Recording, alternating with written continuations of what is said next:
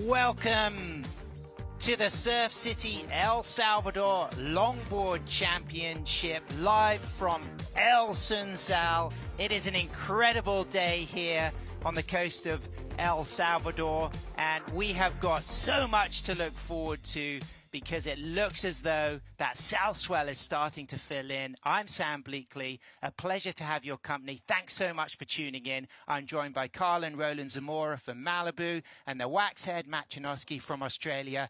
Matt, talk about these last few days and the fact, yes, we've had lay days, but it's been some of the highest quality lay days in any longboard competition. And it just points to the direction of this beautiful 21-kilometre tourist zone. There's waves, not just here, that have been pumping all week, but it was a dual decision with the competitors and tours and competition to hold off till today. And it says so much about the quality of the waves in this region. And Carla, talk about momentum and the moment. You know, the difference between those surfers who have been free surfing a lot and those surfers who are going to have to shine on the day to win a World Longboard Championship. Well, we've been watching, as he mentioned, some really great surf these last lay days, and there's been some really standouts, but really all that matters is today and what's going to happen today. And we have a perfect canvas and a perfect setting here to crown that World Longboard Champion. Absolutely. It really is a fantastic wave. El Sunzal, the oldest, longest ridden surf break in El Salvador. People liken it to Sunset Beach, but it has a flavor of Bells and Malibu mixed in. And there's our event format. Here it is. Match 1 with Honolulu, Bloomfield, Khalees, Khalil, Paha, Sophia Colhane. The winner will move on to Match 2 to surf against Natsumi Teoka and Zoe Gropillon. The winner then goes into the two-surfer matchup with Alice Lemoine, and then on to Rachel Tilley, and then it's a best of 3 to meet the yellow jersey leader, Soleil Erico. Carla, talk about Soleil. I mean, Soleil is the one to beat. She's in that first title match, or I should say the last title match, and she really has nice form on this wave. She's able to put together kind of all of the maneuvers that we're looking for, so she's really going to be a tough one to And Matt, let's talk about stamina. It's a long paddle. It's a 50-second plus ride. How much will that impact the surfers who may have to surf 6 times to win the 2024 World Longboard Championship? Yeah, the cardio element, the combination of not just the paddle, but also, as you said, the long waves. But I think the legs, the lactic acid in the legs are going to have more to do with it than that shoulder burn that we see on other point breaks.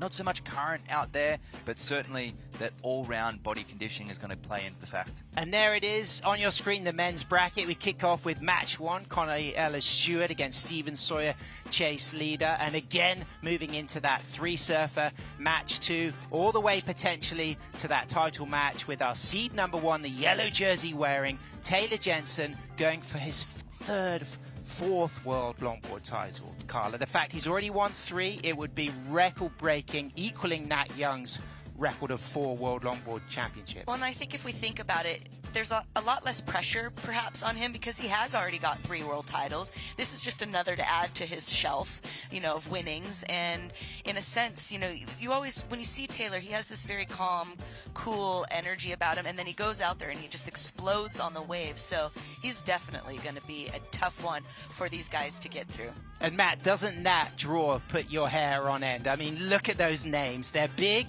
and it's going to be a lot of pressure, but we would expect some incredible longboarding. Yeah, and we talked about that pressure that Taylor may or may not be facing, but Connie Ellis-Stewart, someone who's been knocking on the door for a number of years now. The last 3 years, he's come really close, and he's been perhaps the favourite to win.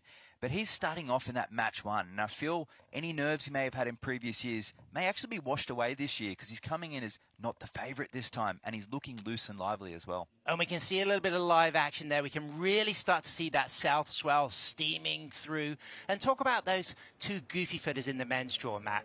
J.R. Esquivel and Stephen Sawyer. Yeah, and then Chase Leader coming into match 1 as well. He's going to have a valiant task to get through that. But Stevie offers that creativity.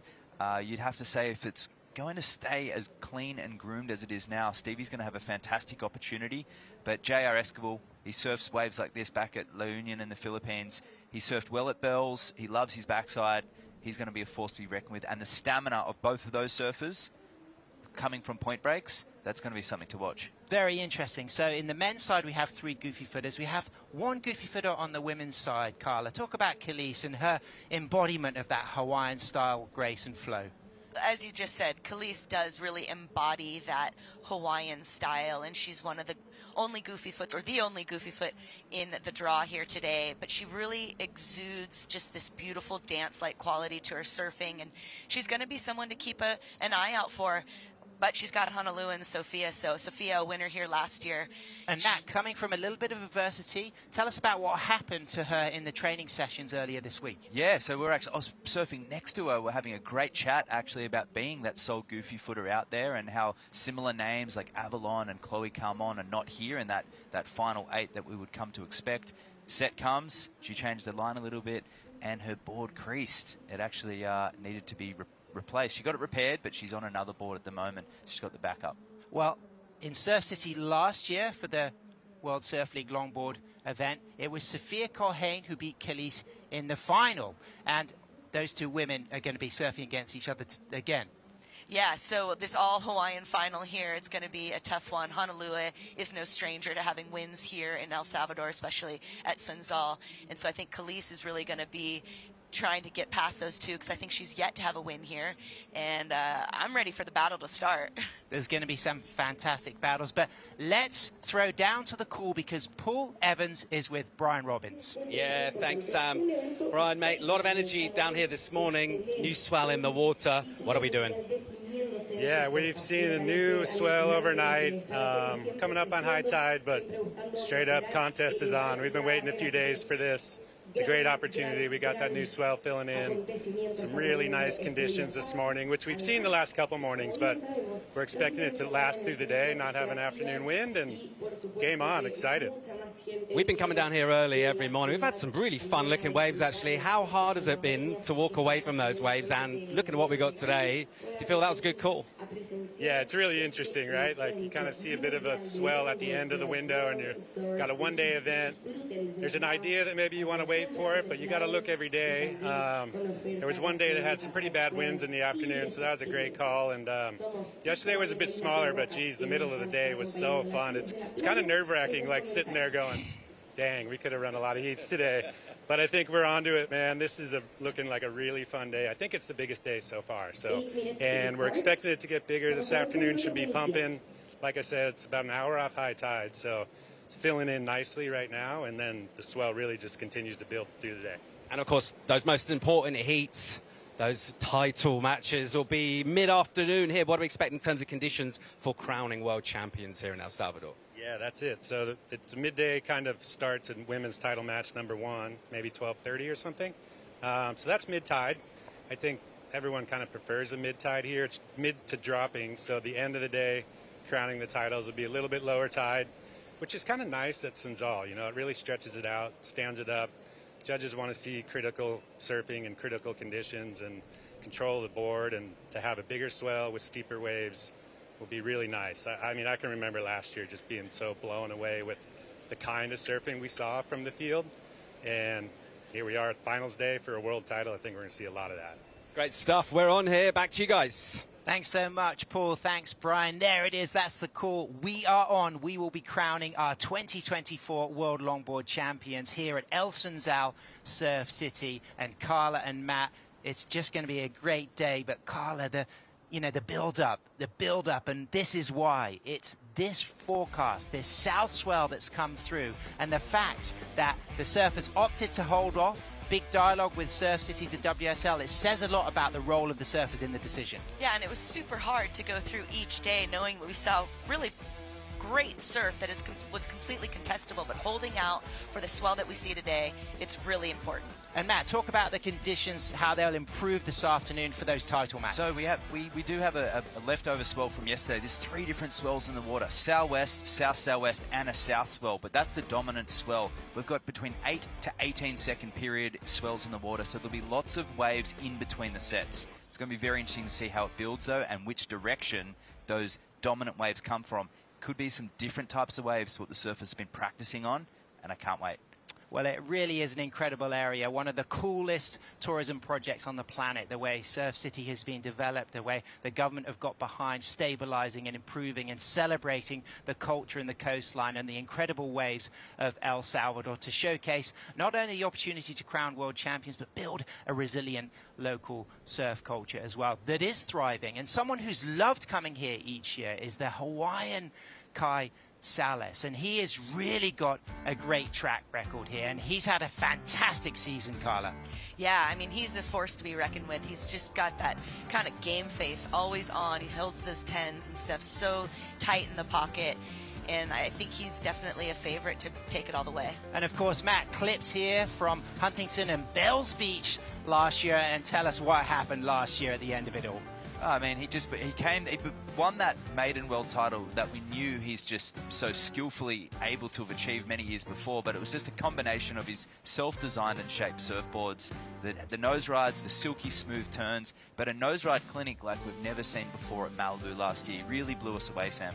Came into that title match with his good friend, of course, fellow team rider Connie Ellis-Stewart in Malibu. Kai Salas took the win. Connie Ellis-Stewart won in El Salvador last year. There on your screen is the mighty Kai Salas. Of course, like a fine wine, improves with age. His maturity could really be an important element today, Carla. Absolutely. I mean, when you've been on this stage before, you're going to have a little bit more experience. You can see the longboard champions that we've had since 2010, and he's at the top there from last year, and he's going to want to snag it again this year. Absolutely. And Matt, of course, we have Kai Salas going for his second World Longboard Championship, but Stephen Sawyer also going for his second. Has a good run coming out of that win in Abu Dhabi. How can the Goofy Foot fare up here? He can do fantastic. He'll have the most creative lines, and the one thing I look at in the longboard world is the diversification of the flags, the different nations represented there, and I think that's phenomenal, but we're also missing an Asian flag, and that could be the first time we've seen a Philippine World Surfing Champion. Absolutely, Matt. And someone also going for her second world title, it's Rachel Tilley from Southern California. Rachel Tilley, of course, riding those Martin designs. She won the US Open, Carla. You were there on the sand, and that was a special moment with all of her family present to cheer her up the beach. Yeah, you can tell the emotion, too, just having the passing of Gretchen Harris, who was really important to the community there. So it was really a celebratory moment for Rachel, and she was just on fire in Huntington. And Matt, something that her shaper Josh Martin always talks about is springers as opposed to stringers. You know, having those high rocket boards that have a lot of flex and a lot of liveliness, and it really shines in Rachel's unique approach to longboarding. Once again, that longboard style of surfing, and that this, I mean, it's a conglomerate of shapers, designers. You see the different color tints, but it's a lot deeper than that, and there's so many relationships with shapers in longboard surfing we see that's diverse to other forms of surfing. Well, let's look at the bracket, Matt. Here it is, and that's where we're going to kick things off. We're pretty close to that first 35-minute long match one. The match one and match two with the three surfers, they will be 35 minutes. With the winner advancing, there'll be 5-minute breaks between match one and match two, and then when we shift to match three, we will go down to 30 minutes. We'll alternate between the women's and the men's. Carla, we're going to kick off with the women's with that all-Hawaiian affair. It's going to be really interesting to see how they all work amongst each other. They're friends. They surf together. So how much of that competitive drive and kind of fierceness will we see? Well, there's going to be some special surfing, and of course it's a long wave, you know, but this is a country filled with some of the funnest, best right-hand point breaks in the world, and it really is testament to the resilience of the government to host these international competitions into our 17th international event here, and there's a lot of space out there. So how will that space affect this relationship, Matt? The fact that these Hawaiians have surfed against each other regularly, but it's a long open point break with a long paddle, opportunity to use the jet skis for the paddle out, but a variety of takeoff spots out back. Absolutely, and those different swell directions. It looks pretty dominant right now from the one direction, but this is very similar to some of the lineups back in Hawaii, especially on the North Shore. I think of Small Sunset Beach or Chun's Reef, which Honolulu is extremely comfortable with. And even Waikiki, you can get some, depending on that direct swell direction, you do get some changing peaks, and you've got to look for the little boils. I think these three women are going to be very comfortable against each other, and some tactics going to be at play. There it is. The heat has started. We are kicking things off in style. 35 minutes. Honolulu Bloomfield against Khalees Kaleopaha and Sophia Colhane. Honolulu going for her 4th World Longboard title. The Hawaiian from Haleiwa on the North Shore. Surfing against 2 stylists from the South Shore, from Waikiki. It's Khalees in the white singlet, the goofy footer, Sophia Colhane. She's paddling in the darker singlet there on her Michael Takayama board, just jockeying for position as we kick things off with the first wave looking to be ridden, Carla. So exciting here. We got that first wave. Looks like we're going to have Hano up and riding, going right to the nose there.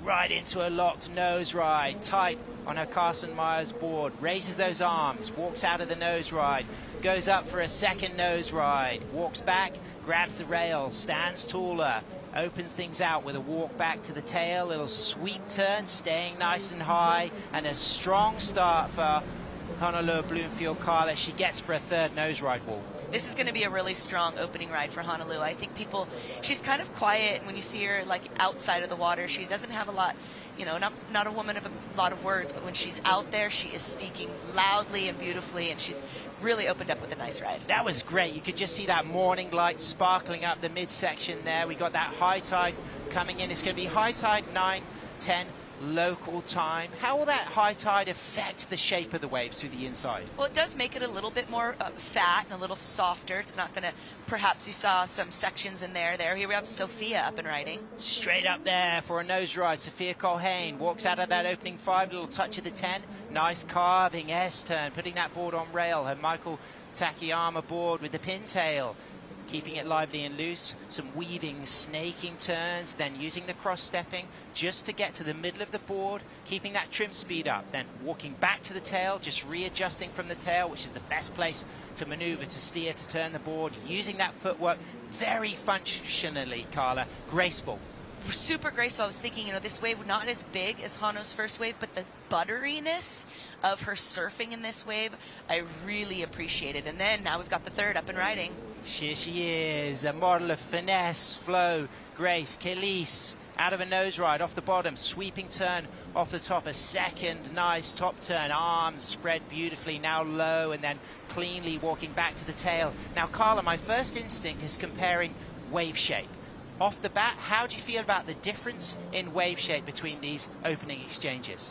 Well, Honolulu had that biggest set of the exchange so far, and we got a lot more tip time on that, but it had a bit of a bump on it, and these smaller waves, although they had a little bit later moments to get the tip time, it offered a bit smoother face, and those initial turns from both Khalees and Sophia, in my opinion, were beautiful. Brilliant stuff. I like that 10 on the inside we saw from Khalees. I like the clean exit, the fact she committed to that 10, walked out, got the kick out. So now we're going to set the scale. You can see Sophia, she's on the jet ski there. So this is a real new opportunity for longboarding. The first time we've had jet ski assist. And here's that replay of the first wave. We can see that size, but you see that kind of chunk and that bump. But it doesn't bother Hano at all. She sticks to the nose. She's able to get through into that next section. And a lot of us might see that feathering wave in front of us and kind of get shy away from it. But not Hano. She brings that speed down below the whitewater. That way she's able to get up and around it. And then sticking herself, continuing to stick in the pocket, not forcing the nose ride quite yet, just being patient. And then you'll see that third nose ride, I believe, we've got here on that more inside section, little style body English there, and then bringing it back. But again, this way, because of that bigger size, a little bit more water, it had a little bit more bounce, but the butteriness of this wave of Sophia's, I really love this turn right here. And it's interesting as now we're starting to see if the first or second or third wave of the set could have the highest scoring potential. And obviously it's a new swell, so the surfers haven't had much of an opportunity to really work out which is the best scorer. Yeah, and also here I just want to point out, you'll see how they really are careful in that inside section there to actually bring it back further into the whitewater. That way they can set up for that final nose ride on the inside. Opening scores coming through to drop as we see the replay of Sophia Colhane through to the inside. And instinct between those first exchanges and comparing it to this from Kaylee's? Yeah, well, Kaylee's here got the tip time right off the bat. You can see a little bit more critical of a wave there. That turn right there was really gorgeous. And just that flow that she has connecting the maneuvers together is something that I'm thinking the judges will definitely like. Does it have the criticalness that Hano's opening ride does? Maybe not. But again, we're still kind of waiting to see how they're going to set the And the you know, scores. Carla, what I really admire about this wave is the work through the inside. Yes, the opening wall had that more shouldery shape, but then into the 10 here, clean, and then walking out, kicking out with style. She maximized that last section very well, but you felt like wave shape. Honolulu had the biggest wave. She drops a 7-0, Carla. Sophia's wave had great shape, not quite as big as Honolulu's, but you feel it's going to rival it for scores because of what she did in the shape of the wave. Yeah, I think they're all going to be relatively in the same, you know, close to excellent score line, at least very good. I'm not sure how the judges are going to, we're, like you said, we're waiting for that scale to kind of like happen, and so we can see what the judges are really looking for.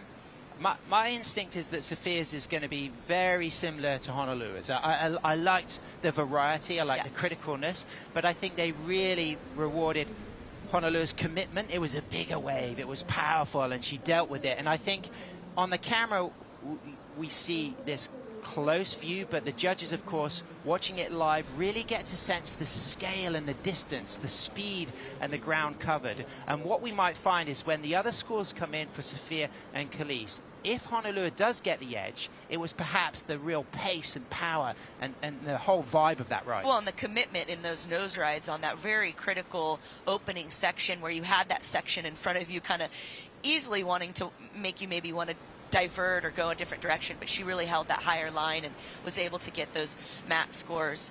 Well, waiting for the waves to drop for Sophia and Kaylee, and it'll be interesting to see how the judges play it out. Absolutely, Carla, but just look at the conditions. And yes, we had lay days, but those lay days were high-quality longboard days, and it's testament to the consistency of surf in El Salvador and the quality of El Sunzal. But the longboarders all really wanted to maximize the south swell, and that was something that they were really pushing for, is to make sure that they really got the opportunity to showcase their skills at their finest. As we see Chase Leader, one of the coolest kids in the scene, he's going to be coming up next in title match number 1 on the men's side, Carla. Yeah, that first match of the gentlemen is going to be really exciting, especially with the likes of Chase Leader, kind of the young gun on tour right now, bringing a lot of fun energy to the tour and to the competitions. And as you mentioned about the break, though, I haven't been here yet. It's my first time here in El Salvador, first time at Sunzal, and you don't realize until you get here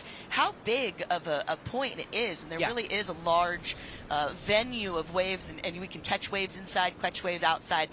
But now we've got some scores to drop. Well, I think that's testament to the fact that when you actually see the ground covered, that is a huge element to the score. So Sophia Colhane drops a 4.17. On the screen, it looked amazing.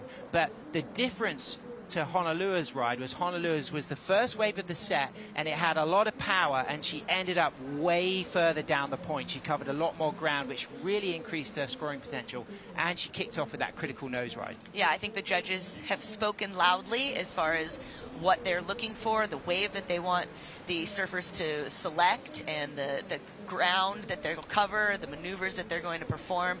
So I think that's actually really a good way to start, because everybody can kind of look at that and go, okay, I know what I need to do in order to get that excellent score. Yeah, wave selection is clearly going to be extremely important, but the performance on the waves from Sophia and Kaylee, excellent as well. Yes, we're sitting in the mid-range for scores, but as it stands right now, Honolulu Bloomfield out there in the lead with a 7.0, Kaylee Kiliopaha with a 5.17, Sophia Colhane with a 4.17. So low scores required from Kaylee and Sophia to move up into first. Only first will advance to title match 2.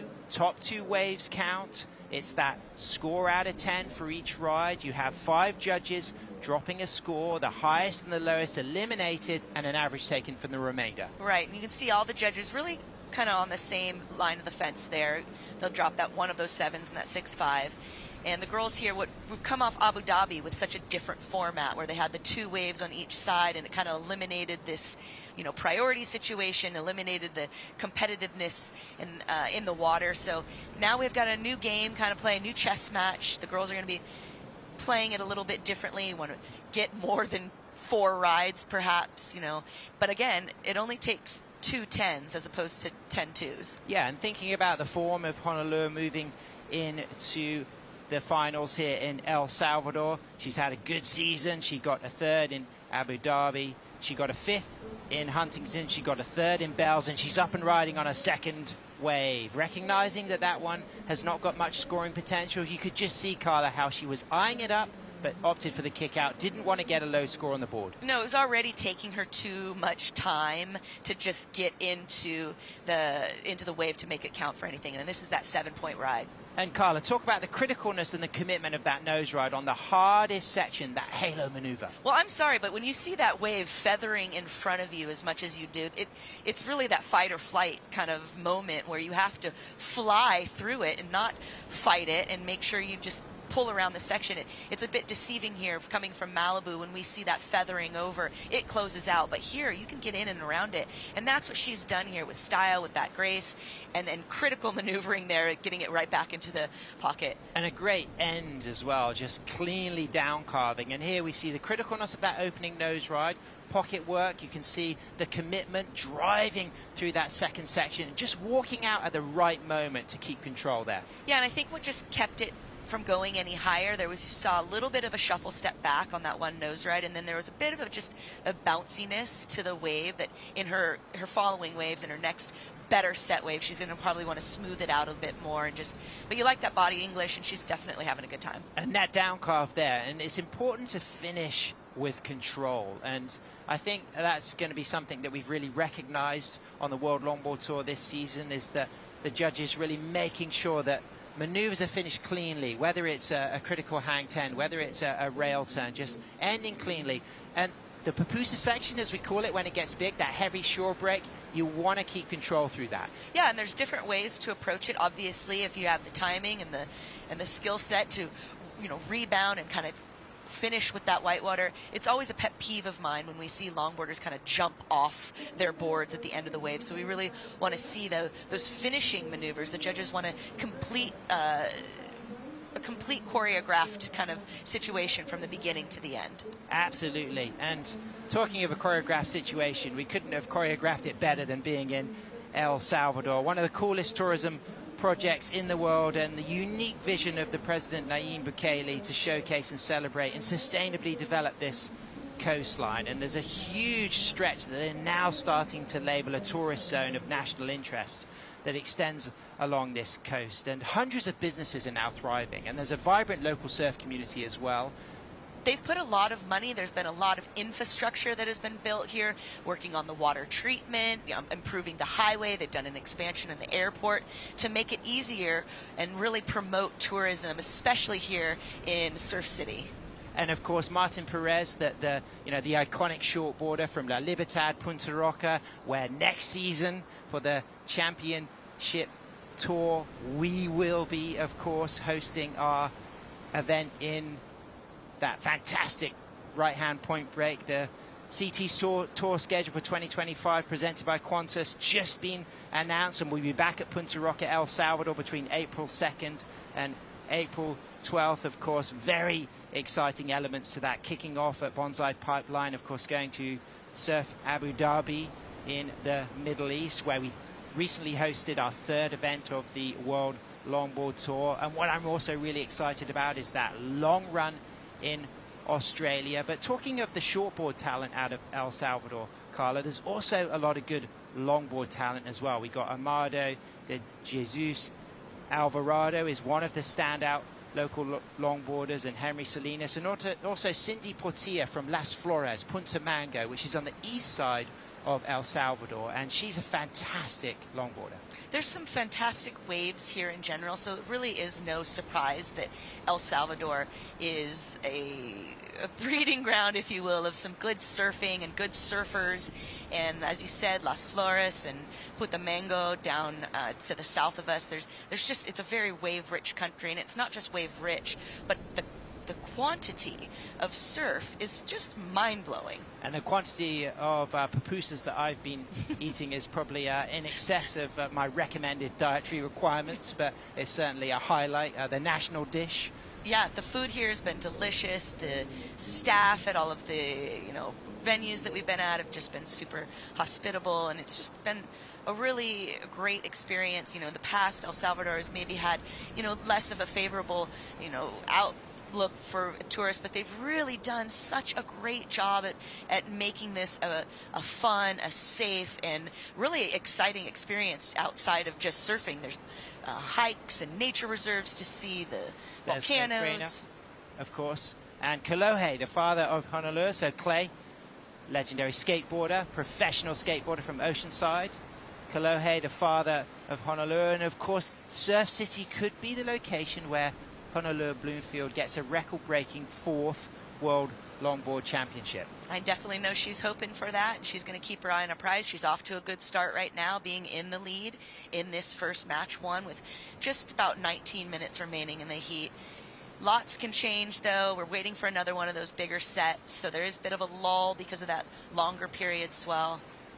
But with that longer period, we have a little bit more juice behind it. So Khalees comes in at seed number 7. Her season was an incredible recent 3rd place finish in Abu Dhabi. She just lost very narrowly to Elise Lemoine, despite getting a 9.17 in that semi-final and a heat total of 17 that was just a little bit less than Elise's 17.13. She got a 3rd in Bells, and she comes into this event as seed number 7. But last year in Malibu, she was the yellow jersey wearing seed number 1. And if that isn't enough to say the prestige and the prowess, let's hear a little bit more from the young Hawaiian styler. It's really special, I feel like, because believe it or not, we're genuinely all like best friends. Like, we see each other every day. Like, we're always together, and to be here doing like what we love on such a grand stage, I think is so special. And Waikiki breeds a lot of good surfers, a lot of good human beings. So I'm just grateful that I get to be here alongside them. I enjoy El Salvador a lot. I feel like it's a really good way for like everybody, and I'm excited for everybody to just showcase like their surfing, like head-to-head like battle with each other. But yeah, being a lower seed, I'm not so much thinking about the world title, just more so like trying to get through heat by heat, because you're going from the bottom to the top.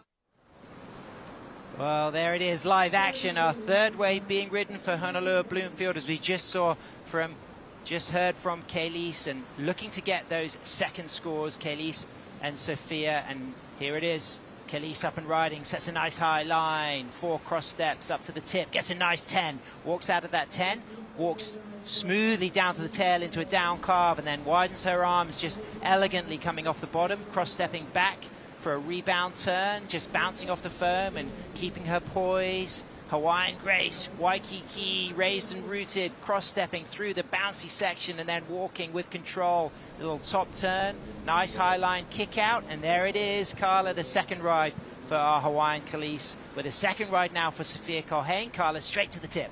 Yeah, we've got a little repeat action of the way we started the heat with the girls getting the waves right off the bat, right after each other. We got Sophia here with a lovely cut back. Both girls not needing very large scores in order to take that first place position, advancing into the next match. It's really open, Carla. And of course, Sophia comes off the back of winning in El Salvador Surf City last season.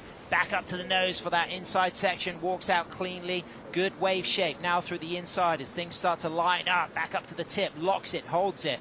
Cross steps back, things get sparkly. The light is nice, the sun's rising up, the tide's pushing still, and Sophia Colhane is going to drop a decent score, and she's still going strong as she kicks out. Yeah, hopefully this will improve on that. She's got that 4.17 she's sitting with. She only needs a 4.34. I think she'll get relatively close, if not above that. We'll see the replay and kind of be able to break it down, see how many nose rides she got in there, how many connectivities between those maneuvers. Yeah, I liked it a lot, Carla. I liked the fact that we just got to see similar size waves exchanged for Kelis and Sophia. I like the variety again we saw from Sophia. Both of these women, just such embodiment of flow and control. You know, they never look flustered, and you know, the upper body control in the way that they use their arms, they're great surface to study for technique. Absolutely, 100%. I couldn't agree more. We can see here in the replay of Hano's first wave where she really has that footwork down, really is able to get those nose rides in that critical pocket and moving into that next section. Not able to set that whitewater rebound up right. But then we see Kelis here with the 10 right off the tap. And that, again, that gracefulness that we see in her arms and her upper body, and just that careful, you know, dance-like quality that she's really taking her time and you know, first position, second position, third position, and having each her arms and her hands placed in the right moment at the right time. Riding the Waikiki model, Kai Salas Longboard Company with her signature fin, a flying diamond fin. But what about this on the replay for Sophia? Sophia, yeah, a little bit of a slower start perhaps in the beginning of this wave, but she's got such a lovely cutback that she's bringing into that whitewater. She gets that inner nose ride, a bit flatter of a wave, if you will. Looks like she's currently needing a 5.60 because Kelis coming in at a 4.6 on her second ride, but really making the most of it. Again, like you said, she's had a win here in El Salvador last year. She does know what it takes. This is just the first match. She needs to make it into this or through this match in order to meet up with Natsumi and Zoe. I really appreciate the way she worked that inside section. Kelis drops a 4.60 for her second score. As we can see Sophia on the jet ski, taking it nice and steady. Interested to hear the score that she drops. She needs a 5.6 to move up into first. Kelis has now moved up into first with a 5.17 and a 4.6.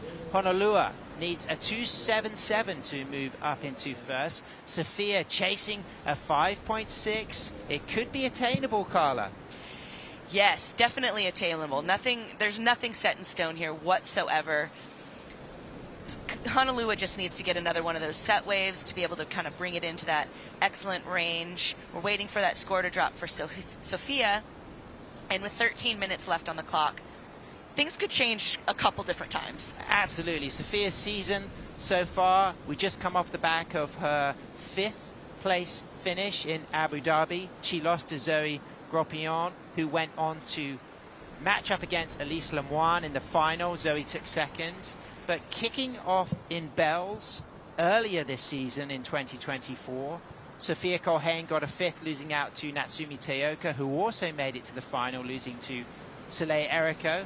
So her strongest result this season was a 3rd in Huntington, losing in the semi-finals to Soleil Errico, who went on to come 2nd, beaten by Rachel Tilley.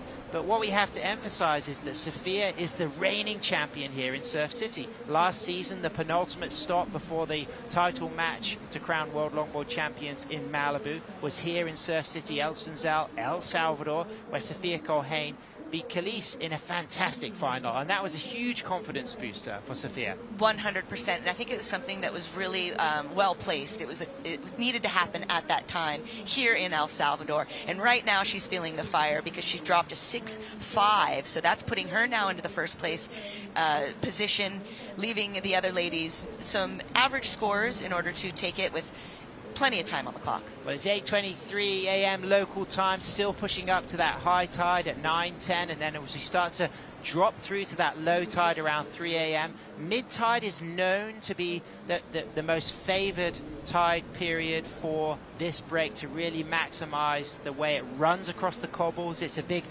V-shaped, almost like an A-shaped line of cobbles that move out to create the point, as we can see Kai Ellis-Flint, of course, in the camp of Soleil Errico for this event. Great to see Kai Ellis-Flint here free surfing on his self-shaped boards, and he has been a standout in the free surf. It's a joy to watch. 100%. Really joy to watch his self-shaped boards and just having a different approach that, you know, I really appreciate that, more traditional, but still powerful and still exciting. Yeah, well, the Waxhead said that in one of the days before we went into the waiting period from 9th of October, he witnessed a free session that featured Kai Ellis-Flint, and he said it was perhaps the best free surf longboarding he had ever seen. And Wow. that says a lot. Yeah, that does say a lot. I mean, we've got the top 16 here in the world at El Salvador, all fighting to be the world longboard champion, and everyone's kind of got somebody in their boat, which is nice. And Yeah.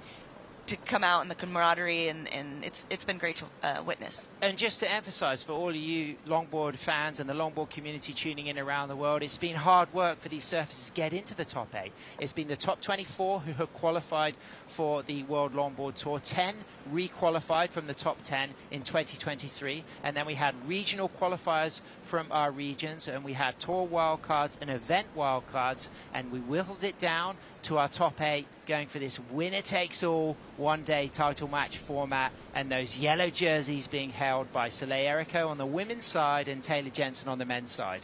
Yeah, it's anybody's game at this point. Just because they're sitting in that title match heat is no guarantee that they're going to take the title, as we saw last year with Khalees being in that gold jersey, that yellow jersey, and Soleil end up taking the win. So anything can go here. And Sophia has moved up into first position with a 6.5.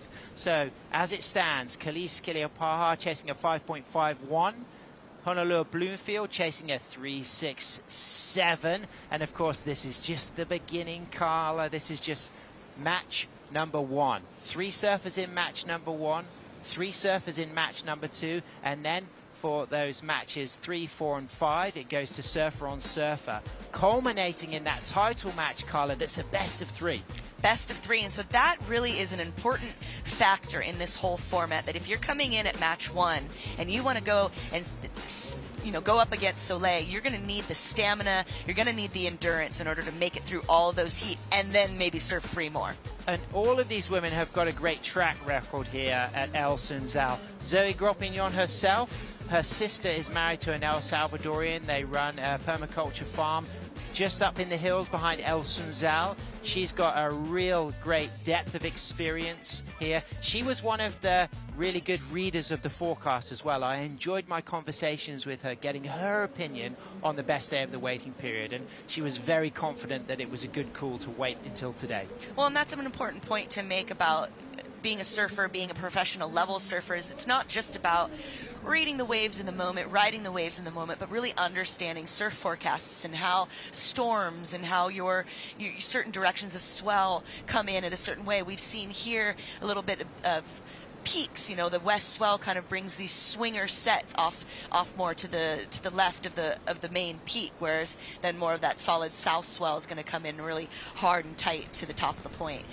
But knowing that information is key for these professionals to make it through and win that world title. And Carla, what a big situation right now. We move down into the last 7 minutes, 40 seconds, and as it stands, Sophia in first, Khalees in second, Honolulu in third. All of these women have competed against each other extensively across the last 6 years. And what will be going through the head of Khalees and Honolulu, chasing those attainable scores? Well, I think both are thinking, okay, I don't need very large scores, so they're not going to necessarily need to hold out for a big set.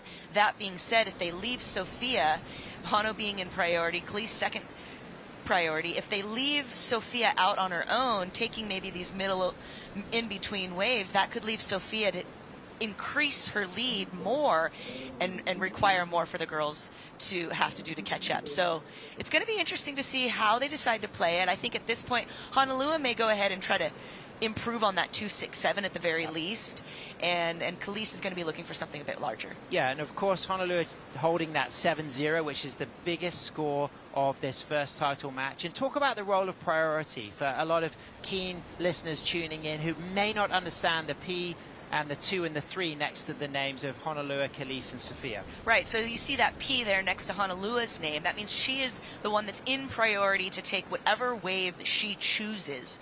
Pretty much, that's the basis of it. And so we'll see here, she is going to use her priority, going on this wave, needing a 3.67. There we go. And she walks out of an opening 5, cross steps forward, decides to go back to the tail with a very dynamic cutback on rail, and then goes low as things get steep. Eyes up the wall, holds that rail, comes tall, walks back to the tail, and then just sweeping into a down carve. Gets a high line, as we can see Sophia cutting back, roundhouse behind on the wave, as we can see Honolulu working it through to the inside, and both women up and riding, with Honolulu chasing a 3.67, Carla.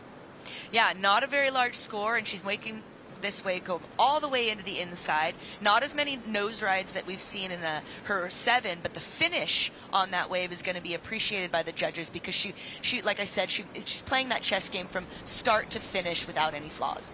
Great finish. Big committed turn at the end, but done with control and elegance. Again, we're seeing variety, and you really start to appreciate the length of the ride here at El Sunzal. It's not the heaviest wave. It doesn't have the steepest pocket, but it has open face, and it has speedy sections and slower sections, and tempo and rhythm, very important as well. Yeah, this was the crown jewel, if you will, of the surf spots here in El Salvador until Las Flores and Punta Roca were discovered, and those are a bit heavier waves and maybe not so conducive to the longboard, but here in El Sunzal, it's perfect.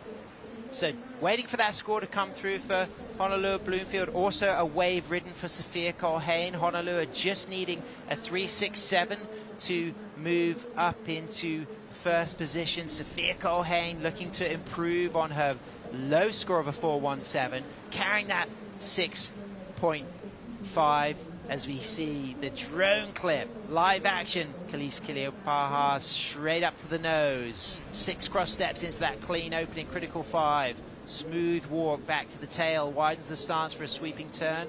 High in the wave, going lower down the wave, and just arcing, carving the rail work here. Back and forth on her single fin. Her Kai Salas Longboard Company board off the top.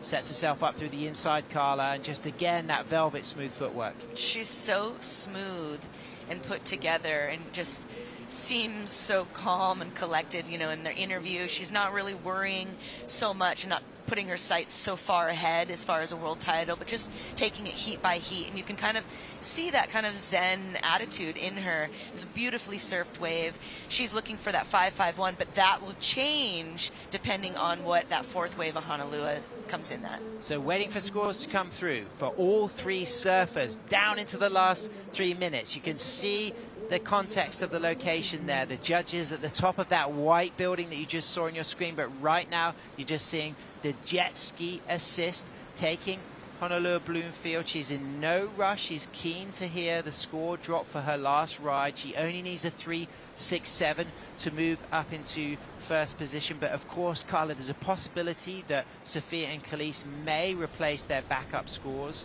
It was a 4.17 to replace for Sophia and a 4.60 to replace for Khalees. We're down into the last 2 minutes 50 seconds. Natsumi Teoka, Zoe Gropignon waiting to meet the winner of title match 1. It's so great the way this all works out for everybody, in that kind of edge of your seat scenario, both for us as spectators but also for the athletes. You don't really know, and that also talks to the adaptability of an athlete and the ability to kind of shift gears if needed, not necessarily have a super specific vision. You have to be a bit open and flexible. And the whole system is based around favoring those higher seeds. So the yellow jersey, #1 seed, waiting already in that title match best of 3. The lower seeds starting in title match 1, as scores will come in pretty soon for Honolulu Bloomfield, going for her 4th world longboard title. It will be record-breaking stuff. Both her and Soleil sitting on 3 world longboard titles, as we see a 7.03 Carla drop for the Hawaiian from Haleiwa on the North Shore. Yeah, that's pretty much what she wanted to lay down right there, and just not really make it much harder for the other 2 ladies to achieve that score. Now they're needing, you know, 8 excellent score rides. We can see dropping down for Honolulu there.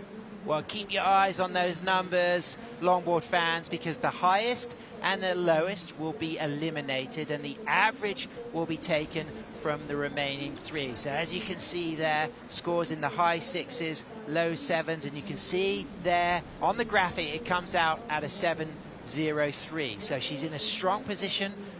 Sophia Colhane drops her last score of a 3.43. It doesn't go into her top 2. She stays in second position. She's now chasing a 7.53 to move into first and stay in contention for the 2024 World Longboard Championship. title. She's got 50 seconds remaining. She's in priority. Khalees Kaleopaha is now waiting for her score to come through, needing an 8.86. Waiting for that score, but down there in third priority. Well, this is that moment where the other two girls are really hoping and praying and looking out over the horizon and saying, where is the bomb set? Because that's what I need right now. It's been a great start, surf fans. We're pleased to have you here. We got a big day ahead. 20 seconds remaining. Is there going to be a chance for Sophia Culhane to get that 7.53, Carla? Do you think 10 seconds, is it going to come through in time? There is. We see a little bump on the horizon. It's hard from our two-dimensional perspective to kind of see exactly how big it is, but I don't think it's going to be as large as Hano's waves. And last coming in of Khalees came in at a 5.63. So Carla, it improved her situation, but it wasn't enough to move to first, and the clock has signaled 0:00. 35 minutes has ended, and Sophia Culhane will end her run. Had she had another 10 seconds, that could have been a potential excellent wave score, but she doesn't get an opportunity, and it's Honolulu Bloomfield who takes the win with a heat total of 14.03. Khalees Kaleopaha gets second. She will be eliminated, but all of these surfers will re-qualify for the World Longboard Tour next season in 2025, but Honolulu Bloomfield will move in to meet Natsumi Teioka from Japan and Zoe Gropillon from France in title match number 2. I can't wait to see that those ladies hit the stage, but first we'll be seeing Kaniela, Steven, and Chase Leader, and that is bound to be a super exciting match. Well, let's have a little look at the bracket advancement as, of course, Honolulu takes the win, and she's going to be really pleased because she's going to be coming up in match number 2 against Natsumi Teioka, the 4th seed, and Zoe Gropillon from France, the 5th seed. And the winner of that match will move into match number 3 to surf Elise Lemoine, the regular footer from Reunion, based in southwest France, as we shift into the surfer on surfer format, and then will be 30 minutes time for the heats. Yeah, and it's, you know, you think that's so much time, and in the amateur field we get maybe 15. You're lucky if you get 20 minutes. 30, 35 minutes seems like a long time, but when you're in there in the moment, it goes by quick. There's going to be some fabulous surfing, just like we saw from Honolulu. Well, stay with us because we got the men's coming up next, live from Surf City, El Salvador. There's a right time to try, to live, to fly, to enjoy. A right time for an adventure. It's the right time to come back to El Salvador, home of the right surf. Estamos acá en Playa El Sonte, uno de los paraísos del Salvador. Y para ver el atardecer queda muy cerca también de Playa Punta Roca, está como unos 20 minutos. Yo voy con mis amigos, con mis primos y la paso súper bien, la verdad, siempre lo disfruto a lo máximo. Un lugar que se ve el atardecer es súper bonito, un lugar mágico, la verdad, para mí. Yo vengo acá siempre a despejarme la mente, a escuchar música, a pensar, disfrutar de este paraíso, disfrutar de la vista que tenemos, ¿sabes? De la vista, del sol, de las olas. Y disfrutar con una cervecita siempre cae rico. Salud.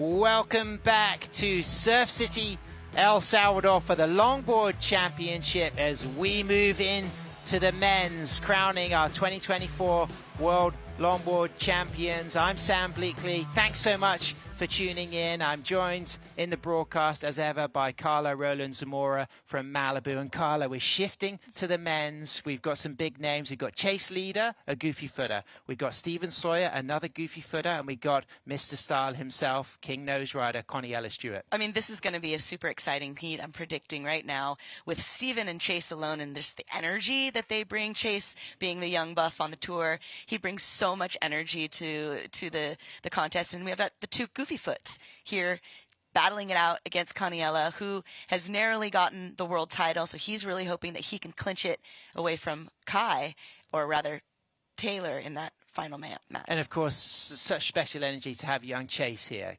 Caniella, young man himself, but Chase from Montauk brings just a real zap and a juice and a joyous kind of amount of joie de vivre to the table. Oh, absolutely. And him and his dad and the relationship that they have, and being able to witness that kind of, support from the family. And it's really nice for all the families that they've been joining each other and really supporting their athletes. Well, let's have a look at the bracket for the men's to really get a sense of how we kick things off. And there it is, Caniella Stewart, seed number 6, Stephen Sawyer, seed number 7, Chase Leader, seed number 8. The winner will go into match 2 to meet Kai Sala, seed number 4, and Ben Skinner, seed number 5. And then moving into those surfer-on-surfer matches, it's going to be match 3.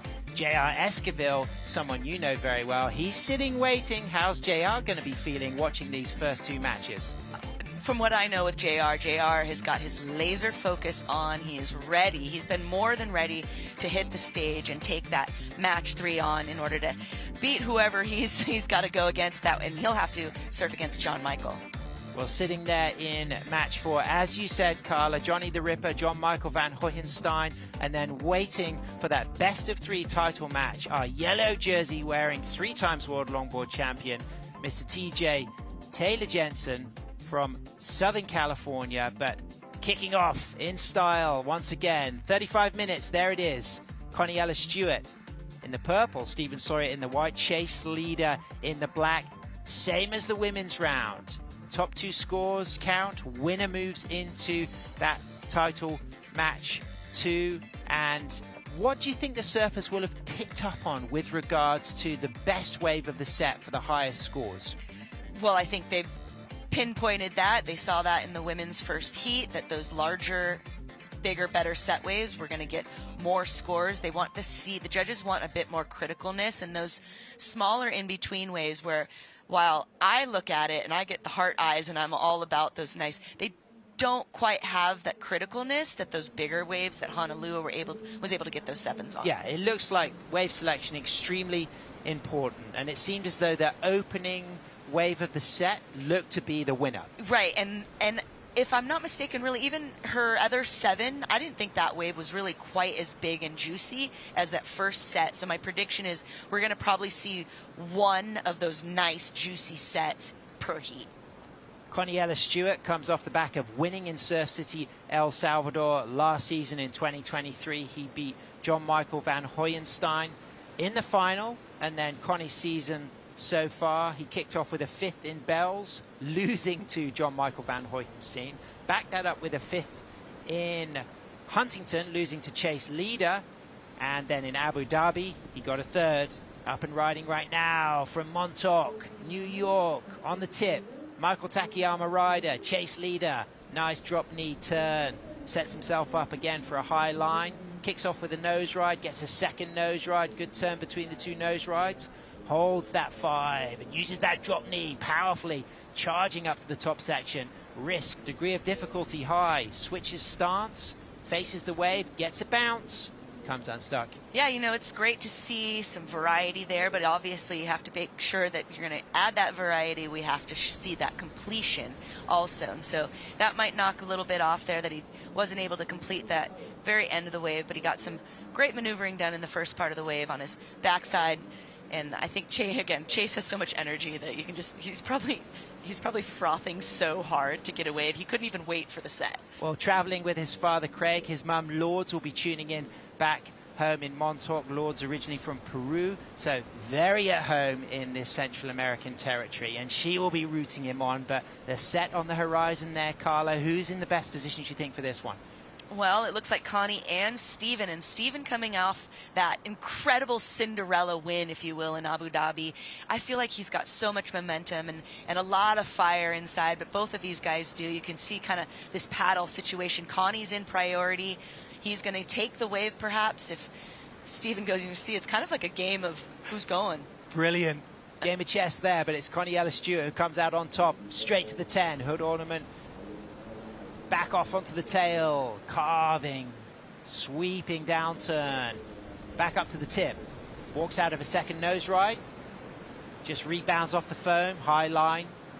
Staying high in the wave using the drop knee turn, so demonstrating variety on the rail work. Widening that stance into another cutback, eyeing up the steeper wall, just using that rail to just stay loose and lively, cutting back, looking to see the opportunity to use the cross step to get back in the pocket. There it is, into the 5, holds the 5, holds the 10, stays on the 5, gets back on the 10, gets some lift, gets some length of time on that nose ride. But Carla, great technical foot adjustment through that nose ride, continually just snaking back and forth with that back foot to go in and out of the 10, back to the 5, into the 10. Yeah, and you saw like very tight footwork. They're going with the 4 steps, not 2 giant steps up to the nose, but really keeping that footwork rather tight. As you said, really elongating, prolonging those nose rides, especially those 10s. Not able to quite finish that finish maneuver there, but I think this is going to open up a really strong ride. Chase came in at a 3.83. Well, from one Hawaiian who's just ridden to another who's just booked herself a spot in title match 2. Let's go down onto the glass because Paul Evans is with Hawaiian Honolulu Bloomfield. Yeah, she has. Thanks, Sam. Honolulu started off great with that 7, but the second 7 took a while to come. What was going through your mind? Oh, God, I don't really know. I knew I only needed a 3, so I kind of was just trying to surf it to a 3, and then it ended up having a nice wall, and yeah, it was a good wave. So. Been in town for a few days. You've had a little while to think about this heat. In terms of pressure building towards it, how hard is it to keep that out of your mind and just stick to your surfing and keep it free? Oh, it's actually really challenging, believe it or not. I guess just surfing every day, keeping your mind off it. I watched these girls, Sophia and Kaylee's, grow up, and it's like it was kind of an emotional heat for me because you know, they really have matured in so many different ways, and especially in their surfing. So I was really actually nervous, and when I needed the 3, I was like, come on, Hono, you could do it, you know. But yeah, it's just always a pleasure to share heats with those 2 girls. Obviously, everyone's here for the same reason. It's for the world title. You've got 3 of them. Bit of a long road to go all the way for a 4th. Your mindset coming into that next match? Don't sleep on purple. That's all, I guess, you know. We'll let you go get ready. Thanks so much. Great stuff. Thanks so much, Paul, and congratulations, Honolulu Bloomfield. And of course, so interesting, those post-heat interviews, because the winner, of course, is going to be surfing again pretty soon. And starting off in title match 1, if you want to win the world championship today, you're really going to have to go a long way and preserve your stamina and maintain that energy. What tips would you give for these surfers to do that in such a hot climate in El Salvador? Well, I think Honolulu really made some very good points. It's not easy. I think there's a lot of pre-planning and pre-training before coming out here. You need to build up your endurance. You need to build up that stamina. You should be doing workouts that are helping improve your physicality, if you will. We can see the replay of Connie, who opened up with a 6.67. There we go, Carla. Talk us through this. Oh, great, nice tip time, and then I like this power carve into the section again. You can see him setting up for that nose ride once again. You know, it's interesting that it didn't go as high as Hano's first wave, which was in a 7, but it didn't really quite have that size. But he got all of these great maneuvers, that nice drop knee, and really working. And then this part of the wave, too, they have to kind of weave in and out in order to set up for that next inside nose ride section. Yeah, something I really appreciated when we watched it live, Carla, was the way he started to work the nose ride through this section, into the 5, into the 10, into the 5, back and forth, and just using those feet to just adjust. And you know, talk about the importance of feeling the fin and the rail when you actually get those toes over the nose and knowing when the right moment is to just pull that foot back. Well, you could notice in that nose ride there was actually a bit of splash, and there was kind of these moments where you could it was a bit of flatter wave. So feeling that is key, and feeling the lift of the nose from the tail being kind of pushed down by the curl of the wave. Oftentimes there's an ability to kind of steer on the nose when you're in certain sections. So really you're paying attention to just the feeling is important, but also the line of the wave and how it's going, steepening or flattening. And also something that we really emphasize is when people are learning to nose ride, if you do actually get to roll those toes right over the tip, it gives you a lot more control and sensation. Sometimes one of the early experiences is getting close to the nose, but the foot's a little bit back. But when you actually feel that sensation of the toes over the rail, over that very tip, suddenly it just feels like you've got that grip and that extra level of sensation. Well, I mean, you're literally gripping, right? The toes are on there, they're gripping, and it just gives you that just little extra bit of control. Back in the, my day, there was, a lot of the 3 inches or 6 inches from the nose, but a big sole arch that we throw up. So nowadays we've really refined that, and we've really set the bar much higher, where we want to see those toes on the nose, and then you can throw us that body English. And talking about some of the kind of expressive approaches, someone who has got a bit of a trademark maneuver is Chase Leader. Sometimes goes into the 10 and he puts his hands to his ear as if he's on the telephone. Which we were laughing about, because a kid in his generation has probably never used a phone like that. It really is a nice touch. We might get to see it here. We just saw Steven Sawyer. He takes off. He kicks out. He comes off the back of that incredible Cinderella story, taking the win in Abu Dhabi. He had to win in Abu Dhabi to earn a spot in the top 8 here. And there's something to kind of think about when you peak too early, and he needed to peak then in order to be here. But it makes you wonder, was that too much? Then did he save enough in the gas tank in order to take it through these next 6 heats? Well, it looks like there's a nice set there on the horizon. You can see it coming close. Our first priority is with Chase Leader. He kicks off for the 3.83. Steven Sawyer drops a low score. Connie Ellis-Stewart has a 6.67. It's the highest score of this match number 1. And Chase Leader up and riding, straight to the tip, locks the 5, holds the 5, goes into the 10, sole arch, arms down, walks back off her opening nose ride, and then widens into a down carve turn, and then off the middle of the wave, gets a high line, looks to perhaps mix things up with some cross-stepping, some switch stancing, some walking back up to the tip, holds a 5, gets a 10, walks out of the 10, back to the tail on the rail, sweeps the cut back. Unable to ride out of that cutback as Steven Sawyer commits to a very, very steep section there. He takes a fall, and hopefully he's hung on to his board, Carla. Yeah, that's an unfortunate situation for Stevie right now. We've been watching him in the free surfs, kind of feeling a bit hot and cold at different times. I've seen him have some really, really excellent free surfs, and then just had moments where a little bit harder to connect. Local support from El Salvadorian longboard community as we see Connie Ellis-Stewart straight to the tip.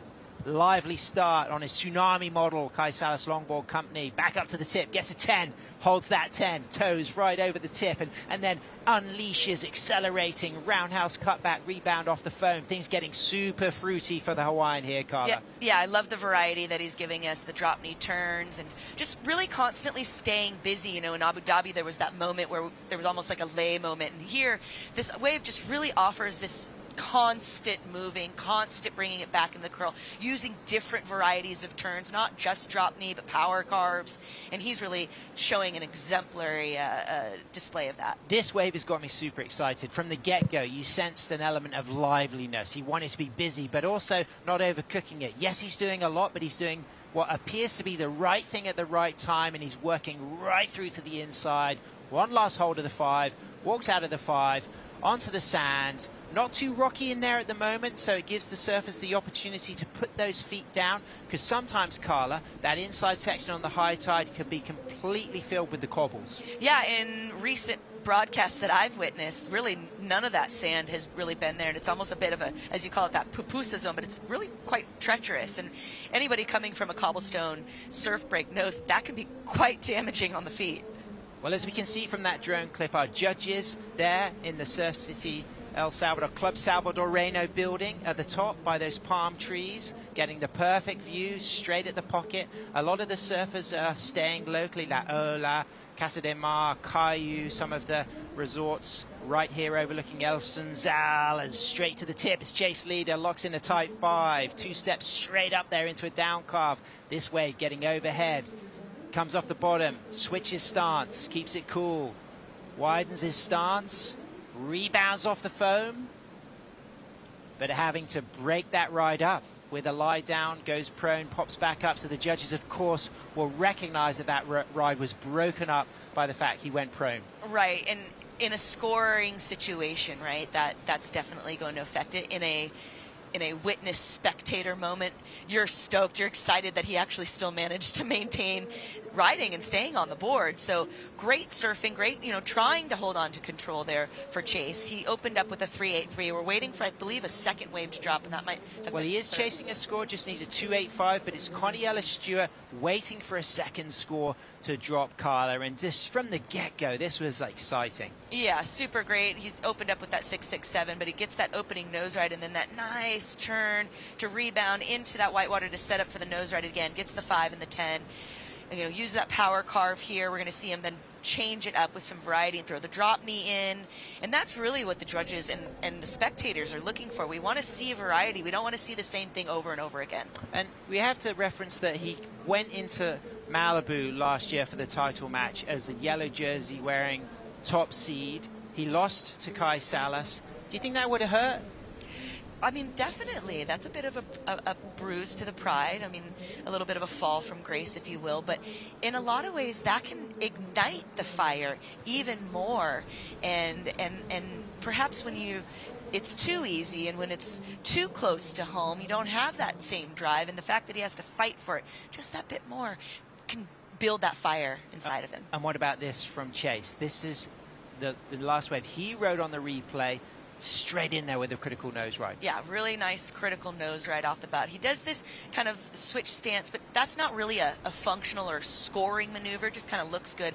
When he hits the foam there, he kind of comes unglued, but in any normal stance, you'd be hooting and hollering for him because he managed to stay with the wave, gets that 5 to a quick 10 there on the inside. But just trying to make the most out of that wave. As you said, it did get broken up, so it's not going to be as high as he would have hoped. And of course, a great all-rounder Chase. He won the Unsound Pro at Long Beach, won his shortboard, popped a reverse air to win in the final. So not only is he an accomplished longboarder, second at the Mexi Log Fest before, of course, got that third at Huntington on the World Longboard Tour this season.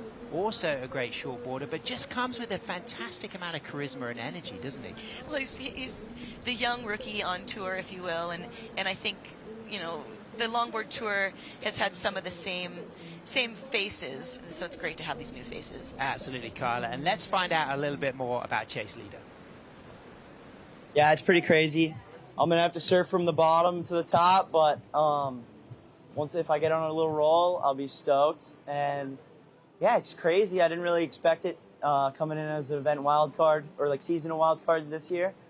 And yeah, I'm just stoked to requalify for next year and be here, enjoying the vibes and everyone. And yeah, I'm stoked. Yep, stoked he is, of course, traveling with his dad, Craig, a fantastic surfer himself. Riding the Perplexer model built by Michael Takayama. Chase Leader, scores coming through. A 3.43 for his last ride. That's his third score. It doesn't go into his top 2. As it stands now, he's chasing a 8.10 to move to first because Carla Roland Zamora, Connie Ellis-Stewart has just dropped a very solid 6. Yeah, he's got a solid 6 in there. And with that 6.67, that really kind of sets the space between himself and the other surfers. Stevie not really able to find his groove yet, but there's 18 minutes remaining. Plenty of time for things to kind of shift and have it go his way. There's Crystal Hewlett, of course, a fantastic South African shortboarder and longboarder. She competed in Abu Dhabi. She is Stevie's partner. She's going to be feeling the nerves, but Kolohe there, the father of Honolulu, just keeping his daughter cool while she gets ready to go out for that match number 2 against Natsumi Teoka and Zoe Gropillon from France. Yeah, going to be an exciting matchup there for all those ladies. Zoe, somebody that knows this wave so well, and Natsumi, who's just been on fire this year, and then obviously Honolulu is just, she's standard. You just always have to be ready to battle her out. And there's a real special relationship that she has with her father, Kolohe. He's there for her, but he also is in the shade, in the shadows. He's not too in the way, but when she needs support, he's right there, the first person to offer that assistance. And I've really appreciated over the last 10 years seeing the alchemy that those two have together. And some of her biggest wins have been with him on the beach. Well, I think that's really, you make an important kind of note there, that like the team that you surround yourself with is also really important. You know, not everybody has, you know, friends or family to travel with them. Some of them are having to come alone. I think Natsumi has kind of been a bit solo on this trip, so that can affect your gameplay or the anxiety, if you will, going into a heat. And having, you know, Steven having Crystal there on shore, he knows that support's there, been with him. She's been filming him and just being a great support system for him. And so those things are important, win, lose, or draw. So what does Stevie need to do now? It's pretty much a reset. 16 minutes remaining. His heat is only beginning now. He needs 2 excellent waves. Bottom line, he needs to go in. He needs to kind of do what he did at Abu Dhabi. He had a similar situation, if I'm not mistaken, where he had a couple rides and they didn't come together. The tube ate him, but he was one of the few that we were able to see in that event that really knew how to line up nose rides with that tube section and really set up properly. So you can't put any, we're not closing the book yet. There's nothing set in stone. We've got plenty, 15 minutes, as I told you, amateurs are used to just this amount of time. So as long as those sets come in, he can put it together. Well, the question is, Carla, who will get themselves on this prestigious list of men's World Surf League World Longboard champions? Steven is, of course, already on that list, having won in Taiwan. Will he get the opportunity to get that second World Longboard title? Will Kai Salas get his second World Longboard title? Will Taylor Jensen go into 4 World Longboard titles? It's really what makes this format exciting. If we look back at previous formats where it was a collection of points, oftentimes you would go into an event and it would already be kind of decided just based on how many, you know, points were accumulated. Here, and while some people may have felt a bit of controversy because they've changed it up, it makes it more exciting, in my opinion, and it really evens out the playing field, and that anybody can win. As long as you've got the stamina and the endurance, you can be seed 8 and still take that title. And there it is. The surfers who are currently present, Kai Salas, Steven Sawyer, Taylor Jensen, they're all here going for more world titles. Taylor Jensen for his 4th, Kai Salas and Steven Sawyer for their 2nd. And it was actually Kai Salas who was beaten by Steven Sawyer when he won that maiden World Longboard Championship in 2018 at Jinsun Harbor, Taiwan, surfing on his backside on right-handers, but of course Steven based in Jeffreys Bay, and we saw in Abu Dhabi his ability to surf in the pocket on a longboard and maximize those hollower sections really gave him the edge. I mean, he deserved that win, hands down. He really stood out. Not that any of the others to put anything down with the other surfers, but he really stood out with that barrel riding. You could really tell that Jeffreys Bay, his home break, had a big play in it. And here he is, up and riding on his self-shaped board. It's Steven Sawyer. Carves deep into that wave, sets himself up again with some footwork to the tip. Holds a 5, pulls that foot closer in the 5, and then widens that stance into a big sweeping roundhouse cutback, and then uses that drop knee, sets up, stalls it high in the wave. Eyes up an opportunity for another cutback, lively and loose. And finally, Carla, we're seeing the Steven Sawyer we know and love. Yeah, and for a backside surfer, you know, surfing on the right here, it can make for ugly style sometimes. We consider goofy, it was called goofy kind of for a reason, right? But Steven embodies really a beautiful backside style. I love the way he uses his arms and they flow with his maneuvers, finishing it off there. Really solid, right? He's going to feel much better throwing away those basically not scores and not wearing a leash. I could hear Crystal Hewlett hooting on the inside there, though, and that really is going to get Steven's campaign underway, carrying those low scores that he'll want to wash off as soon as possible. He will now have a significant score on the board when the judges drop that, but will it be enough to really sit him in striking position for a big 4th ride? Well, we talked about a little bit about priority and how priority can kind of affect the situation, and we saw earlier in the heat them kind of battling it out, and that can be a strategy. I think Steven sold, if you will, Connie on that wave. It worked to Connie's benefit, but that's also something that can maybe go into play here as Steven paddles out with Connie in priority, Chase in second. How is he going to negotiate his position in third priority? Great insight. And something we can also reference is on the second wave of Steven, he did have a fall, but he managed to hang on to his board. He didn't lose his board, which is important.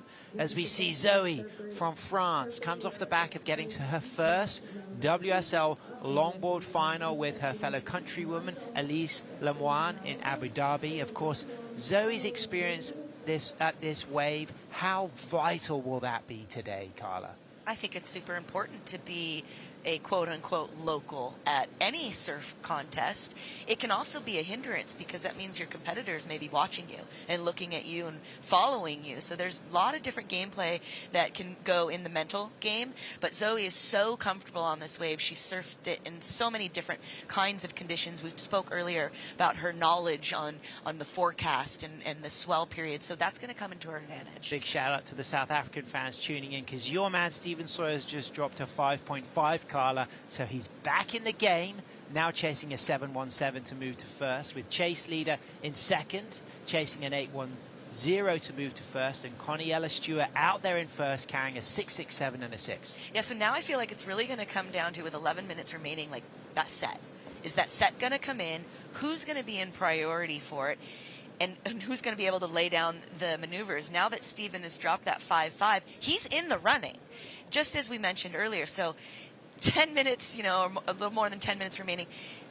This game is not over yet. I love it. It makes it so exciting. We've been waiting for 4 days for this to happen. So thank you to the athletes for putting on the show and really, bringing all their stuff to the game. Laser focus from Zoe, just looking at the lines, recognizing which wave of the set is going to be the best to choose. Of course, all of these surfers having the opportunity to use the jet ski, which is so important for surfers in these opening matches if they want to sustain the stamina to go all the way through to that title match. It's not easy, and in just one heat alone, there's so much adrenaline running that alone really takes it out of you. But we've got Black with a fin first takeoff coming from Chase. I knew he'd do something with pizzazz, and there it was, a fantastic switch takeoff fin first on his perplexer. Chase Leader bringing some energy, some vitality to the table, in and out of a nose ride using a cross step turn there, and that was a high degree of difficulty fin first takeoff to kick things off, Carla. Yeah, super exciting, lots of variety. The judges, it's not a bigger wave, but he's really like putting everything into it and is getting it as much variety as he can. And for lovers of longboard tricks, one of the key things to note on that, Carla, was he stood up switch. So he didn't have to adjust his stance once the fin engaged and it swept him round to the trim position. That's a really tricky thing to do, and he did it very well. And he rebounds off the inside, hits it hard, and steps off. Yeah, solid ride. Definitely something that Chase leads, but he's Connie here backing it up with 5 to the 10. Oh, nice opening nose ride from Connie Ellis-Stewart on rail, sweeping away from the foam there, keeping it in the pocket, going into the drop knee carve turn, touching the foam, recognizing now that he needs to keep that board lively on rail, using a bit of cross stepping just to keep that board trimming. Of course, these slower sections at El Sunzal is where variety comes in, the need for the cross step. Opting, though, for an unusual strategy with the bounce there, Carla. Yeah, with the bounce, trying to get into that next part of the section, not able to. So that's definitely going to be a knock. It's not, I can't see it going above those 6s that he's already got down there. Now, Stevie Sawyer here, he is waiting, trying to get that 7.17, gets that nice, tight 5 there. Wow, Carla, this is a big opportunity, and look at the spray thrown from that carve there, kicking off, as you said, with a very critical nose ride. What do you think he needs to do to really control this inside section? Well, he's going to need to, he's got to be patient here. This is a bit of that soft, fatter section, but as it comes into shore, it's going to stand up again. So he's just playing it cool right now. He's going to throw in some variety, a little bit of turns, but he's going to set it up soon for that next nose ride. And this is a very important wave for Steven Sawyer. And a great start. We talk about the halo maneuver, those steep sections, high degree of difficulty, and he kicked off with a very critical nose ride, and I love the way he's finishing things. And my memory really, what stands out is that turn he did after that opening nose ride, the spray thrown, the radicalness. You've got chicken skin. You love that, Carla. I really love that wave. I think that critical nose ride right off the top. I was thinking as we were watching that, because Connie hasn't hit that 7 mark, right? And those are really excellent waves, and comparing it to Hano. And well, what was the difference? Well, the difference was Hano getting those really critical nose rides kind of off the top. And I think Stevie just did that. That was really dynamic, and certainly there was a lot of pressure on Stevie's shoulders there, because he had a very slow start to this heat. He kicked off with low scores of a 0.5 and a 0.83. It was pretty much 16 minutes when we recognized that this is where his match begins, and then he answered back with priority, able to get that 5.50.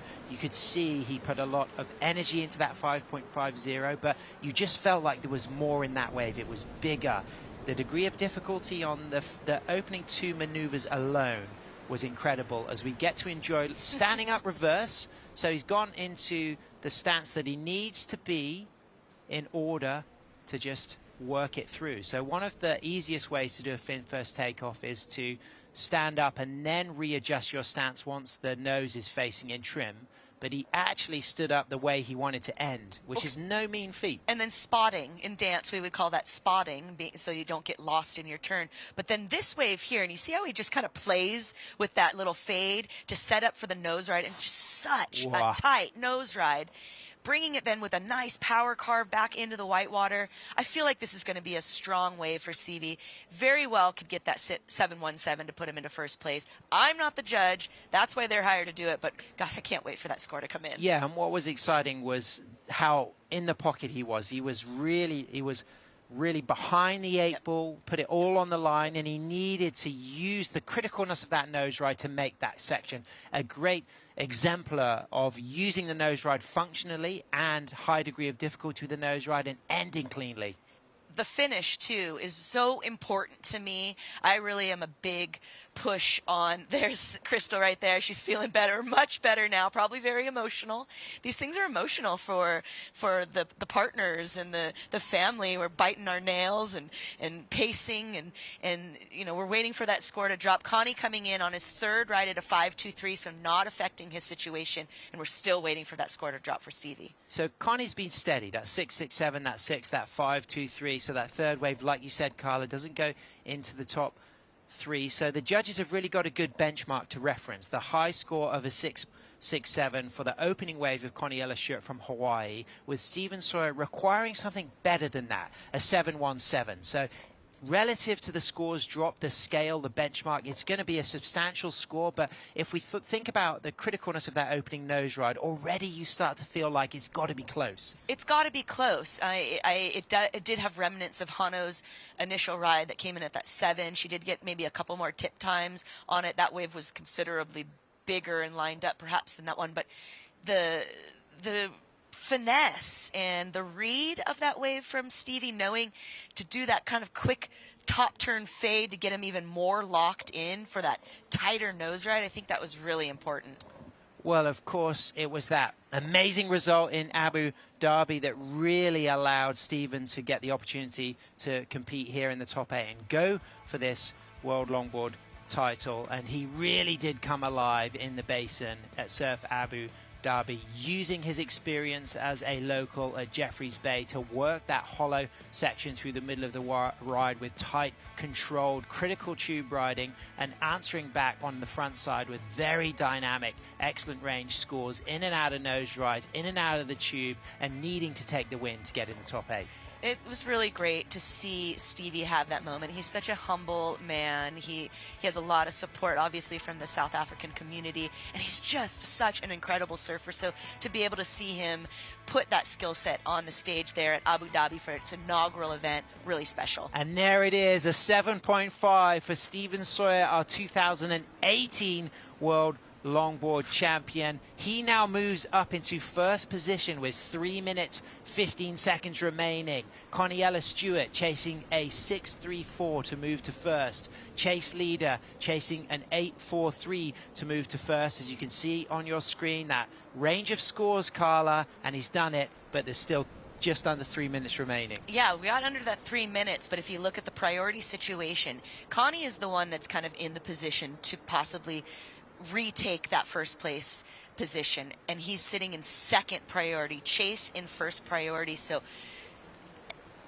how they work the priority, how they play the mind game, we're going to see here if the waves come through. That's the other element that we need. We need the sets to come through in order for that chess match to start be playing. Well, we've already seen that the first wave of the set has been so key for those big scores. So surfers with priority have really had an edge in choosing.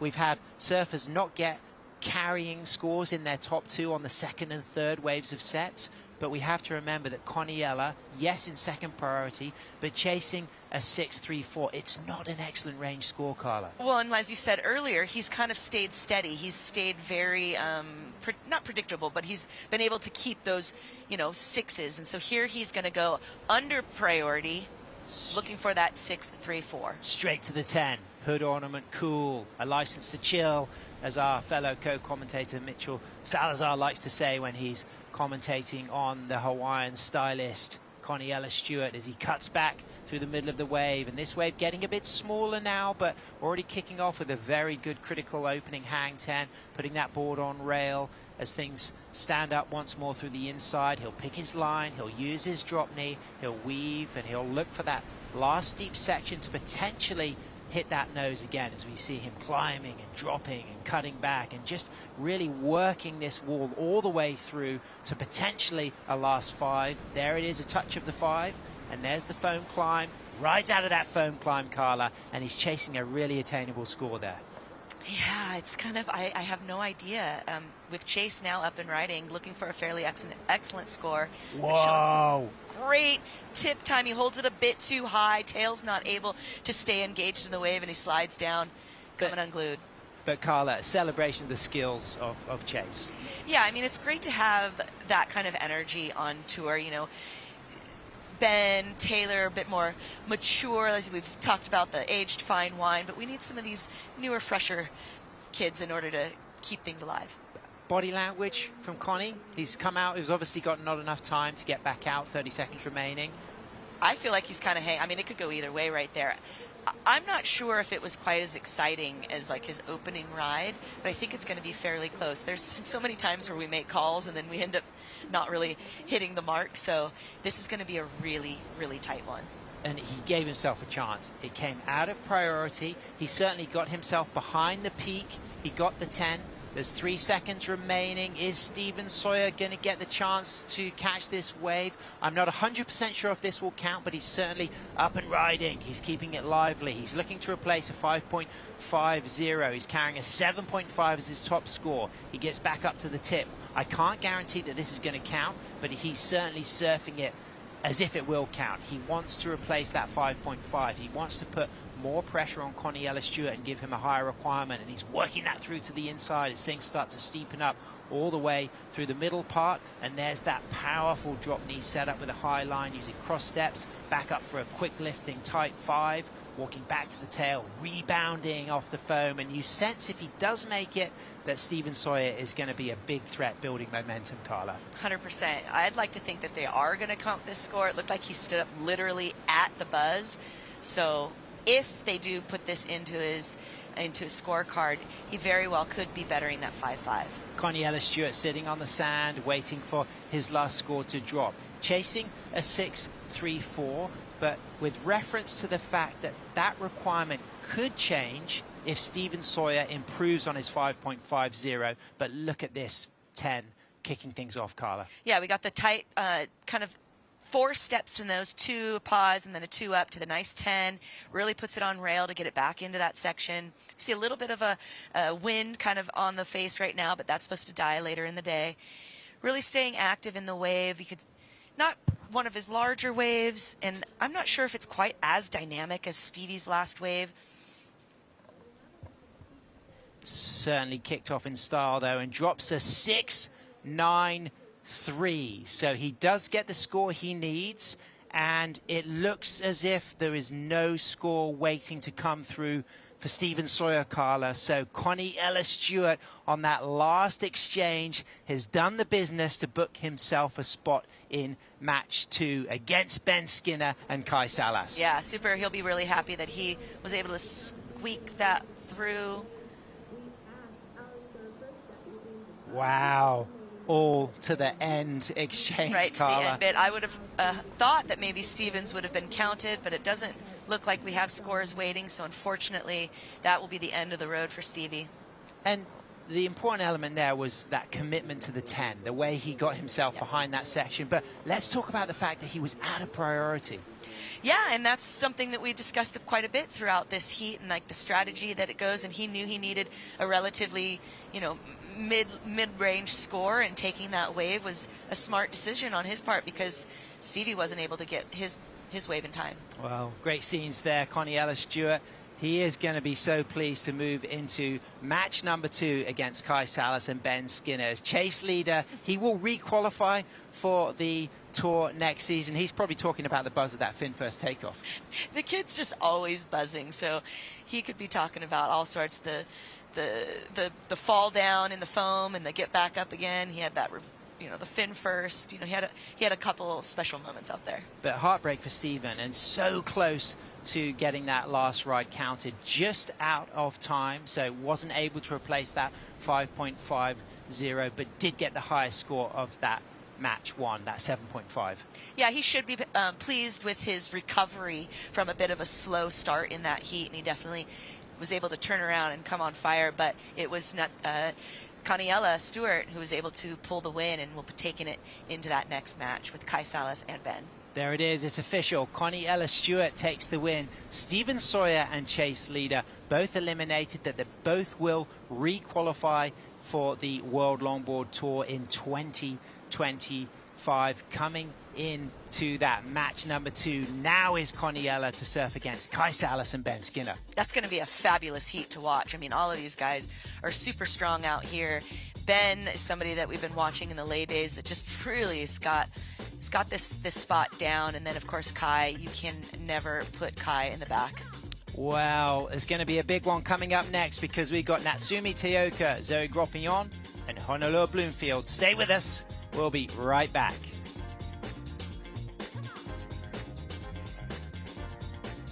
There's a right time to try, to live, to fly, to enjoy. A right time for an adventure. It's the right time to come back to El Salvador, home of the right surf. Estamos acá en Playa El Zonte, uno de los paraísos del Salvador. Y para ver el atardecer queda muy cerca también de Playa Punta Roca, está como unos 20 minutos. Yo voy con mis amigos, con mis primos y la paso súper bien, la verdad, siempre lo disfruto a lo máximo. Un lugar que se ve el atardecer es súper bonito, un lugar mágico, la verdad para mí. Yo vengo acá siempre a despejarme la mente, escuchar música, a pensar, disfrutar de este paraíso, disfrutar de la vista que tenemos, ¿sabes? De la vista, del sol, de las olas.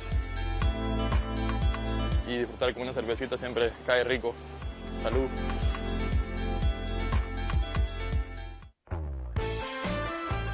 The Surf City El Salvador Pro is brought to you by Surf City El Salvador, home of the right surf, and by Corona. This is living.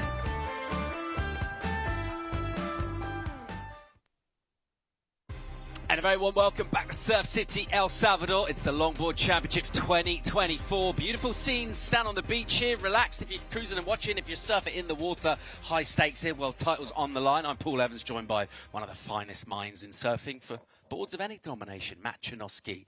How you feeling, mate? I am so stoked to have longboarding back here. Palm trees, pupusas, and right-hand point breaks. We've been enjoying the off days as of the surfers. They're well and truly tuned, and what a matchup we have ahead. Yeah, great looking match out in the water. We'll see our second 3-surfer match for the women. Checking a look at Natsumi Teoka, Zoe Gropillon, Honolulu Bloomfield. And so far from what we've seen this morning, mate, it feels like it's not loads of opportunities in terms of repetitions. You have to make your rides count. We're seeing surfers catch maybe 3, maybe 4 waves, so not a lot of room for error here. Set waves at the moment every 10 to 14 minutes, but there is a lot of waves like this that are going underneath the surfers. As we saw in that previous heat, the battle of the backup scores comes down to these surfers needing a good mid-range score, and that's the pattern of the first 2 matches.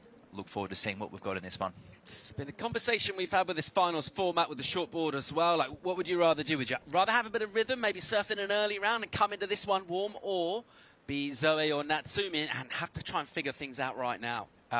it's at the moment, Honolulu would be the favourite in this, having warmed up and understanding the different period out there today. 18-second period swell.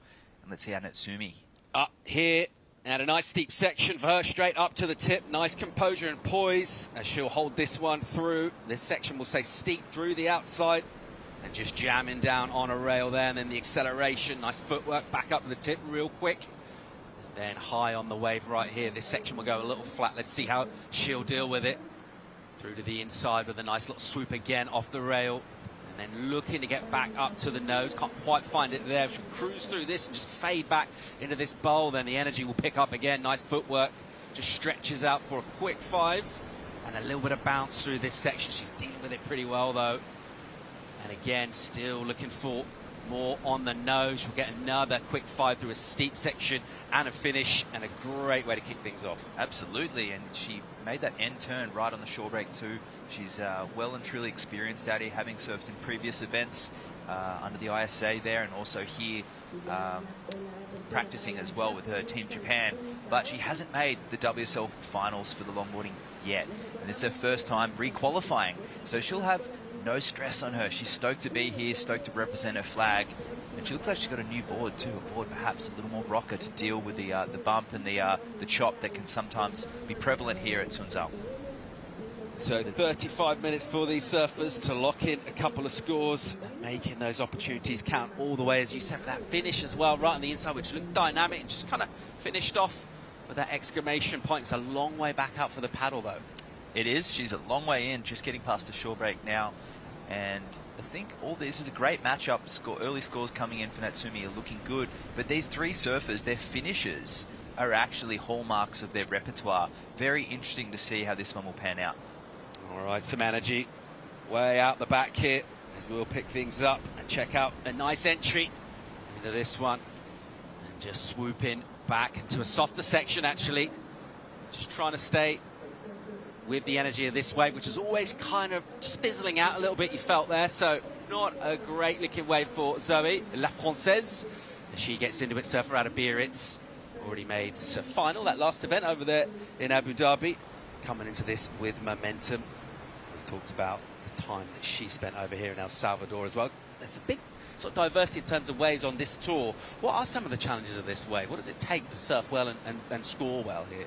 Well, I think the three surfers in the water are great examples of surfers that really handle conditions really well, whether it's onshore or offshore. But elements of bells, elements of Makaha, sunset, but for the French woman, elements of La Fatina and Guthrie as well. That heavy water and the backwash, the cobblestones, just the reef element, I think she gets very comfortable with. But Honolulu, Chun's Reef as well in Hawaii, very similar. Oh, someone that found good scores winner of the last heat, did it right at the death as well. Caniella Stewart is standing by for a chat with Sam Bleakley. Thanks so much, Paul. Connie, you did it. Great start to the day. Congratulations, you're in that match too. Yeah, just taking it heat by heat. I'm not really stressed about anything. And having been the yellow jersey wearer, top seed in Malibu in 2023, of course, your good friend Kai Salas took the world title.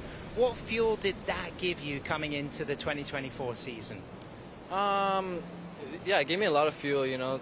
Like having Kai win and watching and being there is such a wholesome moment, you know. And even though I didn't win, I was still like, I felt like we won as a team, you know, for Hawaii. And, you know, since Kai won, you know, I'm like, my turn.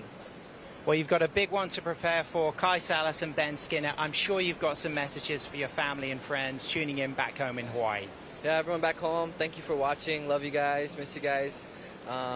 And yeah, I'm just looking forward to the next heat. Keep praying, trusting in God, and everything will work out. So we'll be watching. Good luck. Appreciate it. Great stuff. Thanks, Sam. A nail-biting finish there for Carney, and he'll be hoping he's on the start of a journey here. It's a long way to go, all the way from the first match. I suppose the surfers able to do that in a way, I guess they're just thinking about their next wave, essentially. Absolutely. The gaps between the heats too, it's not a quick overlap, but he'll be up against his fellow Islander Kai Salas and his shaper, and Ben Skinner to be the battle of the two veteran surfer shapers up against Caniella as well. So you'd have to say Carney could carry some momentum into that one. Yeah, some strong competitive desires in that one too. It's been really interesting to see how that one plays out. Speaking of that competitive nature of this tour, obviously with longboarding we associate it with that kind of cruisy, that artfulness, that kind of dance element, but it's ultra competitive. How do these surfers kind of balance the fact that they're getting ready to do a heat, so they want to get that energy and get fired up, but at the same time, you don't want to look like you're trying too hard with it?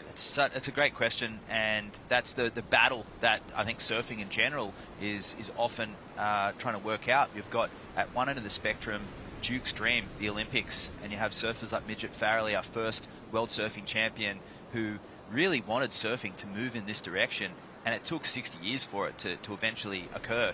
And those I mean, Duke and Midget were two of the most soulful, connected surfers in general, but they also saw the sport element. So these surfers balancing it really well.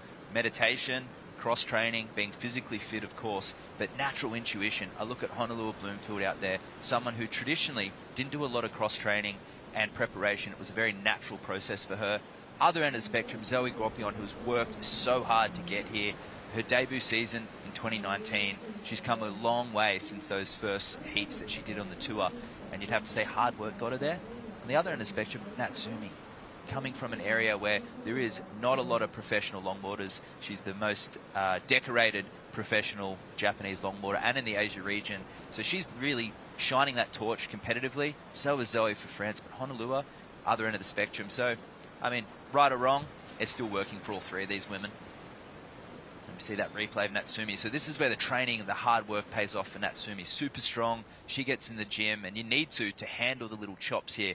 You see that little bit of rocker in that board, that last foot of the board, just a little bit of nose flips, allowing that board to plane across the surface and get that nose ride, but nothing of critical, in particular, nature, but she links it together with nice footwork. You can see the cross steps linking from the tail to the middle.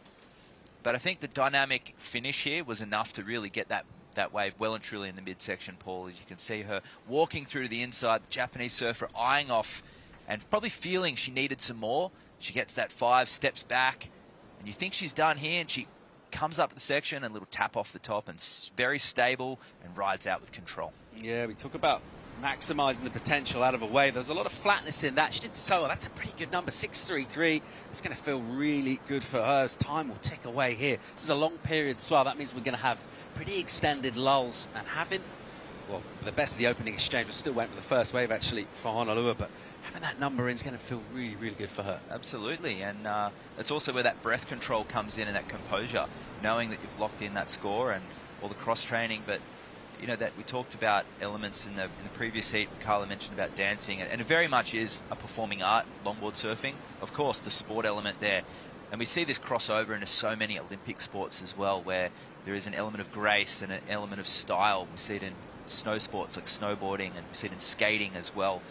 And it's that measure that's very difficult to put when you see it, you know it, but to score it, it's very difficult, and you need to be composed. It's got to come from the inside, and it's a constant battle. And I think shortboarders have the same, and big wave surfers have the same battle too. They're trying to work with the elements, remain stylish, and put it all in a nice little package and put a bow on it for the judges. And we're here to view it. It's amazing. Yeah, and I guess the key to that, competing at any level as well, is like really bringing that performance in when it really matters most, right? Towards the end of events, towards the final. But having this final format, first time we saw it last year, how do you feel those performances are translated? How are these longboarders dealing with the pressure of this final stage format for the World Championship? The surfers coming in with the lower seed, they're actually enjoying the process, because they get to surf repetition. They're basically coming on a week-long holiday knowing they're going to get good waves, and the pressure's almost off them. And I would say the pressure's on those number 1 seeds. And they've said Eduardo there, one of our artists from the North Shore. He's coming here every year, spends a lot of time in El Salvador, and he's able to be commissioned by Surf City to provide those beautiful artworks on the old Alayas, which is ancient surfcraft. He's a good guy, Eduardo. Have you met Eduardo yet? Yeah, we were cruising a couple of days ago down on the site here, one of the lay days. I mean, we've been coming down early and just enjoying surfing and watching these guys practice as well. Here's another look Yeah. At Natsumi Toka's the 6-3-3. Bigger wave out the back, and then there was quite a bit of flatness throughout, and I just thought the way she manages to join this up was crucial, obviously, in getting all the way through to that inside. Well, there's three elements to the criteria: the style, the flow, the grace, and she's really connecting the dots nicely. And the flow element is key with the footwork and just making it all look seamless. Although the wave did lay down a little bit, she had that finish, that opening nose ride showed some risk. And there's sub-criteria to where you position that nose ride, how you do connect the dots and finish with control. They're the little sub-elements of the criteria. You can just stand there and not do anything, look stylish, but if you're not doing anything, you're not going to get scores either. All right, having a look from the peak here, and a better looking wave for Zoe. She'll be pretty patient at the back here. It's not a massive set, but she's got a bit of steep section in front and gets a 5. And does well to hang on to momentum, then just fades that one down into the bowl and collects it really nicely. So great style and flow throughout. A quick touch there. Back on the nose again. And then just wrapping that one back. Not putting too much in, but nice use of the rail on that Phil Gray surfboard. And she'll go for some nice footwork again and a very quick 5 once again. So much better for her and crucial to get a number in. She'll bring this all the way through to the inside and get some more tip time as well. On that section over the sand on the inside. Decent wave from Zoe. Meanwhile, out the back, here goes Honolua. And getting into action here, straight up for a nice nose ride with that composure and style that we've expected from her. She's a 3-time world champ. I tell you what, she's got a bit of fire in her belly as well. Just from that post-it I did, there's a glint in her eye. She doesn't mind coming from deep in the field here. She's coming across a slopier section with a little bit of bump, and she'll get a nice rail turn. Just jamming that board with that flow and grace and speed as well. And then a finish through on the inside as she'll just redirect on a softer pocket. So a nice exchange there from Zoe and from Honolua. Yeah, smart surfing from Honolua. Just pulling the trigger, understanding that we're nearly on the high tide here at the moment. And it is quite a big high tide. So, in fact, we're about 10 minutes after the high tide. So the battle of the backup scores right now. And she's just looking to get things started, knowing, well, I've waited over 10 minutes. I need to start surfing. This is what we have in front of her. But I like Zoe's wave as well. Just we talked about connecting the dots and really nice use of all three parts of the wave. Climbing and dropping, using the footwork. I sense a little bit of nervousness and holding back a little bit. But this was her second wave. Look at that, just moving that back foot around. And she's got one of the only pintails in the draw. We saw Sophia knocked out on the women's side, but Zoe opting for the pintail single fin, a little bit of edge in the tail to help drive on those turns, connecting heel to toe, and putting together a really nice package, but not as dramatic perhaps as Natsumi's opening, but a really nice connecting wave. And she just went down at the end here, which is a shame because it was an end section to tap off. You'd have to say that score will fall short of Natsumi's. But on Hono, she took off really deep on this, faded it way up the point. You can almost see the camera angle is over to the right-hand side a little more, and strong, pronounced turns. But this wave shouldered off a little bit, but she did really well to fit the maneuvers in and just get some points on the board here. And consummate professional, she knows how to finish strong as well, and just jamming that last turn as well. So you have fire in the belly. It certainly is there from Honolua. I saw her after that post-hit interview walking on the deck, and you can definitely tell she's hungry.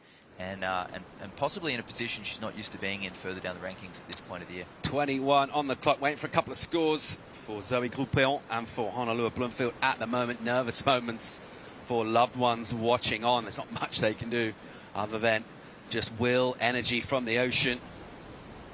As we see the jet ski with a very measured pace to it. Doesn't want to wake out the lineup. Of course, crucial to keep the water surface nice and smooth here. And Zoe, that Phil Grace board, of course. Phil Grace, the Doctor, one of the sort of great characters. If you're going to order a board from him, you want to have at least a few hours when you go into the bay, because he likes to talk. He's one of the great raconteurs. Hitchhiked from London to Australia in 1970 overland with about $10 in his pocket. So many cool characters in the sport. Having a look at a beautiful extended nose ride here from Natsumi. And nice and cash as she uses that rail to swoop down and just carve that steep section. She's finding good waves.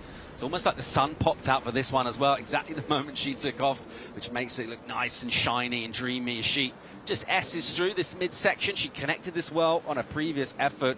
She'll look like she'll do that again here. This gets a little smaller through the inside. Let's see if it tightens up and gets steep for her. She is eyeing up a finish here, a little bit of footwork to try and get up the board and to try and get another good inside section. So pretty dainty and light on her feet, just kind of controlling that one in a little bit of deeper water. It kind of fizzles out in the channel, but a great way to get a backup score. Wow, Natsumi with the answer back. That is going to be a great score there. You just sense she's starting to feel it, the little kick of the legs as she's paddling back out. You can see the beautiful foreshore there of El Sunzal, and you see the beautiful rock there separating the back end of the beach, and there's where we're situated in that beautiful white building and the competitors area to the right-hand side. But Natsumi, that's exciting. And to see Honolua would have seen that on the way back out. You can see her on the top of the screen. Long, extended nose ride. But Paul, it got critical here for a moment as well. And you can see her just putting a bit more power into this next turn here, guiding it down, moving the back foot forward. And great connection, good flow. I think it's going to be higher than that 6.33, that opening score. Slightly smaller wave, but a little more critical on that outside. And she got a lot of work done. It gets a little bit repetitive through the inside, and the surfers, when you're on this wave, you do know you need a little bit more diversification. But she's waiting, linking, hoping for an inside section, but I think it'll be enough to extend her lead. This one is with the judges right now as we admire from above the drone view of Natsume Toka, and doing good work on the inside. So she's caught a couple of decent waves, a bomb set out the back. And here we go, straight into it and straight up to the nose. Super critical in a really tight pocket, nice and steep on the face, and jamming down again. And then being patient here, back up again. Quick five for Honolua, and then carving through this section. The poise, as ever, is just so good. She's always looks like she knows exactly where to be on the wave. Her positioning, just dialing into that energy with no excess movement at all. And then this thing will get steep in here, and some footwork up for a 5, and she'll hang that nice and high and just stay there. Nice and critical, does well to walk out of that, carving back, really nice commitment to the rail, straight back on the inside toe edge and straight up to the tip again. So really nice time on the nose, another carve from her, and this will feel really good. She's already got momentum from an early heat, a little finish roller coaster as well off the whitewater. Fantastic. Unbelievable. That's going to be, I feel, that's the best wave that we've seen at the event so far. She thought in her opening wave in match 1 was a little underscored with that 7-point ride. I feel that was better.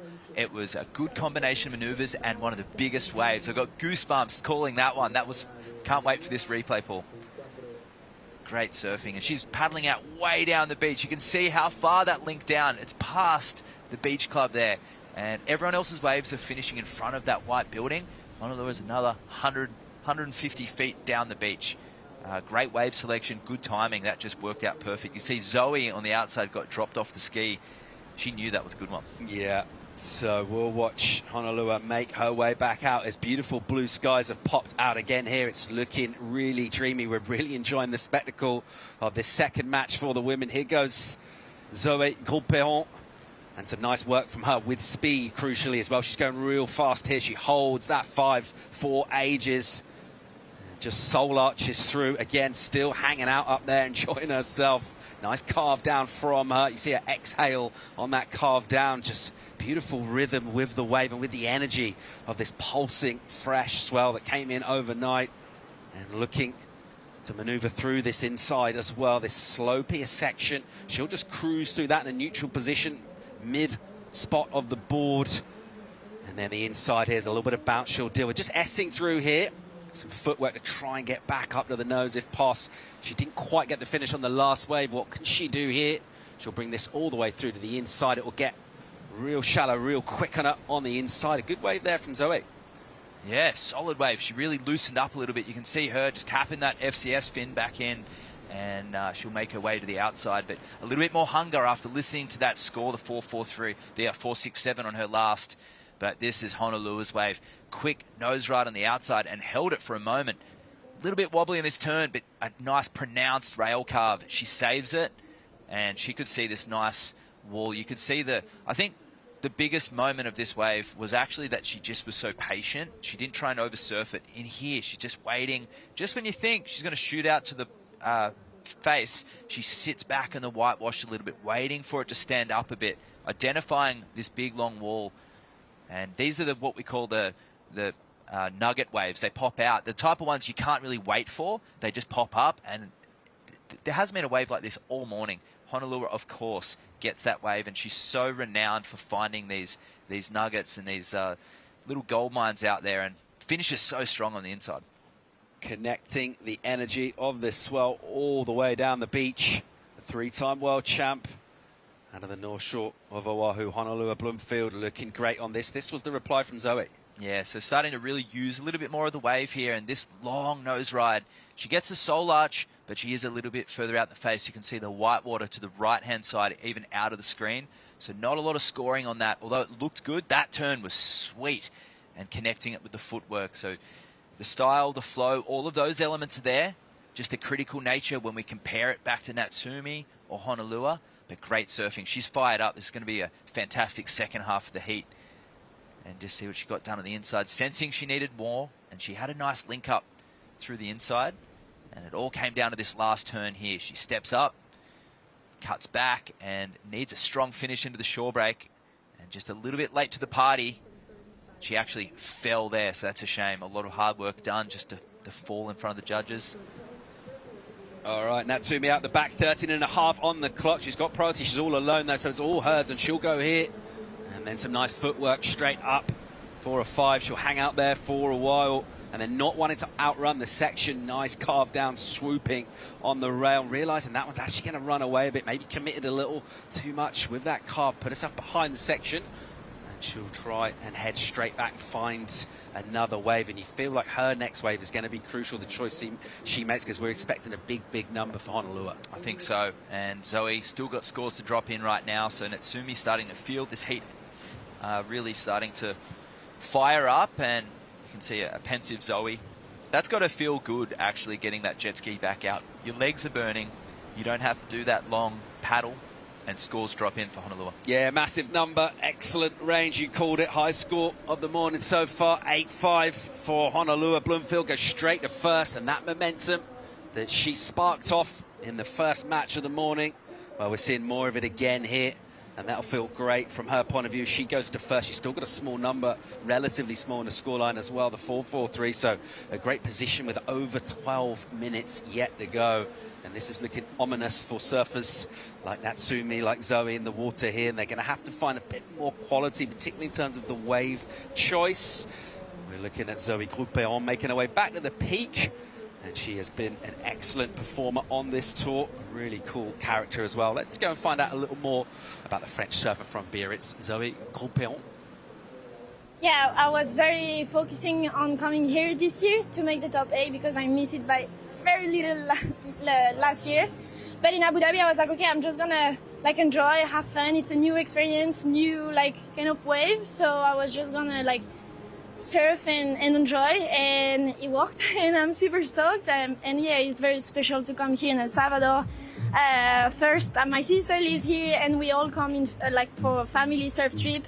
And now we've been doing like few contests in a row here in El Salvador, and the wave is just amazing, like non-stop waves, like a machine.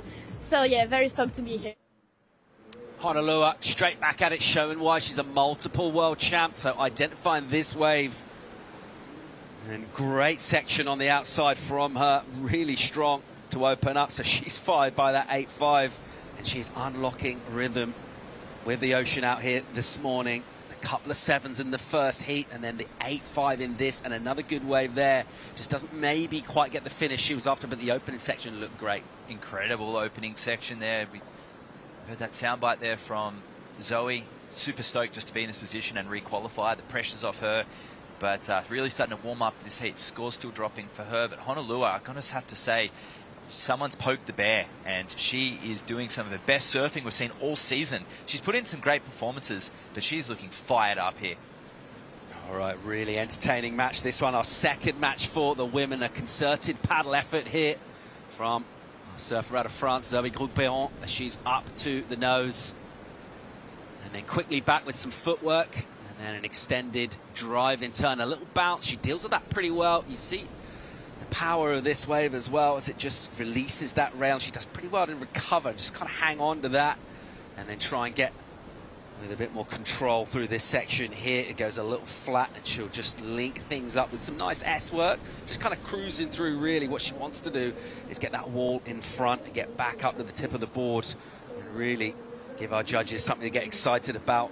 Some pretty nimble footwork there. She's kind of busy on this, but in terms of that quality and the numbers you feel like she might need, particularly when Honolua's score comes in, she'll get the finish down on the inside. It's a similar sort of theme in the type of waves that she's catching. Yeah, absolutely. It's got a nice pace to it, but there's nothing critical of anything. The variation in turns, she went to the drop knee there.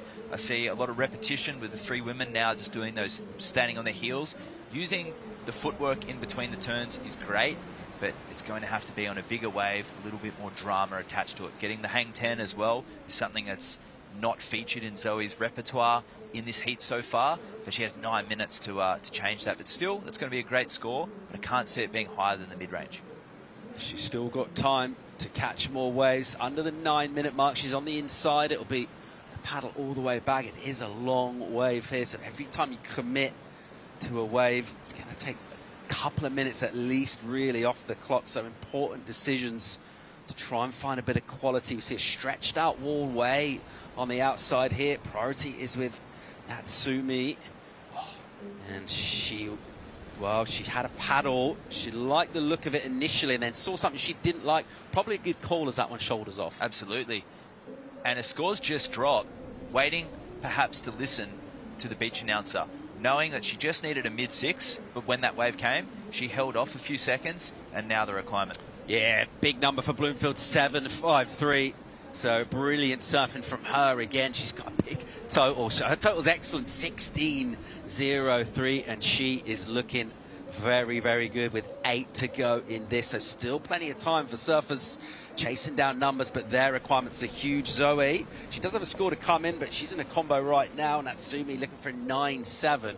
What a performance from Honolulu. Absolutely. You saw Clay and her dad Kolohe down there.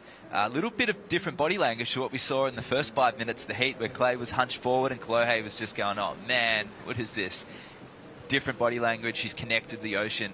But that moment where I highlighted with Natsumi pulling off that wave, great heat IQ. That's a consummate performer right there. And so is Honolulu, 7.53. That's well rewarded. And I feel like if she felt a little underscored in that first heat, she's made up for it in this one. We've had several lay days here, so a lot of opportunity for practice, essentially, for our surfers here every day. It's been pumping every day. They've been doing multiple sessions and reps, but in your heat, particularly on this longer period as well, you're not going to get loads of opportunities. So having that familiarity with the lineup here, being able to pick the good waves feels even more crucial than ever, and that's exactly what the surfer out of Hawaii has been able to do, posting massive numbers. Here goes Toka, a Japanese surfer, up for a quick 5 and a big wave. This thing's a bomb. It'll push wide here. She is back up again on the nose, a little out in front of the section, really, and she'll try and make amends by kind of chopping down on a rail, just linking this up, and then it will go through a little bit of a flatter section here. So a big wave out the back, but maybe that energy just pushing off the reef a touch from her. She'll remain poised and casual and collected through the mid part of the wave. What do we got for a finish? She needs big number to go there with one score, and 9.7 the requirement.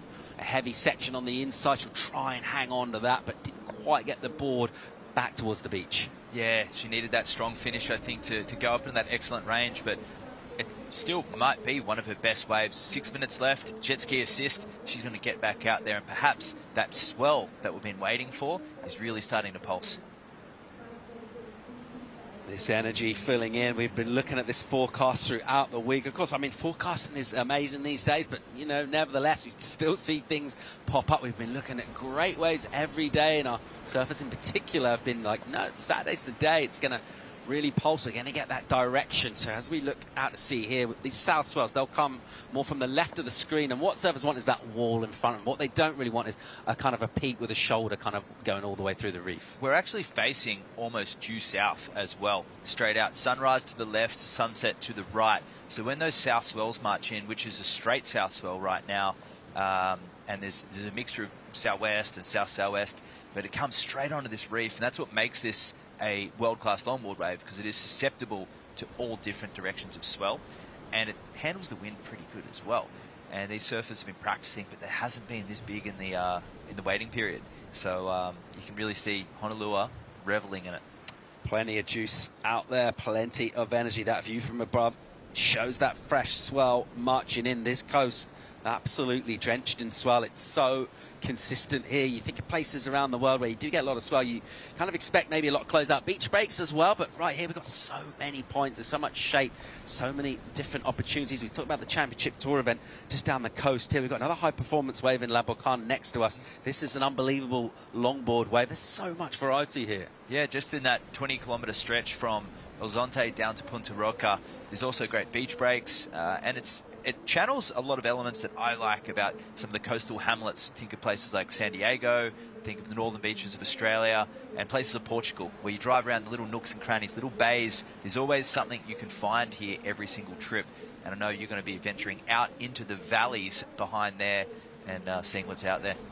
Yeah, it's a real pleasure to be in this part of the world and to watch this man, Ben Skinner, out of Perranporth in Cornwall. Skin Dog getting ready. He has been loving his free surfs, his warm-up sessions. That's his self-shaped board, the double scoop. Gets its name for a bit of concave on the deck at the tail, which he wants the water to get in to add a bit of weight to help him with nose riding. And you can see him touching the nose there with the old finger wax combs. And what he might be doing that for is because the wax gets a little slimy here. It's very warm temperature water, but when your board's sitting around, you're in the shore break and you're laying on it, it can get that tiny little bit of slime, and this is something you see very often, the fingernails acting as the wax comb and sliding underneath us. I tell you, he's got his game face on, doesn't he? He looks like a Viking in a longship about to land somewhere at a hostile shore. He's got a great looking matchup with Kai Salas and Carney Stewart as well. There's some good rivalries going down over a number of years between those surfers. That's going to be an incredible matchup. That's coming up in just, well, there's 3 minutes to go in this. We're getting a score in here for Natsumi Taoka. It's a decent number. It's reasonable for her, but doesn't go in a top two. And crucially, it's nowhere near that excellent number she needs. I felt the size of that wave. It definitely could have gone up in sixes, but without that finish, the judges really identifying a dynamic finish, which is perhaps why Zoe's scores are a little lower. And that's why Natsumi there with the 5.33 compared to those mid-sixes. With these numbers on the board, with 2.5 minutes left, if you're Honolua right now, do you just kind of stay out of trouble here? You don't really need to do too much. It looks like she could. She's be hoping to have a very long day of surfing here. What does she do now with a couple of minutes to go? Yeah, she's going to be holding that priority right now. This is where the gamesmanship comes in. This is the World Championships for our longboarders out there. These are the best of the best, so they won't make any... You'd expect them not to make any errors, but those people tuning in right now, similar to what we see in other genres of surfing, these surfers are going to hold out the heat with the priority. Zoe, she needs a combination of scores, but she'll be looking just to jump up into that second place to at least get one jump on her fellow travelling partner Natsumi. And at the end of the year, just say she finished off with a nice fifth place finish. Look at the world champ there, Kai Salas, and he is another surfer who doesn't say too much in terms of words. He's a pretty quiet sort of guy. I tell you what, he's got a lot of energy around him as well, and just a lot of power about his overall presence. You see him paddling into waves, even the momentum that he kind of comes off into waves with, and the focus that he's got. It'd be really, really interesting to see how that translates to a tough heat. That'll be coming up real soon. Right now, we're watching the last minute of this nearly, and it looks like really it's an absolute mountain to climb for surfers without priority. I mean, Zoe needs a combo. That's not going to happen with a minute to go. And Natsumi in third priority. It's going to be tough to find a wave. She's going to have to try and go something. You can see us paddling in there, just sensing, just trying to make something happen right now. But I mean, there's always, we've seen it before, interferences and priority errors, blocking as well, and even after the hooter goes on a long wave like this and you play defensive. We saw it with Luke Thompson, one of the Challenger Series events. You have to know the rule book, and Natsumi and Zoe are very well accomplished. You'd hate to see it, but it is part of the gamesmanship. A solid set actually approaching here. Maybe an opportunity. Let's see. We'll look from above and see this set stand up on the boulders here. And we'll see this glide, and really just an incredible performance, you have to say, coming from basically the first match. So a real long road, and surfers obviously not thinking too much about that. just trying to go out there and surf and have fun. But at some point, particularly with a couple of statement performances, then those thoughts will start to come in. Could this be my day? We're making history here in El Salvador, crowning world champs. Could it be a fourth for Honolulu Bloomfield? Well, she's a little way away from that. There's some surfers waiting for her that'll want to have something to say, but so far, pretty much flawless performances from her. Absolutely, and I know she has that fire. She won in 17, 19, 21, and she missed it last year, and she's fired up and ready to go. So back on the inside is Honolulu Bloomfield, who put on a bit of a masterclass there, going into the excellent range with that 8.5 and going close to it actually with a backup. And certain signs with surfers, and we talk about form as well, what they're doing on the wave, but particularly what is ominous, particularly if you're a rival, is seeing someone who's in rhythm with the ocean, particularly on a swell like this where there will be lulls. You're not getting loads of opportunities. We're not seeing surfers catch 10 waves in their heat. It's going to be a few waves, and it's about finding the good ones, and she has locked in some great rhythm with the ocean here. So there's our bracket, and it will be Honolulu Bloomfield who will advance to match 3 with 2 wins under her belt, some serious momentum, taken on a fired up Alice Lemoine. Surfer at a reunion on, and a great looking matchup that is as well. That'll be match 3. So we're done with the 3 surfer heats now, and just 2 surfers in the water. Maybe that priority will come into play a bit more as well. We are looking at a really fun day of surfing here in El Salvador. We're going to go quick break. When we come back, we'll bring in men's second match. Stay tuned. There's a right time to try, to live, to fly, to enjoy. A right time for an adventure. It's the right time to come back to El Salvador, home of the right surf. Estamos acá en Playa El Sonte, uno de los paraísos del Salvador. Y para ver el atardecer queda muy cerca también de Playa Punta Roca, está como unos 20 minutos. Yo voy con mis amigos, con mis primos y la paso súper bien, la verdad, siempre lo disfruto a lo máximo. Un lugar que se ve el atardecer es súper bonito, un lugar mágico, la verdad para mí. Yo vengo acá siempre a despejarme la mente, a escuchar música, a pensar, disfrutar de este paraíso, disfrutar de la vista que tenemos, ¿sabes? De la vista, del sol, de las olas. Y disfrutar con una cervecita siempre cae rico. Salud.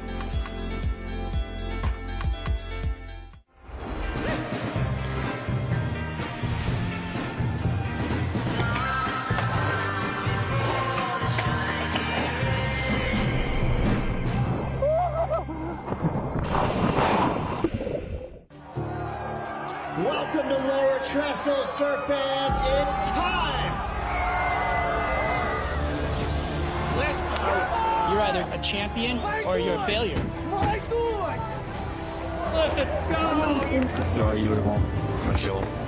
One day, one moment, do you have what it takes? Big blast there!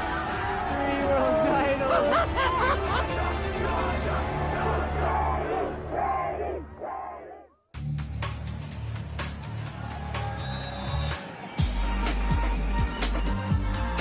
Silva smashes the section. Oh, here we go. Samuel Pupo.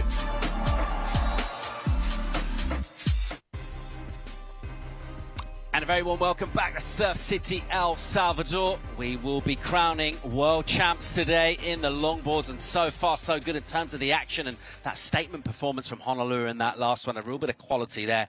This is going to be a great day of surfing. Phenomenal performance of Honolulu, really warming up, showing us the style, the flow and grace epitomized in her surfing. But we came from the wave pool, and now we're in the ocean, and Honolulu just looking like a natural. Yeah, we've been talking about different characters and how they're going to perform and deal with the pressure. She doesn't look like she's feeling any at all at the moment. No, she's really harnessing the ocean really well. She's been in the right position. That new swell coming today. A few of the surfers have been practicing before the event started. She got here a little later, but it doesn't matter. She's feeling connected. She's done well here in the past. She's carrying that momentum. And turning our attention to our next match for the men as well. You know, we talked about that competitive nature, and maybe sometimes with longboarding how that plays out, and we might not necessarily expect some of that intensity. We've got 3 surfers out in the water right now who will be really, really wanting the win here. it's the Titans. You got the two veterans up against Carnella Stewart, who feels like a veteran as well. He's been a phenom. We've seen him on social media, and we've seen the videos that have been coming out of Queens, Waikiki. And you'd have to say Kai Stellis has a lot to do with that push as well.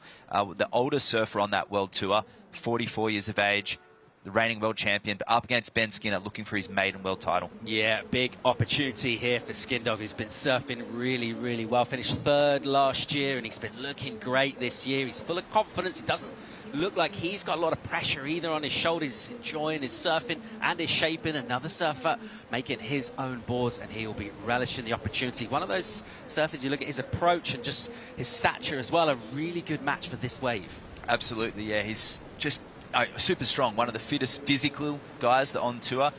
We've talked about he looking like a Viking, but Kai Stellis as well. He's a fit-looking guy and a waterman in many aspects, doing his outrig canoeing as well to keep fit in the off-season, surfing Queens, and no stranger to the North Shore as well. All right, let's go down and hear from the winner of the last heat. She's building up a bit of momentum, and she's getting closer, potentially, to a historic 4th world title. Sam Bleakley is with Honolulu Bloomfield. Thanks so much, Paul. Honolulu, you just told me about the rhythm, you know. Tell us about that feeling, that connection when the sets just start coming. Yeah, I mean, it's kind of weird because I didn't have first priority. I actually was in third, and I guess sometimes that's better. But yeah, I waited for my first wave, and I think it was a set, or no, it wasn't a set, but just the rhythm of the wave. I don't know, the waves were just seemingly coming to me. And you've got your dad in your corner, Kalohe. That must be special. But talk about the role of your mum in your surfing, and a shout out to her tuning in. Oh yeah, I sure wish she was here. She actually was the one that took me out on the surfboard for the first time, for the first half of my life. I mean, yeah, she would take us down to the beach at Haleiwa, and yeah, so that's a huge, huge part of my surfing.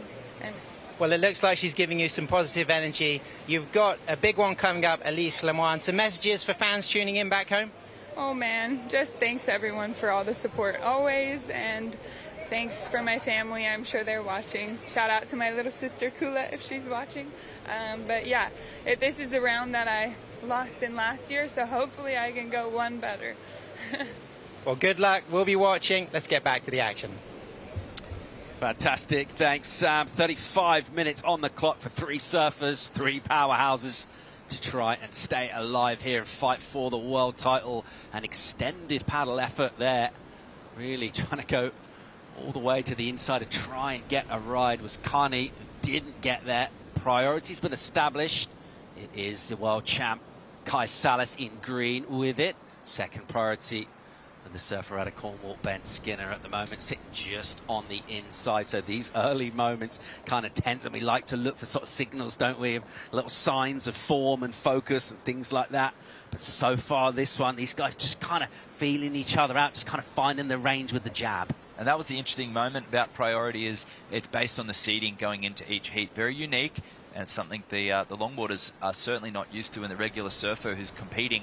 So that's why Carney paddled for that smaller wave. Wasn't a priority error. It's just he's third down the line. You see Kai Stellis with that priority next to his name. Yeah, he looks interested here. Bit of bend in this one, and he'll go up and straight up to the nose as well, and he'll just hold that there.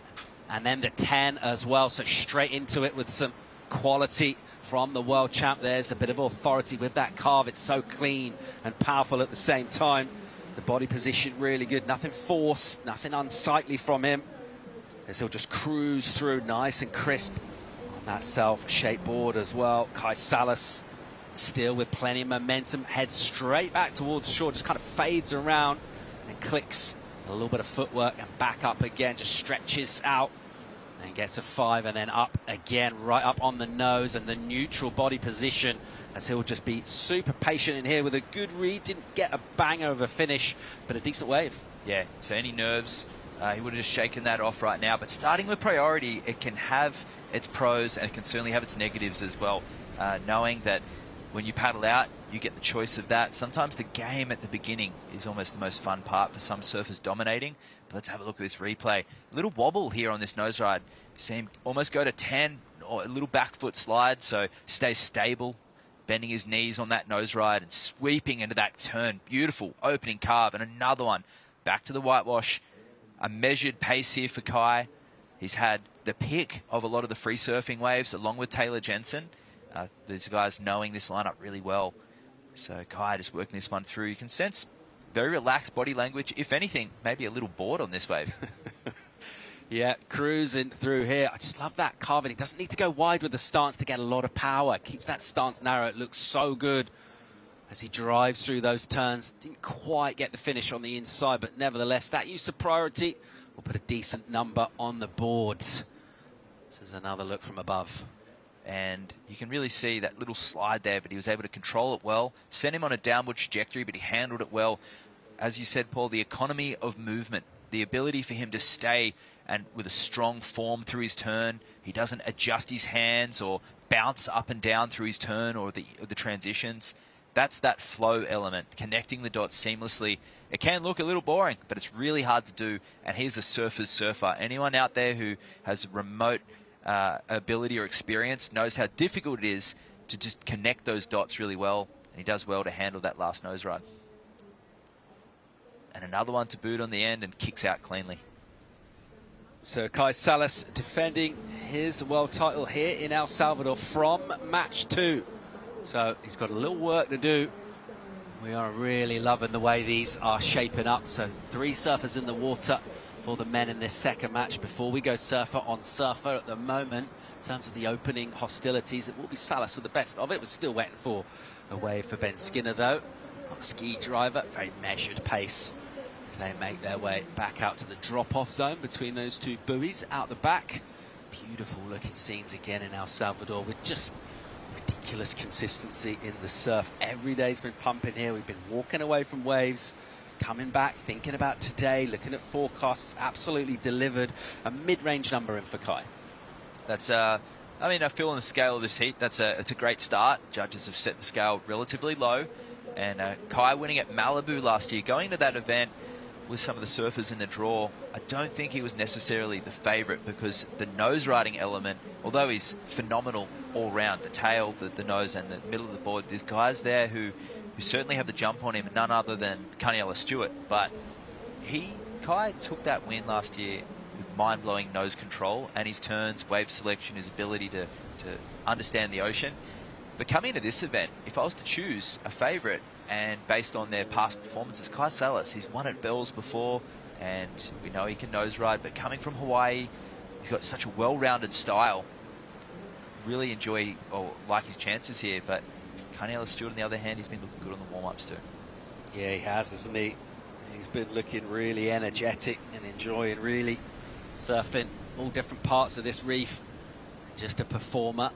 So we see pretty chilled vibes there. Back on the point, Khalees, who surfed early this morning, it's a super stylish performer as ever. You mentioned a lot of the surfers in the early matches not really thinking about that world title, just coming in having fun, and now she's turned support for Honolulu. Absolutely, and Khalees' boyfriend there and mum, they're in Honolulu's camp. That's pretty classic. He's chucked on the Kaleopa jersey, and that's a pretty cool name to have on your jersey. So far in this one, we're just under 27 minutes. Hasn't really caught fire as yet. We're waiting for some of this energy to come through and see if someone can establish themselves with a bit of authority in terms of the scoreboard. Kai Salas with 3rd prio, just having a little look towards the inside, just kind of creeping in there, seeing if he can find something. Doesn't have any takers from surfers further up in that priority list. Just speak about some of those rivalries on this tour. Obviously, it's fewer surfers on this tour. There aren't many of them there, so obviously they're going to know each other pretty well. Are they mates? Are they buddies? Are they all hanging together? Is it kind of people taking a different approach? How does it play out in terms of that social hierarchy? Well, you've got a lot of the surfers. Kai's travelling with his family right now, but he's the shaper for Kaniela Stewart and mentor in many ways for Kani throughout his career. Ben and Kai, they've been competing for 10 years on the World Longboard Tour. They've travelled together. They've all got a lot of mutual friends, and they're at similar parts of their life. They have, teenage kids as well. They're shapers. They're in the surfboard industry, and they've got a variety of different businesses that help fund this adventure. And what a great role model for both of those guys and Taylor Jensen for their kids, being able to lead by example and follow a passion. And that's what longboarding does so well. It's relatable. There's you've got at any given day, you've got 16-year-olds and 66-year-olds at domestic longboard events in Australia, Europe, right through South America as well as Asia as well. And it's such a family sport, such a family art. And you've got two fathers out there now and the reigning world champion leading by example. And yeah, they're friends. They roll each other, the families hang out.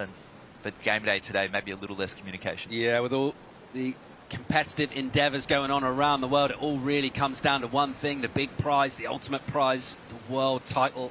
It will be awarded today here in Surf City, El Salvador. And we're watching our second match for the men. Plenty of time to go in it, 24 minutes, just a pretty mid-range number for Kai Salas, our defending champion. He's got the 4.67. Carney's just got a tiny throwaway. We're still waiting for Skin Dog to get a wave. Here goes Carney, straight up for 10, and then walks back quick and nimble, and then driving, extends that carve all the way, actually goes and hits that white water, and then drops the knee for a little slice in the pocket. Kind of winds up with a bit of body. Again, just drops that knee, a little bit of nimble work on a slightly softer section, bit of white water here. And so finding this wave and realising, let's just get going here, let's get some momentum. Speaking of momentum, it'll bring some through to the inside bowl. It'll get a little steeper here. Back up, statuesque, nice and upright from him. And then whipping around. So, very dynamic and loose surfing. And again, up there for a 10. He'll hang that for a while. Not a lot of wall in front of him to work with, but he's super nimble with that footwork. And just staying light on his feet. Quick hang heels as well. And a finish on the inside. Good wave there for Carney. Great wave for Carney. You knew he's really relaxed right now going into this. He's warming up. His free surfs has been a little bit different to what we've seen from Ben, Kai, Taylor, some of the favourites moving into this event. He's been so tuned in to the smaller, medium-sized waves as well, Carney, and having an absolute ball. And it shows. He's surfing relaxed. So this will be with the panel right now. They got access to the replays as well. Let's get another look. Yeah, that Tsunami model shaped by Kai Salas there goes into this massive roundhouse, and that was a true roundhouse cutback and variation with the drop knee. Love the opening nose ride, so getting a lot done. Goes sleepy through here, but he stays with it. It's nice footwork, and you can see the wave tapering off compared to some of the sets we saw in that previous women's matchup number 2.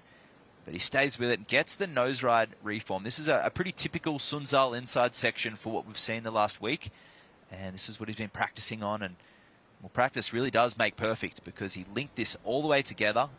Great wave IQ, and he's been able to stay with it. And although not overly critical, getting some work done, fitting all the maneuvers in, and it was a great package there from the Hawaiian, who's only 23, but I tell you what, it feels like he's almost a veteran of this tour. His name has been so synonymous with longboard surfing for nearly a decade. Yeah, rhythm of the ocean can mean a couple of things as well, can't it? And it's just identifying that wave there, realising time's ticking away. Doesn't need to maybe wait for a bomb, wait too long, just want to get surfing, and did it pretty well. It's with the judges. Well, it's back with us now, 5.83, the numbers in for him. So, surfing well on that wave and getting the high score of the heat so far.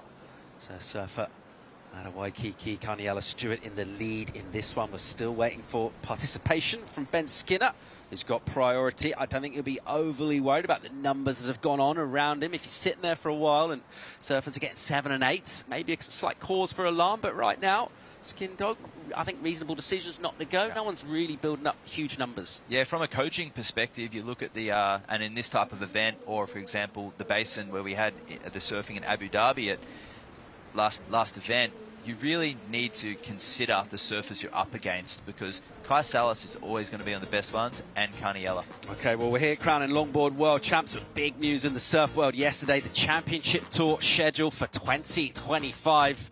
And a bigger tour, more events of it, and that's a lot of quality as well. 3 events in Australia. It looks like a great season. Oh, phenomenal. Good mixture of lefts and rights. You see some of the options in there. Abu Dhabi, Peniche. I think of spots as well like Trestles, Saquarema, and of course Chopu and Cloudbreak. How good's that going to finish in Cloudbreak? Yeah, unbelievable. I mean, look at those last 3 events for surfers that make finals as well. J-Bay, Chopu, and then over to Fiji. Unbelievable. The cut coming a bit later as well. So 7 events before the cut. So pretty significant that in terms of giving surfers more opportunity to try and establish themselves and stay on tour. And just in terms of the diversity as well, adding Snapper Rocks with a chance for just dreamy perfection. Hopefully we get some great waves like we saw on the Challenger Series this year up there on the Gold Coast, but Abu Dhabi as well, the pool coming back in, the high performance over there in the desert. And then Punta Roca as well, just down the couple of kilometers down the beach right now. In fact, I can see behind the point right now, just that fast point break. It's got elements of Kira, it's got elements of Noosa, it's got some right-hand point breaks, and not too dissimilar to what we see here at Sunzal on certain tides. Looking beautiful at the moment in Surf City, El Salvador, one of the most consistent surf zones on the entire planet. That's why we're here right now, looking to crown Longboard World Champs today. It has not disappointed us throughout the week. We've been here. We haven't been pulling the trigger on the vent, but the surf's been pumping. There's been amazing waves throughout the lay days as we'll fly by, and we're heading east along the coast right now. So Punta Roca, the venue for the championship tour, that's just around that next head, and you can see that point. It's the next one around from there, and there are so many waves up and down. This is La Bocana. You can see that triangle peak, which is another ultra consistent venue. Packs a bit of a punch as well. Really good shortboard wave, and there are so many cool places to surf and cruise and check out and get warm as well. It's warm over here. It does, and El Tunco, the party holiday town, some great pupusas in there too. It's a great nightlife and great little hospitality hub that's setting up in there. If you need to relax, kick back, get a massage, or have a beer, you know where to go. And it's a great town, likened to places like I think of in Byron Bay in Australia, and I think of Sayulita in Mexico. You know, there's nice little beachside hamlets. Yeah, lots of places in the world with good waves. The other thing as well that's pretty noticeable about this place is just how welcoming everybody is and how stoked they are to have surfing here. And, you know, just going from strength to strength. There's so many massive events, some of the greatest surfers from across the world visiting at different times of the year. And just a really nice energy. You feel really welcome wherever you go. People, they're stoked to see tourism and surf tourism in particular. Everyone enjoying the natural resources on this absolutely beautiful stretch of coast. And even right now, where we're almost kind of between seasons, really, that southern hemisphere winter, where you'd expect the kind of the pulsing swells to come through. That was over the last few months. Even as that wraps up now, we're just getting ultra consistent, beautiful looking waves. We are, and the bathymetry there, you can see the waves of that south swell starting to come through. Look at the lines stacked there. But we don't get giant waves in El Salvador like we do get up in Mexico. Those offshore canyons, really deep crevices that really spike those waves up, like off Puerto Escondido and Todos Santos, those places where it can jack up. But a giant swell here is about 10 feet. And that further up north can be about 20 to 30 feet. So it's relatively good for longboards and the average surfer all year. Just under 17.5 here. Ben Skinner looking to get going. He's had priority for a while. He'll use it right now. There's the paddle from him. And he'll just patiently wait on that takeoff and then up to the nose. And he'll hang there for a little while and then jam around on that rail all the way to the bottom. Didn't push it back down to the whitewater because he knew this was going to happen. This section got steep and he wanted to get there. Gets a little hung. He does well to steer from the nose, kind of on the whitewater, and another nice turn, really committed on the rail. That's beautiful surfing from Skin Dog. Up for a 5 again, and then just jamming and jiving with that drop knee. So really nice rail work with the nose as well in between. And beautiful stuff. He's waited a long time from this wave so far. It looks like a good decision to wait for a bit of quality, and he's not done yet. Pretty patient. That stance, the feet super close together as he waits for the inside or gets some more time on the tip. And Skin Dog with a little look around. Decent wave. First thing that came to mind was critical. You can see the double scoop in the rear of his tail there. He's liked it. He wears his passion on his sleeve. But Skin Dog, nerves of steel there, knowing that he will only beat Caniella and Kai with the best wave selection. And see the man just duck diving that 9.4 like it's nothing. Let's have a look. Fades into this, 4 steps up, and good levitation slightly of the nose ride. And this turn, just leveraging a lot of water there and coming off the bottom, stepping forward. And this moment here, super critical. Goes high, adjusts with the 10, the body language, nearly loses it, but he needed to hang on, and he did. This down carve backed up with this next transition. He does a good drop knee after this nose ride. Again, these nose rides, shoving it really high in the wave, using the whole wave, not lateral surfing. I think the judges will appreciate it. Perhaps, if there's any criticism, a little on the sloppy side, just trying to control that nose ride. But I think it's an element of difference, and it's going to play into Ben's favour. I love the look back on the inside here. Stepping forward, the Englishman. Look at the judges right there. How do you like that one? He'll be feeling pretty good about life right now as he swings the arms towards the channel and makes his way back to the peak. We're past halfway in this. That's his first effort in this heat right now, our second match for the men. And Ben Skinner making his way back out after waiting a long, long time. And that paddle will feel different depending on where the score goes. We reckon it's going to be a decent one. One of the great characters to have on tour. We caught up with him earlier during the waiting period here. Let's go and hear his thoughts. This is a beautiful wave. I mean, we're really lucky to be here in our Sunzal. You know, there's certain factors for me being from England that it's really hot. And that's something I've got to really manage through the day. But the wave itself is beautiful. Really allows us to showcase critical nose riding, critical turns, and just, you know, flowing good longboarding, hopefully. That's what we're here for. That's absolutely what we just saw. Let's see what the judges make of that. He's on the ski, making his way back towards, so not loads of waves ridden in this one. And that wave selection topic that we talked about is going to prove absolutely crucial now, past that midway point when this number drops in as well. We'll have an idea where we are. We don't have 2 wave totals yet, really, but this will really set the tone for the back half of the heat. Ben was down here earlier in the year as well for his son for the junior titles and the ISA, and his son, Lucas Skinner, needs no introduction. You can check him out on the Lineup podcast with Dave Proden, where they did a great joint interview there, father and son duo. Dad going for a World Longboard Championship, and the son making good headway through the QSs, and hopefully see him on the Challenger Series this year. Yeah, he's been absolutely ripping on the QSs. He's looking really good. There's results from Skin Dog, couple of semis at Bells and Huntington. Didn't enjoy his time over in the basin as much. He did mention just that pressure. They're not used to it, these surfers. They're used to dealing with the ocean and kind of flowing between sets and just sitting there waiting, and you hear that machinery fire up. We've seen a lot of surfers talk about how nervous those moments are. Meanwhile, live action, here's Kai Salas, the world champ.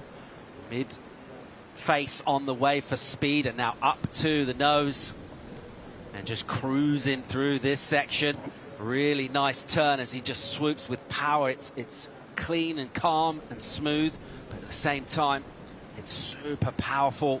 And again, holding that rail in the water and throwing spray. And just going through this mid part of the wave here and looking to get back up to the nose at the earliest opportunity. He's up there poised, he's lurking, and he'll get some time back up and he'll just cruise there and enjoy himself. Nice and nimble, just deals with that bit of traffic with sections coming towards him, and a nice flick to kick out. Yeah, and action straight behind with Caniella, knowing he's going to have to build on that 583. All right, a little bit of a softer section. He'll wait for it to double up here. Stands on the tail a touch, and then some footwork up, just a quick touch. And then back, just jamming around again. And he'll just kind of flick that board, that rail line, to get good control and get his feet adjusted. And then back up again. There's a 10 from him, and he'll just look to steer that up there. Very nicely done, gets that recovery, and then puts a bit of body into that finish, gives it a good swing, and he likes it. He does, and they were not privy to what the scores were of Ben Skinner in that past wave. But a little bit of foam on that one from Kai Salas, who also finished strong. But tying a nice little bow around it with a good finish there for Caniella. Look forward to seeing how their scores get locked in. And Ben Skinner out on his lonesome out the back. Yeah, this heat's fired up now, hasn't it? It was a little nervy, just not a lot of energy, not many waves really in the opening part of it. But right now, particularly with that exchange, Skin Dog's numbers in, it's decent, the 6.5 for him, so the best we've seen thus far. We're going to get number in for Carney, got a number for Kai as well. We were looking at La Réunionnaise, Alice Lemoine, getting ready there. Talk about fiery characters who like to compete and like to win. A great result from her over in the basin in Abu Dhabi. She's coming in here with absolute fire in her, and that'll be a great matchup. Honolulu Bloomfield, already seen surf twice, ripped twice today. Can't wait for that one, but enjoying this one finally now, just firing up a bit. Yep, there's some swell coming in. We saw a multiple wave set, but Ben wasn't able to get one behind there of Caniella, but it may have been a little bit foamy as well. Look forward to seeing those scores come in right now. But a 6.5 for Ben, well rewarded. The judges appreciating the critical nature of those nose rides. We talk about the flow, the style, the grace, but the surfers do still have to perform manoeuvres, and Ben doing that in the critical part. Talked about the whitewash, the pocket. these are the elements that the board knowledge that Ben is putting into his surfboard and shaping is allowing him to stay stable on the nose ride. When the white water is engulfing the tail, that's what allows Ben to stand upright on the nose with his heavy frame. Spinning here on the apex of the peak. He's identified a wave. Here goes Ben Skinner straight into it, up to the tip. He'll get a quick tight 5 and then footwork back. Look at the speed from him. He's absolutely motoring and then jamming on the rail. And he'll deal with a little crease in the wave. He'll just kind of cruise high line. He's seen something in front because he's looking as he just adjusts that rail line and then back up to the nose again. Just trying to slow down a bit. Doesn't want to be too far out in front. Gets a quick 10. Almost buries the board unintentionally and puts himself out the back. He does well to recover that. And then nice and nimble and light on his feet through here. So loads of time up on the nose on this wave for Ben Skinner. And doing really well with this inside section. It just keeps providing you. Generally surfers here, they want to be looking in front of them down the line. Not fading back, waiting for sections to stand up, and he gives it an absolute crack as well to finish. Didn't put loads of body in that upper body. It was pretty cash, but he belted it. I tell you what, if looks could kill, that eyesight would have pierced the perspex screen of the judges. He looked straight up and was like, how do you like that? And he gave them time to think about a great nose ride moments there. Didn't stand up in that midsection like I felt like, and he felt like it was going to. I was expecting a really dynamic nose ride, but he surfed that thing all the way to the shore. And for a second wave, I look forward to seeing where all these other scores drop. But for me, the most unique surfer in this is Ben. He's showing something a little different. Yeah, judges with their work cut out here, aren't there? There's a lot for them to unpack and unpick and dissect. Ben Skinner is enjoying himself. His second wave, it's another good one. So in terms of that quiet approach and not taking many waves, what you want to make sure you do when you do go and pull the trigger is convert into scores. Let's see how he did that here with the replay. So unconventional and unapologetic with his style. He just staunches on the nose there, going through the midsection. He's worked on his footwork a lot, stepping back into that turn. The judges will appreciate the finesse of the footwork, not overpowering the turn. Gets a little sleepy here, but you sense there was an inside bonus. The way he stalled for this, I thought, here we go. But he does get the nose ride. It just backed off a little bit, a little stall there. Gets an upright 10. And he just links this one really well. Good pace to the wave. As I said, unconventional. It's a unique style that he's got, but he gets it done, and he holds that 5 all the way through to the inside. That's one of the better nose rides of the heat so far. And here you just thought, oh, he's lost all his speed, but he comes way back around, gets on the heels, and taps that one off the top and rides out at the shore break. A unique finish there, Paul. Yeah, he's vibing that, absolutely loving it. Chest out on the inside. Meanwhile, great footwork, quick up to the nose for Kai Salas. There's that drive and rail turn as well. So powerful and smooth at the same time. Very quick 10 from him. Deals with the steep section. Now this wave will get loads of momentum, and he'll just carve things up and slice it with so much poise and composure again.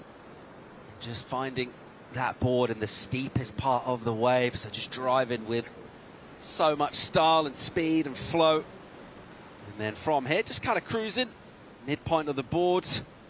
As I think about some footwork up to the nose, realises that isn't really forthcoming, so he'll go up with a roller coaster over the foam and a decent finish for Kai. Yeah, similar body language for Kai to finish. A great wave there and a great answer back. He wouldn't have heard his last score locked in yet, but he could sense that it's going to be a good one.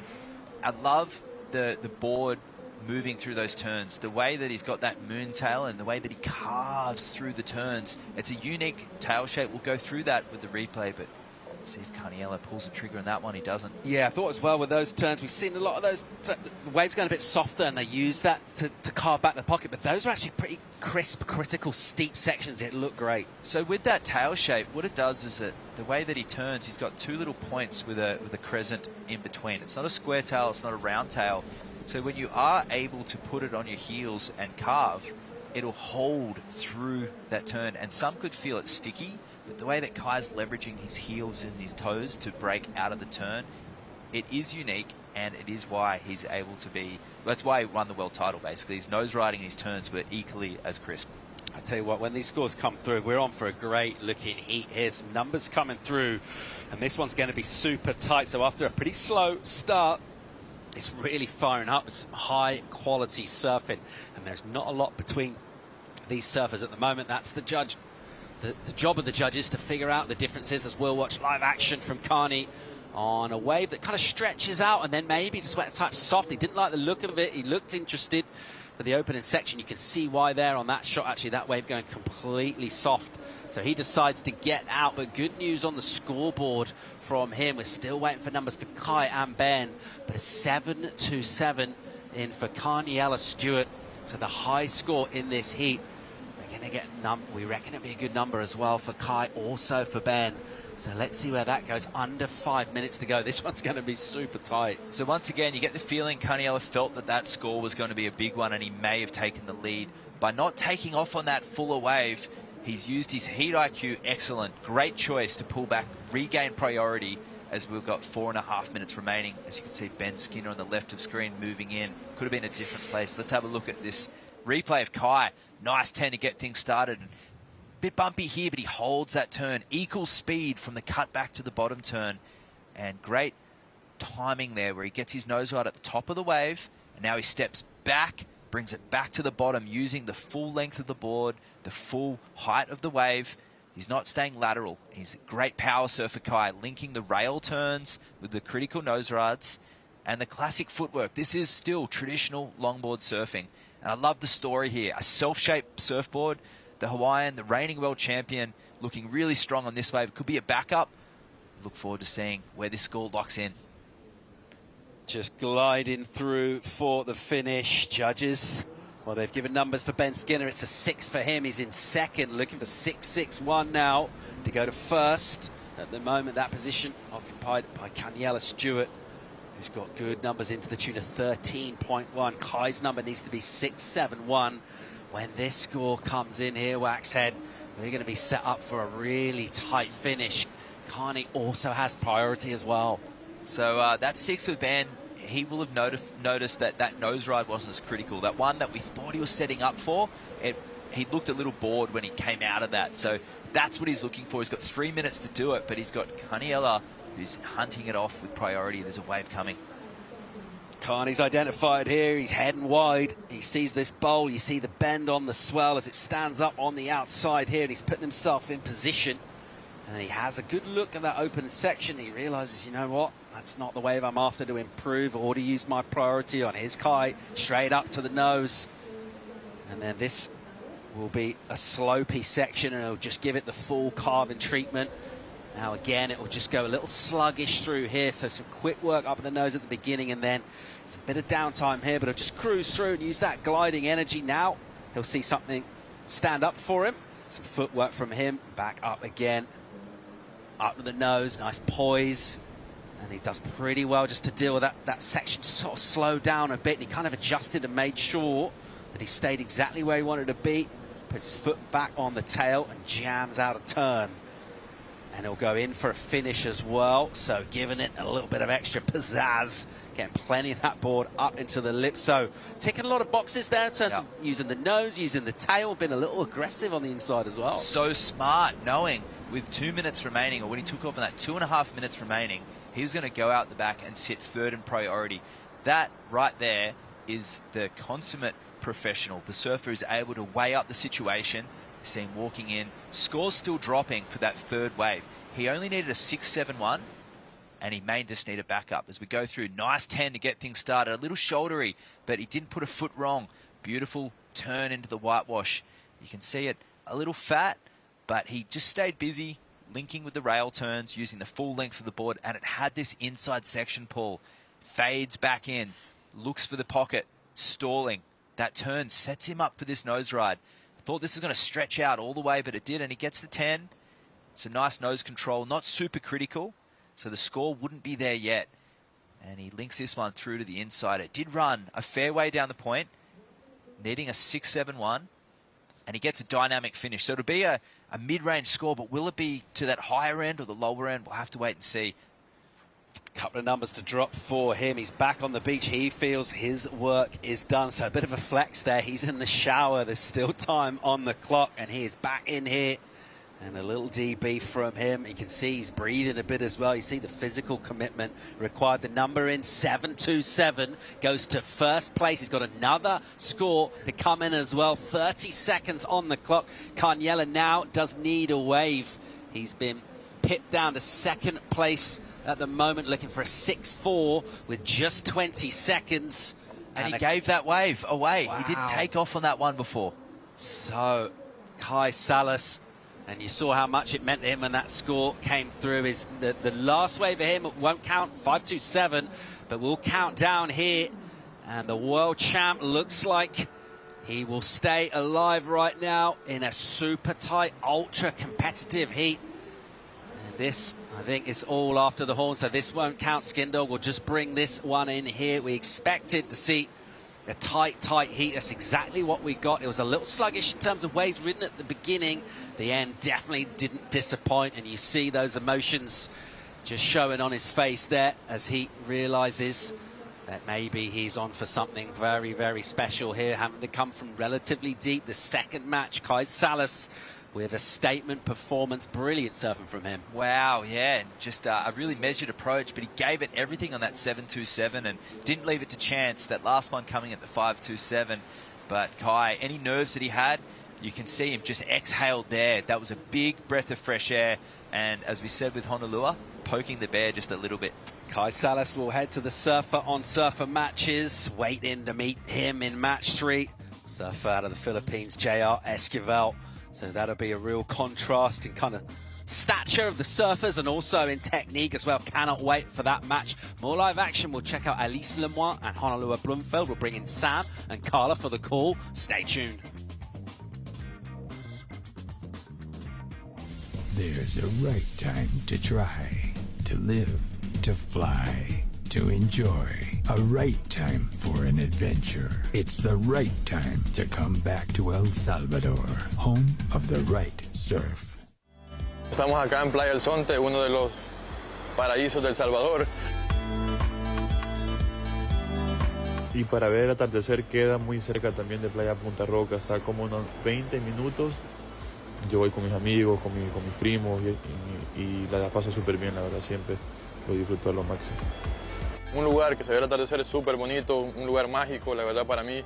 Yo vengo acá siempre a despejarme la mente, escuchar música, a pensar, disfrutar de este paraíso, disfrutar de la vista que tenemos, ¿sabes? De la vista, del sol, de las olas. Y disfrutar con una cervecita siempre cae rico. Salud.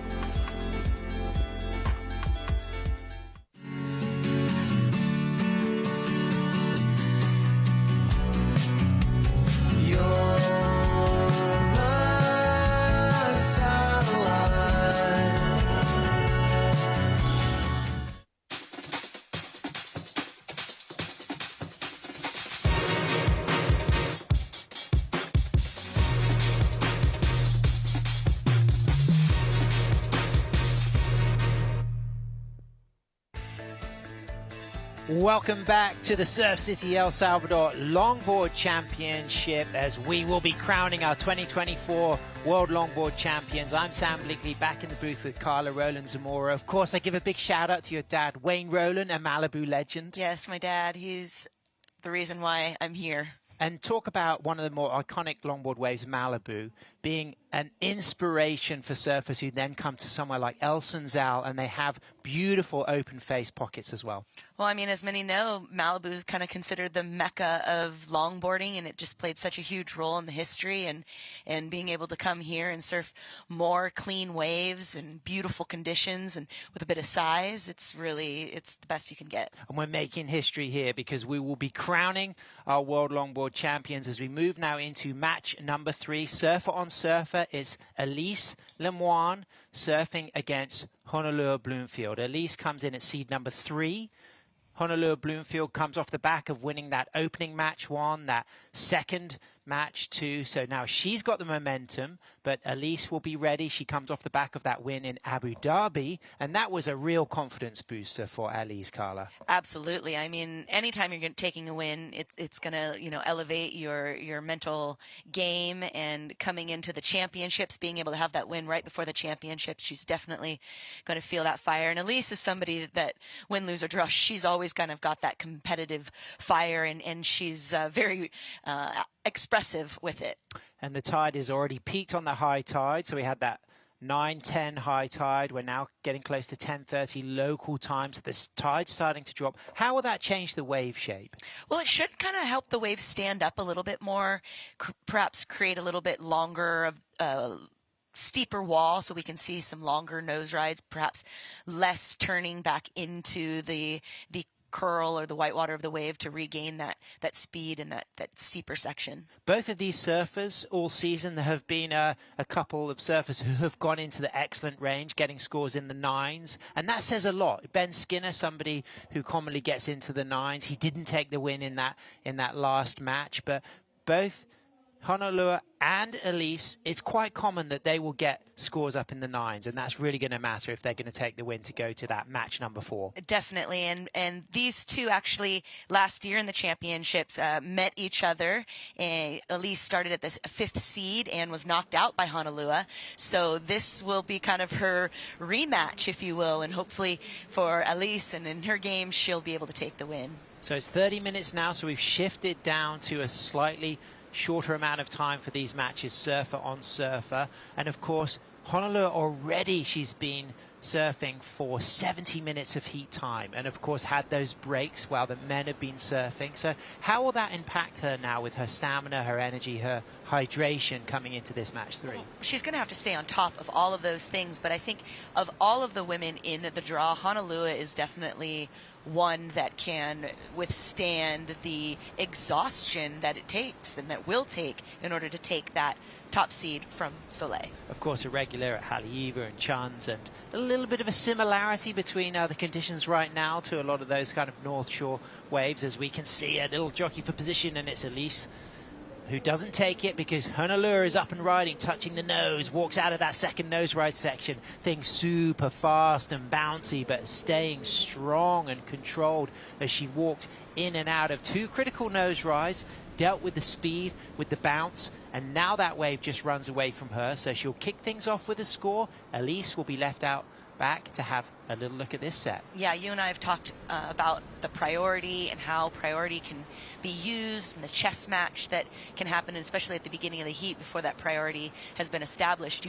You saw that happening, that paddle battle, and Hana getting the priority there being just above her and in the pocket a little bit more. But we can also see there's a bit more texture on the ocean at the moment. We're hitting, you know, more that mid-morning to midday and a little bit of that onshore, but that is expected to change. So for the finals, we should be seeing cleaner conditions and hopefully some 9s and 10s. Well, someone who stood out, it's Kai Salas, our reigning world longboard champion, and he's on the glass with Paul Evans. Yeah, thanks, Sam. Kai, that matchup on paper, we're looking at you 3, and we're all looking forward to how that one was going to go down. Tell us about your approach coming into that heat. Yeah, going into that one, me, Ben, and Connie were World 1, 2, and 3 last year, and obviously everyone knows they're capable of scoring like excellent rides, and yeah, going into that one I knew that was going to be a really hard heat, and I just, you know, tried to block that out and just focus on getting the rides. It didn't really go according to plan at the start. I had started with first priority and opened up with a 4. I was kicking myself after that, but I just kind of like just kept telling myself, like, you know, it's not over, just keep trying, and then it ended up being a close heat, but luckily I came out on top. Kind of got that good score, got a 7, went to the lead, and then you identified that wave, you got a 7 as well. Tell us what you saw paddling into that wave. Yeah, at the beginning I was expecting a little bit bigger sets, and then you know, it kind of just went slow, so when he got a 7 on that one, I was, you know, identified that that's kind of the waves to be looking for in the heat, and one kind of came in with a nice wall, and it wasn't that big, but I knew I had to go, and yeah, luckily I turned it into a score. You're the reigning world champion. You've got to come from relatively early in the event. How are you enjoying being in that position at the moment? How's that changed your approach? You know what? I kind of feel that I'm the type of surfer to get on a roll. So as long as I can kind of keep going, I feel like my surfing's just going to get better and better. I was here in April for the ISAs and had to surf like 5 heats in one day and ended up winning that one. So kind of have that, already in my bag as a practice run. So hopefully I can do that again today, and I'm going to try my hardest to do so. Looking great so far, mate. Good luck with it. Thank you. Thanks, Paul. Embodying that Hawaiian wisdom, our reigning world longboard champion, Kai Salas. He's going to be coming up against J.R. Esquivel in the next match 3. Goofy footer against regular footer, but let's shift our attention now. A little catch-up, Carla. What's the situation? Who's in the driving seat? Yeah, we have a first wave that dropped down for Honolulu. It was a bit of a bouncy one, comes in at 3.33. We're going to see that little bit of a paddle there right at the beginning of the heat. Hano able to get those steps up to the nose, but we just see it's a bit bumpy. She's having a hard time kind of holding their ground there. She manages to kind of push through this whitewater section, but it's a frother. And so she straightens out. She's not going to be able to make it into that inside section. My only critique is I want to see them stall the door. Here we see Elise. She's kind of has that very statuesque attack or way she approaches her surfing. She's able to get that nice nose ride and then into the whitewater again to set up again. This wave a little bit smoother, not quite as big, but perhaps as the wind picks up, the criteria, the ability to get higher scores on their cleaner rides may present itself to the surfers. So that comes in at a 3.7 for Alice Lemoine. From Reunion, based in southwest France. That opening nose ride quite wide of the pocket there, and the wave not delivering through the middle section. Yeah, and that's why we see the score coming in at only a 3.7. She wants to get those nose rides much more tighter into the pocket. But this is just the first run. They both kind of got the jitters out. They set that priority, got the priority situation kind of going, and so now they can kind of decide how they're going to make their next moves on the chessboard. Exactly, and we heard Kai Salas referencing the disappointment that he had when he dropped a 4 for his opening wave with priority on a set. And how do you have that resilience, that mental strength to build from a slow start? Yeah, I have the fortunate opportunity. My cousin is a performance competitor, mental coach, and I've done some work with her, and she talks a lot about that self-talk. And he expressed how he was disappointed, how he kind of, he could have easily kind of spiraled down and just started making poor choices, but instead he thought, no man, no Kai, you got this. I'm going to rethink these things. I'm going to keep pushing forward, and that's really, really important in the mental game of being a competitive athlete. Yeah, because a lot of people, they thrive on self-confidence, and that slow start for them holds them back. But to trust that it's only those 2 scoring waves and you've still got time, that really is key with the success, because it won't always start well. You can pull it out the bag at the end of the game. As we see, Connie Stewart, he won that opening title match against Chase Leader, against Steven Sawyer, but his run comes to an end. It's going to be disappointing from Conniella. Yeah, the last 2 championships, he just narrowly missed the title, and I'm sure this time he was hoping 3rd time's the charm, wanting to take it all the way. Unfortunately, just getting stopped by Kai, and that's the way the cookie crumbles. With his family there, of course, Khaleesi's mum, Malia, talking, and Sarah Colhane there behind. Just, they'll support Kai going forward. They'll be supporting Honolulu going forward, but that will sting. He comes off the back of, in 2023, having been the yellow jersey wearing #1 seed, didn't take the win, got 2nd in the World Longboard Tour. But right now, it is Honolulu Bloomfield going for her 4th World Longboard title with a really nice start to this wave. In and out of the nose, straight back up, cross-stepping, cutting back, using that footwork on her Carson Myers board, rebounding off the foam, keeping a high line. These are where variety in rail cutbacks becomes so important to stay in that steep section to get another nose ride wall. 100%. You have to kind of keep that power, speed, and flow going, and in order to do that, you have to keep closer to that curl of the wave without also overdoing it and getting yourself then stuck perhaps by a section. And Honolulu, also a surfer that represented Hawaii earlier this year in Surf City at the ISA World Longboard Championships. Also took the win there, so great experience coming in here as she just gets a nice critical nose ride right through to the inside. That tide still high, as we can see the judges positioned below that number 1 that symbolises the priority for Elise Lemoine. They're studying that ride live, then they get the opportunity to look at the replay. They've got some reference points with 3.7 and a 3.33 already dropped for slow opening rides that weren't ridden a great distance, but now we're talking. That's a start for Honolulu, and I feel like it could be decent. Yeah, we're talking about building momentum, and that's kind of the way this heat has been shaping out. It's kind of been a bit slow, but we know that these ladies are going to build.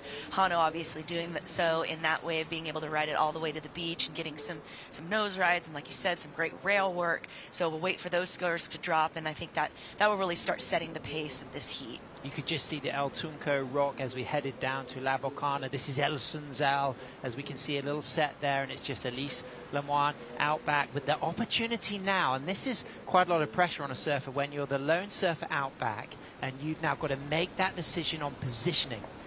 Yeah, and whether it's worth, is this set coming in going to give you the score that you want, or is there going to be a better one that's going to come perhaps just moments later? You know, it can be very deceiving.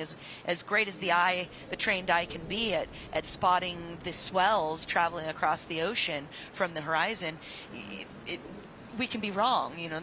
So as she's seeing right now, we can see she's kind of choosing not to go. She's going to hold on to that priority, not seeing that wave. She wants to get a wave that's going to bring her into those 7s, those 8s. A 5.17 for Honolulu Bloomfield's second ride, so out there in the lead with that 3.33 as we get to see the replay of this nice line on takeoff, Carla. Yeah, she does that top turn to the 5, able to negotiate the bump a bit better here, brings it back into the pocket, keeping it all close to that, because it starts to get soft there. So you can see she's trying to get to the tip, but she realizes that it gets a little too fat. She's not going to risk getting a mediocre nose ride. Instead, reset into the pocket so she can find that critical nose ride. And she just works that way through to the inside. And what I really appreciate here, Carla, is just reading this last section right here, where there's the wall coming up, back to the tail, sees one last chance for a critical touch of the 5, just weaving, snaking, climbing, and then just on the inside, it won't have a significant impact on the 5.17, but cleanly, coolly gets that locked 5. Yeah, you know, surfing's subjective when it comes down to, especially longboarding. You'll see the replay here of, I think that's the same wave, but coming from the drone, it kind of throws you off a little bit, just looking down on there. But what a neat shot in that blue ocean water and the Great Pacific there. It's so stunning. And you really get to see use of the fade. Talk about how important it is to fade into a wave when the wave allows nose rides. Yeah, well, this wave tends to have a bit of a softer shoulder, as what we would call it. It doesn't have that kind of long, steep, crisp wall all the time, like a Malibu or a Rincon wave holds up a very long, steep wall, where this one tends to be a bit shorter in space, so it requires that fade to be utilized and to be taken, you know, into account so that you can set up for a bit closer to the nose ride. You're not trying to shoot the section so much. You know, we talk a lot about these faster, longer point breaks, that you're shooting or racing the section. You don't race the section so much here. Here we go, live action. Looks like an opportunity for Elise Lemoine to have a look at this. She strokes, she doesn't go, so she won't add to that 3.70. Honolulu Bloomfield looking to see if priority will have switched. Of course, there are a number of great wave zones in this area. El Tunco is the kind of neighborhood surf tourism capital just here, transformed into such a happening spot of beach bars, good restaurants, a variety of places to stay, empowering a lot of local businesses and surf instructors. This is one of the more playful point breaks on the whole coast. There are a number of more powerful, faster breaking waves, but this is a great longboard spot as our surfers hustle for position, and it looks to be Honolulu Bloomfield up and riding. Hits the 5 there. Elise wasn't sure if she still had priority, but Honolulu seemed pretty sure that it was her opportunity as she gets herself up to a second nose ride. Holds that nose ride, walks out of that second nose ride, and then that wave just starting to get slightly peaky and just fading out into the channel. Yeah, and almost looking like she was going to head left on that bit, but like, as you said, just kind of sitting in that fatter part, deeper part of the channel, making the wave kind of disappear. But if we think back at the beginning, that was an important chess play being made there, because the priority switched. It was a decent wave, at least up at the top and at the takeoff. Elise needing and wanting to get another score, and Hana going ahead and using that priority. And then Elise almost getting stuck in the soup and getting sucked down with it, but working so hard. And we see that aerial shot of Hana getting the tip time. Yeah, and she won't be penalised for that. She didn't impede Honalua's ride, and of course Elise missed that previous wave, and that's why the priority switched. Yes, yes. She went enough for a paddle and went for it enough for it to kind of acknowledge that she had, you know, aimed for it, and then that's why the priority switched. And as we look back up the coast there, that heads towards the El Zonte area, where there are a number of really fun waves. A very artistic town, El Zonte. You've got K59, K61, Mazata, a number of nice, fun point breaks, some beach breaks up there as well. And then in the other direction, you've got, of course, La Libertad with Punta Roca, and of course for longboard aficionados in 1977, when Big Wednesday was filmed, a lot of the Malibu sequences were actually filmed at Punta Roca in La Libertad, which is of course where they host the WCT shortboard event, and that says a lot about the kind of references of how high you put these point breaks on the kind of bucket list of world-class waves. Well, and speaks to the longevity and the history that actually has been here. It's not a new surf zone. It just maybe has been a bit under the radar for some years, but not here, not now. Or we're working on getting a world longboard champion, and it's just really exciting. And talking of new surf zones, Abu Dhabi, the basin, of course, there at Surf Abu Dhabi, delivered the first saltwater basin, the longest, best human-made wave in the United Arab Emirates, and it was Elise Lemoine, Carla, who just attacked that middle section and beat Zoe Groppignon in the final to take the win. Yeah, she has those statuesque moments where she's just able to perch on the nose, that sort of hood ornament figure there, and that really was a turn on to the judges. And it was exciting to have the surfers under the floodlights, that performative element, the theatre of it all. Difficult for the surfers, but certainly entertaining for the longboard fans. I mean, you and I got extra excited when the sun went down and the lights came on. It definitely made for this stadium-like feel, and really kind of makes you feel that surfing is in that top level of a sports arena. And there you can see the moment, Rachel Tilley and her partner Luca cheering her up the beach after that win in Abu Dhabi. And now we've got 13 minutes, 30 seconds remaining. Elise Lemoine to the nose, holds the nose on her Luffy board. Her shaper, Luis Luffy Bento, is here watching, and she gets a nice sweeping down carve on her single fin, and then sets herself up using footwork, dealing with the bounce, having to navigate the fact that this wall is now going to get slower, and it's about choosing that right line, using that rail work, trying to get behind the section to get those steeper walls to lock in an opportunity for another critical nose ride. You know, it's such a fine line to have to play when you're fighting for a world title. You're trying to make it into the heats. The conditions are good, but you can see a bit of that bump.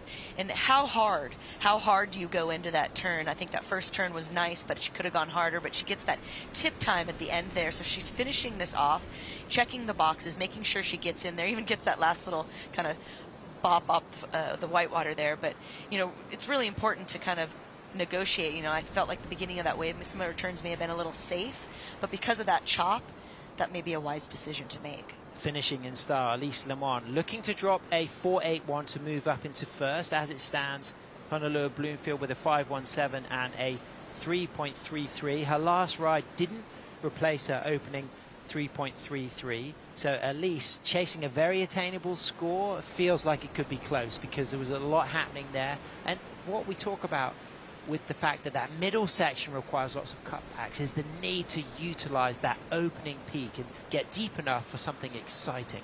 Yeah, they'd like to get that opening nose ride just to kind of like check it off the box right away. It's almost like when you're getting your first couple waves. Here she does the 4 steps to the nose, just a slight pause in between them, able to bring it back down, and then you can see she carves it back into. I think she could have gone a little harder on that. But again, she's just trying to kind of get through this heat. We've got 11 minutes remaining. Another carve into it. And again, setting it up for that inside nose ride section. That's what she's going to be looking for.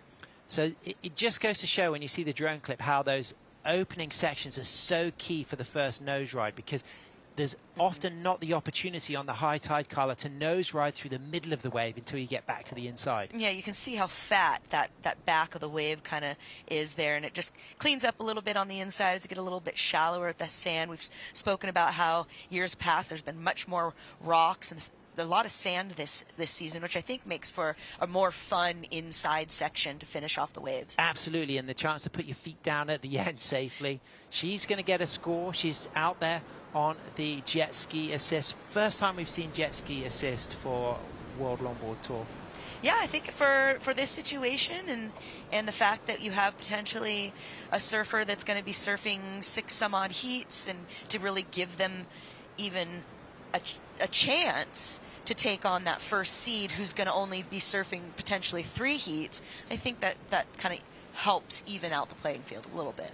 As we can see, Elise Lemoine, of course, that season, that 9th in Bells Beach, the 5th in Huntington, the 1st place, taking the win in Abu Dhabi. That allowed her to move up the leaderboard and become seed number 3, and she is waiting for a score. And if it's a 4.81 or higher, she will move into 1st position. But Carla, it comes out at a 4.33. Now let's analyze that a little bit, and why do you think it wasn't quite enough and quite similar to the scores that have already been dropped? Well, I think they appreciated that beginning nose ride, but when you saw the first turn from the first POV, not the aerial angle, my first thought was, oh, she's being safe. And so I think they want to just see a bit more juice. They want to see a bit more risk taking, and we're crowning a world champ here. So they want to see these ladies put it all on the line. And she certainly can put it all on the line, and she will get more opportunities. 9 minutes, 20 seconds remaining. Elise Lemoine, raised in Sunzal Reunion, now based in southwest France, traveling here with her partner Luca, a professional kite surfer. And what's been exciting about Elise over the last couple of years is the work she's been doing with the Biarritz Town Council at home, doing a lot of empowerment work with youth. As we can see, a real inspiration to the youth generation. Kai Salas, he's going to be waxing up to surf against J.R. Esquivel, a good friend of yours from the Philippines, and I'm sure that the Philippine surf community will be tuning in right now, excited about that match number 3, Carla. Oh, absolutely. I'm already getting messages. It's pretty early in the morning there. In fact, I think a lot of people are having to wake up to tune into this, so a shout out to all of the supporters from all around the world that's joining us here for this World Longboard Championship. It's really such a fabulous day. We've waited 3 or 4 days here to, get out here, and it's seeming like that was a great call to make. But we've had great waves in the lay days, perhaps the highest quality of lay day conditions I've ever experienced in a competition. But the surfers and the WSL and Surf City and all of the team, they really recognized the value of this South Swell forecast for today, and it was the right decision. Yeah, look, I'm a small wave lover. I love me a 2 to 3 footer, but when it comes down to it, the world needs to know, and the statement needs to be made that longboarding can be in quality, good size surf, and that's what we've got here today, and that's what they're showcasing for all of longboarding. Absolutely. El Salvador, between Guatemala and Honduras, about 370 kilometers of south-facing coastline, and a lot of fantastic sights as well, volcanoes and rainforests. And right now is going to be our surfer onto the nose, straight out of a critical nose ride for a really nice carving cutback with Honolulu Bloomfield looking to replace a 3.33 on her Carson Myers board, and just having a little check behind her to see what's coming next, to see if Elise Lemoine has taken the option of taking that second wave, but now locking into a beautiful nice, smooth, controlled, critical nose ride, and then just accelerating and then just really arcing into that roundhouse cutback in this section, really starting to stand up in the middle as she moves now through to the inside, and that came alive through the middle of the ride, Carla. Yeah, I feel like this was a bit of luck on this draw here. This was not one of the bigger waves. It was one of those medium waves, but just the way it lined up through that middle part of the section, that was the kind of nose riding we're looking for. Answering back, Elise Lemoine, 4 steps up to the nose, holds the 5, but the wave gets bouncy. One of those sets that was moving through the previous wave before, but she's got the next wave. She's up on the tip.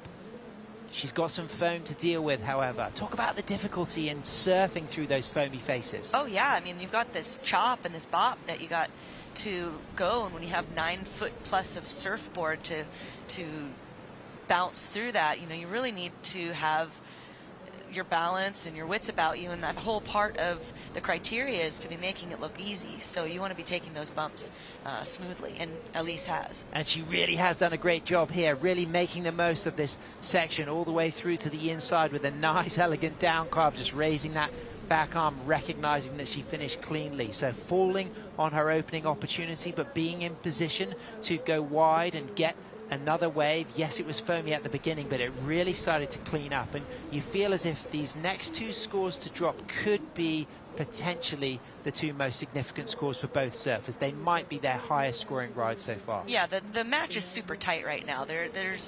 We're not sure how this is going to go, and this has probably been our tightest match so far with only 5 minutes left. Both ladies waiting for those scores to drop, and that was, I kind of had to do a double take when we saw Elise up and riding again and check the screen that it wasn't a replay, because I was like, wait a second, that was so quick. So really lucky for Elise as well to have that second wave, despite the fact that she fell on that first go and had that really nice lined up ride to take her all the way to the inside. That was it. Oh, there we go. So you can just see the papoose section in the shore break. Honolulu Bloomfield opting just to dive safely under that. Here's the replay. This will be the fall. Straight to the tip. Looks like she's locked it. No, this is not the fall. This is the wave that she did ride through. But the way she dealt with that opening foam, Carla, was pretty incredible. Yeah, I mean, the nose ride goes a bit out onto the front of the section. It's the second nose ride, I think, that the judges will really, really enjoy. Her nose rides tend to kind of come out and go down. That just shows the speed that she's able to get while she's on the nose. And so she's often having to come back, regroup back into that curl to get that more nose ride again. Not as much dynamic rail work on this wave, but definitely a lot of nose work. And it really opened out for her. So a little bit of luck, the fact that this second wave did deliver. So 2 scores waiting to come through as we get the replay there of our Hawaiian surfer on her last ride that the judges will be dropping a score for very soon. Yeah, it's so tight right now. Anything can happen. Very small scores needing, currently in the playbook. But Carla, what about the way this wave just came alive through the middle? She looked over her shoulder, and then just everything started to get exciting here. Well, and from this angle, too, it looks quite clean. From that other angle, you could really see how it stood up. It allowed for that nice nose ride, and then as she got a little bit out of the shoulder, she's able to just really take that speed, wash it off back into the curl again, and reset. And she also does a nice finishing maneuvering into that inside where all that sand is kind of filled in and make it nice and clean and peeling. A lot of good rail work.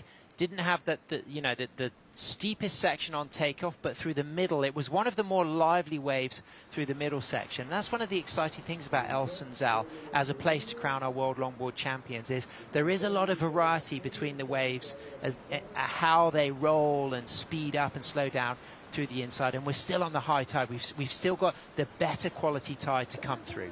Yeah, and being in the ocean here, obviously it takes different dynamics than we were in the wave pool, but these ladies dropping some great scores, as you predicted, Sam. Well, Carla, tell us what we got. Well, we got Elise dropping a 7.0, and then Miss Honolulu dropping that 7.67. So Honolulu able to hold on to that first place position. Elise only needing that 5.85. Awesome surfing. There was 2 really special moments in the Hawaiians ride through the middle, that nose ride and that turn. It felt like Elise was unlucky with the start of the wave with a lot of foam to deal with, but she certainly really gained that score of a 7 through that last section. From the middle to the end, it really started to open out for her, and she was able to get a lot of variety in.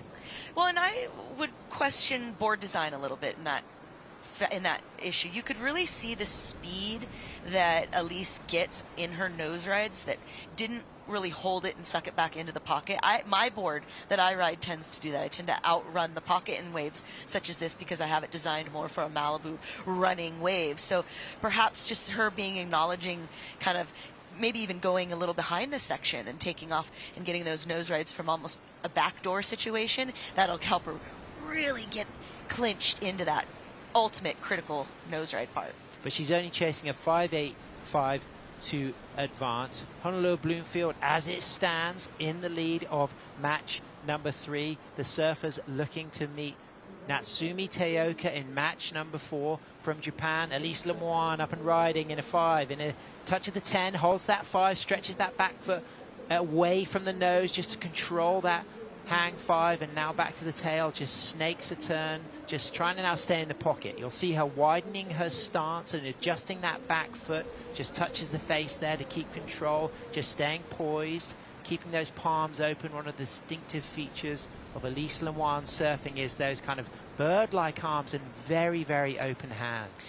Yeah, and again, style is subjective, so some people have different preferences as style. I appreciate that connectivity from her shoulder to the fingertip. And yes, she uses her arms, and sometimes it has that bird-like quality, but that's also, I think we call that third position or second position there, so it has a dance-like element too. Wow, this is a massive moment for Elise Lemoine, chasing a 5.85. She's feeling the vibes on that ride. We're down to the last 15 seconds. Honolulu Bloomfield is carrying a 7.67 and a 5.17, making that heat total of 12.84. Elise now chasing a score. She's got the ride. The judges are going to have the opportunity to study the replay, and Honolulu Bloomfield will not have the chance to replace her 5.17. No, and needing only a 5.85 for Elise, that's not a huge score. There was a lot of work done on that last ride, so here's the replay. Here we go, Carla. Straight up to the tip. Good start. Critical nose ride. You talked about the need for her to get behind the section, didn't you? Yeah, and I think she might have done that perhaps a little bit better there. We got a little snafu there on the replay, but we see her walking up the beach there. She's just going to be chomping at the bit, hoping to get that score. And a readjustment of her outline there. You often see her riding the square tail Lufis. She's got a hand-shaped Luffy there, rounded pintail, single fin, a little bit more of a speed element, waiting for a score to come through. 5.85. It was good surfing. It's going to be really close, I think. I think so too. I am excited to see how this rolls down. She's won here in the past in other events, so Elise is no stranger to taking the top crown. There's Amado Alvarado, local legendary longboarder, watching, listening, waiting for that score as we can see it coming through. Is it going to be enough? Needs a 5.85. Comes in at a 5.23, Carla. It is not enough. Honolulu Bloomfield will move into match number 4 to surf against Natsumi Teoka, and Elise Lemoine's chances of winning the 2024 World Longboard Championship has been crushed, and she will be absolutely heartbroken. Yeah, I think she's pretty devastated. You can see jumping for joy for Honolulu. Honolulu's got a good frame of mind, I think, going right now. She seems like she's just taking it heat by heat, and that's kind of the flow you usually get from Hano. Oh, great moment there as we can just see Honolulu now on a roll. This really is a roll. She's won now 3 matches. The opening match, match 2, match 3. She talked with her dad, Kolohe, North Shore lifeguard. He's just there for her in her camp, and that alchemy between dad and daughter could be so important for her today. It's absolutely important having a father in surfing myself. Here we look at the event format in the bracket. Well, there we can see the momentum she's had through match 1, 2, and now she's going to match 4 to surf against Rachel Tilley, and wow, that is going to be an exciting one. That's going to be a matchup. I'm pretty sure those girls went head-to-head. If I'm not mistaken, it may have been at the U.S. Open. Rachel taking the nod, so... Yeah, big one. And of course, Rachel going for her 2nd World Longboard title, Honolulu going for her 4th World Longboard title, but then that title match with our top seed, Soleil Erica, will be best of 3. Yeah, so all 3 of these ladies looking for a multiple world title right now. Stay with us. We'll be right back. Men's match 3 coming up. There's a right time to try, to live, to fly, to enjoy. A right time for an adventure. It's the right time to come back to El Salvador, home of the right surf. Sentiste aire, esta brisa, qué bendecido, mi bro. Las cascadas de San Antonio es un lugar mágico para visitar y para estar conectado con la naturaleza también. Para llegar a la cascada está muy cerca de Playa Punta Roca, está como a 10 minutos en coche, de ahí hay que caminar 30 minutos para llegar a la cascada, pero vale la pena toda la caminada. Muy fácil de llegar, súper lindo, no hay mucha gente.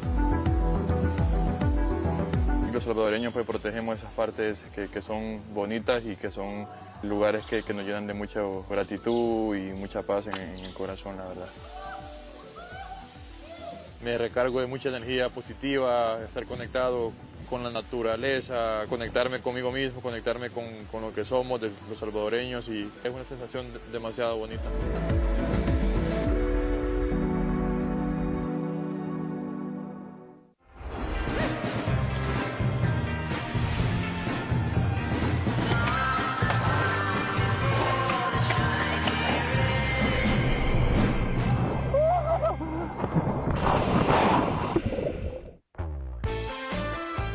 The Surf City El Salvador Pro is brought to you by Surf City El Salvador, home of the right surf, and by Corona.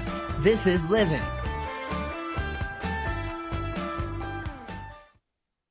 There's a right time to try, to live, to fly, to enjoy. A right time for an adventure. It's the right time to come back to El Salvador, home of the right surf. Estamos acá en Playa El Sonte, uno de los paraísos del Salvador. Y para ver el atardecer queda muy cerca también de Playa Punta Roca, está como unos 20 minutos. Yo voy con mis amigos, con mis primos y la paso súper bien, la verdad, siempre lo disfruto a lo máximo. Un lugar que se ve el atardecer es súper bonito, un lugar mágico, la verdad, para mí. Yo vengo acá siempre a despejarme la mente, a escuchar música, a pensar, disfrutar de este paraíso, disfrutar de la vista que tenemos, ¿sabes? De la vista, del sol, de las olas. Y disfrutar con una cervecita siempre cae rico. Salud.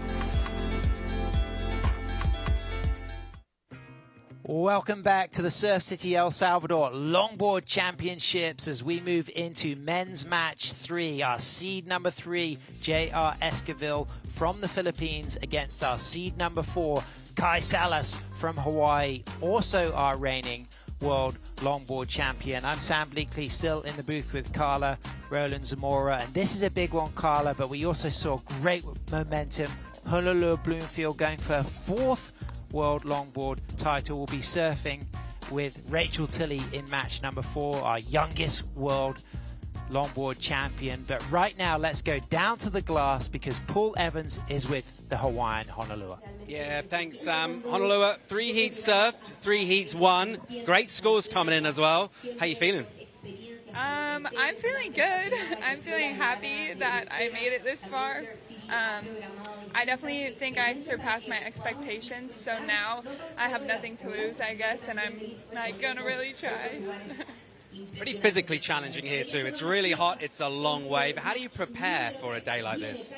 Honestly, like, we came here for ISA and it was double as, like, I swear it was way hotter than this, and you had to surf like a lot of heats in that contest alone, like just to make it to the final. I think I had to surf like 6 heats maybe in a day. So this is kind of like super nice. It's a lot cooler. The water's like actually maybe a couple degrees cooler too. So I'm kind of just having a great time cruising. You're going to come up against Rachel Tilley in the next match. You've had a good couple of heats down the years with her. How much are you looking forward to that one? Oh, that should be a fun one. Well, good luck with it. We'll let you get ready. Thanks very much, Honolulu Bloomfield. She is absolutely on fire here, finding great numbers, and she'll look to keep that going, possibly all the way for another world title. Thanks very much, Paul. Of course, 3 heat wins now already for Honolulu Bloomfield, coming up against Rachel Tilley, a former world longboard champion, the youngest world longboard champion, age 17, as we get to see the replay of Kai Salas, our reigning world longboard champion, who took that victory in Malibu, beating Connie Stewart in the final last year, in the final top 8. And we get to see now this silky smooth approach of the Hawaiian style master. What do you think of this, Carla? Yeah, I mean, Kai's approach to every wave, whether it's big or small, just really, it's put together. He's really good with his hands. He's always putting his nose rides in the pocket like that, then bringing it out and continuing that flow and that connectivity between the maneuvers. Great critical nose ride through the middle section there. Lift that back arm. Ends powerfully on the inside, rides out of it, building momentum off the back of winning that match 2 against Connie Stewart and Ben Skinner. And he had to dig deep in that match because he had a slow start with a 4 and got the score he needed on the final set wave. Yeah, and we heard in his post-heat interview just that mental talk that he needed to kind of keep positive and to kind of keep himself going through the heat and not spiral. You know, it's easy for an athlete to kind of start stressing out and spiraling out of control. The opening ride coming in for Kai Salas, nice ride, 6.83. Great start for Salas. Starting now for the Philippines, J.R. Esquivel into a 5, holds that 5, gets nice and tight with his toes on his Luffy board, rounded pintail, single fin, grabs that rail as he comes off the bottom. Dynamic, stylish, good cross-stepping. This wave very similar to Mona Lisa Point, which is his local point break back home in La Union in the Philippines. Talk about how that will be an advantage, Carla. Well, and JR surfs that wave in every condition. So being that this wave is so similar to the one that he's used to surfing at home, it's just really going to feel comfortable for him. He's not going to feel like he needs to worry about too many of the different nuances. It just will come quite naturally. And he's really milking this wave all the way in the inside. We know that Kai and JR met with each other in Bells in the quarters, and Kai took the win. So JR's hoping to kind of get one ahead of him. All the way through to the inside in style. So we got a 6.83, Carla, for the opening wave of Kai Salas. JR straight off the bat, he's got a score to drop, and it's going to be pleasing for him to get a quick start. Yeah, JR likes to kind of have that momentum, I think, going right off the bat. We're going to see the replay here. He gets that top turn. 2 more steps to the nose, gets the 5 to the 10, holds that 5 throughout that section there until he has to bring it back, as we've talked about, into that power part of the wave. He does a little bit of a grab rail to kind of force that rail in, and again, a little hand drag. Gets a little stuck on the foam ball there, manages to stay stuck to it, and keeps going, uses a little bit of drop knee and lots of variety. Just kind of waiting for that inside section, but still staying busy. Gets more of the 5. And then it's that inside, I like that little drop knee. You know, maybe he could have done a bit harder drop knee and set himself up further and faded into it, because it kind of dies out on this inside here, but he's just waiting to get into that inside, so we've got that nice sandbar that's kind of working through that inside last section. Brilliant surfing from JR, and then ending on the tail, just bounces that, rebounds, floats it, and kicks out on the inside. So he will get a score dropped, as we can see the replay here of Kai Salas on the nose, runs out of that nose ride, and 6.83 for this score. Yeah, so here we're kind of comparing how the scores were dropped. This one was 6.83. He had a really critical 5 going into the top, and kind of coming underneath the section, and then just kind of a lot of rail work in here, tail work, waiting for that next inside section to get that nose ride. This nose ride through the inside, Carla, I love it. Locks it and then holds it, and up comes the back arm. Not even purposeful. Sometimes that back arm just wants to come up in order to just keep your balance and poise on the nose ride. Yeah, and so we're going to see scores drop for JR in a second here, and that finish off the top there. And then also I want to point out how Kai doesn't finish kicking out. He kicks out of the wave. There's still a finish there. There's no jumping off. There, with the longboard, we have enough board to finish it all the way through. JR, he's going to be dropping a score here. I'm going to wait for you guys to see it there. Is it going to come in high enough to, take that lead from Kai? It's not sure here. Kai really had that nice critical 5 that kind of came from behind and through the section. On the other hand, JR had a quick 5, or a little longer 5 to a quick 10, but it was more high on the top of the wave. Comes in, Carla, at a 5.0. So JR now chasing a low score of a 1.84, but both surfers just carrying one single scoring ride. 6.83 for Kai Salas, 5.0 for JR. JR's wave a little bit smaller than Kai's as well? Well, I think there was a lot of work done in that one, and I actually really enjoyed it. But when we had the replay back of Kai's and you saw the criticalness of the 5, just because you're pulling 10 doesn't necessarily trump a more critical 5. And I think that should be what's going through JR's mind right now. If he had any acknowledgement of what Kai was putting on the table, that's really what he needs to get kind of coming from behind the section, as we spoke about with Elise needing to do in the last heat. Kai Salas building momentum now and a strong start. Kicked off with a 6-8-3, a certain improvement on the 4 that he kicked off with in title match 2, and that's going to feel good for him now. He knows that could potentially be a carrying score.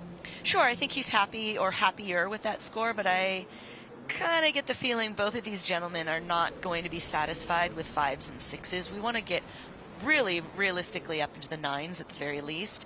I know the judges are probably holding back a little bit because we want things to grow for the final match and really see that excellent range surfing. We've got Sophia Colhane, she's getting ready to surf in that next title match, or rather she's gone, she's out of the draw here unfortunately, but she's got all smiles. Yeah, and she had that big opening match with Kaylise and Honolua, and I really appreciate what Honolua said in the first post-heat interview after winning that first match, was that it was emotional to surf against her friends, those young women. She knows how incredible they are, and she knows that it was going to be all on the line, and the fact that those 3 Hawaiians started things off was pretty impressive. Honolua isn't, she ain't no old gal, but she's starting to head up into the generation where she's becoming one of the aunties, and she's seen these girls grow up, and it changes the perspective, it changes the emotional value. Here we go.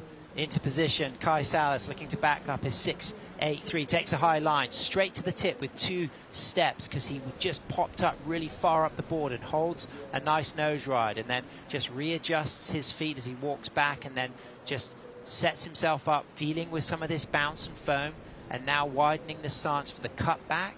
And here he'll start to look around and see what the line he needs to take is. Things now start to open out for him, so he'll respond. You're going to see a lot of rail work now as things start to get cleaner, smoother through the inside, and then he walks back up to the tip and then widens the stance from the tail, but that pupusa section just got the better of him at the end. Maybe he's had one too many pupusas this week. Well, he doesn't look like it. He is as sharp as a razor blade. He's got fitter and more agile in the last 6 years, and he does do a lot of training, and it shows. Well, and we've talked about, aging like a fine wine, and that's what he has done. But the young man here, J.R. Esquivel, you can hear the crowd down there already from here in the booth. He's going to try to get that critical nose time and really try to get a nice second score. Yeah, well, that was a great opening combination of critical nose rise right in the pocket there. A little bit of shuffling through the middle walk out of the second nose ride, something that I know that JR can work on, but certainly as far as the walking up to the nose rides, it's all clean and crisp. And then coming off the bottom, using the drop knee, getting a high line and walking nicely back into the pocket, getting a lot of touches of the 10s as well, Carla. Yeah, definitely. Oh, the pupusa section is really starting to deliver, and that's what we want to see. Just press the eject as soon as he saw that. Yeah, totally. And that aerial shot really makes it so exciting and dynamic. A lot of work done in that wave. I think, he's nailing some of those 10s. The one challenge here is being on your goofy foot, being kind of backside to the wave. It does make it a little bit more challenging to be coming from behind. Yep. And Kai is able to kind of get from behind it a little bit deeper, in that nose ride that he had. And we're going to see it right here. You can just see how he comes just a little bit behind, and then that thing's just frothing over his whole nose ride, then brings it down to that bottom trough of the wave so that he can regain speed to get around that next section. This is that area kind of gets fat in the channel, so he's got to kind of be patient, as you said, kind of looking for how the line is going to materialize, because each one of them does draw a little bit differently. Absolutely, Carla. The read's so key, and he read this well. Yeah, he did, and I think he's going to get a decent score here. Obviously, this is the second wave for both gentlemen, but a nice starts to finish off the top. You were saying, you're saying not enough pupusas. I'm saying too many pupusas, but here's JR. And there's the little bit of shuffling I talked about. Just walks out twice, but then does shuffle in that last section there, but walks cleanly out of that second nose ride, Carla. Yeah, that shuffle's not gonna, it's not gonna help him much, but there was a lot of work done in this wave where Kai's wave had a bit more downtime because of just the way it shaped up, where this one really shaped up nicely as we came into that second section. Super busy already, Carla, on his 4th nose ride. Very active, very quick-footed, and I think this is going to be a strong score. I agree. I think it's going to, I'd like to see it go above that 5, and we'll see if it's able to go. Oh, there it is. That is the pupusa section down to a T. Just recognizing as soon as he crunched that lip that the pupusa was going to get the better of him. A little bit of coleslaw on the side there, I think. It's really great that there's all this sand in here. It really has changed. You know, again, I'm a newbie here, but just from what I've seen, it's made it a far more fun and easygoing end section where the athletes can really kind of throw that little extra bit of flair, and it really does make you feel when you can step off the sand there like, I really completed it. And if you have no idea what the pupusa is, it's the national dish, a griddle-like rice flour or cornmeal kind of cake, kind of savory, served with coleslaw or salsa, and it's very filling, and it's a great post-surf snack. Yeah, shout out to Mitch Salazar, who was with us earlier in the week. Unfortunately, he had to leave us to go down to Brazil, but right when we got off the plane, he knew exactly what we needed to do. Let's go get some pupusas, get our bellies fill. So we're waiting for that score to come through for J.R. Esquivel. We feel like it's going to be strong. He's chasing a 6.24. Kai Salas drops a 4.40, so it doesn't come close to that 6.83, but he is now carrying those 2 scores. So that 6.83 is certainly going to be important for him, but he needs to get the opportunity to replace that 4.40. Yeah, clearly the bulk of that score was in that nose ride because there wasn't a lot after that, and so that's where the judges made that acknowledgement. But JR coming in at a 6.0, so them really giving them him that acknowledgement of all of that work that he did on that wave. Wow, so still extremely close, Carla. So you can just see 0.23 separating both surfers. Kai Salas with a 6.83 and a 4.40, but J.R. Esquivel with that 6 and that 5.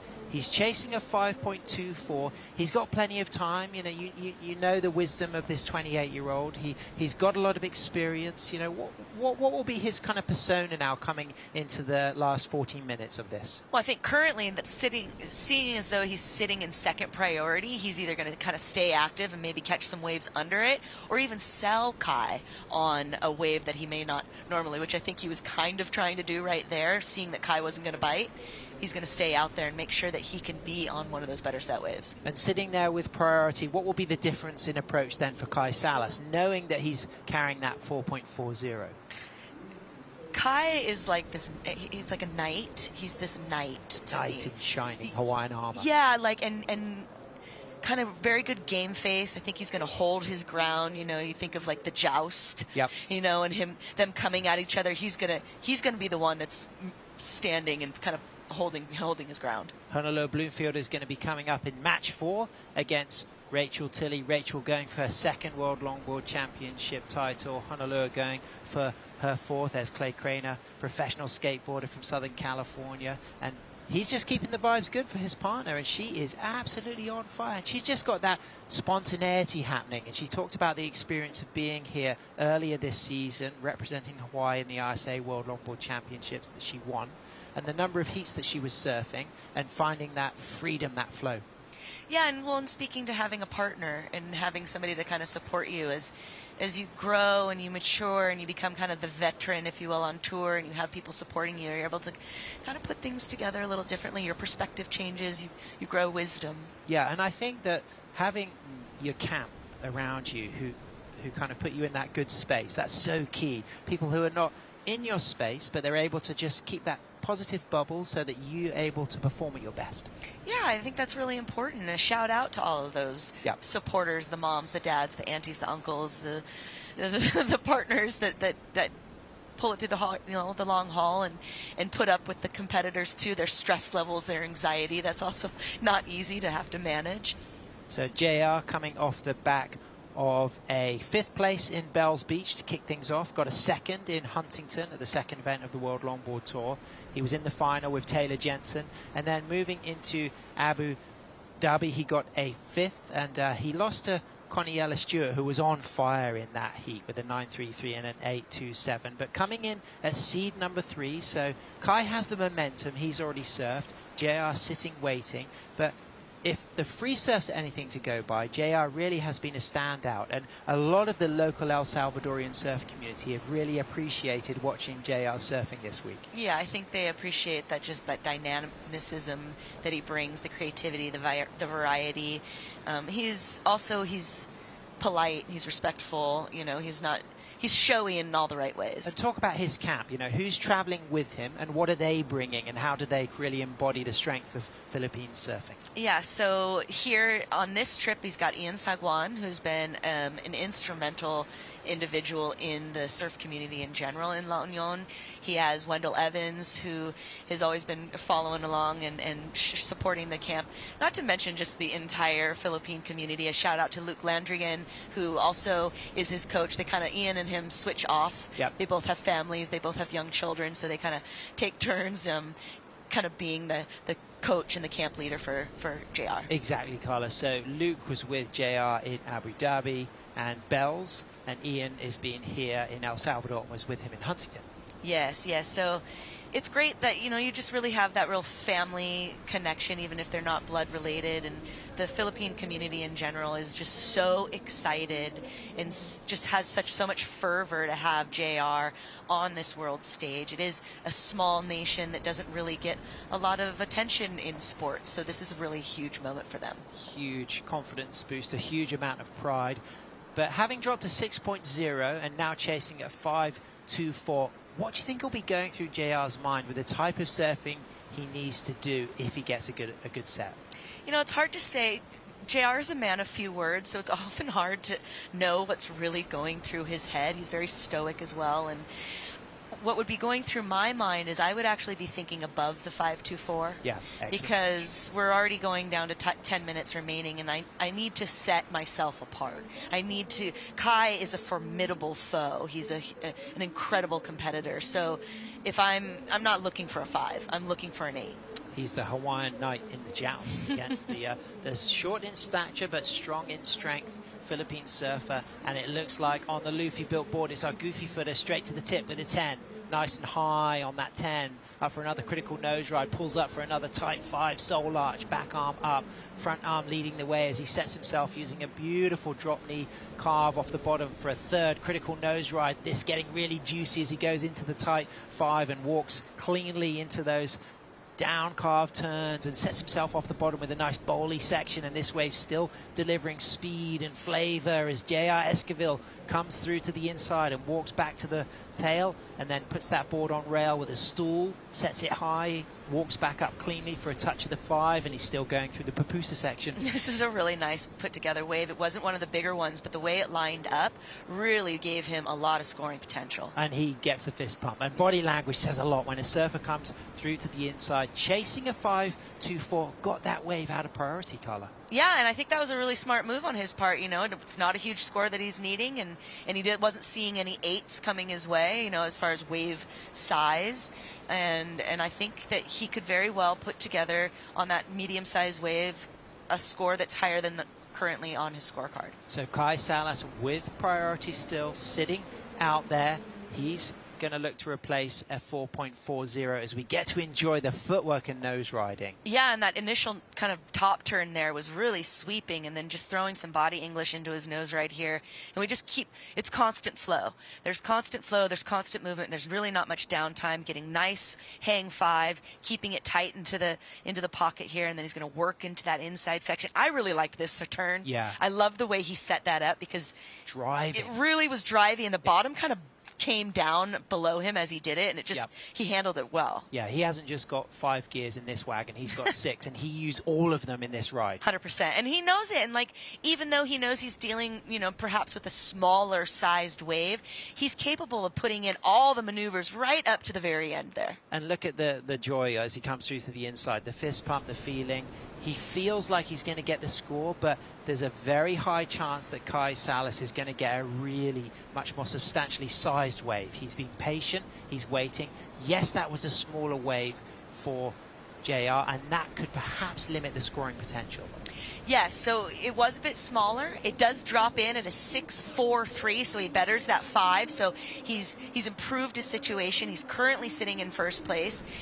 Kai, though, out there, as you just mentioned, he's in priority, and we were waiting for one of those bigger sets, and that would mean that Kai would be in position for it. Big moment for Team Philippines, moving into first, looking to book a spot in match number 4 against John Michael van Hoyenstein, our second seed, as we can see our youngest ever WSL World Longboard Champion at 17, Rachel Tilley from Southern California on her Josh Martin board. She's going to be coming up against Honolulu Bloomfield next, Carl, and that is going to be incredible. That's going to be a really good one. There's definitely a rivalry there. There's definitely been a number of heats that they've surfed together where one has taken over the other, and here we go, Kai Salas. Takes a high line, things look silky and smooth, fades in, 6 steps to a 5, holds a 5, pulls up tight, nice hood ornament approach on the nose, walks back, widens the stance, cuts back, and then just weaves himself into another quick amount of cross steps to a second nose ride, and now he rebounds off the foam and he eyes up this section. You can see how it's cleaning up for him.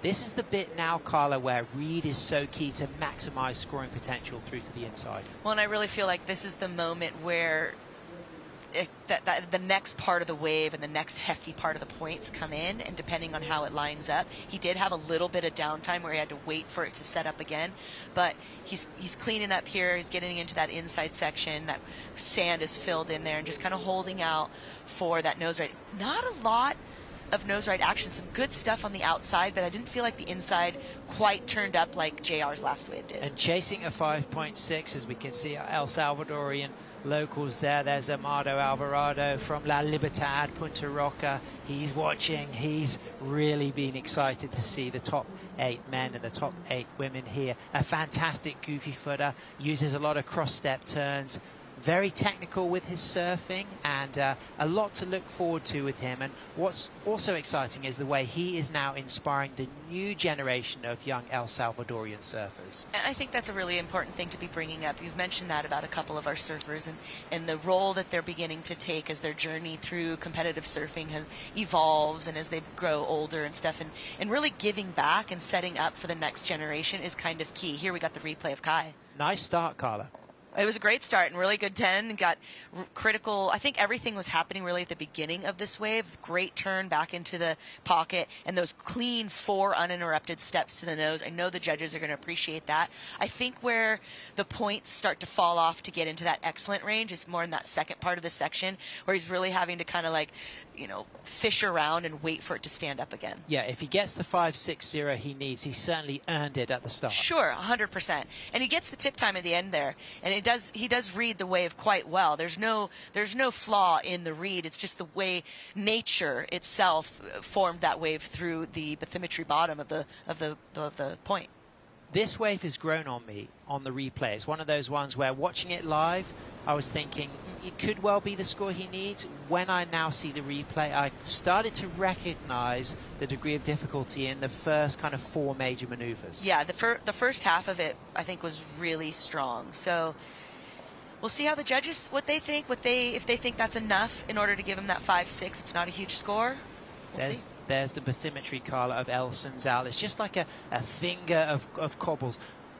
The types of rocks very similar to what you see at Trestles, those kind of smooth, rounded kind of basalt stones there. And that A-frame just fingers its way out. The bigger the swell, the further it breaks. And this does hold big surf. El Sunzal is certainly akin to Sunset when it gets big and juicy. Yeah, well, it sits out pretty much the furthest along this part of the coastline there, so it just makes it so open to the swell. We were talking about the direction that it faces. The sun kind of sets towards the right of us, so we're sitting at relatively south. It's not quite direct south, but we're sitting at a more south angle, allowing that south-southwest swells coming in, and the score dropping for Kai. A 5.9. It changes the situation. Kai Salas is back into first, meaning that J.R. Esquivel sitting with priority is chasing a 6.31. So the score really kind of came alive in those first 4 maneuvers, I feel. I think that, yeah, and then when you watched it back too, he did back it up with some of that stuff at the very, very end. So it was enough to give him that nod and get him out of the second position. Now he paddles out. He's not in priority. There's 2.5 minutes remaining, but I think this is when JR shines. Under pressure, 2 minutes, 20 seconds remaining. J.R. Esquivel representing the Philippines. Of course, tell us about that great community he surfs and lives at. Yeah, the province is La Union, the area there, the surf spot Mona Lisa. It's in the barangay of Urbits Tondo. A shout out to all the locals there that have really been just so an important part of the community. It's gone from being basically a jungle to a thriving tourist community. A shout out to Angel and Marie and just some of the locals that have been there that really holding down, especially the longboard traditions there. And great to see El Salvador really using tourism to revive, to revitalize, to sustainably develop the culture and economy here. And it really is incredible to know that we're getting close to nearly 20 international events hosted here. Is J.R. Esquivel 4 steps into a critical nose ride, holds the 10, runs out of that opening 10, walks back to the tail, and then readjusts his line and comes off the top, down off the bottom, back to a high line for a critical nose ride, touches the 5, clean cross-stepping out of that second nose ride. So good down carve work, 2 nose rides, things getting peaky here. He walks back to the tail, just widens his stance, eyes things up, chasing a 6.31. It doesn't need to be his largest scoring wave so far, but it certainly needs to be significant, and he attacks that section into the pupusa wall, hits it off the lip, doesn't ride out of that last. Completely disappears, but he left Kai onto his lonesome there in order to get 1 more wave. So I'm not sure if that was necessarily the best call, because he needed to kind of keep Kai from getting another high score. Kai lay back top turn there, things get bouncy, but he maintains control. So J.R. Esquivel chasing a 6.31, 25 seconds remaining. It won't be enough time for J.R. to get back out with the jet ski assist, as we can just see that Kai recognizes that this is not going to match the scoring potential of his 6.83 and his 5.90. So it'll be down now for the judges to continue watching this ride. They'll be studying it. They'll keep an eye on this potential end section in the pupusa wall here. He hits that. He lands cleanly, and he ended in style. May not go into his top 2, but JR needs a 6.31. I think it's going to be pretty tight. I'm not sure if that wave will garner him that 6.31. Obviously, I'm pulling for my Pinoy brother, and but for Kai to be able to just come in and be able to get out on the sand at the end of the heat, you know, it's really a great way to finish. How important do you think the finishing maneuver for JR was, the fact that he wasn't able to ride out clean at the very end? Well, so far in the scoring, we've noticed that to factor into it. So you saw him going big. You saw him going for a big maneuver, but that thing kind of just, you know, swallowed. Philippines camp there on the beach. You can see Ian, you can see Wendell. He's riding his Luffy board. You can see there Kai Salas with his daughter Coral, great surfer, a really exciting emerging talent out of Hawaii. Of course, his other younger daughter Sissy, his wife Alphon, he's waiting for that score to drop. JR needing a 6.31. Kai Salas may well replace his 5.90. Tense moments on the beach there, Carla. Super tense moments. I mean, the Filipinos come from such a long way, and he's made such an impact on the tour thus far. Needing a 6.31, his scores are dropping. It's not looking like he's going to come into that range. Comes in at a 5.67. It is not enough, so Kai Salas will advance to match number 4 to surf against John Michael Van Hoyenstein. J.R. Esquivel will be eliminated. He'll re-qualify for the 2025 World Longboard Tour, but Kai Salas is going to get the opportunity to win back-to-back World Longboard Championships. I mean, he's stoked. He's going to, you know, like we heard him say earlier, he's feeling like he's on a roll. He does well when he's on that roll, and he's proving that to be true. And what about the disappointment now for JR, having put so much investment into this season? There's a lot of disappointment there, and there's been a lot of investment, both emotionally, mentally, and financially. And so it's going to be a hard one for him to swallow, but as we said, he's already qualified for next year. And what's exciting is the talent pool that is in the Philippines, and he has opened the door for that. Well, let's have a look at the bracket now, as we can see Kai Salas moving into match number 4 to surf against John Michael van Hoyenstein. The winner will surf in a best-of-3 title match against number 1 seed, our yellow jersey wearing 3 times world longboard champion, Taylor Jensen. Stay with us. We've got Paul and Matt coming into the booth, and we'll be right back.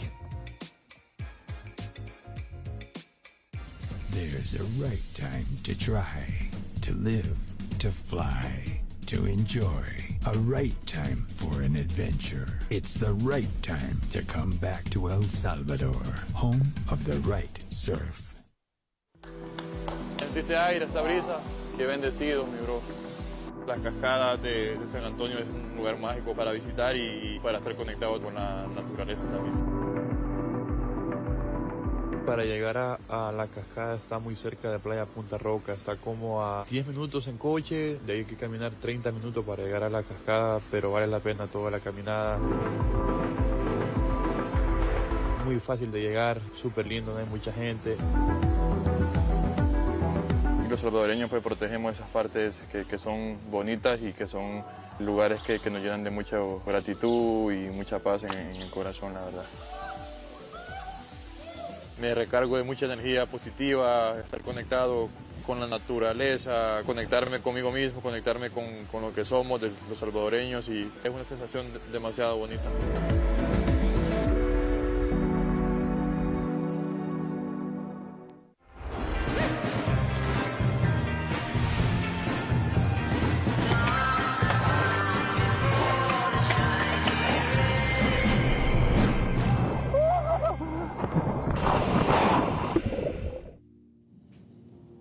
And a very warm welcome back to the Surf City El Salvador Longboard Championships. Beautiful seats here on a Saturday early afternoon here in Central America. Paul Evans in with the wax head, mate. Past the midway point.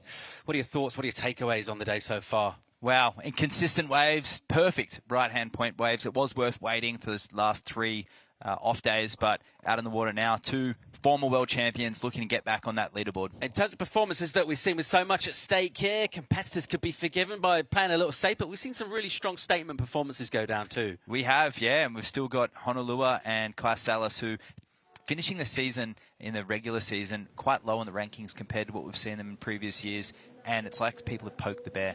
Those storylines really starting to shape up here. Honolulu just blazing through the early matches in this one. Similar story with Kai Salas as well. So let's set this one up.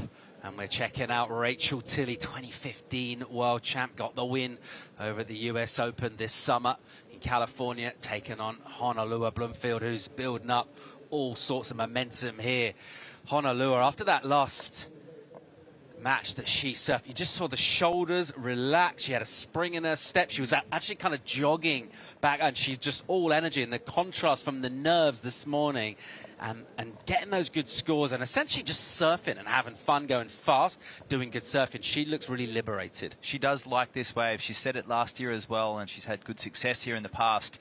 But it does help when you're mentally excited moving into an event and not, you know, some places are really not in the wheelhouse of some of the surfers, but she feels the enthusiasm and she's stoked. In terms of the matchups between these two, it's Honolulu that's won 5, Rachel with 2. The most recent of those did come in the quarterfinals at HB earlier this year. Here is Rachel Tilley straight into action.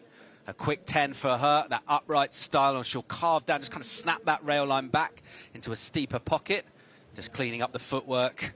And then from a high position on a wave that goes a little bouncy, tries to just keep the momentum going. That wave will just sit down and go a little flat for her. So about half the wave surf didn't get all the way to the inside where she wanted to go. But the quick start from her, how she feels. She's been waiting a while. She's obviously been watching what's going on. She's seen the momentum from Honolulu. What's going on inside Rachel's mind? Yeah, well, she was one of the major campaigners first down here in the last few days, opting to wait for the more of the swell, and perhaps just eager to get out there and surf and just start riding waves. She's a momentum surfer herself.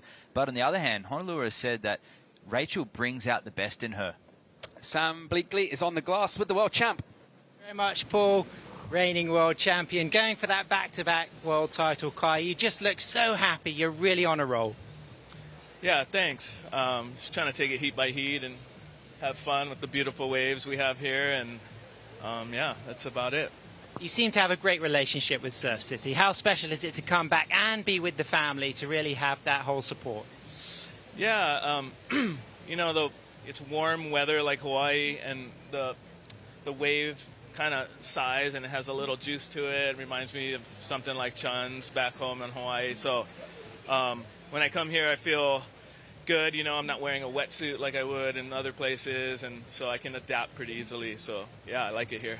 Well, your surfing is shining. Any messages for friends tuning in back home in Hawaii? No, all I can say is stay tuned, and you know, hopefully I can keep progressing, and I want to do better each time I go paddle out there. So stay tuned. Well, it's working so far. Good luck in the next one against John Michael van Hoyenstein. Let's get back to the action, Paul. Yeah, thanks, Sam. The quiet confidence of Kai Salas. Well, he's earned himself a heavy reputation in this sport for good reason. Such a quality performer. And just the energy from him as well. He's so measured and everything. He's not giving too much of himself across in the interview. He knows he's got a lot of surfing yet to come. He knows he's going to have to bring his best as well. You know what I'd love to see of Kai too? It's the full package. Once upon a time, longboarding really lacked the elements why most people start, and it's the glide, it's the trim aspect. And Kai was always one of those surfers throughout, you could say, a dark time in longboard surfing that actually did possess that style and that flow in between some radical maneuvers as well. And he's still got flair and elements of that. You see him wrap his turns. You can see when he hits the end section, he's got proper technique. Not that JR didn't. That was a terrific battle. But Kai, he's got it all under control, and it's going to come down to it up against Johnny the Ripper. It's going to be a great battle. Just under 26 minutes to go in this. Plenty of time, half hour for these two to post numbers. Lines filling in out of the South Pacific here. Rachel Tilley making her way back, just kind of slipping inside. And we talked about how young she was when she got that world title achieved. And back in 2015, it's been a little while since she's had really big results. How good is it to see her back in such good form this year? I think she's doing some of her best surfing this year as well. She got here early with her mum Laurie, and she's been filming her and putting in the reps, and she understands this wave well. She's been here 4 times before. She's been commentating in other events as well as surfing in ISA herself, and third last year. Ended up losing to the event winner Sophia Colhane. This wave suits her a lot, and that board is looking fantastic, and look forward to seeing her hopefully building on that 2.5, just a little opener. Yeah, she's been waiting a long time for this heat to get going, and you saw she wanted the early start, maybe just pushing it a little with the wave choice there. Right now on the inside and under the priority of Honolulu. It's not particularly interested. Rachel will go again here, and some quick work up. She'll just stretch out and get some time on the tip, a little bit in front, and then just a quick touch of the 10, keeping that poise and balance, and then carving down, using that full rail and just kind of jamming and swooping off the bottom turn, straight back up for more time on the nose. Nicely done from her. A little bit slopey in terms of the most critical sections, but nevertheless, she's linking it together really well. That upright style again, kind of unmistakable trademark from her. She deals with everything smoothly and cleanly. And then a little pause through some deeper water. She'll look to try and finish here. This thing will once again stand up again, just quickly up there, a couple of quick touches. Almost like a guitarist, just kind of touching that wah-wah pedal as she just goes up into the nose, and she'll get a finish on the inside. Haven't heard that, the wah-wah pedal, and if you as we actually see Honolulu up and riding right now, get back to that reference. Beautiful opening nose ride. Yeah, here she goes. Great looking wall in front, then a crumbly section. Not what she particularly wanted to see, but she deals with it well. Just compresses, gets low, doesn't grab the outside rail this time. But the forward momentum and speed and glide she's got good enough to get another nice high line. And then again, super cash with an extended nose ride. And she's not totally in the pocket because this wave is running and running. Look at it stretching out in front of her. And she is absolutely gliding across sections, making it look so easy, and then carving down on a heavy section, actually, with a ton of speed. A nice finish. Yeah, that was really well done. Didn't start off the way she would have wanted with that section, but she knew she had to commit. She did let Rachel go on that wave because there was a bigger one behind it. So almost a mistake letting Rachel go, because that'll be a consolidated score, but Hono answering back.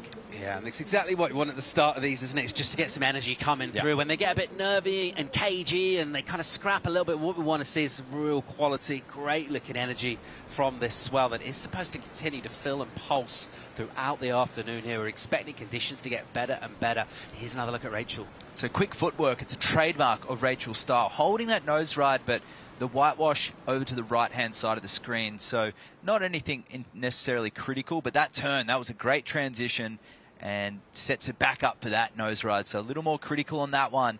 That's a great nose time there for Rachel. Almost loses it here, but she's so confident this year. She's really stable on her feet, really seldom falls, and it's a testament to her training, maybe her mindset and where she's at, and really enjoying the travel. And that'll be a great score, I think, for the Californian. Bringing this one all the way through for that inside, but a contrast of the wave that was behind that really just kind of drilled down the line and stood up. Almost kind of freight training by contrast, this one. Yeah, so this one, a bit more critical. You see a little closer to the whitewash. This is a pullback camera angle, so might be lying to us a tiny bit, but she just gets behind the whitewash here, but stays with it, realizes she's got to get the ball rolling with 22 minutes remaining. And this nose right here, a little more critical once again. Doesn't get 10, the hang 10 with both feet over, but just stays on the hang 5. Didn't really allow any rail work, Paul, but she finishes really clean. Was opting for this end section. I think she wanted to hit it off the top, but a nice down carve just to show the judges there was completion. So the finish there in that heavy whitewater section, cleans it up and gets out in front, and then back on the ski and heading back towards the peak. So judges with some numbers to assign here in terms of that exchange. 2 long, decent waves for our surfers, who sort of in the equivalent, I guess, of a semi-final in a normal situation. In terms of those world title matches, we'll start with the winner of this heat. And at the moment, with still just under 21 minutes to go, this one absolutely anyone's. We can chat about that record, and I guess surfers to very much be aware of that as well. Honolulu very much with the better record over Rachel. I think that'll give her a little extra spark, a little extra confidence as well. For sure, absolutely. And I think back to some of the battles that these two surfers have had over the years. Honolulu was actually primed for a world title actually long before she won her maiden world title in 2017. She was right up there, one of the best longboarders in the world at the time. But Rachel, out of nowhere, pretty much won that one in 2015. Surfers in California and the NSSA events and the coalition events knew of Rachel's talent. She had travelled as well, but that one really was a feather in the cap for Rachel. So 20 minutes to go here. Good number in for Rachel Tilley. 7.5 for her. Really good score.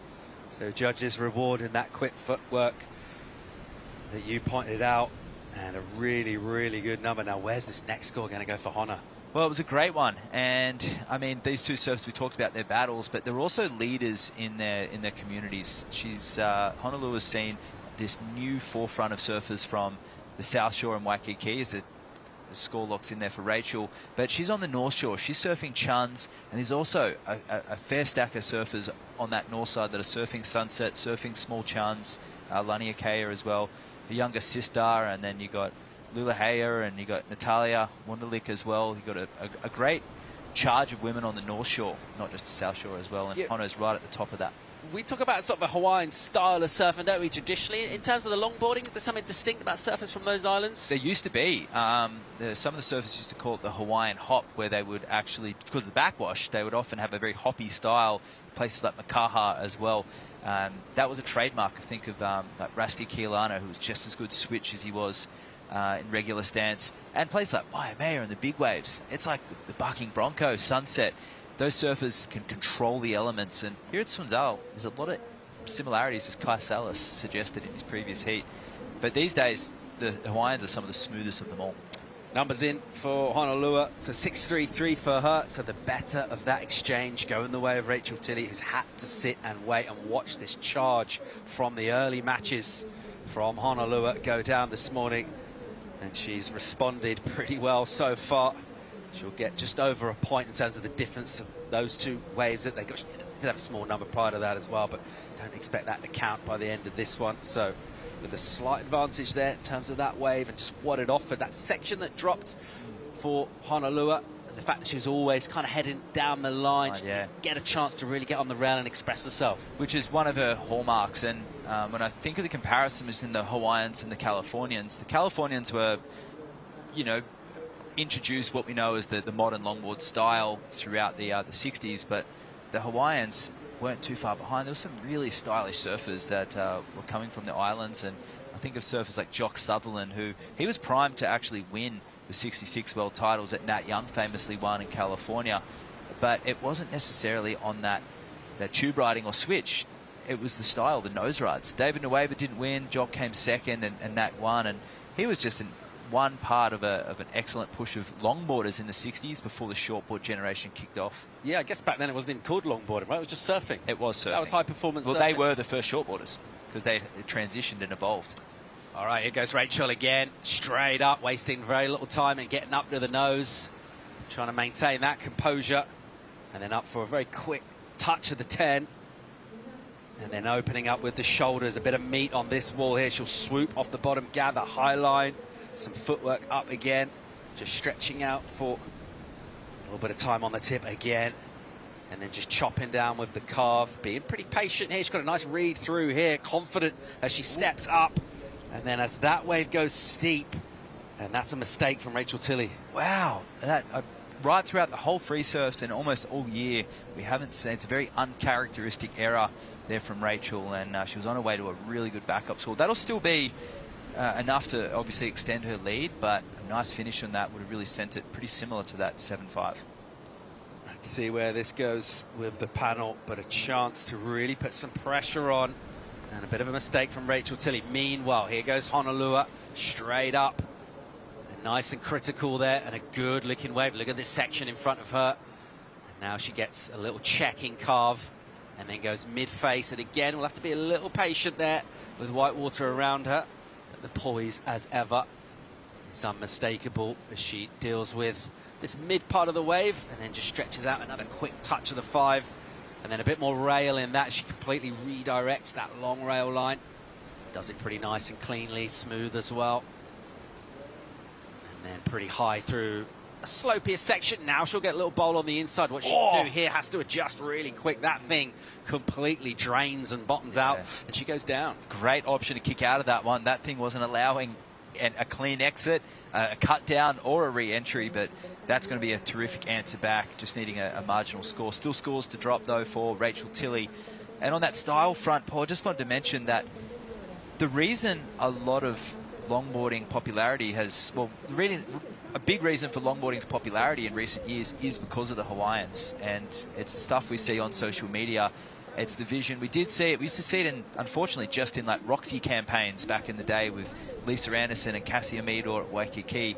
But this is the generation that spearheaded it, and Honolulu is right there leading the charge. But nose riding like that, she's an absolute powerhouse when it comes to traditional longboard surfing and performance surfing. But it's a unique style, her ability to read the wave, unique positioning. See her adjusting her feet on the toe side rail.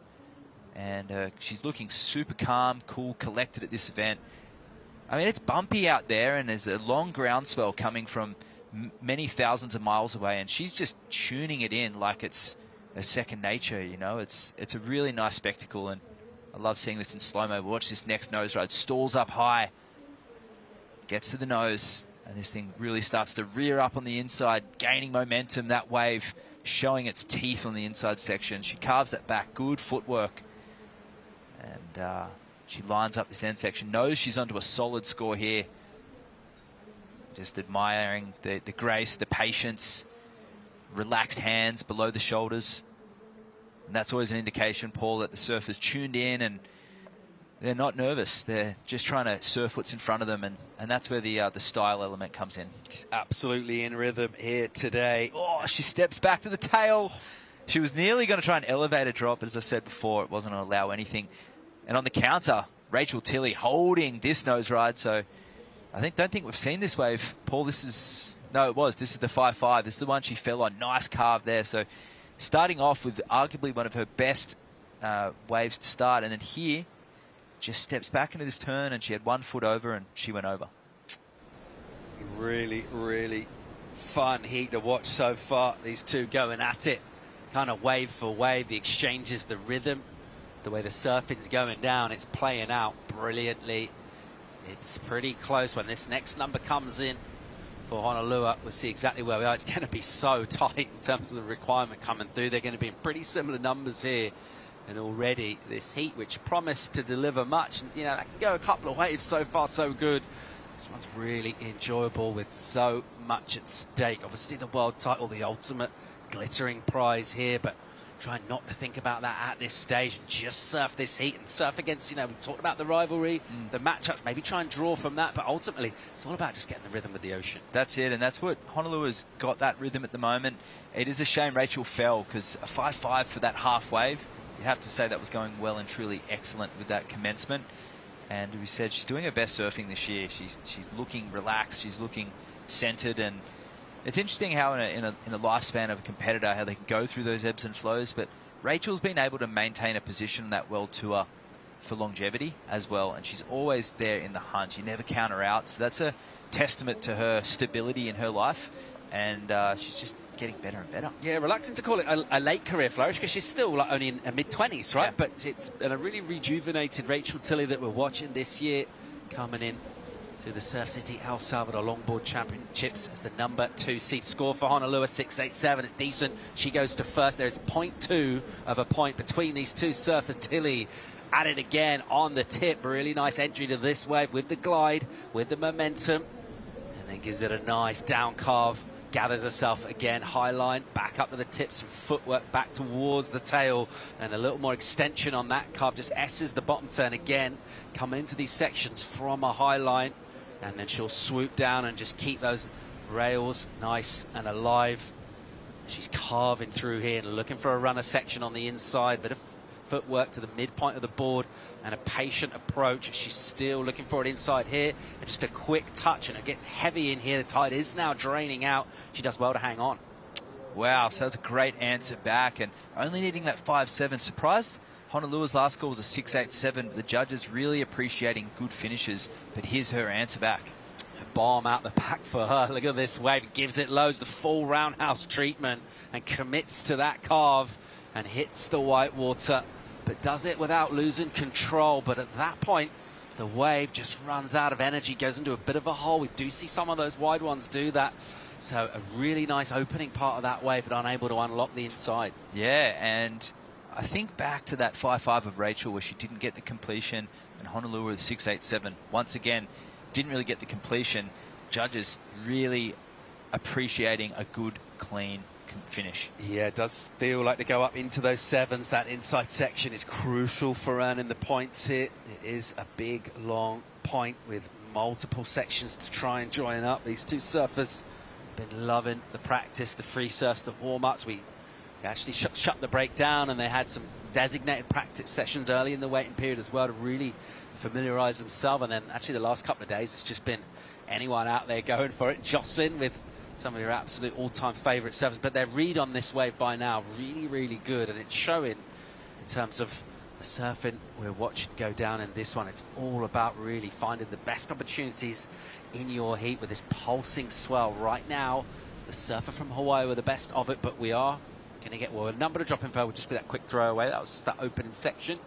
We've got a number for Rachel to come in as well. Here's another look at Rachel. Yeah, so quick footwork, and she got up to the nose there, and just linking variety of strong power carves and delicate footwork, which the judges will appreciate because she got that completion, unlike the wave before, which is uncharacteristic. Classic ding-dong battle here. 5.7 the requirement for Rachel Tilley, 2015 world champ. They go back to first, under 9 on the clock.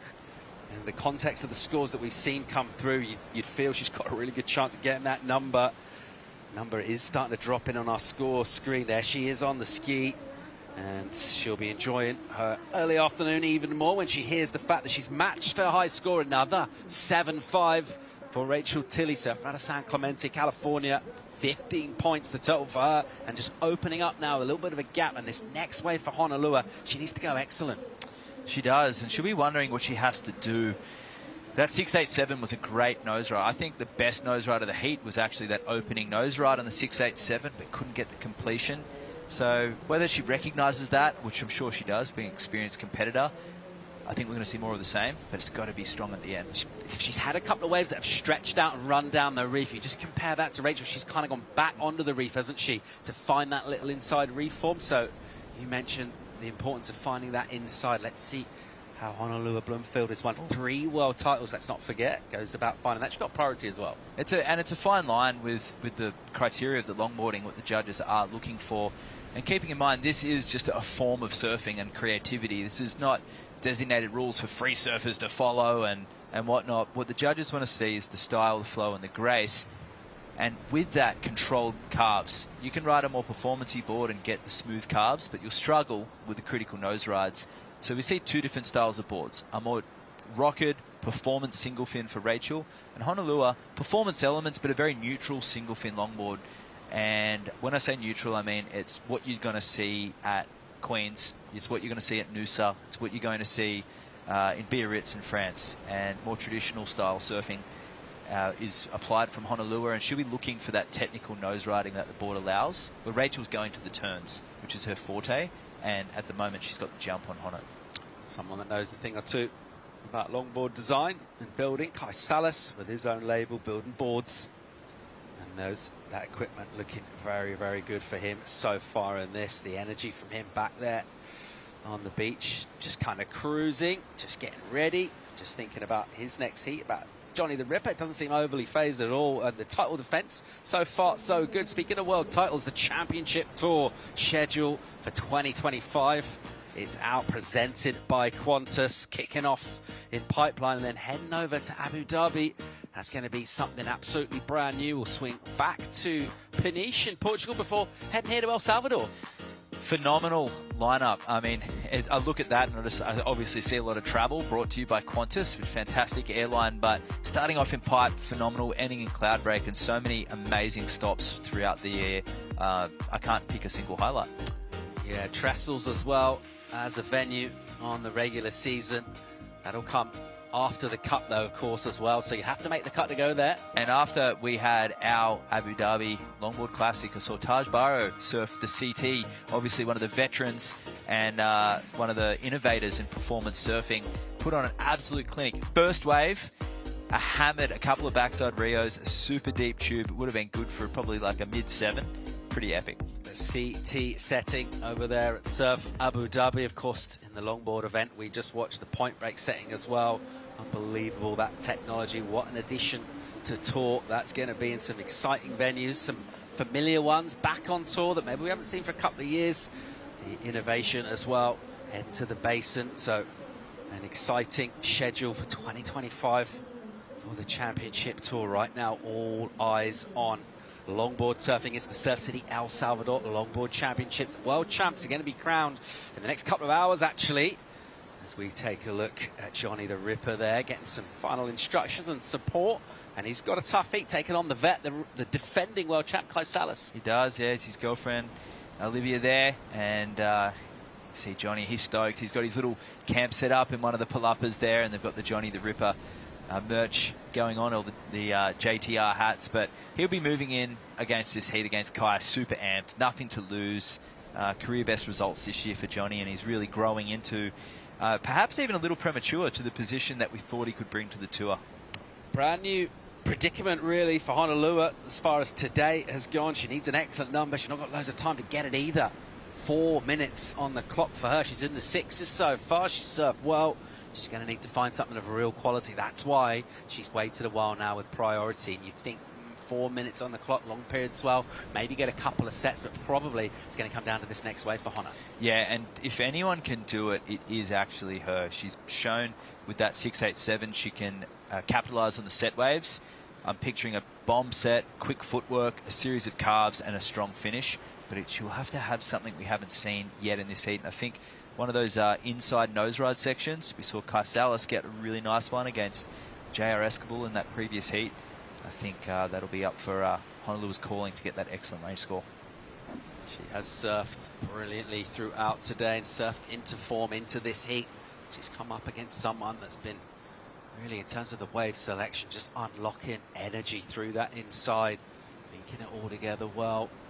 And a solid total for Rachel Titty. 15 points is It's really going to put you in a commanding position in pretty much any heat, anywhere. That excellent number is the requirement for Honolua. She's got big on the scoreboard today. She's going to want to do that again here, but what she really wants is energy.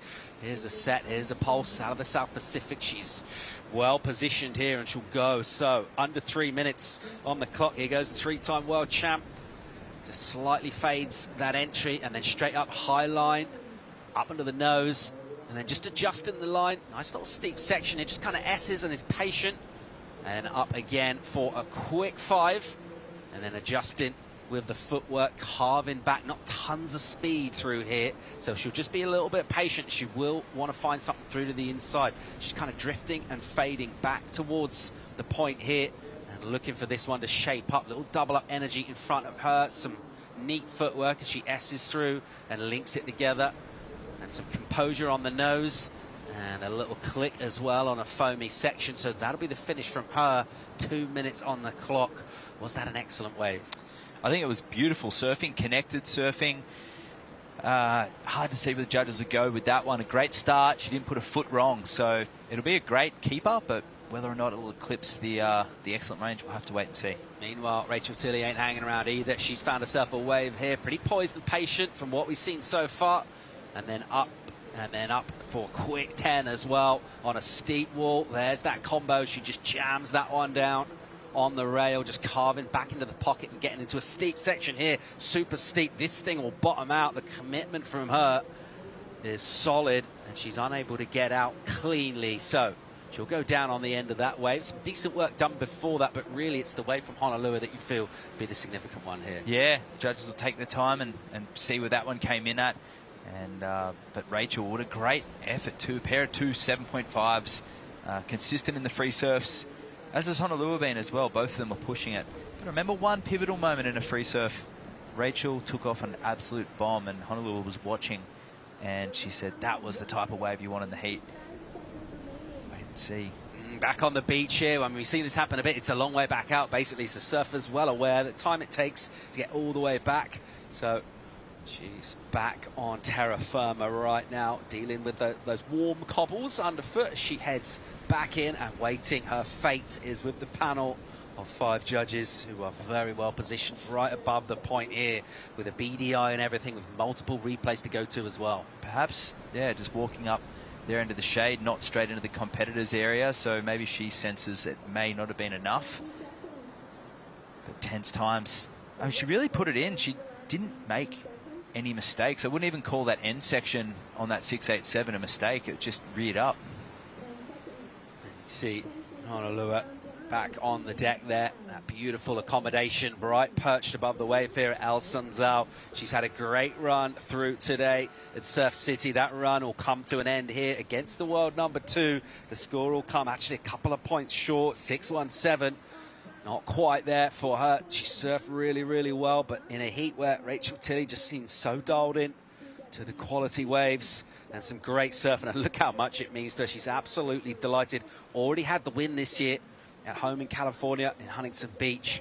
And she's a pretty smiley character in general, around and about. But when she's just won a heat against Honolua, well, this is going to feel great for Rachel. Yeah, absolutely. And wow, I mean, a pair of 7.5s. We thought it was going to be back in Honolua's game there, but just falling short at the end. Oh. And at 5.5, I thought about that wave that she fell on. I thought that may have been the heat, but she fought back, and she was resilient, and she got that 7.5. A great battle between both of those surfers. Rachel Tilley will advance and take on the yellow jersey, the number 1 Soleil Erica. That's how we're shaping up here. A blazing run from Honolua. Bloomfield will come to an end. She surfed so well throughout today, but Rachel Tilley showing why she's sitting in the number 2 position with some real quality out there and adding a bit of confidence as well to come into those title matches. Soleil Erica waiting there with the yellow jersey. We're setting up for a really fascinating climax to today. More live action. We'll have the men's 4th match coming up right after the break. There's a right time to try, to live, to fly, to enjoy. A right time for an adventure. It's the right time to come back to El Salvador, home of the right surf. Estamos acá en Playa El Sonte, uno de los paraísos del Salvador. Y para ver el atardecer queda muy cerca también de Playa Punta Roca, está como unos 20 minutos. Yo voy con mis amigos, con mis primos y la paso súper bien, la verdad, siempre lo disfruto a lo máximo. Un lugar que se ve el atardecer es súper bonito, un lugar mágico, la verdad, para mí. Yo vengo acá siempre a despejarme la mente, a escuchar música, a pensar, disfrutar de este paraíso, disfrutar de la vista que tenemos, ¿sabes? De la vista, del sol, de las olas. Y disfrutar con una cervecita siempre cae rico. Salud.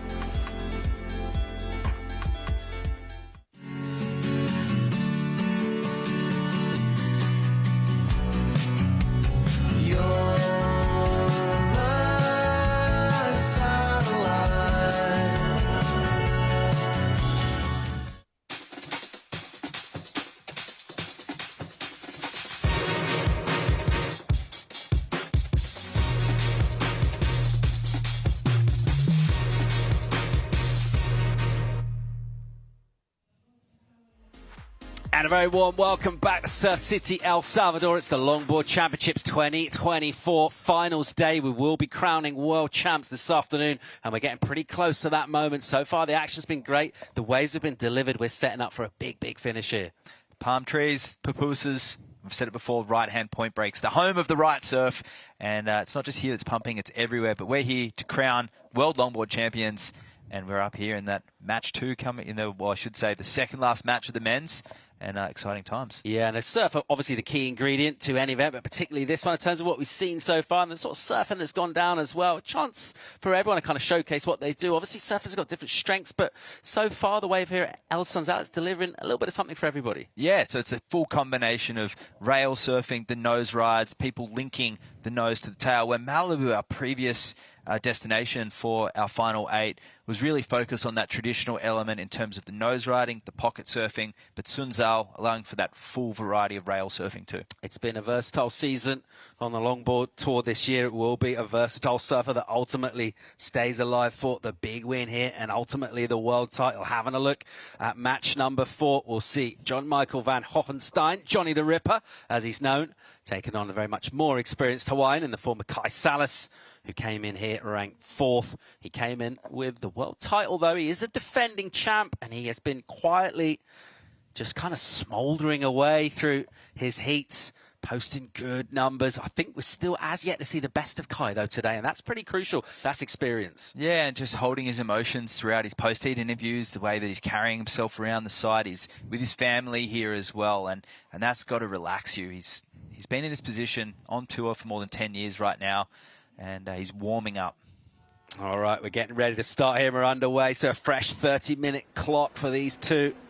And it will be the youngster taking on the experience. Let's see how this one plays out. The waves have been pretty consistent, pulsing actually in that last heat that we saw as we watched Rachel Tilley take down Honolulu Blumford. Some good, solid sets coming through.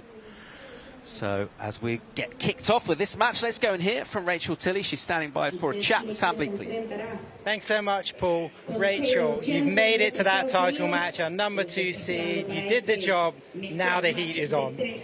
Yeah, that one was obviously a huge hump to get over. I needed to win that to be the title match, but going against Hano, who we've had lots of heat experience together out here, and so I knew what I was in for, and yeah, now I had like, it's such a crazy format, just sitting all day and watching your competitors like get ready to surf against you, and yeah, I had like a lot of nervous, excited energy. I just wanted to get out there and hope to get some good waves, and I'm so excited. And what about these lay days? Probably the highest quality surf of lay days in the history of competitions. How did you build up for today, knowing the surf was already good in the last 4 opportunities? Oh my gosh, okay, well this wave has easily become like my favorite wave in the world, and I've just been having so much fun surfing all the lay days, and the past 2 days when it's kind of been like, hey, maybe we're going to run tomorrow, maybe we're going to run tomorrow, I've had to limit myself to only like a couple sessions a day, because at the beginning I was just like 4 or 5 hours out there, 6 hours, and it's so hot here. So yeah, trying to just like manage my energy, but have been absolutely having so much fun on the swell that we've had, and today's the best day, so I'm glad we waited, and yeah, here we are. Some messages for family, friends tuning in? Hi, everybody. Thank you for watching, and hopefully we can keep this energy going, and I'll talk to you guys soon. Good luck in the title match. We'll be watching. Thank you. The smiling assassin, Rachel Tilley. I tell you what, she's dangerous when she's like this. She looks super relaxed. She's having a great time.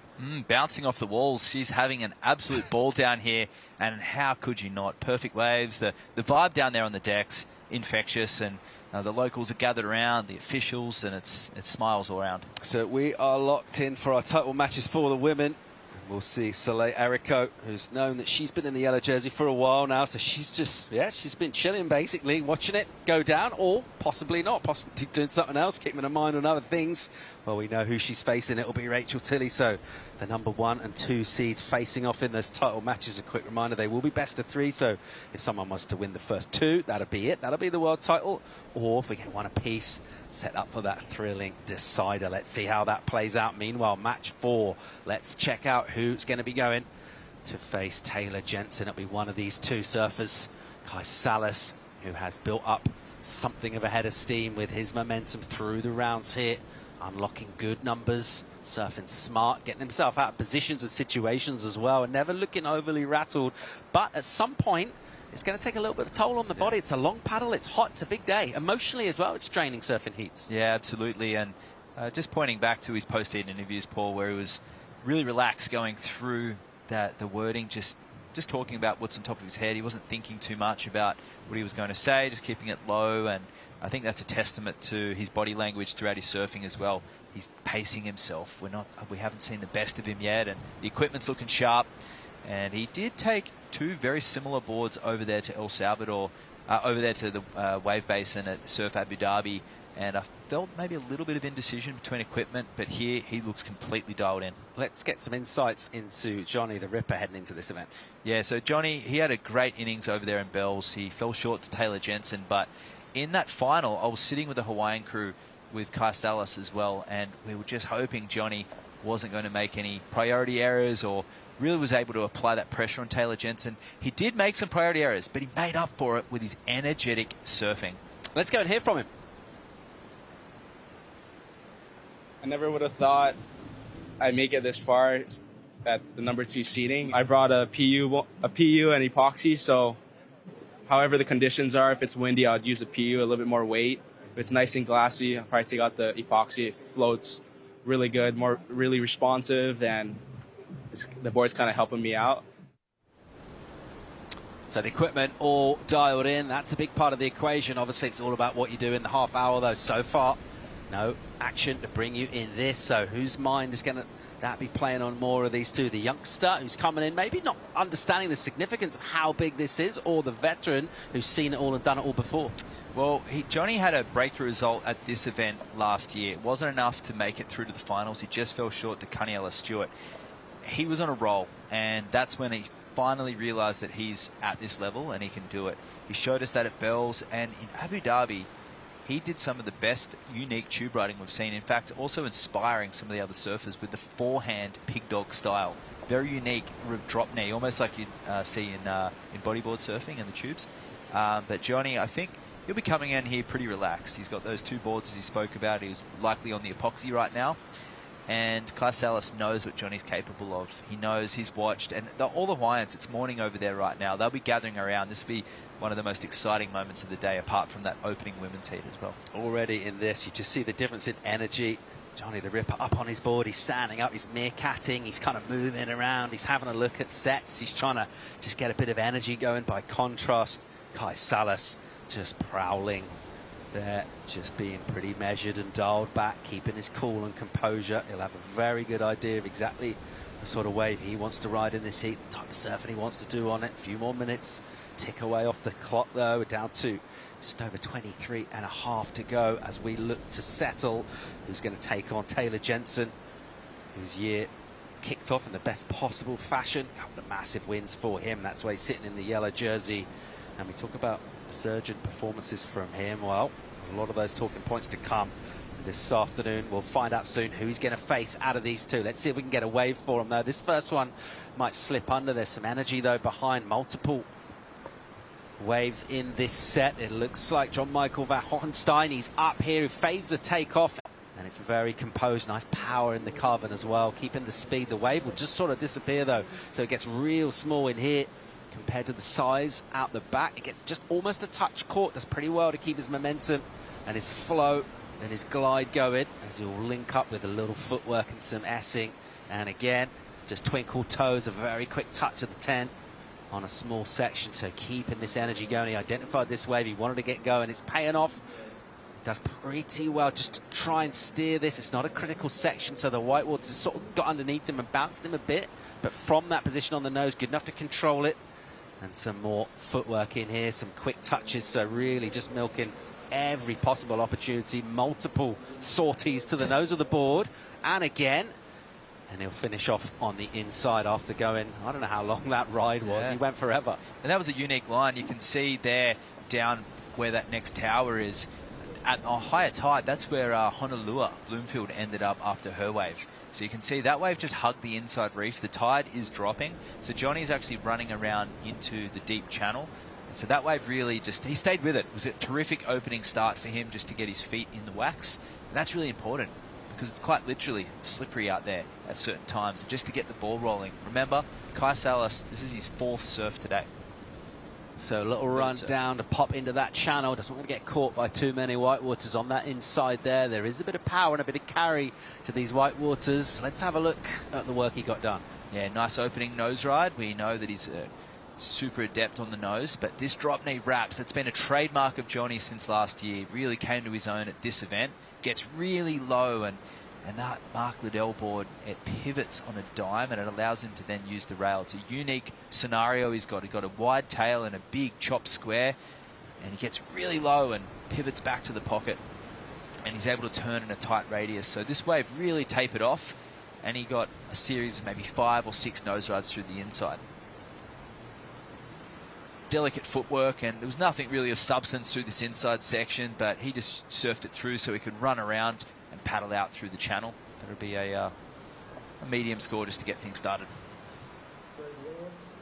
All the way through to the inside. He wanted this wave pretty badly. He wanted to get going as well in the heat. Well, he's done that here, as we'll just watch him finish off. And some quick footwork on that inside section. Then he ran down the beach a bit. He's making his way back out currently.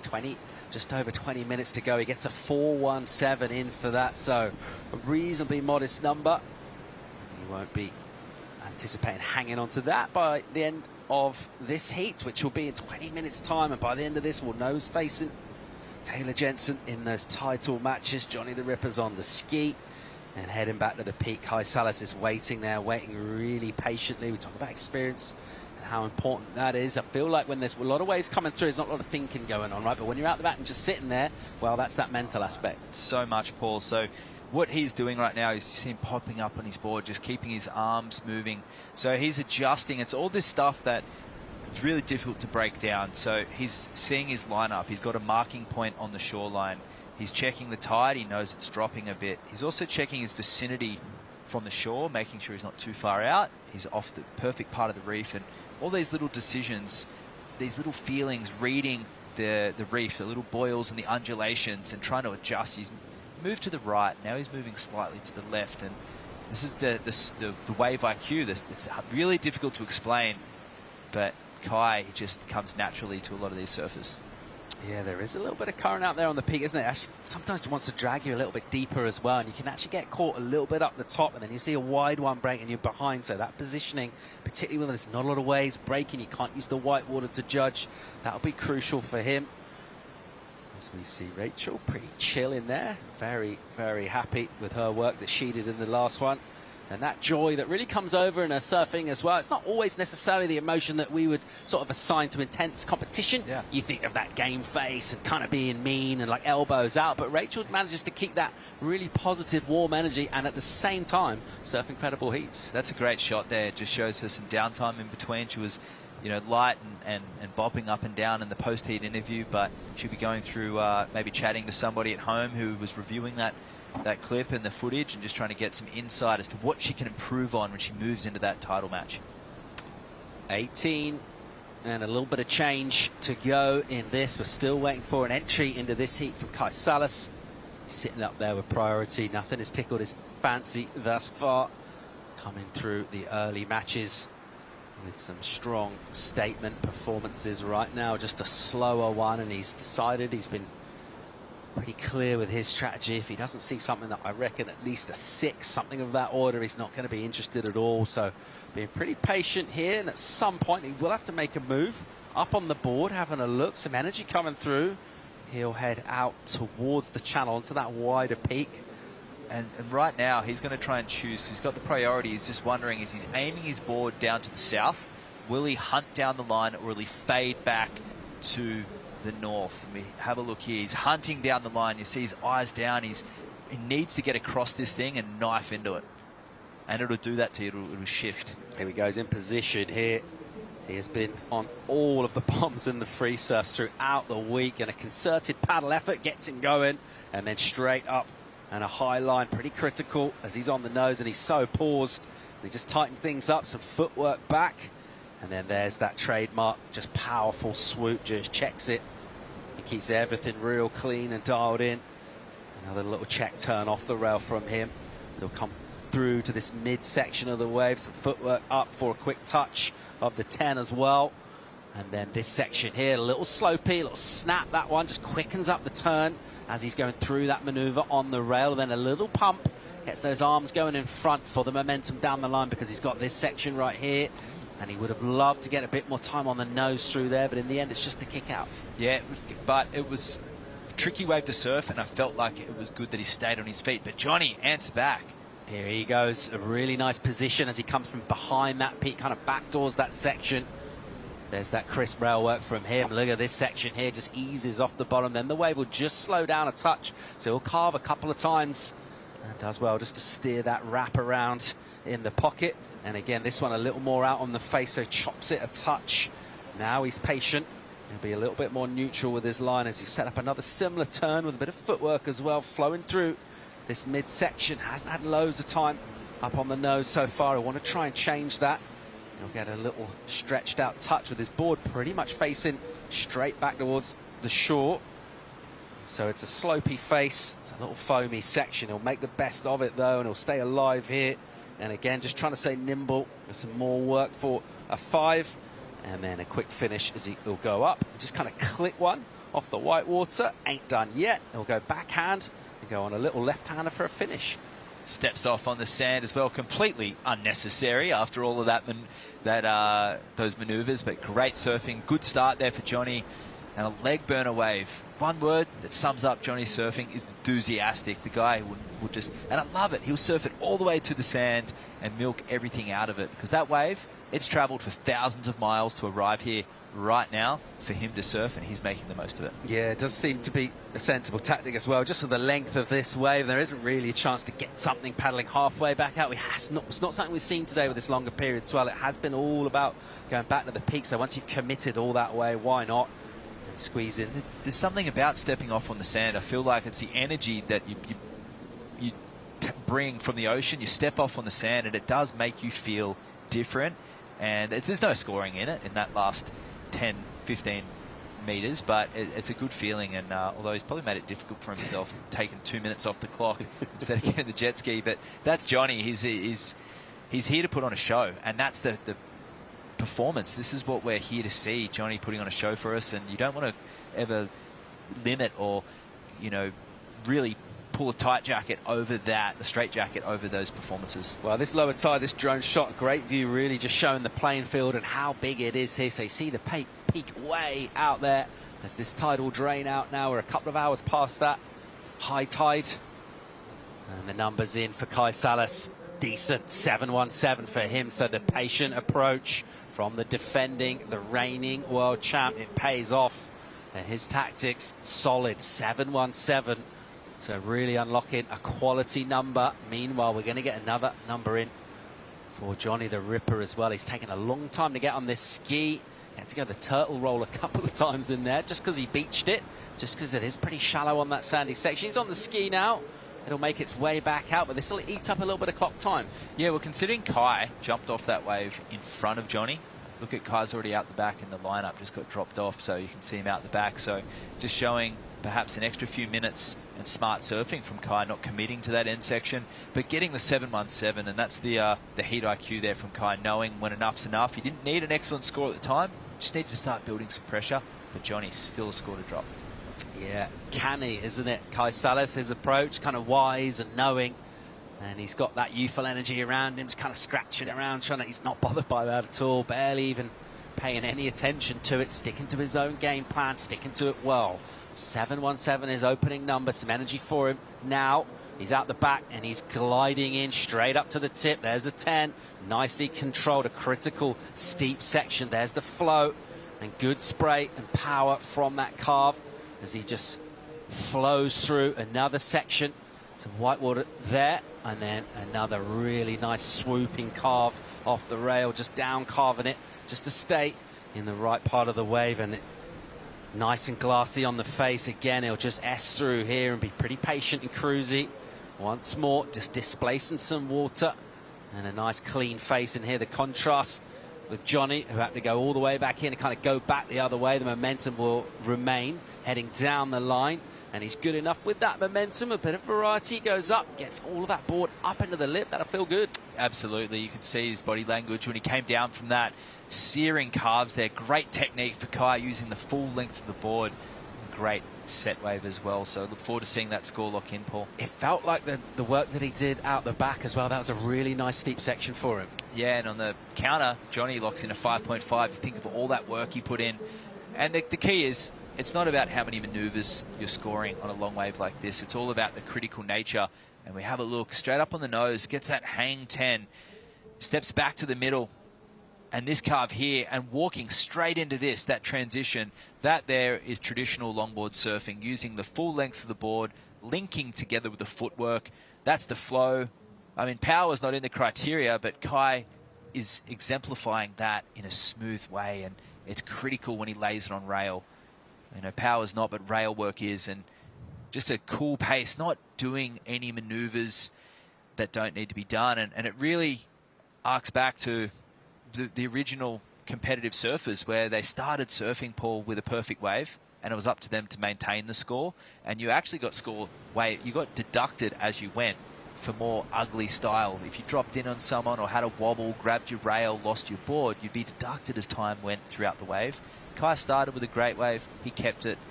It could even be, well, score logs in. Yeah, it's a good number for him, 6.83. So his total 14 points now, and he's put some serious pressure on the youngster, looking for an excellent number. 8.5 is what John Michael van Hohenstein is looking for here, with just 10 minutes on the clock, and he's not really found quality waves with his approach. He's going to have to be a little bit smart now with priority. Definitely still in this heat, though. He's such a quality surfer. That's why he's in this position at the moment, with a really strong seed here at the Surf City El Salvador Championships for the final. That's why he's in the shot of the world title, but to keep that dream alive, he will need to go excellent here, possibly better than that as well. You wouldn't count out Kai Salas' chance of improving as well in the next, well, he's got over 9.5 minutes. There's the spread from our panel.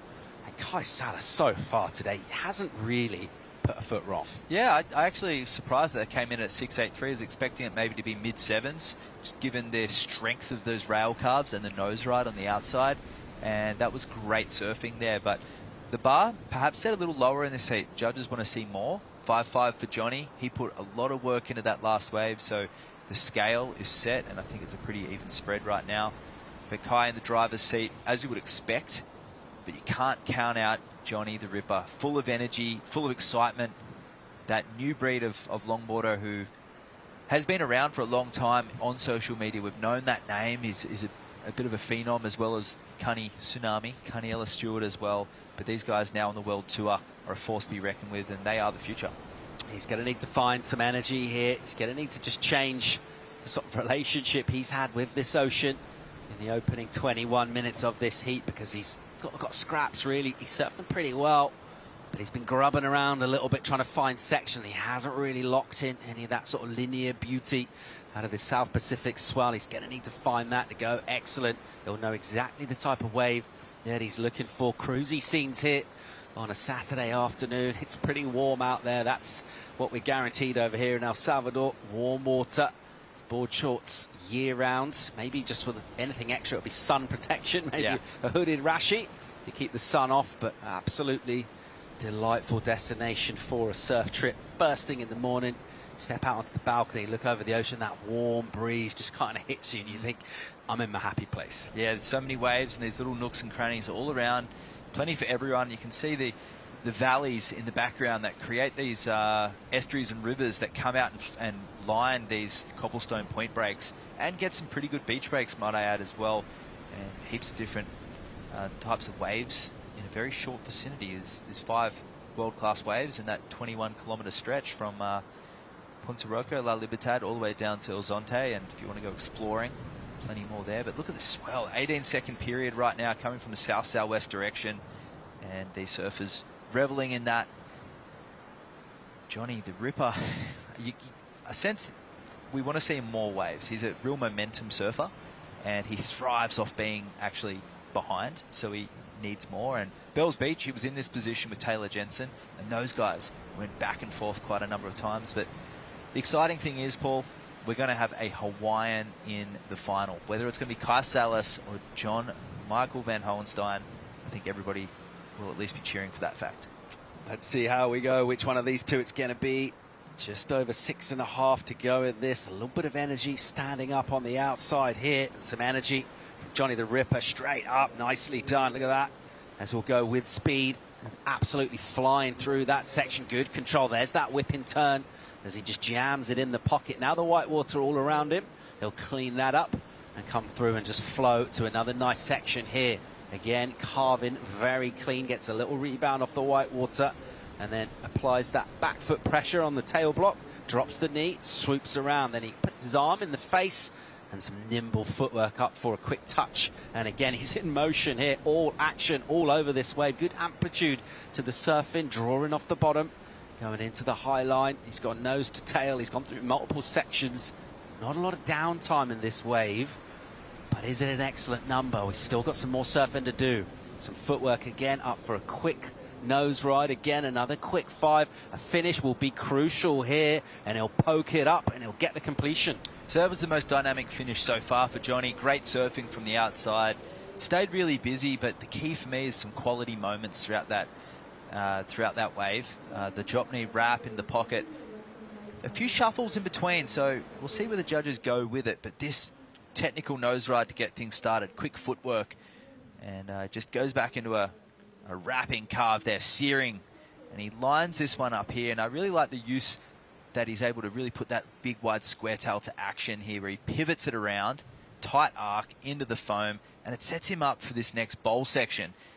Wraps that, comes back around with the footwork, and he's able to get there, snaps it forward, goes to the nose. So that big wide square tail allows him to do that, and this brings it all the way around. That's the form we saw him get a career best result here last year. I think the judges will appreciate it, but the speed, the flow, perhaps a little disrupted.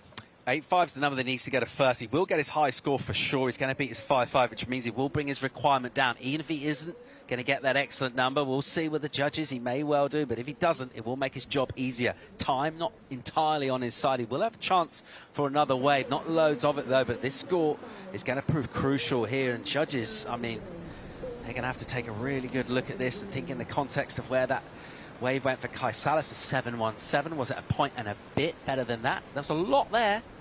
Judges really liked Johnny's surfing last year, and they were giving it a good, solid point ahead of what we'd seen throughout the year. So we'll have to wait and see what this one comes in at, because he was a surprise packet, and he even caught Taylor Jensen off guard, who was ripping last year. And it does look like it's going to be his best one, with that first score dropping. I feel like it should be his best wave. Best wave of the heat, not sure. His best wave, definitely. He's going to bring his number down. He's not going to get the excellent score that he needs to get a first right now. He'll have about 3.5 minutes by the time he's back in the lineup. 6.83, so his requirement now much more manageable. 7.17. That is making an assumption, though. That is that Kai Salas doesn't improve, who does have priority and also has 3.5 minutes. I think back to a heat in Abu Dhabi. It was Johnny taking on Kai Salas, and it was actually a super pivotal moment, because Kai got a wave that Kaipo and I on first thought was the best wave of the heat. Judges thought otherwise. Johnny got the jump on top of Kai, but it wasn't because Johnny wasn't ripping. Johnny was very, very consistent, and Kai will be thinking that right until the very moment Johnny is capable of the score. So this one may actually be the most nerve-wracking heat that Kai surfed throughout the day so far. A bit of a grudge match and a little bit of a rivalry starting between these two surfers. So under 3 minutes to go. There's our tide chart. So we're mid-tide right now. We're pretty much right in the middle of this, so it's got a long way to go out still, with that swell from a good direction to bend in and basically run down the point here as well with that shallower water. So we should hopefully see some steeper sections. Let's see how that plays out. We want to bring, obviously, best possible conditions for our world title matches. We're getting close to them as well. We're already set for the women. We know who's doing battle for a world title. It will be the yellow jersey of Soleil Erico taking on her friend Rachel Tilley. That's all set at the moment. There's the defending world champ Kai Salas, who's heading for a title match. Well, a couple of best of 3 with Taylor Jensen.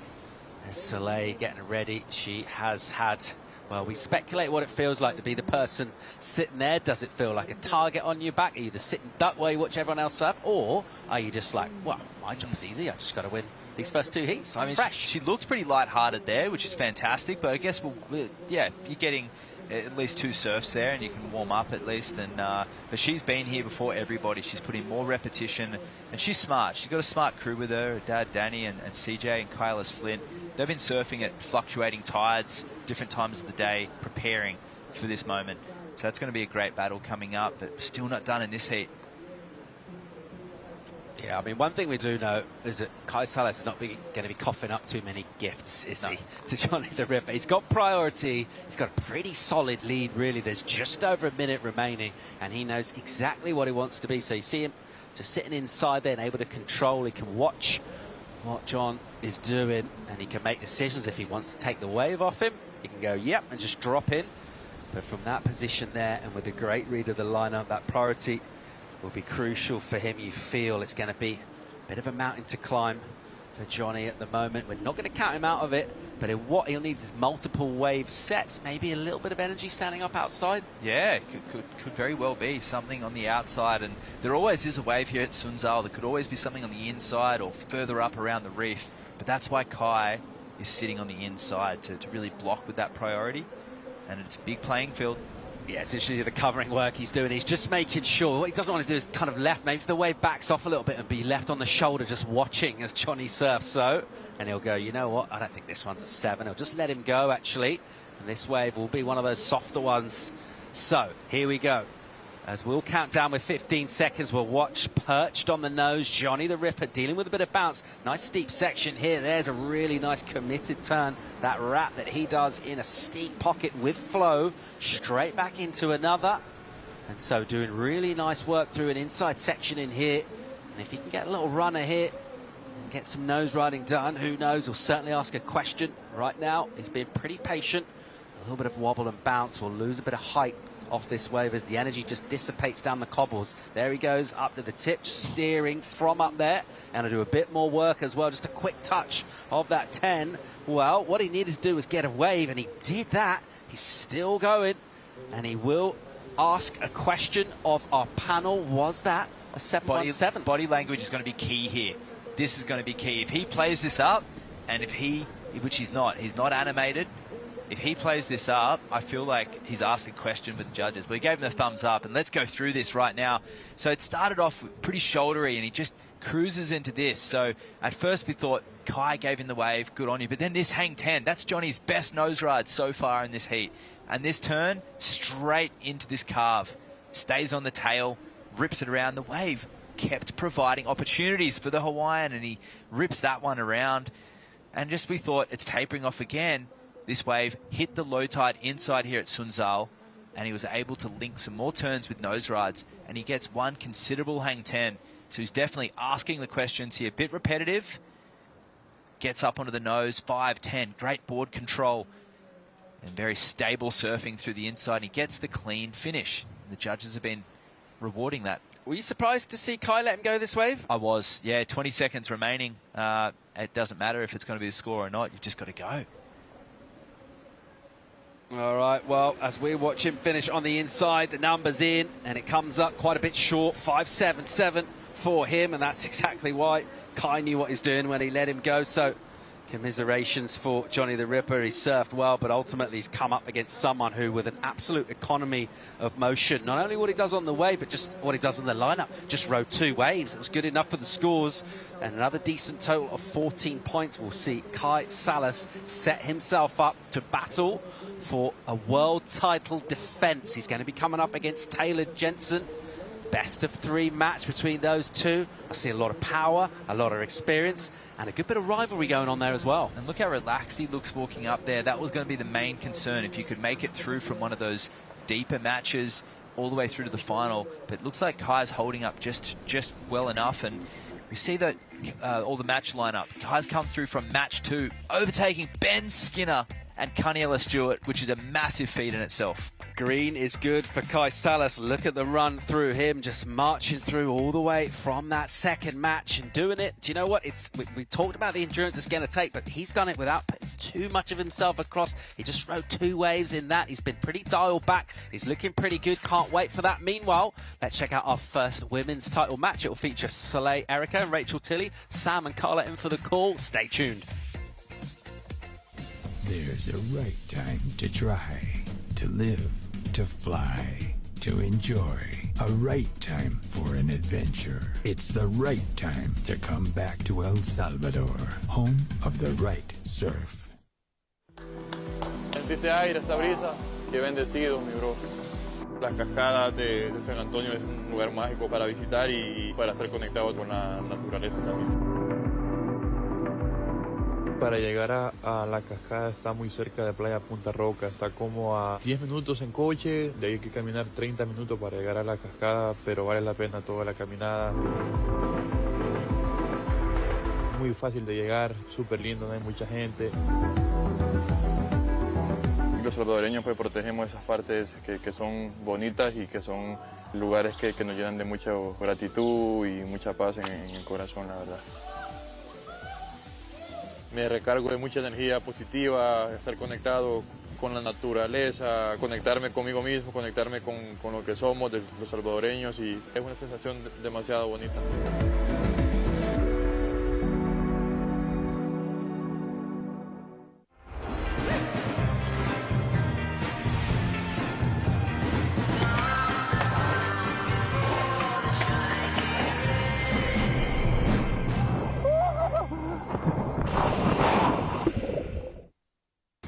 Welcome back to the Surf City El Salvador Longboard Championships as we move into the title match. It's Soleil Erica against Rachel Tilley. It's best of 3. Of course, if somebody gets those 2 wins off the bat, they take the win. If it's tied, it goes back to that tiebreaker.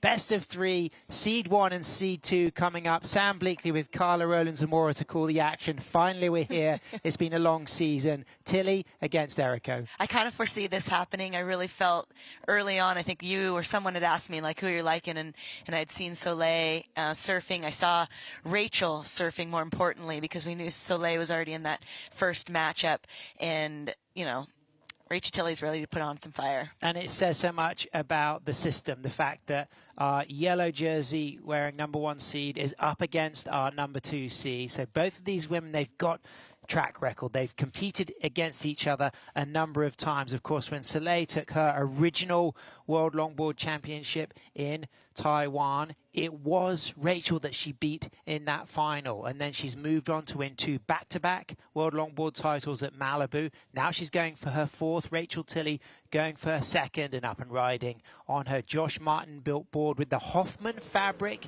on the top into the sole arch, right in the hook, under the pocket there. Clean, and then puts that board into a nice down carve, cut back turn as she cross steps forward, Carla. And a quick start for Rachel. Great body language. The lean back in the sole arch, really putting emphasis with those hips thrown forward. Yeah, she has a very upright kind of style too, and straight-legged kind of cross steps. She has really fast footwork. She's going to final it out here on the inside with a bit of tip time. She's definitely a force, and she likes this wave. She feels comfortable in these conditions. And I think she's really hungry to win a world title again. Absolutely, she definitely is. And she's surfing with a lot of joy, as always, but what a great start. Good connection, good rhythm, linking with a critical nose ride through the inside, leaving Soleil Erica, our #1 seed out back. And Rachel talking about that Hoffman fabric inlay on her Josh Martin built board. She said when she went to choose that particular fabric, it was like Harry Potter going to choose his wand from the wand store. It was the fact that all these rolled up Hoffman fabrics you could choose from.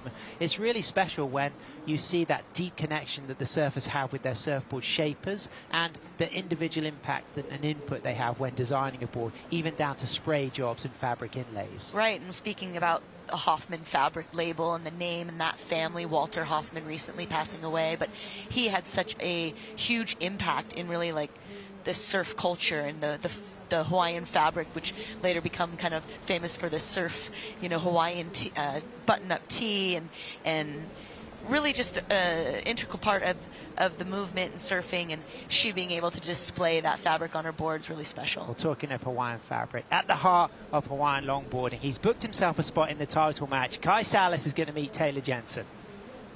Yes, he absolutely is. Thanks, Sam. Kai, another strong performance from you. Not loads of waves out there in that heat. Tell us what you saw in those 2 waves that made you want to take them.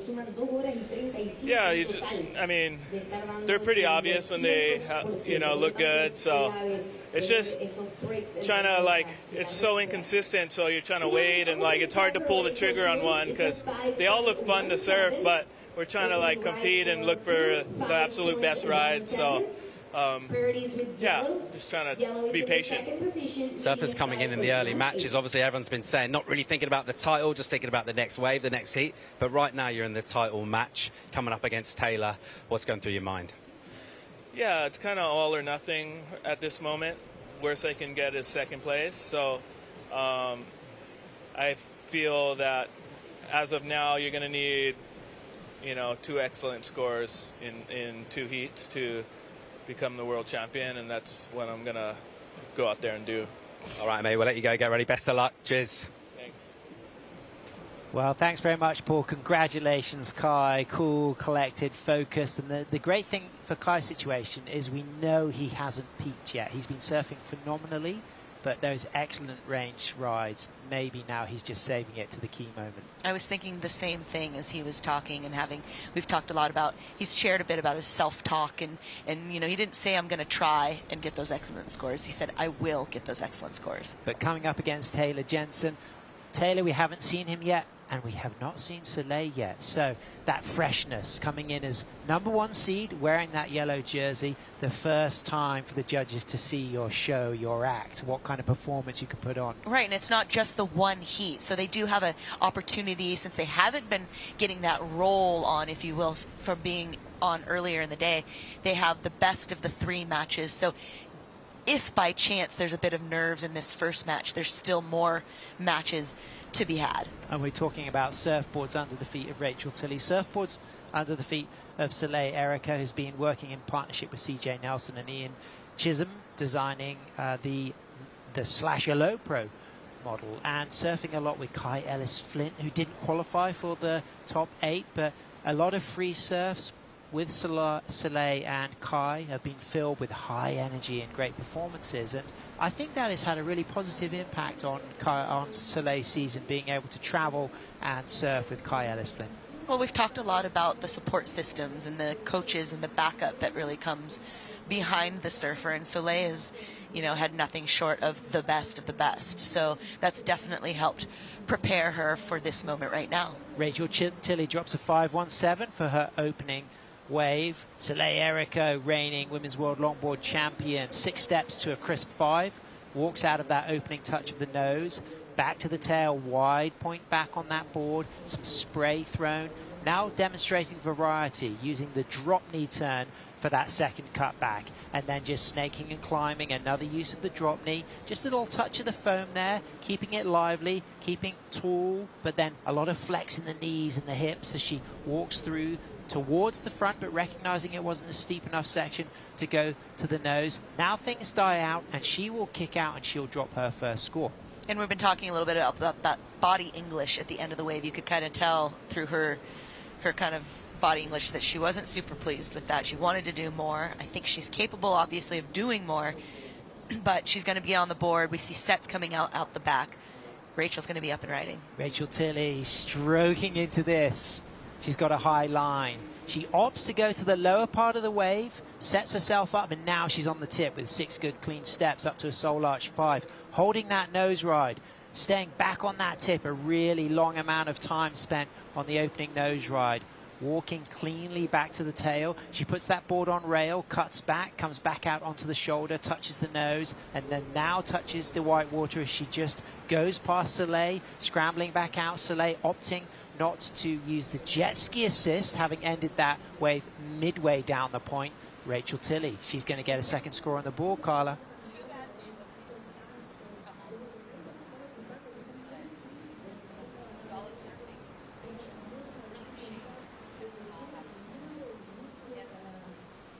But I love what I saw from the opening sections, Carlo. I love the fact that she was critical on the nose rides. She spent a lot of time on that opening hang 5. Yeah, she had a lot of great moments there. I think Soleil, it was a bit interesting of a choice that I don't feel like I usually see from Soleil, to taking that kind of smaller wave. It was like almost like she felt the pressure to get a wave under her belt instead of waiting for that wave that Rachel just had. And there's those list of world champions. And of course, we have our last 4 world champions present. We have Rachel in the water right now, but we have Tori Gilkison, our head judge, obviously not competing, but certainly having a huge role in global surfing and longboarding for the WSL. And then, of course, Honolulu Bloomfield, she is now eliminated, won't be going for that 4th world longboard title this year. But Soleil Errico with 3 world longboard titles from 2018, followed by those back-to-back victories at Malibu, going for a record-breaking 4th world championship title. Which will be absolutely fantastic for the young woman who's really just come on the scene in such a strong way and had, you know, really helped open the doors and to bringing kind of a different dynamic to the longboard scene. But, you know, you see a couple of the repeat names there, and I think Rachel, she's a little bit further down on the bottom, and she'd like to be one of those names that gets the repeat on there as well.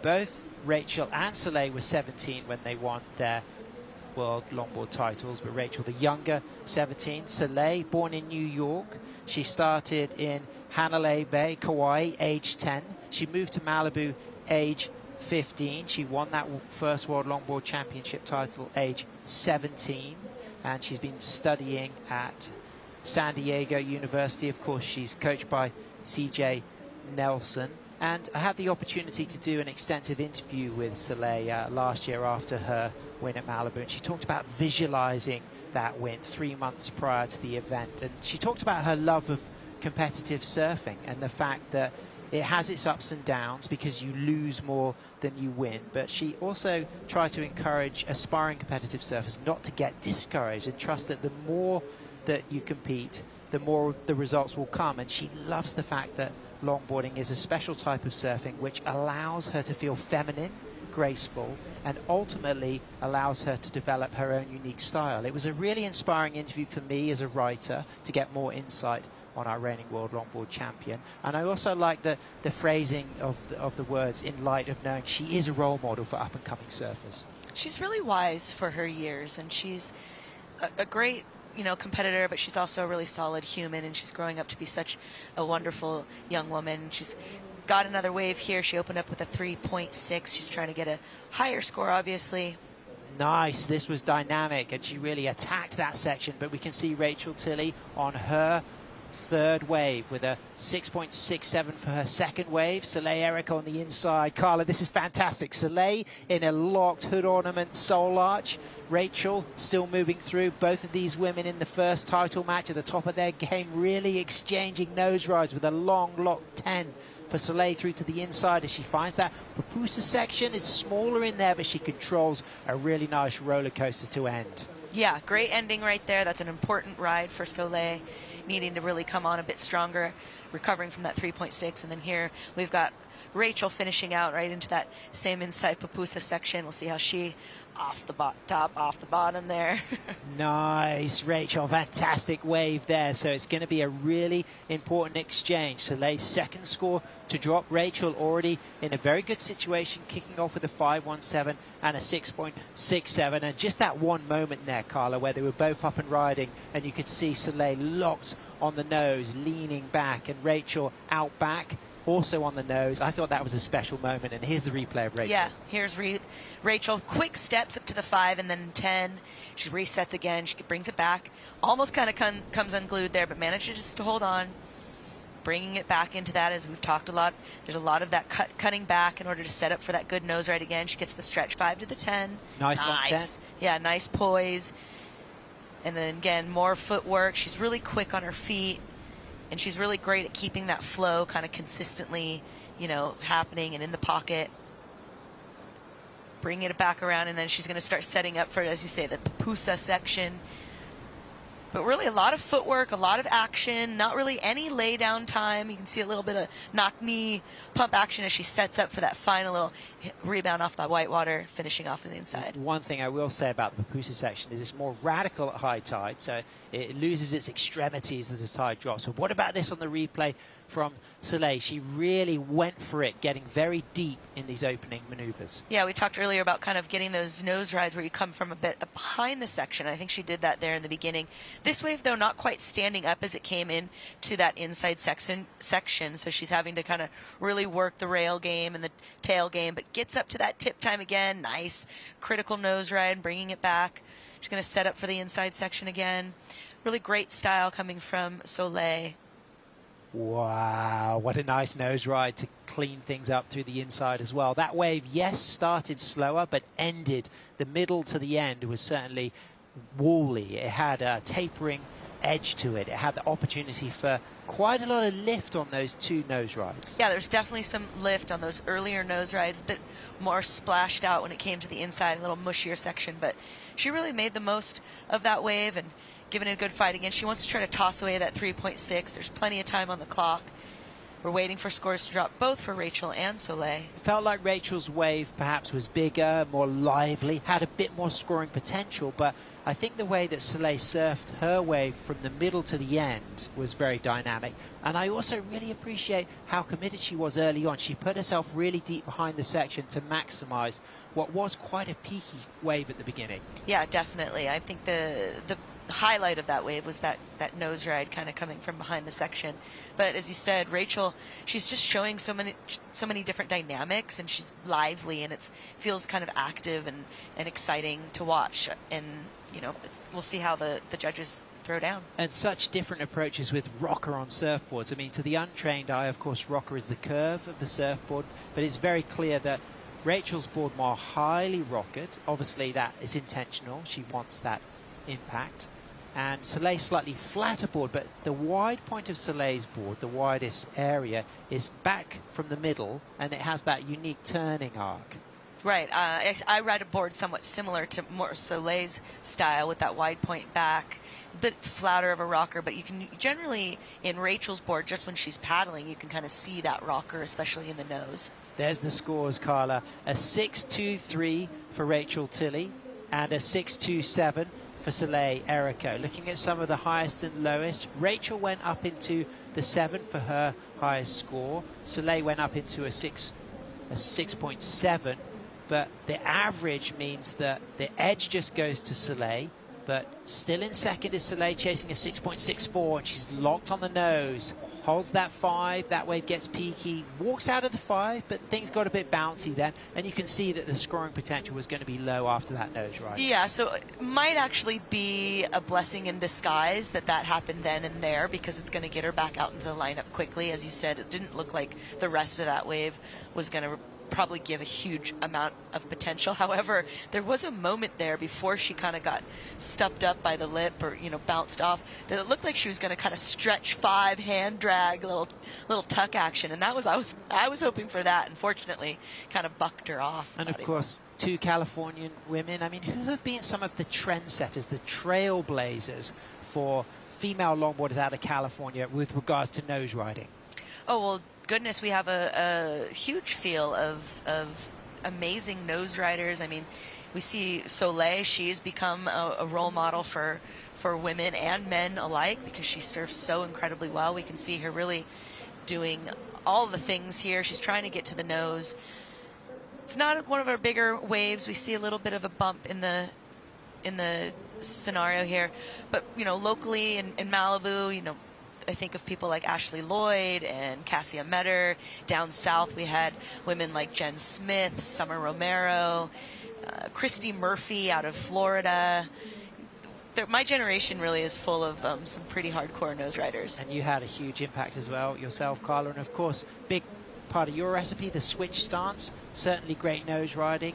And let's talk about that from Soleil. She had a bumpy wave to deal with. She did well. We're going to get a score coming through, but right now, live action, Rachel Tilley fades in, cross steps forward, nice measured footwork, recognizing that that wave is just going to not offer much more, walks back to the tail, kicks out. She's in a good position with a 6.67 and a 6.23. She drops a low score, which won't count, but we're just now waiting that last score of Soleil. What do you think? I think she's going to get rid of that 3.60, no problem. I think that's definitely a safe bet to make. I think what's interesting right now is we've talked a lot about throughout the day the chess match, and making decisions based on priority, based on your positioning, what's going on, not necessarily milking a wave if it's not going to give you, the juice that you're needing. Well, here it is. There's the replay. She really went straight to the tip. Yeah, straight to the tip there. Kind of brings it back around. We can still see a bit of that onshore wind, just creating a couple little chunky moments there. But really just fine-tuning, being careful. She probably is feeling that bump and just making sure, okay, I got to hold on to this. I don't want to fall. Kept it smooth, considering how difficult it was to ride that opening section. But I really like the carving approach, the kind of wide point back, turning arc of the board. The wave didn't really have a massive amount of scoring potential, though. No, but it does come in just slightly higher than that 3.6 at a 3.9. So she has kind of bettered that situation. She's still needing a 6.64 to come in to that first place scenario. We are doing the best of 3, so whoever wins this will still have another. The loser will have another chance. Traveling here with her mum Laurie is Rachel Tilley, up and riding. Dad Glenn will be listening in, brother Michael as well, and she's back on the tip there. Walks out of that second nose ride, kicks out, recognizing that she's not going to replace that 6.67 or that 6.23. And she's now in a paddle battle, Carla, and I absolutely love paddle battles. Who's your money on? Who's your dollars on? Who's your Bitcoin on? Well, I mean, you look at them right now, and they're literally neck to neck. Rachel's got a bit of the inside side of it, so she could go there, but from that angle it looks like Soleil has got the edge. I mean, Rachel recognized it. Rachel's like, no, Sam's Bitcoin account, he's not going to put any money on me right now, so I'm going to give up. And well, you have to remind ourselves that Rachel's had a heat.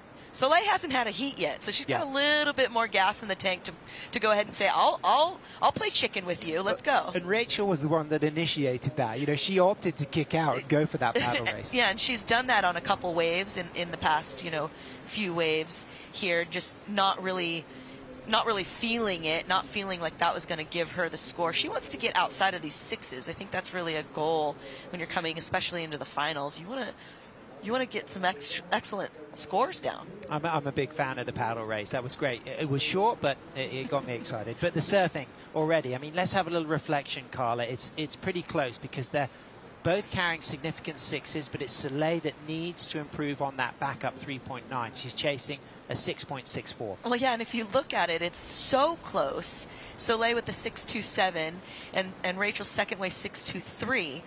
Rachel opens up with a 6.67, and now Soleil needs a 6.64. So it's a matter of hundredths of a point here in order to change the situation and for the to go into match 2 of this, or heat 2 of this match. Having that momentum, I think, is going to be important. And Soleil didn't come to Abu Dhabi. She was already going in as #1 seed. She did have a little knee injury, which she's recovering well from. She was saving herself for the final 8 here in El Salvador for this title match. But it meant that Rachel did have an opportunity to become #1 seed, but she got a 5th place finish, losing out to Elise in a very, very close heat with the eventual winner, Elise Lemoine. But it seems to be in her favour right now. The fact that Rachel's had a little bit of momentum, already won that match against Honolulu Bloomfield, but of course this is best of 3 and straight to the nose. Soleil Erico, now she's grabbing the rail, now things are getting quick. Is she going to work her way around this? Yeah, I feel like this heat isn't really playing out the way that she may have envisioned and maybe talked over with her coach, CJ. The rhythm isn't really feeling like it's there. Her selection, she seems like she's kind of been on the opposite end. We're seeing Rachel just a little bit more active. Soleil kind of finding these waves that aren't giving her the scoring potential that we know she's capable of. So there it is, 8 minutes remaining. You can see Soleil Erico paddling back out. She drops a 2-1-7, so it's not going to change the situation like you just said. Now, let's put ourselves in the mind of Rachel Tilley. She's got 7 minutes, 50 seconds remaining.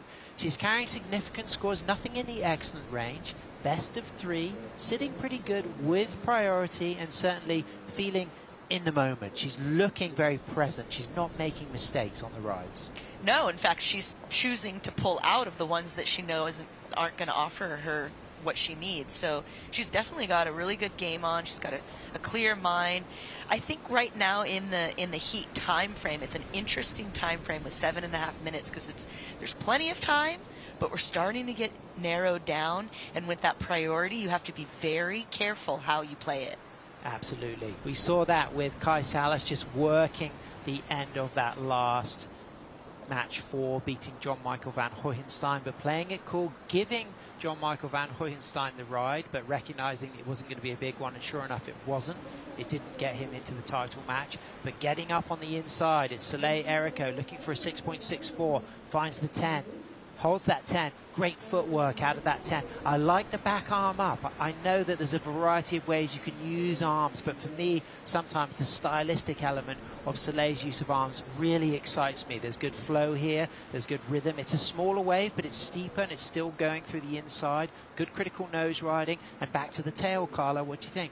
Well, I agree with you. I love the way she uses her arms, and we've talked. You and I talk all the time about longboarding as a dance, and the arms are an important feature of it. As you see her get to the nose ride, and you know she's being calculated, and her shoulder to fingertip, it has control. That was a really well put together ride, and I think that's going to give her a lot of confidence. If she can do that kind of surfing on a set wave, we're talking excellent range scores. 100%. She's definitely going to get, I feel strongly she's going to get rid of that 3.9. She does a nice fade into that high line to get that high 5 to 10. Then we're going to see her re-wrap it around, and that's that moment, that like kind of sweeping bottom turn with the arm up. It felt very natural, not forced, not posed, but very natural. And then a different little use of the arms there when she whipped it into the cutback, using that body momentum and that forward moment to bring it back around. Megan Godinez talks about throwing flowers, throwing lures at the end of the cutback, and that felt like that kind of approach. Yeah, or I could think of like throwing the net out to fish or something, yeah.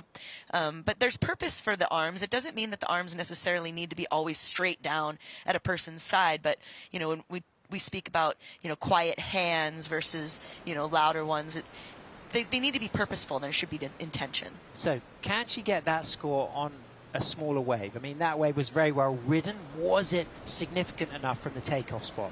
Well, we haven't really seen that thus far in those smaller waves. They've come close, but we haven't quite seen them get into that more excellent range. And it comes in at a 5.33, so that kind of surfing on a set wave from the takeoff spot, you're talking excellent range, well into the 8s. Yeah, absolutely. So right now she's just hoping that she's going to be able to get out there. She will be sitting under priority, so perhaps she could sell Rachel into a wave that might not be as favorable and leave her in the position for one of those big sets to come. So it does go into her top 2, adding to that 6.27, but still chasing the same score of a 6.64. Rachel Tilley with 4 minutes 20 seconds remaining, she can really be pretty wise in the way that she plays out potentially 2 more sets. No, I think it's going to be crucial in this moment right now for her to hold on to her position and be able to go into that second match with the win. 4 minutes remaining. Rachel Tilley with a 6.67 and a 6.23. Soleil Erico with a 6.27 and a 5.33. Very evenly poised as it stands. Rachel just with that edge. Soleil chasing a 6.64, but she's certainly going to be out back in time. Yeah, 100%. And this is like really when that clock starts ticking so loudly. You know, there's just moments remaining. Soleil, she's hoping something's going to happen to be able to change the situation. But in Rachel's head, it's kind of, I would feel like more of like, let's be calm. Let's play it cool.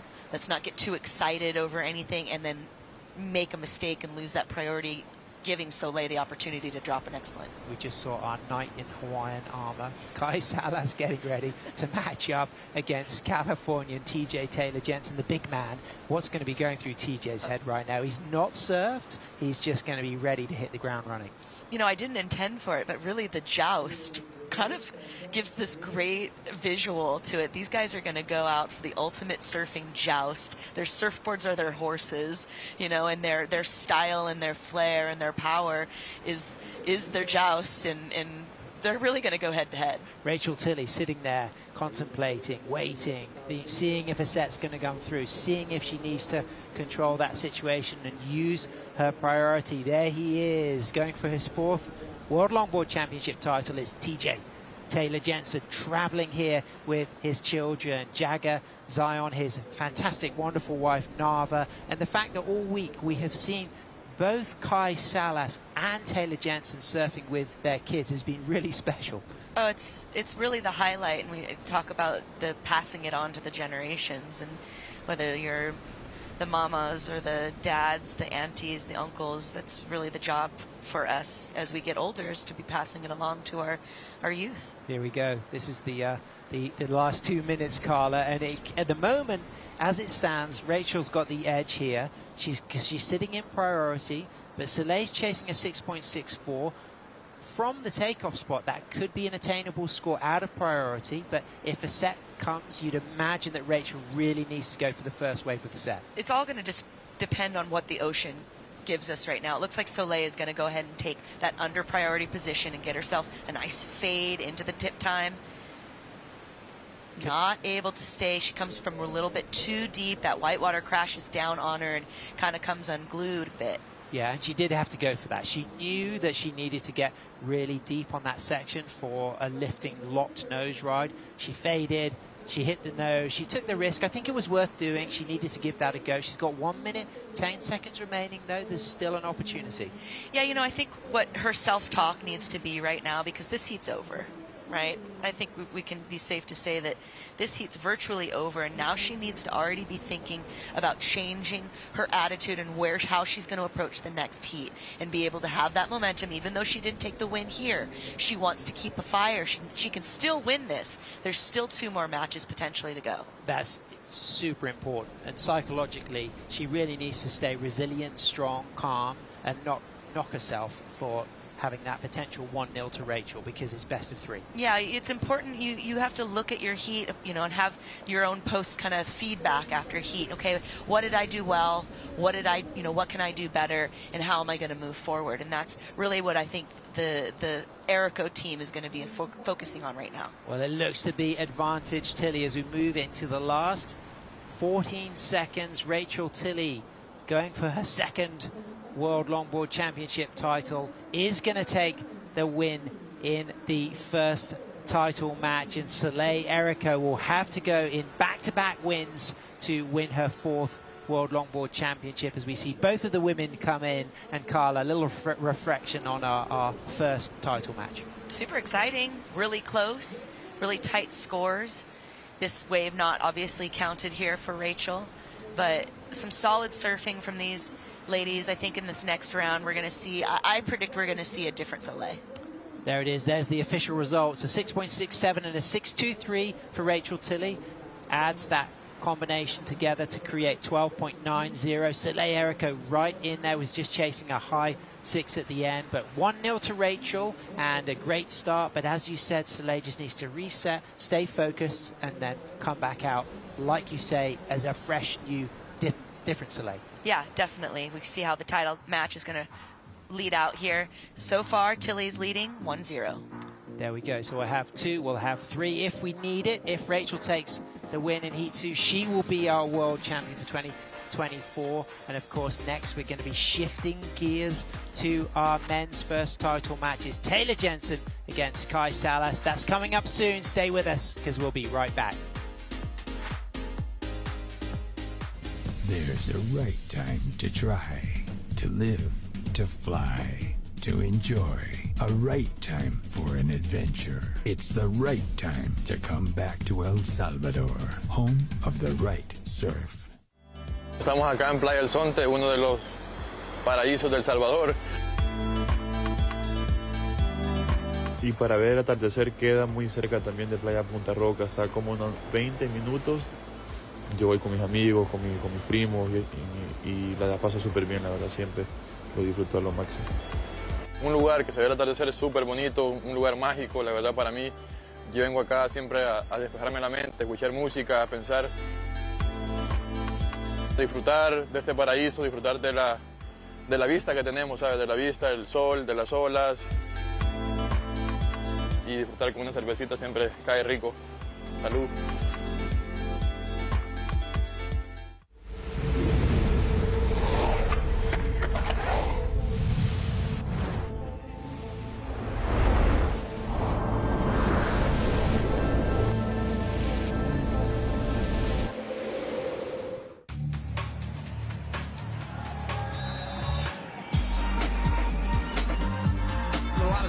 Smashes the section.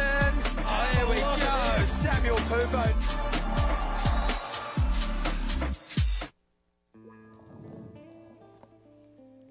Welcome back to the Surf City El Salvador Longboard Championship. As we can see, Rachel Tilley just taking the win in the first title match, best of 3. You could just see her mum following her up there to La Ola, where she is staying. Rachel will be just cooling under the icy water. I'm Sam Bleakley. A pleasure to have your company. Thanks for tuning in here as we crown our 2024 World Longboard Champions, joined by Carla Roland Zamora, and we've got Taylor Jensen and Kai Salas coming up next. The Knights.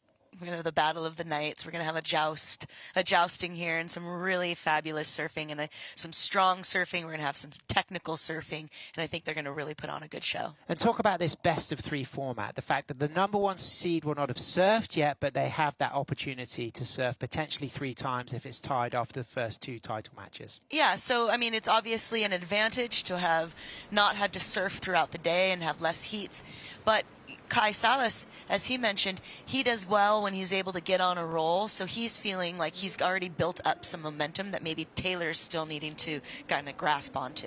Taylor Jensen, going for his 4th World Longboard title, would match the record of his father-in-law, Nat Young. Of course, Taylor's wife, Nava, is the daughter of Nat Young. Big shout out to Nat if you're tuning in. And of course, his brother-in-law, Bo Young, a 2-times World Longboard champion himself. Kai Salas, number of times has finished 2nd on the World Longboard Tour, but finally got that maiden win last year, and to go back-to-back would be special for Kai. Oh, absolutely, and these are, you know, legends, if you will. They're soon, you know, to be in the Masters division. Yep. They've been on the tour for a long time, and they're veterans of this situation, so I can't help but think there's got to be some like, fun rivalry out there between these 2 gentlemen.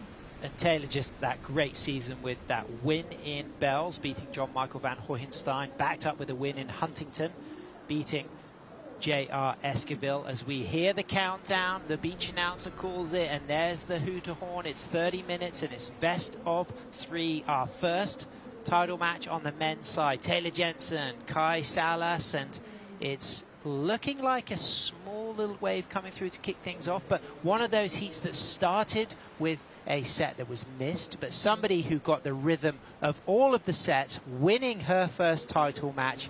Rachel Tilley is down on the glass with Paul Evans. Yeah, thanks, Sam. Rachel, both you and Soleil have had to sit and wait and watch everyone else take a bit of a run-up at you throughout the day, but how good did it feel to have a little bit of momentum going into that one? Yeah, I think that was super important for my performance out there now. It just, you always have like first heat jitters, and it's kind of crazy. It's like these normally in an event like round 1, you get those first heat jitters. It's not elimination, but it's like go time from the beginning. So that was super helpful to now in the title matches to have those out of the way and feel like I'm going in with momentum. So yeah. All right, you're one heat away from a second world title, a historic moment. What's going through your mind? Well, a couple nights ago, I had a dream I won the first heat, and it was like this time right now. And I had a dream I missed my second heat because I was trying to pick out what bikini to wear. So I'm not changing my bikini. And yeah, I'm just gonna, I don't know, like last heat I had a lot of elation and excitement that I was in this. Now it's like go time, focus time. So still work to be done, so it's not celebrating time yet. All right, we'll let you go. Get ready. Best of luck. Thank you. Oh, thanks, Paul. That was brilliant, Carla. Rachel, big thank you for sharing that with us, because that was classic. And that's so real. You know, there's CJ Nelson he had a list of things that you would do to prepare, you know, for your heat. And one of them was matching your trunks, in his case, to your jersey. So perhaps there was some subconscious thing where she was thinking she needed to change her bikini or something to help improve her heat situation. But love the realness from Rachel that she always gives, and she's so well spoken and just really is a great spokesman and representative, you know, for the longboarding community. And the longboarding community is embracive. It really includes a rainbow spectrum of ages, approaches, ethnicities, countries, backgrounds, and that's something that we do cherish as fellow longboarders. Yeah, well, I think in general, too, I mean, surfing in and of itself is such an international sport, and to be able to have events like these where, you know, we're also able to include the regional events and the wild cards, like we really get to encompass that global feel that surfing, you know, is truly all about. And we're here in Surf City at one of the coolest tourism projects in the world, and the growth in tourism on this coastline has been absolutely exceptional. It has been the third highest growth in tourism in the world last year in 2023, and the first in the Americas. That's a 40% growth in tourism since 2019, with bookings up 300% last year. So all of the investment from the government is really paying dividends, and it's important to recognize that this surf tourism and the wider cultural tourism that's happening is empowering the local community by stabilizing the economy and offering a variety of business opportunities. And you only have to walk around El Tunco to see the scale of that, from street vendors to more affordable hostels to high-end experiences for families. Yeah, you know, and it's really been because of the government and President Bukele specifically really seeing the push and seeing the reward that comes out of this tourism, especially specifically with surfing, and it's helped, you know, provide jobs and, as you said, build the economy. Connie Stewart. Yeah, he's got a license to chill, as Mitchell Salazar likes to say, and he'll be supporting Kai Salas. He's had a good run, of course, a bit of disappointment. Of course, he wanted to be in this title match, but he will be enjoying watching his mentor, Kai Salas, out there, his surfboard shaper, designer of his equipment. But a slow start for both surfers. The fact that Taylor hasn't surfed yet, how will this affect him, Carla, do you think? Well, Rachel made a good point about having that heat beforehand and having those jitters already out of the way. Not to say that Taylor is probably a guy that gets a ton of jitters, but having that ability to get up on your feet and kind of work the wave already, it does help set a flow and a momentum. What's interesting, too, is that we've already got 25 minutes, you know, remaining here. We've got 5 minutes that have gone by. No one has taken a wave. That just goes to show how tough these guys are, that joust that we're kind of anticipating. They're both going to be very calculated when they decide to make their run. And both of these surfers very involved in surfboard design. Kai Salas as a surfboard shaper himself, but Taylor Jensen certainly as a designer. And one thing that Taylor's always had a real interest in is that he was aware that traditional polyurethane blank boards lost their spring, and as a competitor he was always looking for something that would retain and sustain that flex and liveliness and spring, and that gravitated him to work with Firewire and develop a variety of stringer and flex and equipment technologies. And if you follow Taylor on social media, you'll see the range of boards that he works on, and it really is very much driven by having a sustainable surfboard that keeps a high level of performance over the years and doesn't lose its life. Yeah, and that's definitely a difficult thing to obtain. Surfboards, as we all know, not the most ecologically friendly product. and sport. However, there's a lot of people that are on a forefront of trying to make it more sustainable. Ashley Lloyd being one that likes to, dabble with the flax fiberglass. Yep. And there's definitely an attempt to make our sport, because we are so connected to the ocean and we are so connected to nature, it should be something that we strive to attain. And both of these surfers, great all-rounders. I had the chance of talking to Taylor about his interest in being an all-rounder, and he really emphasized that, the variety of conditions that you can surf, adapting to those conditions is what really brings us joy as surfers. So you will see Taylor is one of those surfers who will ride a huge variety of boards, through short boards, mid-lengths, sharp-railed, 3-fin longboards, to flatter rockered, single-fin, bigger longboards in the 9.6 plus range. Yeah, his board IQ is quite large and broad. It looks like we have pelicans perhaps gliding along the surface there. I'd love to see somebody turn and go for this one. I like the way it looks. It looks like Taylor maybe taking a peek, decides not to. Wow, that was icy cool. That would have been a difficult decision to make, but I am impressed with the patience of Taylor Jensen, Carla. I thought he had to go on that, but he was restrained, he held back. He thinks there's something better out there.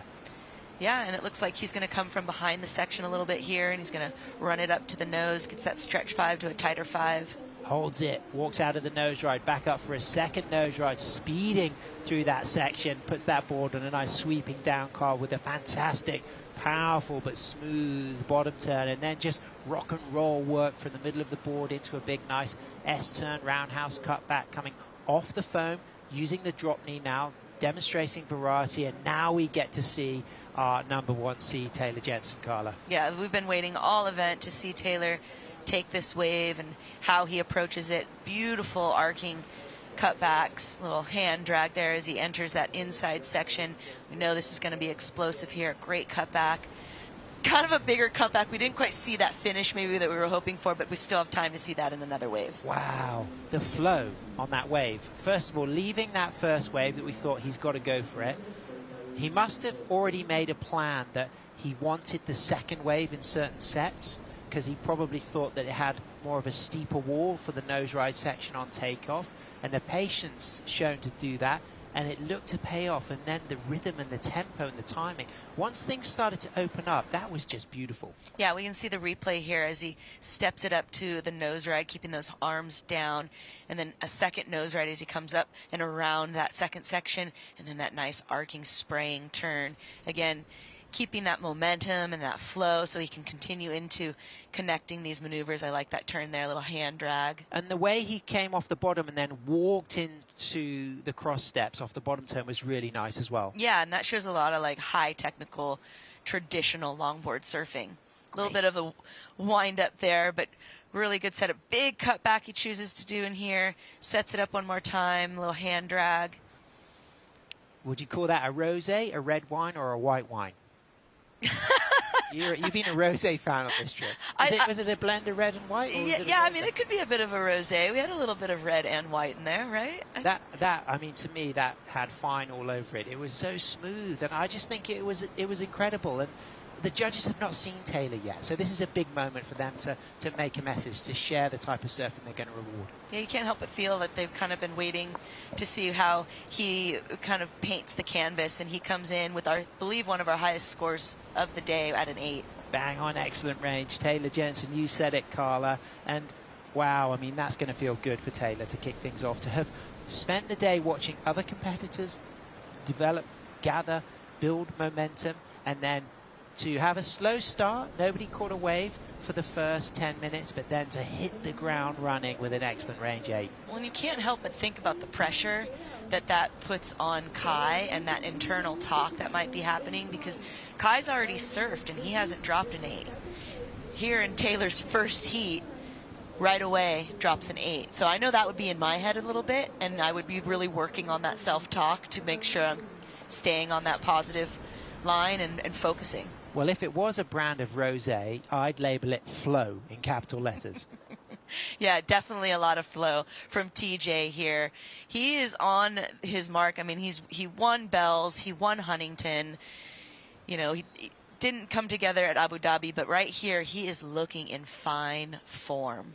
And just the way he works the rails through this last section here, the angles, the slice and the precision. But we have to really celebrate his footwork as well, Carla. It's so clean in and out of the rail work. Yeah, he really doesn't miss a beat. You don't see any shuffling or even like half steps back or forward. He really keeps it tight to the cross stepping and then just always keeping it in the curl and keeping it really radical and dynamic. And we think that's the first scoring ride for Taylor Jensen, but Kai Salas has 10 scoring rides already today. So, you know, that really is interesting to see. Can Kai keep the momentum? Can he now go excellent range? Well, he's going to need to if he wants to hold on to that world title for this year. And he's going to, you know, he's somebody that's got the eye of the tiger, as we like to say. You know, when the pressure comes, he's able to rise to the occasion. So I'm sure he's actually feeling almost like challenged. It's like two boys, you know, and like, I can one-up you, I'll better you. And so I'd like to think that he's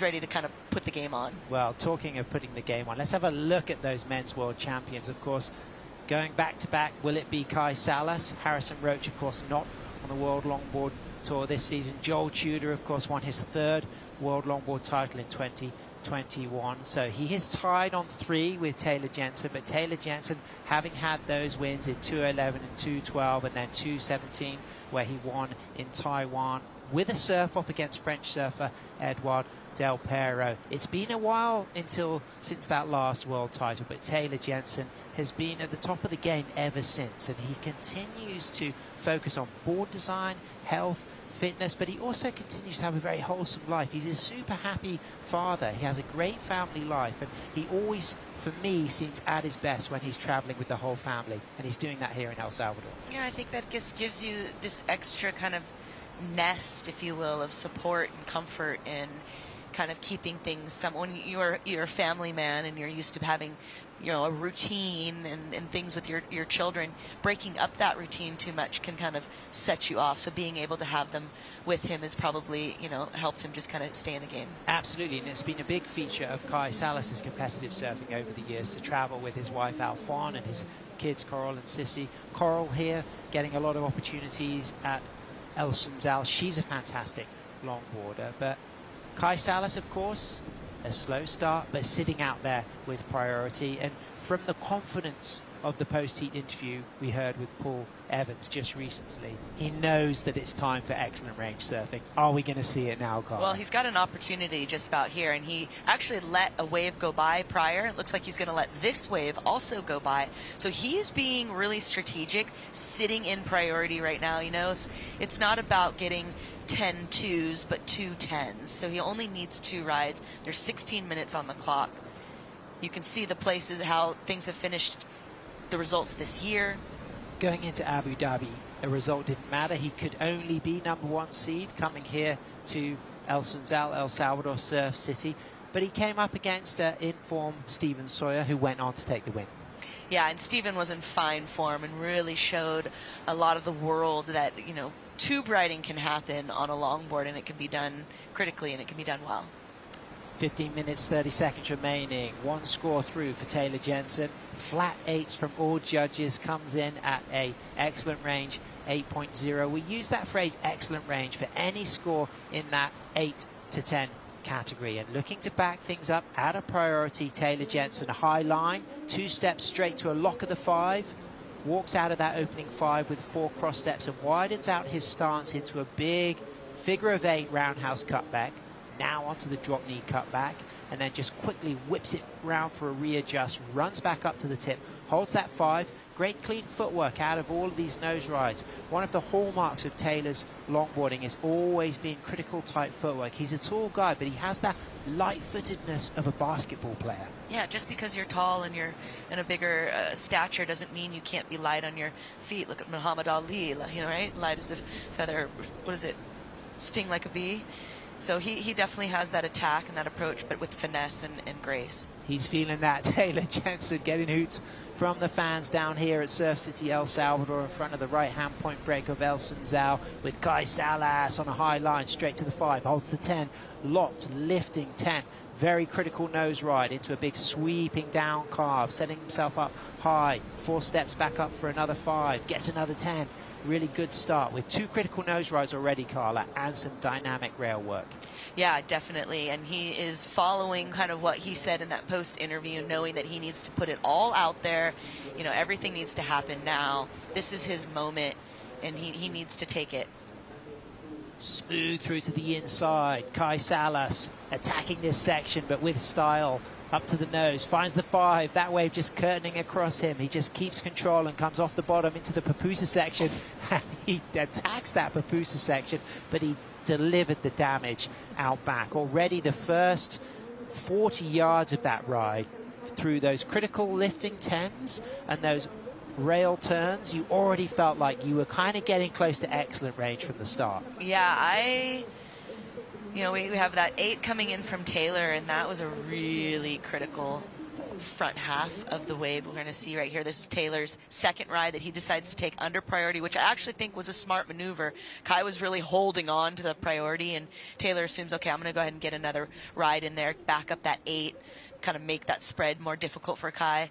And he does all the work. He does the footwork. He gets the clean footwork at the 10s. We got the 5s. We get the cut back into the whitewater. So checking all the boxes off here. Beautiful style, plenty of flow. Yep, definitely that Rosé brand called Flow in capital letters all the way through. Nice locked of the 5 through the inside into that steeper section. I love the way he walks into his turns there, really demonstrating the use of footwork and then just coming through that Papusa section. But it's going to be really interesting, Carla, now thinking how we compare this wave to Taylor's opening 8. Well, at the beginning, right off the section, he kind of goes right into it to the 5 to the 10, and he's been really taking those moments from just behind to set up his nose rides. And so he sets up this another 5 to 10 here, rebounding it into the whitewater. Almost a little hiccup there, but he really holds on to the control. Waves are starting to clean up as the sun's starting to set a little bit more here at El Sunzal. Beautiful surfing, great opening ride. This is the kind of wave he wants to open up for since he's been waiting all this time for it. Yeah, I think this is going to go really high. He was patient and he rode it really well on takeoff there, and he really had to commit to something risky on those opening 10s, and he did.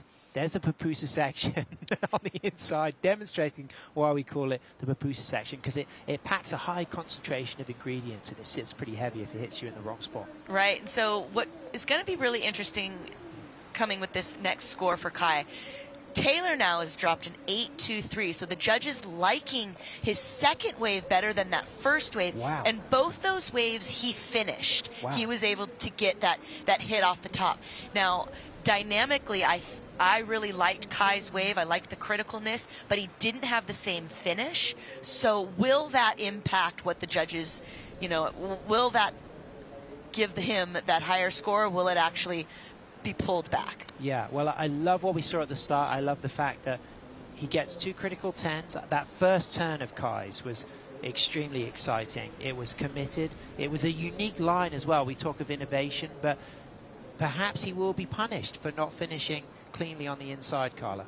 Yeah, and it looks like the judges do drop a 6.33. So really acknowledging that they want a solid finish. They want that start to finish, of the recipe, if you will, and making sure that you're cooking everything at the right temperature and serving and plating it perfectly. But let's not forget how hard it is to do the things that he did early in the wave, where the highest degree of difficulty, where you've got pace, momentum, and if you make a mistake there, you lose the whole thing. And he really did put it all on the line with 2 very good 10s, with an incredible turn to separate those 2 10s. Yeah, I think you and I definitely get excited and perhaps would have given a bit more to that score line, but the judges, they're being extra critical. They're gonna, we're crowning a world champion here, so we've got Tori Gilkerson, head judge. So we have people that were with experience, and now we've got a bit of a paddle battle situation.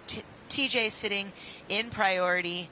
They're both on the outside. That previous priority, when Kai was sitting, he sat with it for some time. So how Taylor chooses to spend the last 9.5 minutes with priority may dictate how the rest of the heat goes. And I think Kai will be disappointed hearing that score. He'll be thinking, what more can I do? But he will immediately recognize, had he just rode out through that inside section, that could have had a big impact on maybe putting that into the excellent range. Yeah, he needed to set up that last bit of section to give himself more time to finish it off. If he had gotten a clean tube, perhaps that would have worked in his favor, but that was just going to be a closeout.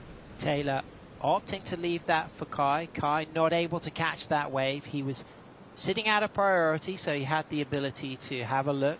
Taylor's going to sit out there with 9 minutes remaining. He's carrying an 8 and an 8.23. Kai Salas from Hawaii has dropped a 6.33. Wow, we thought that was going to go bigger because we love what we saw on the opening sections, but we're really seeing that the judges are loving completed rides. So coming through to the inside and finishing with finesse, not necessarily having to do a floater on that last section, but at least riding cleanly out of it is proved really important in the scores today. Yeah, that finish is always sometimes been overlooked. It definitely gets overlooked in shortboarding, but I think in longboarding it's definitely an important feature of the entire, book, if you will, of technique and skills and tricks and whatnot. And that kick out can be fancy and dynamic. It can be a flyaway kick out, or as we saw earlier, Elise had done a really big bottom turn, away from the whitewater. So there can be a great moment to kind of flash the judges at the end of a wave. A little lower trestles look right now as we can see the cobbles exposed. And something that the wax head often talks about is the need for a combination of major maneuvers within the longboard criteria. And it is those controlled maneuvers in the critical part of the wave, utilizing the entire board and wave using traditional longboard surfing, that gives the highest score. And it's about the judges really analyzing the highest degree of difficulty through those maneuvers, but also looking at style, flow and grace. And both of these surfers tick the box for style, flow and grace. They've got great footwork, they've had long careers, and they have been fantastic at adapting to different types of waves. They have won big events around the world in tubes, in point breaks, in beach breaks, in reefs, as we can see. Sissy and Coral, the children of Kai Salas. Coral is a fantastic longboarder. Sissy is ripping. She's been good on her shortboard this week. What a great opportunity for those two young women to be out here with the family. I mean, when it comes down, back in the early years or what of competition, you may not have necessarily been super competitive, but you wanted to do the competition because you wanted to travel the world and you wanted to experience these new places, meet new people.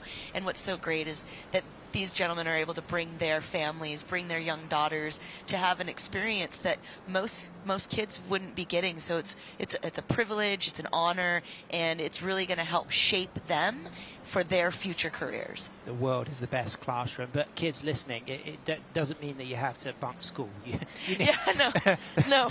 I might have shot myself in the foot there, but the opportunity to travel and become cultured and worldly is priceless, and that's exactly what both Taylor and Kai's children are experiencing this week in El Sunzal, El Salvador.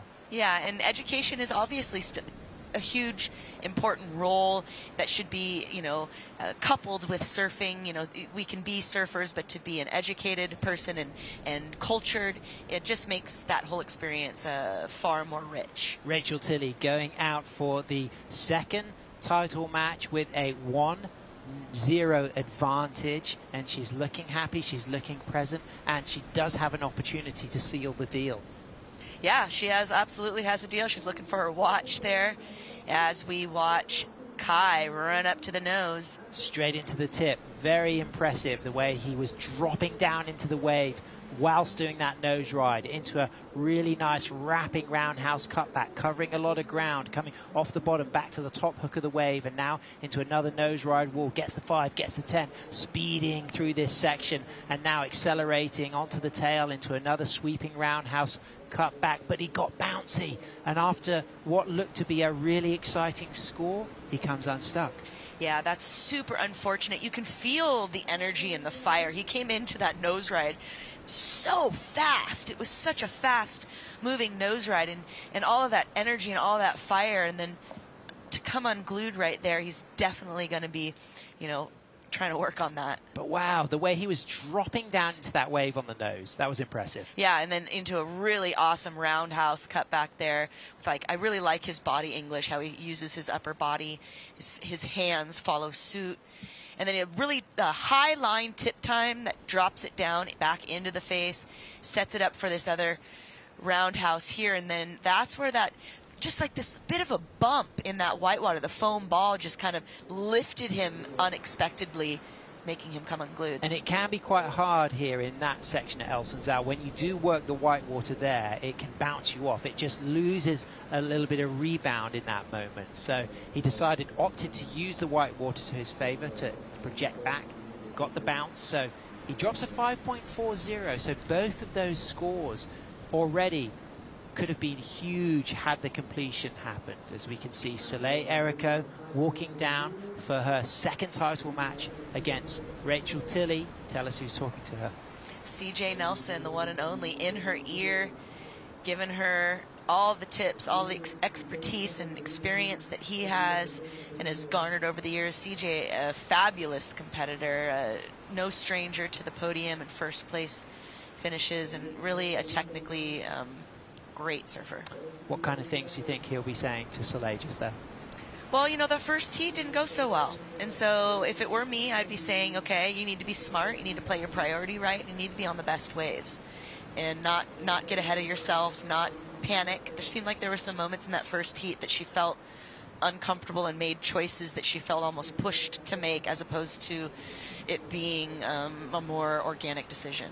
If you're a geologist, look at those volcanoes, that landscape, incredible. Over 100 volcanoes in El Salvador, and the eruption of performance from Taylor. Just 2 rides ridden, Carla, but straight in there, both excellent range, an 8.0 and 8.23. Kai Salas certainly had excellent range potential on those rides, but just needed to finish them. Yeah, so if Kai can just come out and finish one of these rides, the scenario is going to change here. There's only 2.5 minutes remaining. Kai sitting under priority, got a bit of a set coming. We'll see if Taylor decides to go for it, or will he let Kai have an opportunity? He needs a pretty much perfect ride, a 9.902 minutes. 10 seconds remaining. Sitting there in priority is Taylor Jensen. So it feels as if this is going to be 1-0 to Taylor, and Kai's just going to have to come out with a reset. Yeah, similar to the women's heat first match, Soleil needing to kind of just restart here. Kai's going to have the same approach.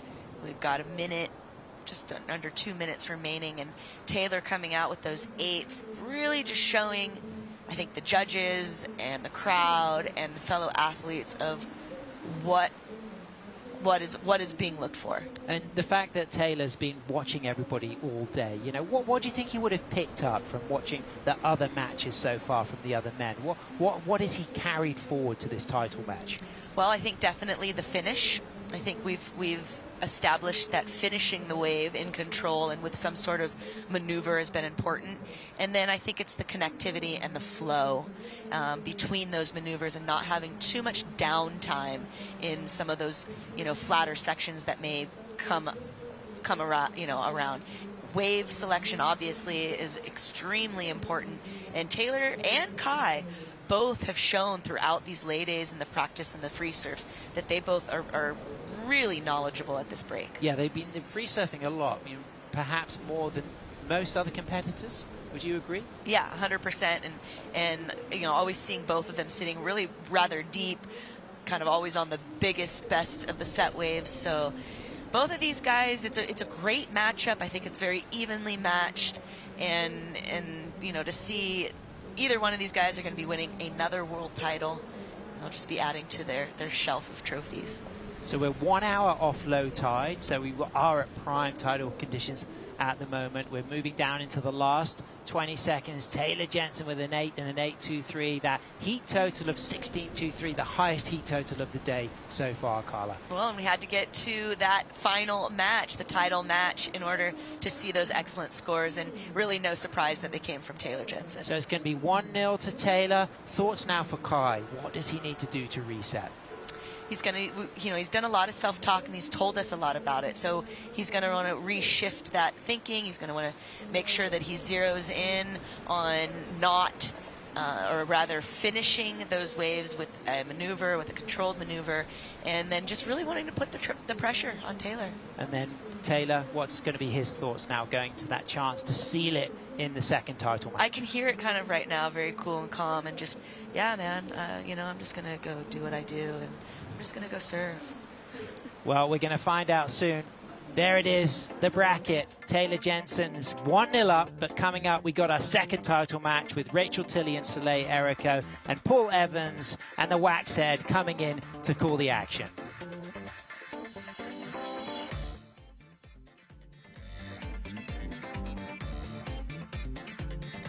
There's a right time to try, to live, to fly, to enjoy. A right time for an adventure. It's the right time to come back to El Salvador, home of the right surf. Estamos acá en Playa El Sonte, uno de los paraísos del Salvador. Y para ver el atardecer queda muy cerca también de Playa Punta Roca, está como unos 20 minutos. Yo voy con mis amigos, con mis primos y la paso súper bien, la verdad, siempre lo disfruto a lo máximo. Un lugar que se ve el atardecer es súper bonito, un lugar mágico, la verdad, para mí. Yo vengo acá siempre a despejarme la mente, a escuchar música, a pensar, disfrutar de este paraíso, disfrutar de la vista que tenemos, ¿sabes? De la vista, del sol, de las olas. Y disfrutar con una cervecita siempre cae rico. Salud.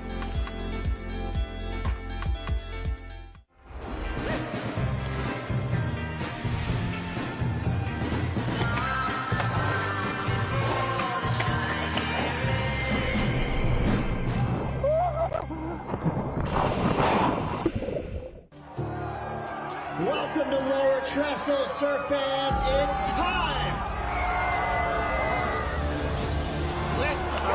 You're either a champion or you're a failure. Let's go! One day, one moment. Do you have what it takes? Big blast there!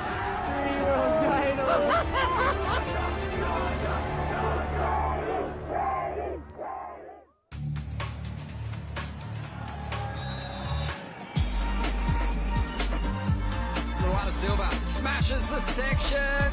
Oh, here we go. Samuel Pubo.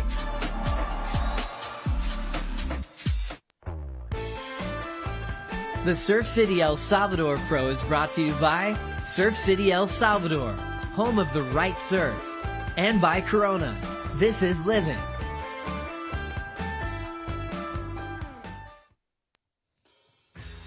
Surf City El Salvador Longboard Championships on the cusp of making history here on a Saturday afternoon. Stakes is high out on the water. We've been loving the action so far. Waxhead, mate, we're right on the cusp here and a big opportunity for Rachel Tilley. Yeah, incredible action all day, but it all comes down to this.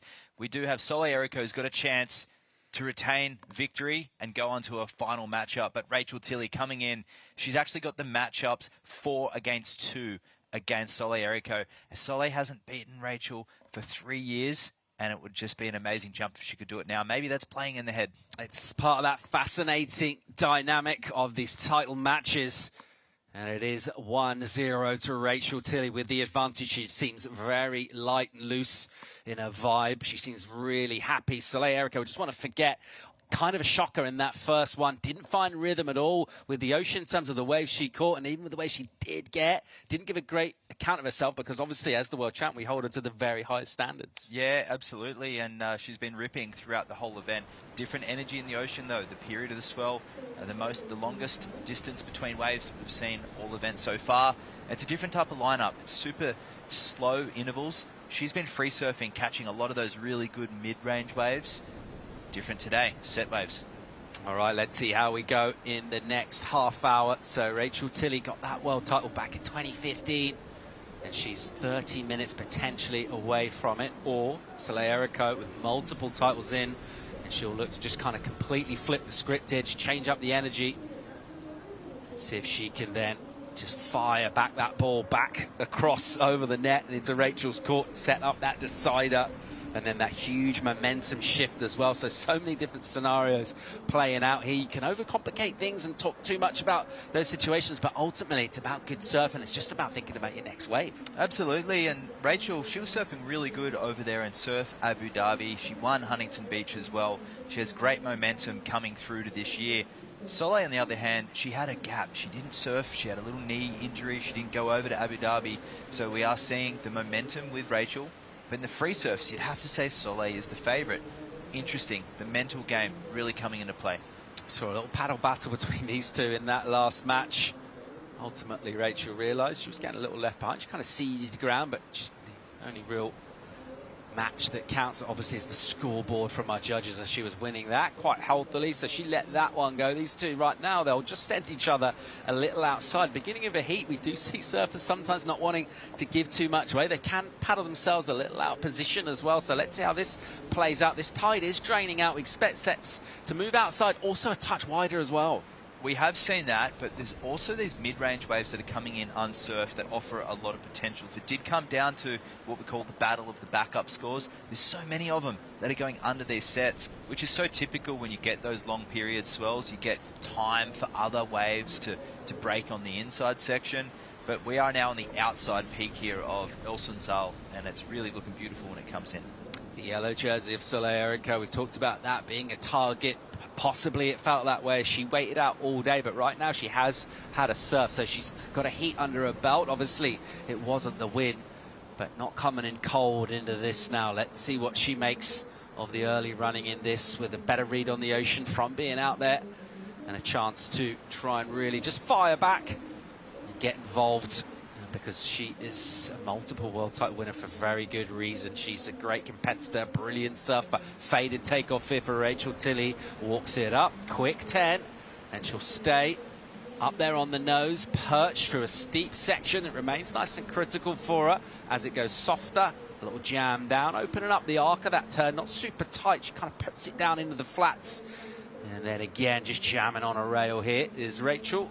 Swooping, a little bit of footwork just to kind of join the dots. So she's pretty patient and neutral really through the mid-section. Let's see what the inside provides, but already some stellar work done out the back through the middle. It's more patient stuff, a little quick touch on the nose. And she'll look to try and go again. Look like she's seen a little section here down the line. Will she get there? Just a little tentative on the nose, and she'll get caught a little high there. So not a banger of a finish, but good work done out the back.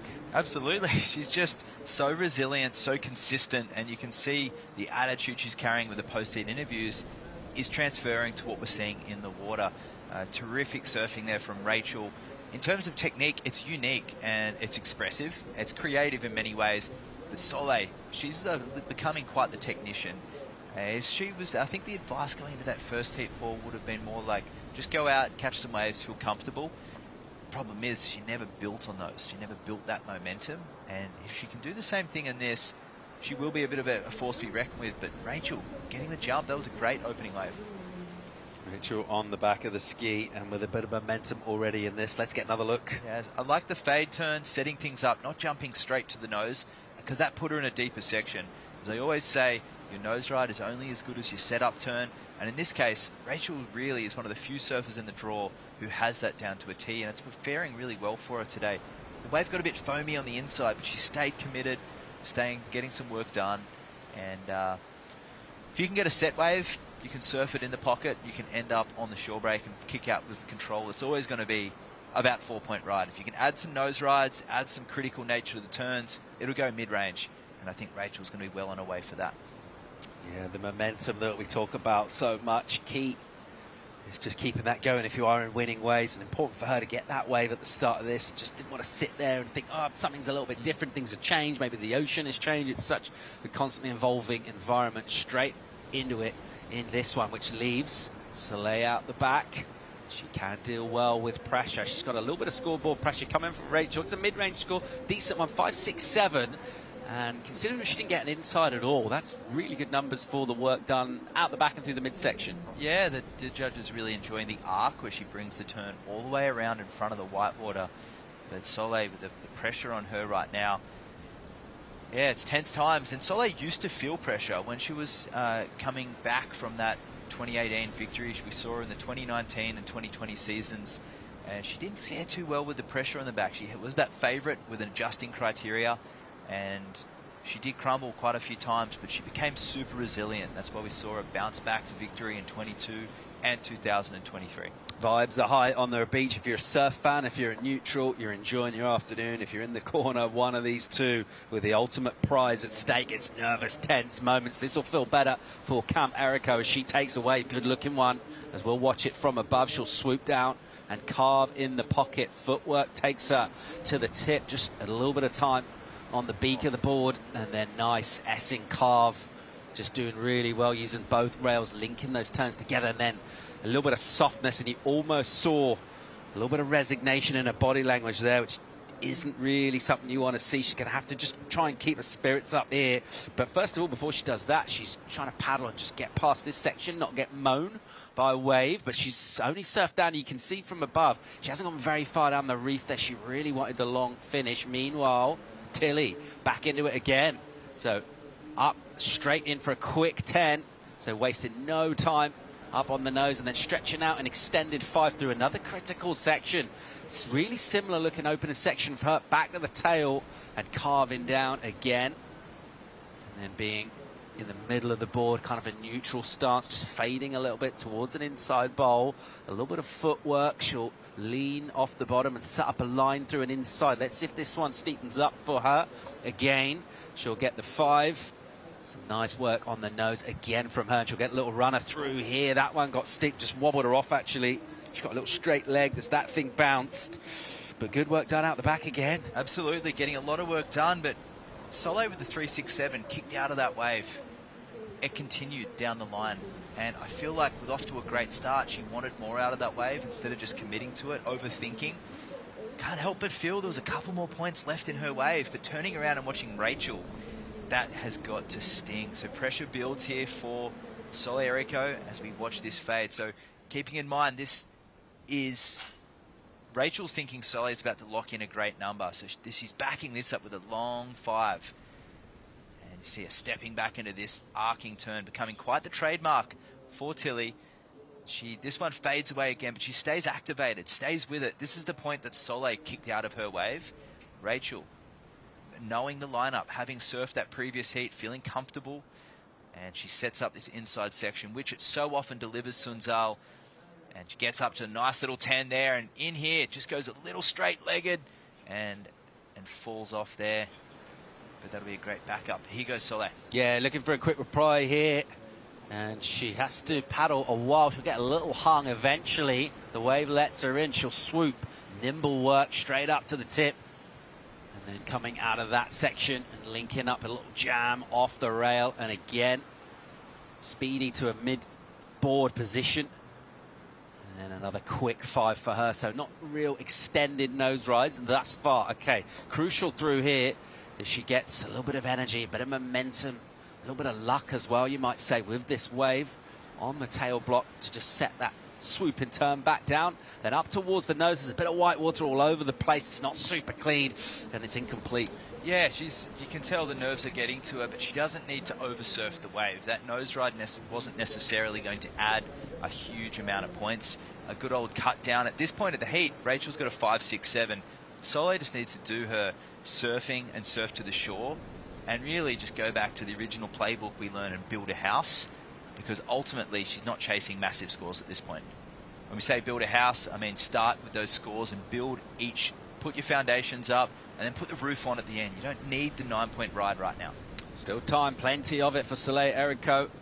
Over 20 minutes and 30 seconds to go in this, but a good number in for Tilly. Just turning the screw, piling on the pressure. 6-4, even without the finish. Her numbers, they're nudging up her flow, particularly with just the energy of this lineup. She's picking good waves. She's making great choices. She's looking a little bit interested here.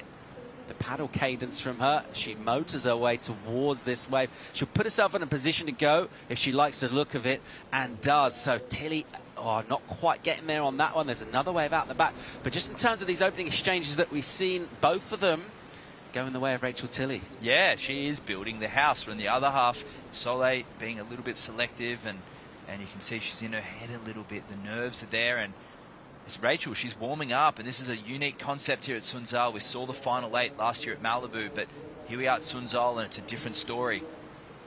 Committing to that nose ride on a bouncy section, and she'll get bounced off. Let's see how she goes about getting herself back in position, maybe trying to get priority as well. She hasn't gone a long way. There's Soleil on the ski. So still plenty of that time. They're good numbers for Rachel. They're not massive numbers. She's not gone excellent so far, and that was an opportunity there, and unable to hang on to that one. So in terms of from Soleil's perspective, could have been a number there piling on pressure for Rachel. It wasn't to be, so she'll get back into the lineup. Meanwhile, Rachel ain't hanging around, straight up to the tip, and she's perched on the nose for a while, gets back there again. Nice looking section, nice and steep. She stays pretty close to it through the nose and then out on the shoulder, so she carves back, cuts back, a little bit of footwork to link things together, and then fading back towards the cobblestones here. This one will double up, stand up. She hopes to the inside, looks like it will. Back up to the nose again. There's a 10 quickly. She'll remain up there. Footwork. She'll walk all the way back. Everything's linked pretty well. And it'll get steep and sucky in here. Let's see how she deals with it. She'll use the speed just to go down into a low line and then a kick out. So a nice clean finish. Absolutely. And thought it was a little bit of a claim there where she came off the bottom, and she probably should claim that one because that was maybe one of her best waves yet. She got a lot of work done. She looked controlled throughout. And that board's looking very suited to her style. The way that she really doesn't have to bend her knees. She just directs her eyes and the board follows. And that's a testament to the relationship. We talked about it throughout the year as well. The storylines between surfers and shapers. In fact, some of them in the lineup in the men's draw are making their own. But have a look at that steep nose ride. Not waiting for Soleil to get priority. She jumped straight up into this wave and saw the potential down the line. These turns here, they're very unique. And she just stays on the tail here, linking with the footwork and doing some of her best surfing of the year so far, and just timing it perfectly on this wave as it had a great inside track, and she gets up on the nose, getting the pick of the waves again in this heat. So any nerves that she might have had moving into this round, they're washed off completely because she is looking absolutely sweet as she lines through this inside section. He said, jump off there. Was that a claim? No, I think she's in her momentum, right? Yeah. She's kind of driving, kind of jiving off the bottom just to get herself out the back and over that wave. Did it well. Would have felt pretty good, though. Yeah, absolutely. And you think about the scores and the way she's gone. She hasn't got that finish yet, but the scores are nudging up. 6-4, healthy.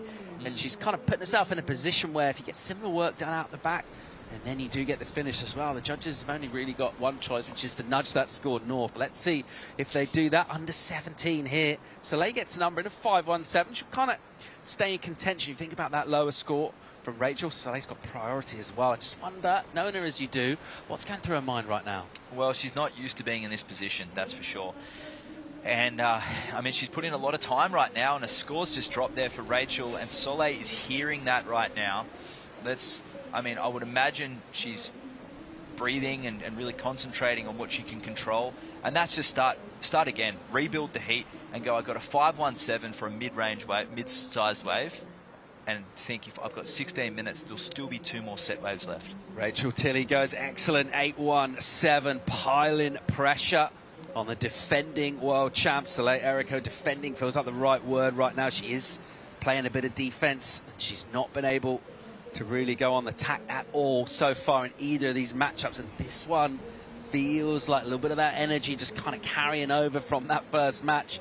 Does feel similar sort of stuff. The time is with Soleil, she does have plenty of time to get 2 new waves in just under 16 minutes. She can absolutely do that, but she just needs to almost just kind of erase everything that's gone before and just start afresh, that classic reset button that we talk about. But it's easy to say it from here. How hard is it to do? It's extremely difficult, especially when Rachel, who's just hearing that number herself, is making her way over. Former world champion. It's been a long time between drinks. In fact, well and truly before drinks, because Rachel was not the legal age to have a drink, nor was Soleil, mind you, as well. Both of those surfers dueling it out. But let's have a look at that replay from the top angle, that hang 5 to get things started. And this one, it's stretched out and really getting a lot more critical than her opening heat, and learning as she's going in this event, really adapting, listening to the scores, and the judges are really appreciating those open calves and using the whole wave. And of course the footwork, she never really shuffles up and down. She's got quite good adjustment with her nose. She doesn't stay in the middle of the board much. She just swivels back to the tail, steps down in the carve, and she often will just go straight back up to the nose as well. And that's a pretty unique aspect. A lot of the surfers spend most of the time generating their speed in the middle of the board, which usually makes for style and grace. That's the trim spot. That's why we paddle there. It's the flattest part of our surfboard. Rachel, very active on the wave, and the judges are appreciating it. Yeah, active on the scoreboard as well. 14.57 her combined total, and maybe she can just feel she is getting closer and closer to a second world title here at the Surf City El Salvador Longboard Championships. And this final format really piling the pressure on surfers who have to sit and wait. How do they respond? Rachel in that second seed positions responded really well. Soleil Erico in the yellow jersey, her work as yet ahead of her. 14 on the clock, 9.4 the requirement in one wave. Don't think she needs to think about that with 14 minutes. It's about a couple of sevens, a couple of mid-sevens, and she's there. This is interesting because Rachel's second in priority. She's sitting inside Soleil, and that can actually be so off-putting sometimes because it really makes the surfer on the outside have to keep looking back and wondering. They don't need to look back, but it makes them wonder. Instead of sitting further outside, Rachel's hungry. She wants another wave. She feels like she can really put Soleil on the ropes into combination right now. And at this point, hearing the combination score is a lot harder than just a 9.4, because Soleil could very well get that because we know the capability, but she's not showing that form that we know. That free surfing form isn't coming to fruition right now, but she has 13 minutes to change the script. Rachel Tilley sitting underneath inside with second prio. Obviously surfers that kind of give themselves a score in their mind. They have to wait for the judges to lock it in, but you always have a feel of just the rhythm you've got with the ocean. If you're kind of like doing well, if you're finding opportunities, you kind of sense that. I think Rachel Tilley will certainly be feeling she's in a good place right now. Here we go. So up for a 10. It's Soleil Erico. She needs this wave, and important in terms of points, but also in terms of momentum as well, and just staying alive. A little wobble, she'll do well to just kind of clean that and wash it off. And then through a section, not with tons of speed to this, but a quick 10, and then she'll hang up for a while for a 5 as well. Back to the tail, really nice carve, super smooth as she does that, and puts herself in a good spot here. So much better through to the inside. This will feel good for your defending world champ. Quick touch for another 5, almost the board getting buried a bit. She did well to step back to avoid purling, and then a little bit more work done on the inside, but a long ride for her. Pretty much mistake-free in terms of losing her speed throughout that ride. It's going to feel a lot better. Absolutely, yeah. It's game on right now. It's not going to be the excellent range score, but good positioning. It was a mid-sized wave, which seems to be the pick for that pocket-style surfing, but going to power and going to the face is Rachel who's up and riding. Relentless Rachel Tilley, here she goes. This one will stretch out. She'll go up to the nose. A quick 10, and then hangs on to that 5. She'll walk back and just turn and jive with a bit of speed. Realise, yeah, there's not a lot happening there. It's not going to improve my numbers. I think I'd rather have priority.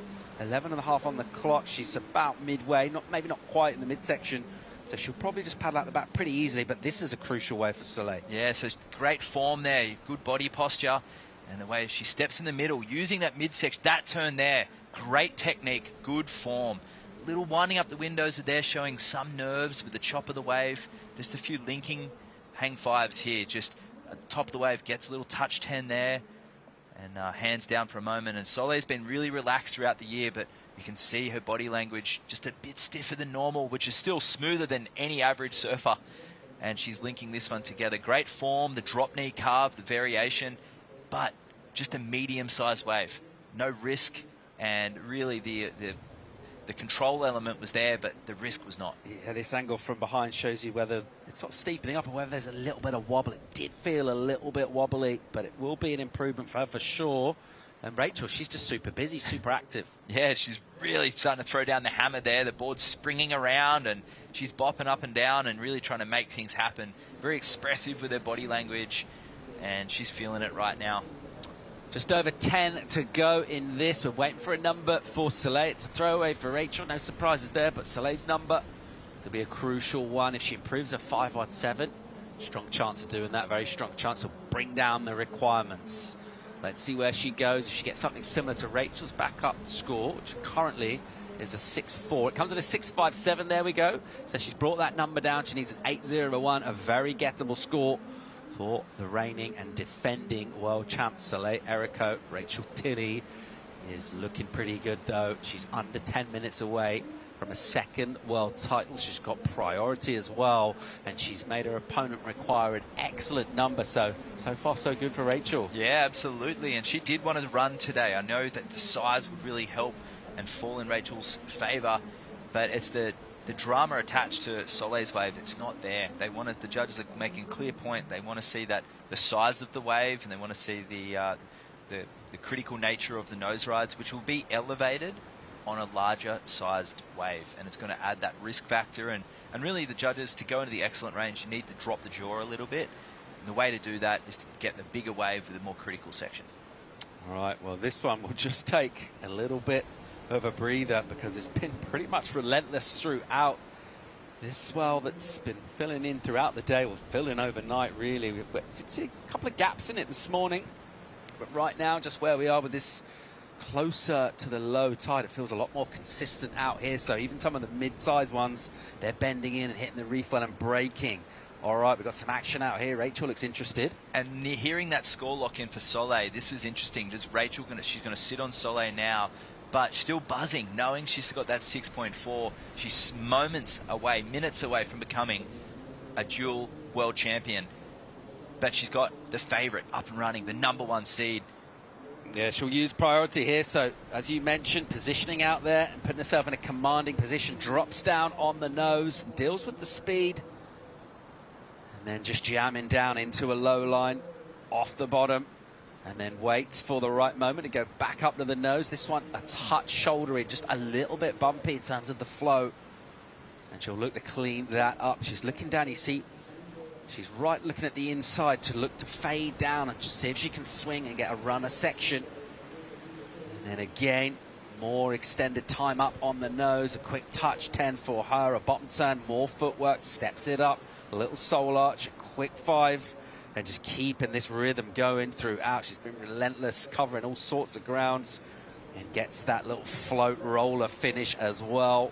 So Rachel Tilley using priority, using it to great effect. An important wave for Soleil Erico. This one out the back, high line from her, straight up for 5, and deals with the bounce as well. And then just kind of S's that carve in the pocket, stands on the tail, drops the knee a touch, and then just stands on the tail and just lets that wave get in front. She wants the wall nice and steep. That'll make the nose ride critical. That's exactly what she wants to do. She just kind of nurses and steers that fade around. A little bit of footwork as she joins this up. Crucial moment of the wave here. This can go a couple of waves. She gets a steep section. She'll get on the nose. There we go. Quick 10 from her. And again, just jamming it down.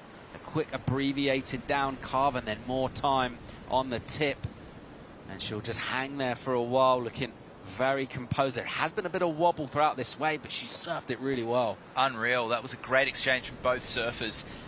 The question is, though, will Rachel improve? And this is going to be important. Who can get to the ski fast enough? And will they go back to Rachel because she got that first wave, or it's going to be a battle? Well, it's interesting because Rachel's been in there a while, right? So she's obviously been getting a little bit blown up by Whitewaters because her wave finished, what, a minute or so ago, but she's still in there on the inside trying to get through. We saw that paddle battle in the first match. Now these two just trying to punch through.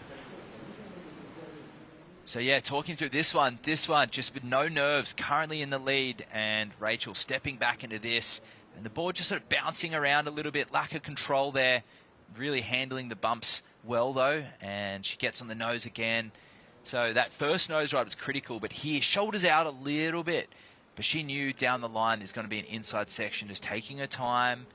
She knows that she's currently in the lead, and she needs something considerable to better that 6.4, and there it is. Long nose ride, gets a little touch 10, getting tangled at the leash, but that's no issue for Rachel. She works up, little soul arch there to the inside section. This wave just kept on giving, and this could be the winning wave for Rachel's second world title. 5 minutes to go, just over that for these two. Here's another look at this crucial wave for Soleil. So took off a little late there, almost looked disinterested, but really understanding where that board needs to fit, and that's in the pocket, stalling around, which typically the judges don't appreciate. But it sets her up well with the timing. She gets up to the nose there, and nice little pause there. Good delay, just trying to stick it back into the whitewater and the power source. Linking with the footwork, trying to get back to the section and treating this like a point break, trying to get back into the pocket to get critical up on the 5-10 combo. And as we link this one up, she's just styling her way through to the inside. An elongated nose ride here, Paul. This one could be the difference to make it go close to the excellent range, but not a dynamic finish, just a cut down. So wait and see where the judges go with that and who gets priority on the outside. Absolutely crucial moments in here. 4 minutes and 10 seconds to go. The numbers in for Rachel Tilley, an improvement. Not a massive one, but just nudging up that number, 687. That means Soleil's number. She's looking for 847.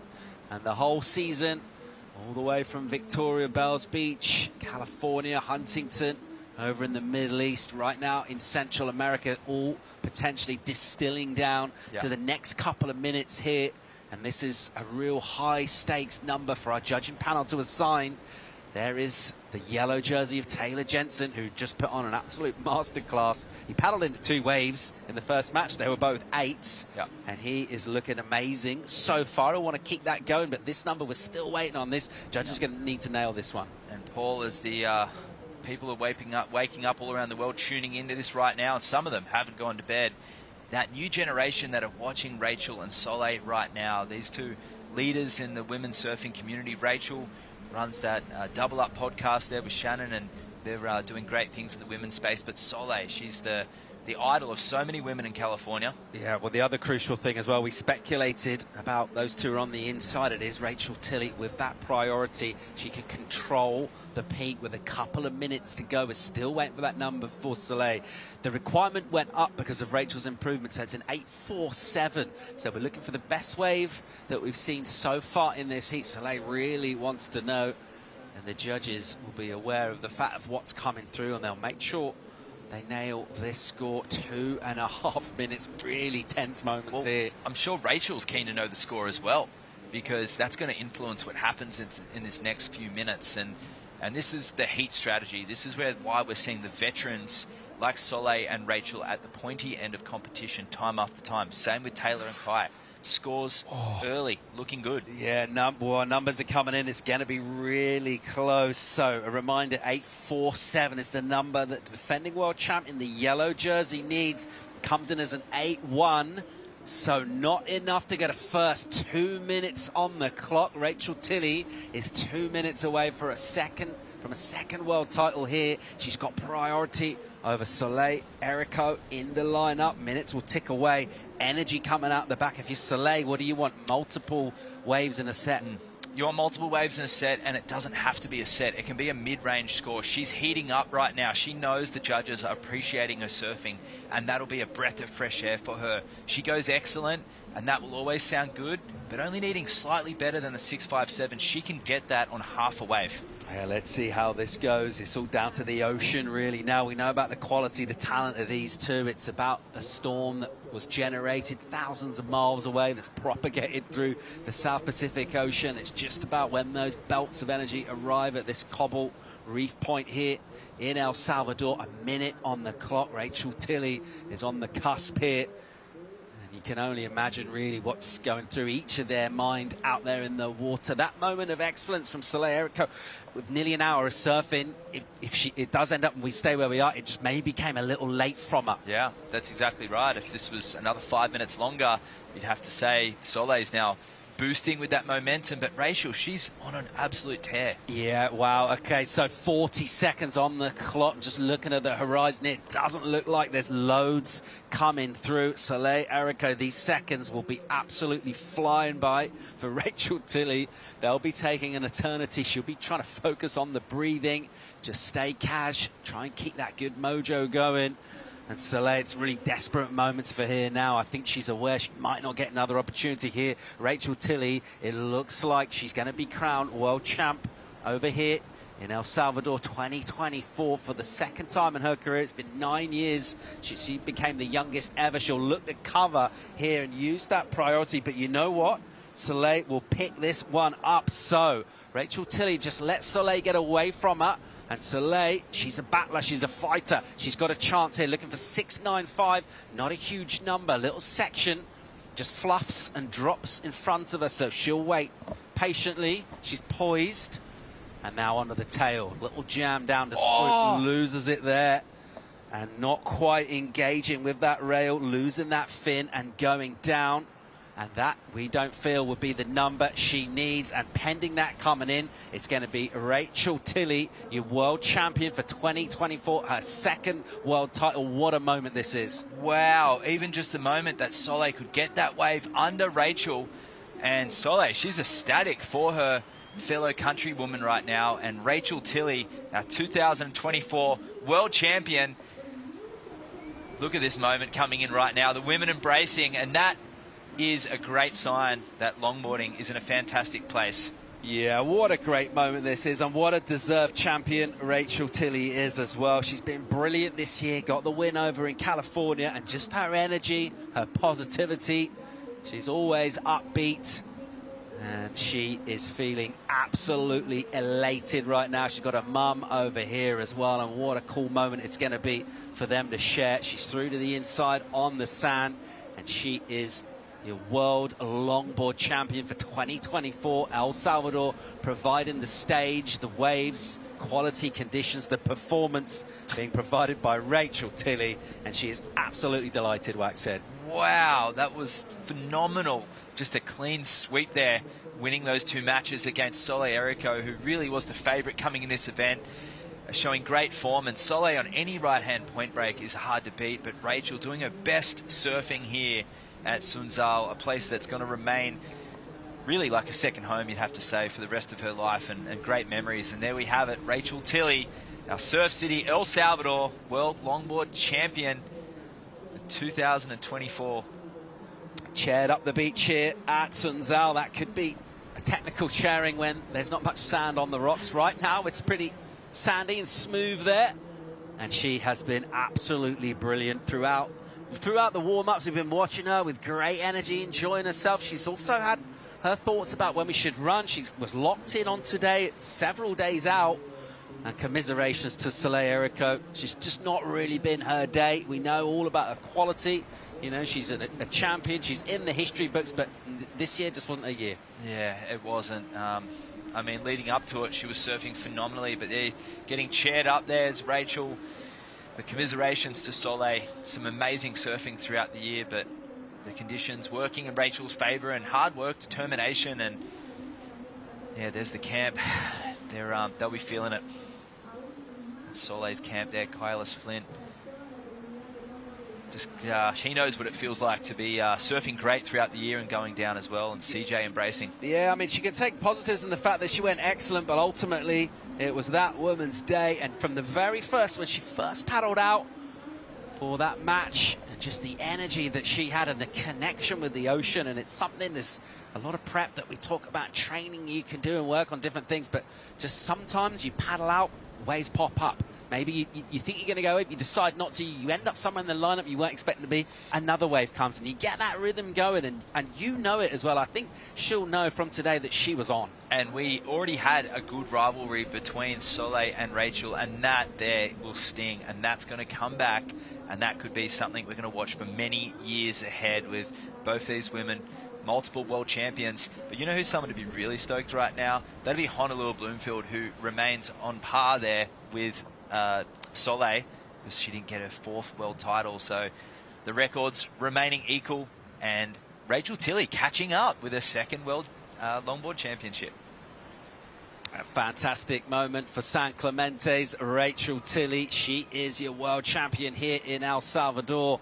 This is a recap of these two title matches. So it's best of 3 format. It only needed 2. It was Rachel Tilley that got it done. But this was a good moment for Soleil, who ultimately, Wax said, she just couldn't find the best waves. No, she couldn't. The waves eluded her. The surfing was there despite some nerves, and this format proving a real test for these surfers and exciting for the surfers back at home tuning in and watching this, and non-surfers alike really understanding what longboard surfing is about. Soleil, style, flow and grace epitomized, and just couldn't connect with another set wave, just running out of time.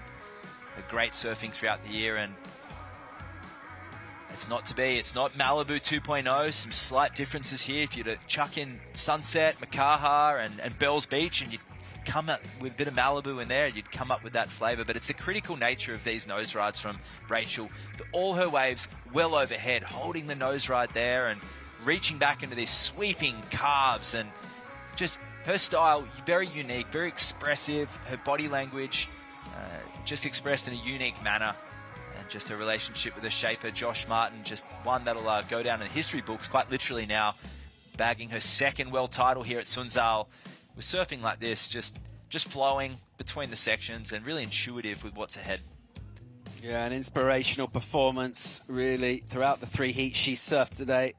And that positive energy manifesting in the ultimate prize in surfing, the world title. She can't believe it. Look at this moment as it all kind of becomes real. You come to the inside, you see your family, your loved ones, your friends there, just screaming, cheering on the beach. What a great moment. So we're opening up a new chapter in the history books, and in 2024 it will go down as Rachel Tilley's year. She's the brand new world champ. Soleil Erico, she'll be, well, disappointed with second place. She did get those last 2, as you mentioned, 3 world titles. I think she's going to be around in many, many world title races to come. Well, she goes down with names like Kalia Moniz as well, and winning her 2 world titles back there in 2012 and 13. But Rachel, a 10-year career on the World Longboard Tour, and then to be able to get that victory since 2015, it's been a long hiatus since. And now she's come up champion again. Yeah, and in terms of, we mentioned it's been a long time away, but coming into this year, from what you saw over at Bells, did you have a sense that it would be Rachel's year? Has she changed anything? What's been different about her this year? Her styles very much remain the same throughout the whole her whole career. I think just the liveliness and the way that she's adapting to the waves, and that's that wave IQ that I talk about so often, and really a good connection with the shaper, and being not pulling back on the set waves, really going for it. And she's got the full package, and she's proved it this year. It's a full world tour, from a wave basin to iconic waves like Bells Beach and Huntington. And to finish it here, there really is no excuse. This is a phenomenal, well-rounded longboard tour, and credit to the WSL. And if kids out there are watching, if there's adults out there watching, want to get involved, regional qualifying tour is the path to get on the Longboard World Tour. You can do it. You've just got to sign up in your region. North America and Central America represented really well in that final. But it's the Asia region, Africa, and we've got the APAC region as well, and of course the Europe region. So we look forward to new blood coming, and Rachel Tilley, she's a champion this year. She's a champion here in El Salvador. Amazing moment for Rachel Tilley, just 26 years old, and a new chapter in her career, reinvigorated, and doing it with really positive energy as well. And we think, ultimately, with that much at stake, how competitive some of our surfers are, and they can be forgiven for maybe shutting themselves off a little bit and kind of going tunnel vision, maybe the headphones on. But if you see Rachel around and about, she's always pretty positive. You know what? Let's go and hear from her. She's standing by for a chat with Sam, the new world champ. 2024 World Longboard Champion, Rachel Tilley, you've done it again. Oh my gosh, thank you so much. I can't believe it. I dreamed of having a second one. It's been almost 10 years, and I didn't know if it could happen, and I can't believe we're here. And you've come close a number of times since that initial win back in 2015. How did you keep the focus to get this second World Longboard title? I don't know. I think there were a lot of years that maybe I didn't have the focus, but this year I tried to just start trusting in my ability, and with that, and believing that I could win, and with that came the win at the US Open, and that was kind of like oh my gosh, yeah, okay, I'm in here and I have a shot, and it was really hard to maintain the focus and the energy throughout this event, but here we are. And the level of surfing that Soleil, Honolulu and yourself have been doing, how has that fired you up to see both of those women taking world titles in the last few years as well?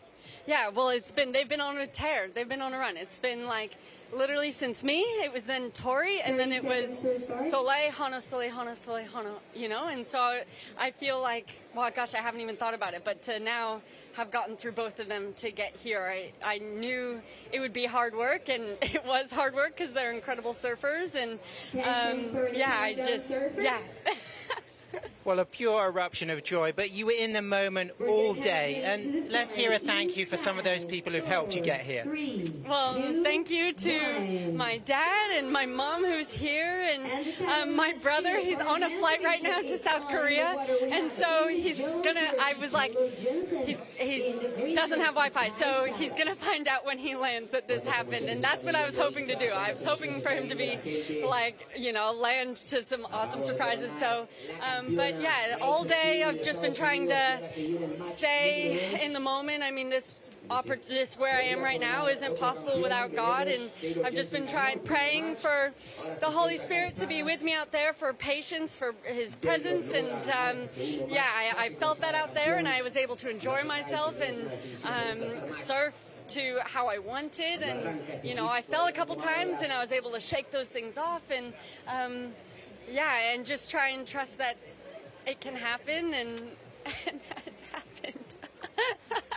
Well, you did it, Rachel. Congratulations. You're our 2024 World Longboard Champion. Thank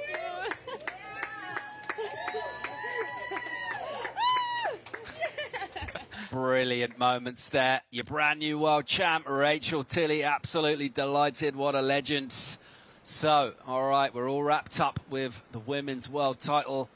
It's going back to California with Rachel Tilley. Let's have a look now at our men's second title match. Out of California, Taylor Jensen. He leads it 1-0. The Hawaiian Kai Salas needs to win this one to stay alive, send it to the best of three decider. Jensen down to Biz. Work up on the nose, jamming down, carving on that rail.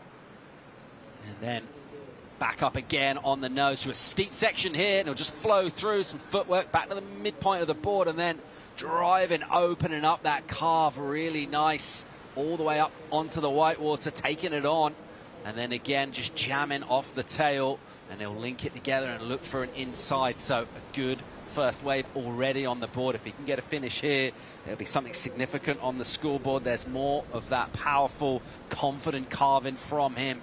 Big turns is what he does, and a section dredges in here, and he'll decide, I think, quite prudently just to get out. Great opening wave.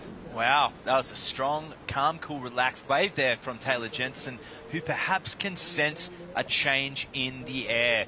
Fellow Oceansider Rachel Tilley taking the win there, and that really will, you can feel the vibe. That interview was infectious, and just the spirit changed on the lineup, and Kai, he's the reigning world champ, but will he suffer the same fate as Soleil? We'll have to wait and see. His ant's back now. Yeah, here he goes, straight up, just scampers up, tight five up there, high in the pocket, and then on the tail, swooping down. There is that powerful, incisive surfing from him, just clearing a bit of spray out of his eyes. This one will shoulder, though, not what he wanted to see. So, advantage just from the opening exchange with Taylor Jensen. Kai Salas, let's see if he can get himself some priority to put a little positive spin on things, but even his entry into that wave just kind of bounced the nose a little bit, splashed himself, didn't quite get the momentum going, but this thing just kept running. Well, it's all about the body language, isn't it? This one looked like a closeout, but Taylor, patient, saw the long wall, and really at this point hadn't done anything super standout, but he made up for it. It's amazing what the body language can do. Just so light on his feet and just adapting to the sections. And when you're feeling like that, it looks like a free surf, and the judges will be reciprocal with the scores. It's not pre-choreographed. He's not overthinking it. He's surfing what's in front of him, and it's coming across really natural and unpredictable. And I think the judge is going to appreciate it, and that's where the style element comes in, the flow, and you can capitalize on sections like this that aren't A-grade, but it looks great. And I think Taylor's going to get a really good score. Yeah, that'll be the last thing Kai Salas wants to hear as well, isn't it? This is the fifth heat he's surfed, and decent opening on this wave, but that's all it was. Better opening than Taylor's. But you see here, the wave kind of let him down, and the body language kind of indicated that he felt that. And if he just stick with that, see if there's something on the inside, you may actually have seen the scores go in Kai's favour. So just pointing out that body language has a lot to do with it. What a start. Jensen 7-3-3. So just carrying on, all right. Okay, it's not excellent, but it's pretty good. Way to open a heat, and the momentum, the form, the flow is all still there for TJ. And he'll be stroking back now. He's only surfed, he's only ridden 2 waves, and he's already got to a good start in this. We talk about fatigue in sports people, the amount of heats that Kai surfed. The scoreboard has a big play on that as well. If you're tired, but you're getting good scores and everything's with you, you get extra energy, you're getting a boost, you're hearing exit numbers come through. By contrast, you're blowing a bit, you're breathing, and you hear these numbers. The pressure's on because Taylor gets a bonus surf.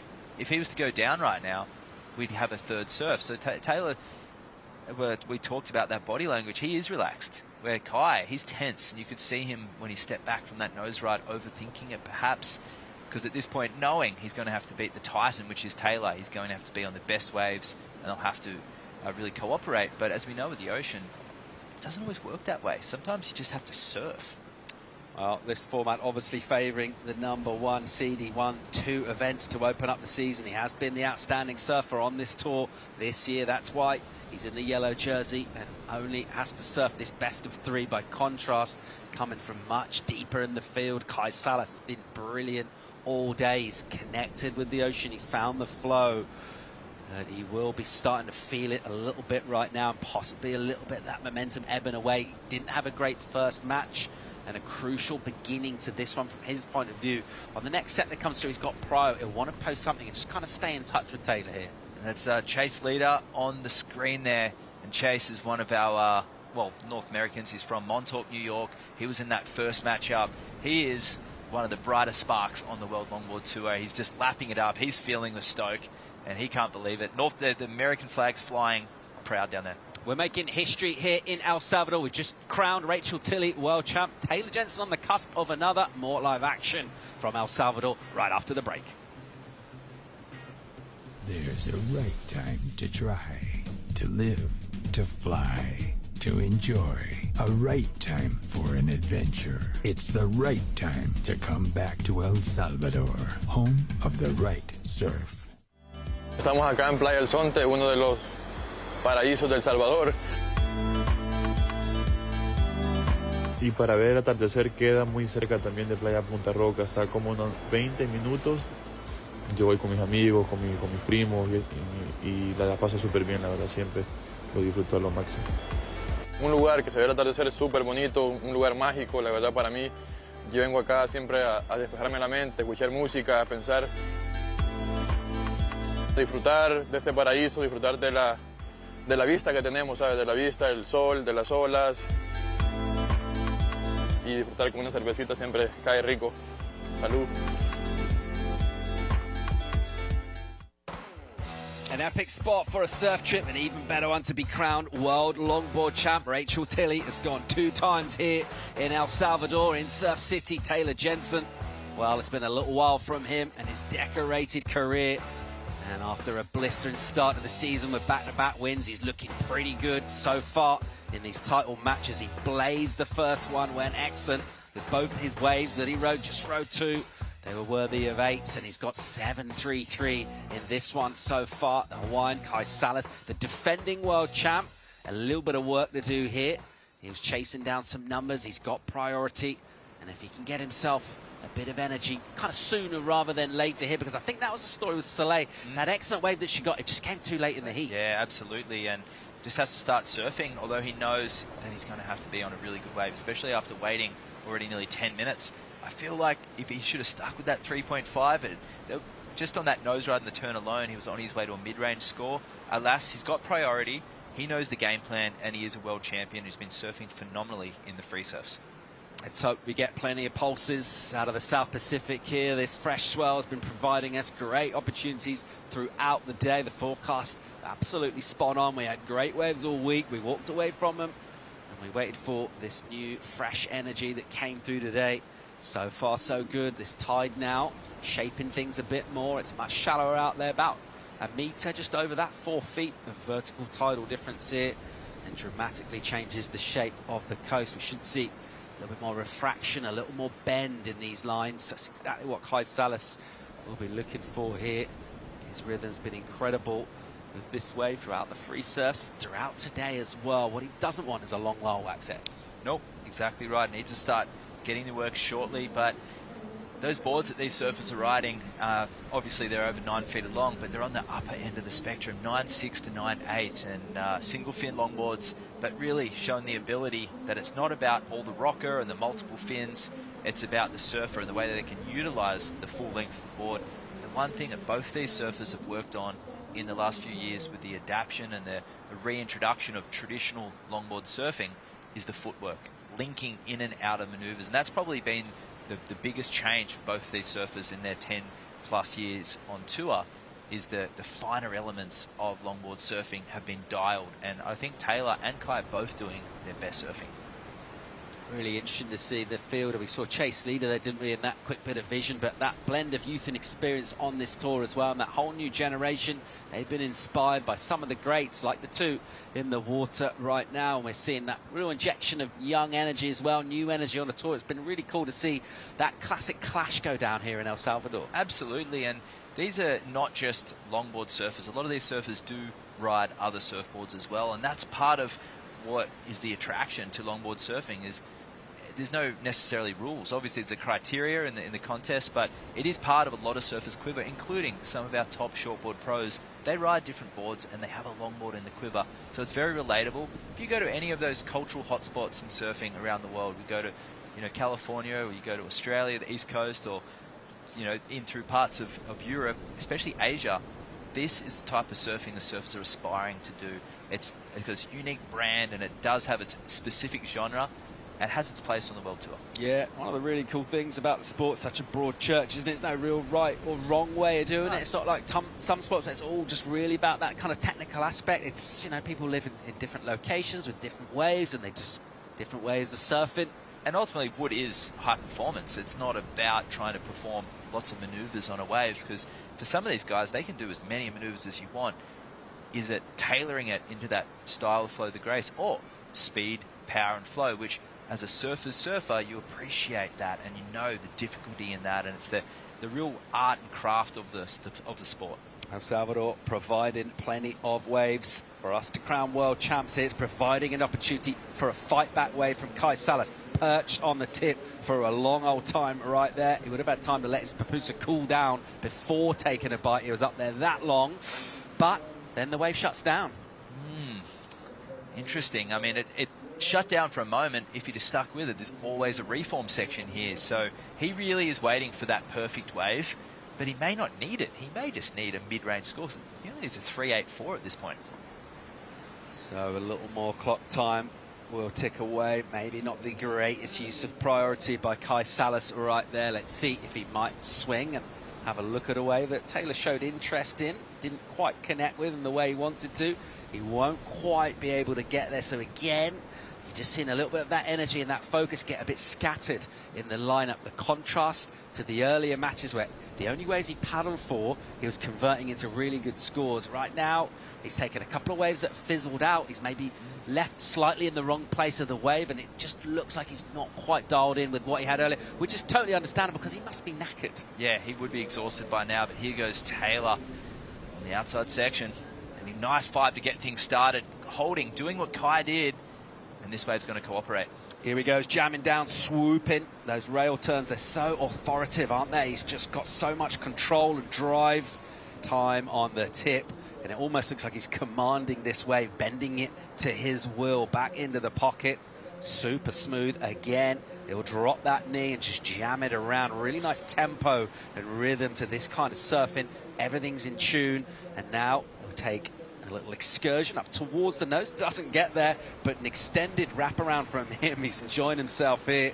TJ, here he goes, up for a 5 on a steep insides. Some nimble work, deals with a chop, and then a little roller coaster to finish as well. He is absolutely on fire. Absolutely, you're right. That was phenomenal surfing. I'm speechless because there was 5 waves before that one that went unridden as well, and Kai's on the outside, and that was the wave that he was waiting for in particular. So Taylor on the 2 best waves of the heat so far, and just surfed that thing phenomenally. I mean, it has to go excellent. It was excellent surfing at the very least.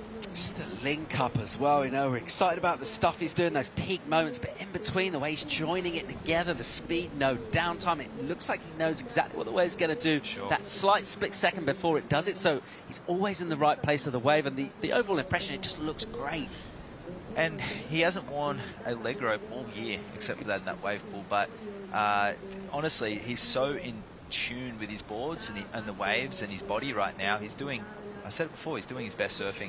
Sam Bleakley referred to it as a wine, where we could rosé, we should call it flow, and I believe he really is worthy of that, because look at this, 5 holding on the outside, low body language, super relaxed, committed rail carve, and walking straight into the next section. That is one of the most difficult things to do on a longboard. They can all nose ride, they can all carve, but to link it together with smooth style, that's the difficult part. And Taylor's worked on that and putting it all together, a variety of drop knee turns, rail carves, using the whole length of the wave. This is classic point break surfing from Taylor. And he's just, tempo and timing on this wave is unbelievable. Relaxed body language. And he's just surfing this wave through like a free surf. And just on the inside section, just so content, so relaxed. And when you're surfing like that, the sections just appear, and he's surfing intuitively, and he gets rewarded with the highest single wave of the event so far, a 933, and truly that was the best wave. A monster number for Taylor Jensen. The flow throughout the ride, incredible. The speed as well. And just the way he looks like he was, we talk about that free surfing in a heat, that flow state. It's absolutely what he's delivering here. He's putting on, again, an absolute clinic. He's gone excellent with his 2 waves. 16.66 at 933 is a huge number, and imagine what that feels like when it's this heat will get the world title. You're on the ski, you're making your way back out, and you hear that number come through, 933. And if something dramatic happens, he's still got another surf after this. So right now he's feeling comfortable. His whole year's come down to this, and he couldn't be any more pleased, because it's all going to plan. He didn't even do his post-heat interview, went to his resort, relaxed, chilled out. Obviously he's got his legs and he's looking great. Yeah, I mean, we talk about surfers in that yellow jersey just waiting and watching the day unfold around, and that can go a couple of ways, but in terms of Taylor Jensen, he doesn't seem to be bothered by it at all. He's just been storing up that energy and just been waiting to spring out of the gates. That's what he's done in that first match. 2 excellent scores here. His first one, the 733, backs it up with a 933. Kai Salas is in a deep combo here, needs a couple of solid 8s. He's got time for that. 12 minutes and 40 odd seconds. We're certainly not going to count the current and defending world champ out, but in terms of momentum, in terms of energy with the ocean, feels like quite a tall order. Yeah, Kai's had the opportunities. He's just pulled off both waves, and knowing that Taylor does have excellent scores in him, Kai was really on that front foot trying to dominate, but at this point he's in a combo situation, and he's been playing, unfortunately, he's been playing victim in this situation, overthinking it, and how do you just, I feel like, surf that first 3.5 all the way to shore, gain some momentum? Could have been a different story, but he's got 12 minutes to change the script. Yeah, I mean, we talked about that tiredness as well. It is a long wave here, but you know what? These guys, these surfers, they're super fit athletes. I'm not sure if it's so much the physical stuff, but the mental drain of being in your 5th heat, of waiting for scores, of knowing where you are in the situation, of just of competing at the very highest level for the ultimate prize in the sport. It feels like maybe that's starting to take its toll, because we have seen him, as you said, just make a couple of decisions that we weren't seeing earlier on today. Well, Taylor knows what waves he wants. He was keen to put the jersey on that first heat and just show what he's made of and just get off to a great start and have his first surf. Where Kai, on the other hand, is wondering strategy. Okay, what do I need to do to build high scores? I've just been touching the excellent range, but I haven't had anything considerable, and that process looks heavy. He looks like he's overthought it a lot, and he's not looking that relaxed self that he did when he's up against J.R. Esquivel and Johnny the Ripper. Just over 11 minutes to go in this.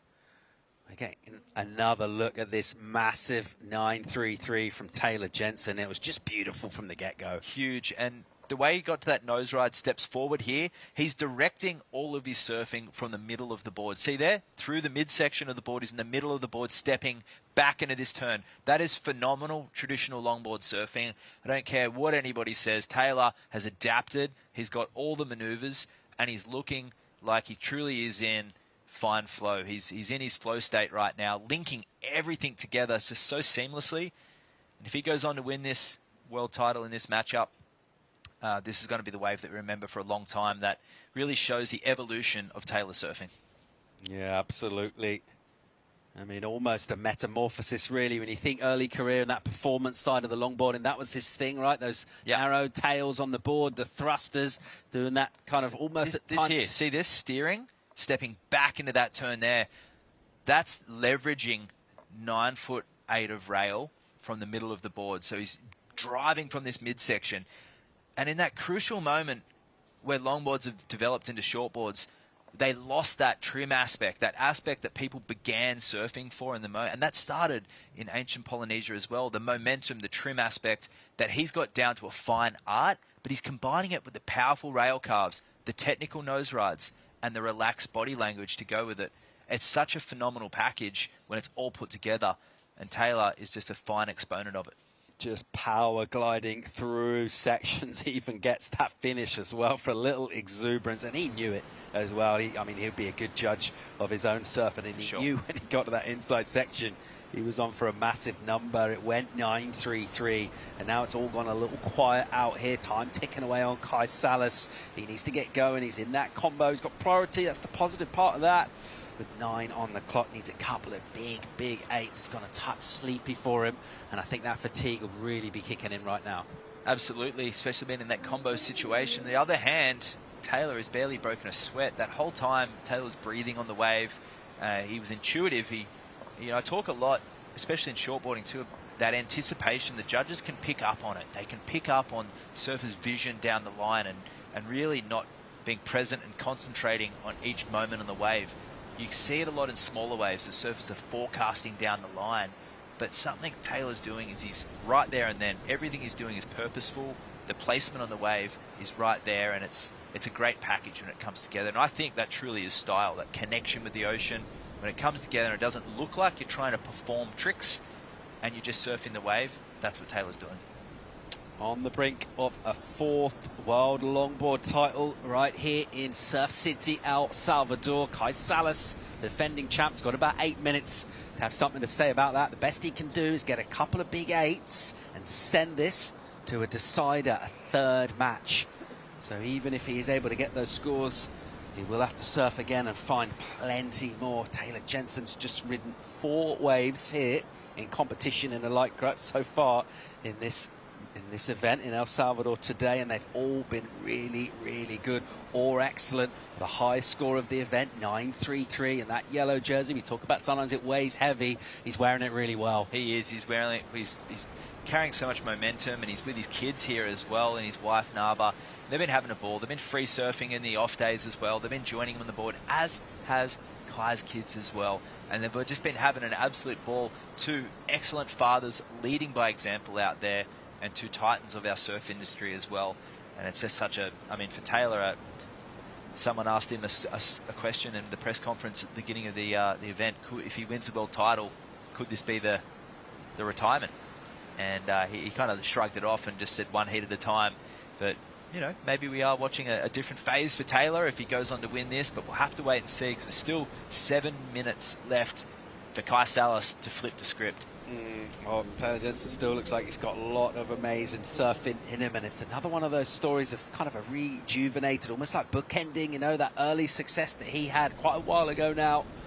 And then sometimes a bit of a pressure to perform, maybe the fun goes out of it a little bit, maybe you just get a little bit repetitive and able to kind of move away out of the spotlight, find something new, and come back and absolutely shine. Doing that, though, with a comeback wave. Here goes Kai Salas. Good looking wave for him. A nice flow through this as we'll go into a high line section, perched with an extended 5 and pretty nimble just to scoot back and recover that. And again, there's that jam down with the carve back into the pocket. Another one to set up. They'll just wipe the eyes and clear things. He needs to go excellent really here to stay alive, have any shot at defending his world title. He's found himself a really good wave, though. He waited for a while with priority. Through to an inside now from that mid position on the board. Just a quick touch of the 5. Would have loved to hang there a little longer, and he'll readjust. This will get steep and sucky here. What can he do with it? It'll just be the kick out from him. So a good wave for Kai Salas. But by the time the number comes soon, by the time he's out the back, he'll only have a few minutes left. Now, Fonzo looking on there as well, and she had a little smile there. That's his wife, and he makes his way on the outside. We could be game on here, because that was certainly Kai's best wave yet. Just as we were giving Taylor a rap, talking about that 4th world title, Kai Salas answers back with this beautiful set wave. He'd been waiting for this wave. He'd been surfing them in the free surfs, but it's eluded him so far up until this point. Multiple nose rides, some of them critical. He holds this one through the section and just steps back right in time. That middle of the board being utilised, stepping back into that carve, stays in the top 1/3 of the wave. Really just trying to link up and try and put something on the board that's going to be considerable to get him out of that combination situation. And he would have liked a longer perch time there, getting some more tip time, the 5 and 10 combo, sort of eluding him here, but he gets a nice inside track. And he just thought he was going to ramp up for an inside re-entry, but it didn't quite happen for him. But great controlled surfing for Kai at a very timely moment. It's a really well-ridden wave. It will get him back in the heat. How far back in the heat will it get him? He needs a combo. It's certainly not going to be that. Looking for... Well, okay, numbers in. He gets out a combo, just about 6.93. So he's in single figures, but he needs to go very near to perfect, and it's going to be a tall order indeed. I think he knows that as well himself. 4 on the clock here. We're not going to count him out of it yet, but it will be Taylor Jensen's priority. And with these minutes now getting down, when you're getting down towards that 3 minutes to go, it is a surfer with priority that will look just to kind of control things. There's a number for the panel. It's a decent number for him, but he really needed to get that excellent number to really bring that number down. Yeah, he did. He was well on his way. He just didn't get that inside hang 10 section, and we thought maybe a dynamic finish could have lifted that up a little bit more, but he just kicked out of that one, opting well, the wave didn't cooperate, runs away from you on the inside. But now Taylor, he'll be feeling very confident in the next 3.5 minutes. Couldn't go fast enough for him. Yeah, I mean, it's mathematically possible for Kai Salas here to defend the world title, but it looks very likely that it will be a 4th for Taylor Jensen now, under 3.5 minutes priority, and still a massive lead here. Even if Kai were to fight back, that would only send it to another match as well. So Taylor Jensen will feel that he's still got plenty in the tank. What he doesn't need to do is ride a wave that he feels is less than 7.33, unless, of course, Kai Salas takes it, and he might decide to block it, but I mean, in terms of the block, he's looking for Kai to try and identify something up near a perfect 10. Tell you what, this is going to be very interesting. The flags, we're so used to seeing a Hawaiian flag being flown at some point throughout, whether it's the women's or the men's side of the draw. And this could be an opportunity for 2 of the North America flags. If we look at that, and I look at that lineup, a beautiful El Sunzal for the 2024 World Longboard Championships, a fantastic venue. The first time we've had the finals down here. Of course, we had it at Malibu last year, and all the surfers agreeing this is a terrific venue to host the finals and really allowing us to display the full repertoire of longboard surfing. Yeah, Surf City very much living up to its name here.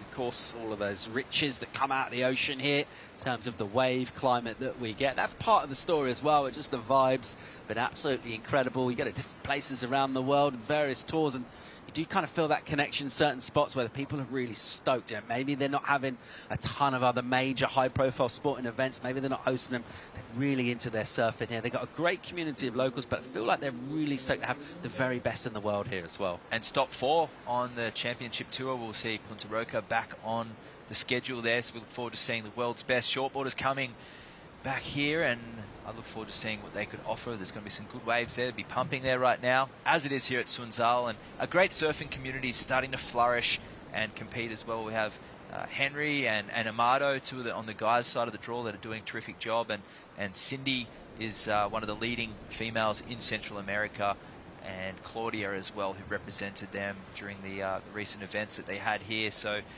it's in a comfortable spot, and Taylor will go down in history if he can take the win right now. Yeah, speaking of the best in the world, we're looking at the defending world champ Kai Salas, looking quite likely to be handing over that trophy to Taylor Jensen. Already won it 3 times. Been a little while, a couple of years since that last glory. And a historic moment coming up in the next minutes here. It certainly looks likely that 9.73 feels like a bit of a mountain to climb from second priority. We'll never count Kai Salas out ever while it's mathematically possible. But just looking at what's coming through in terms of sets and the position, and particularly the fact that, you know, a really good wave comes through, Taylor Jensen can just drop in from a wider position, just take it. It's his priority. And you have to say, from his season, if you win 2 events at the start of the year, you know, people have got different opinions on this format in terms of you don't win it over the course of the year. You've got to come and win it in the water on the day. But if you win the first 2 events, it's been the best surfer on the regular season, and he's been brilliant from what we've seen this afternoon. Here goes Kai, and he's up here.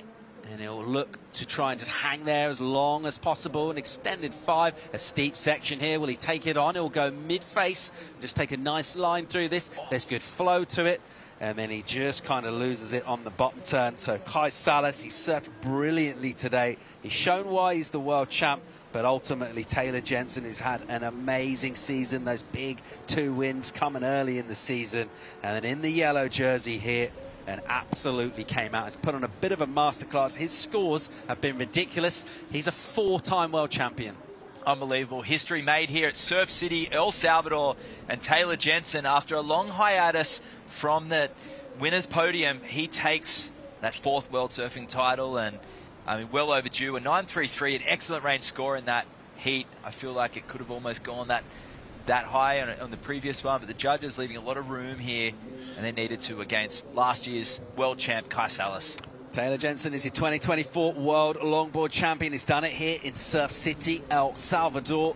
It's been an absolute pleasure to call as well. It's been brilliant to see him go at it, and what a cool sporting story. He talked about some of the changes that have happened in his time while he's been winning these titles that have gone on with the sport and have been able to adapt.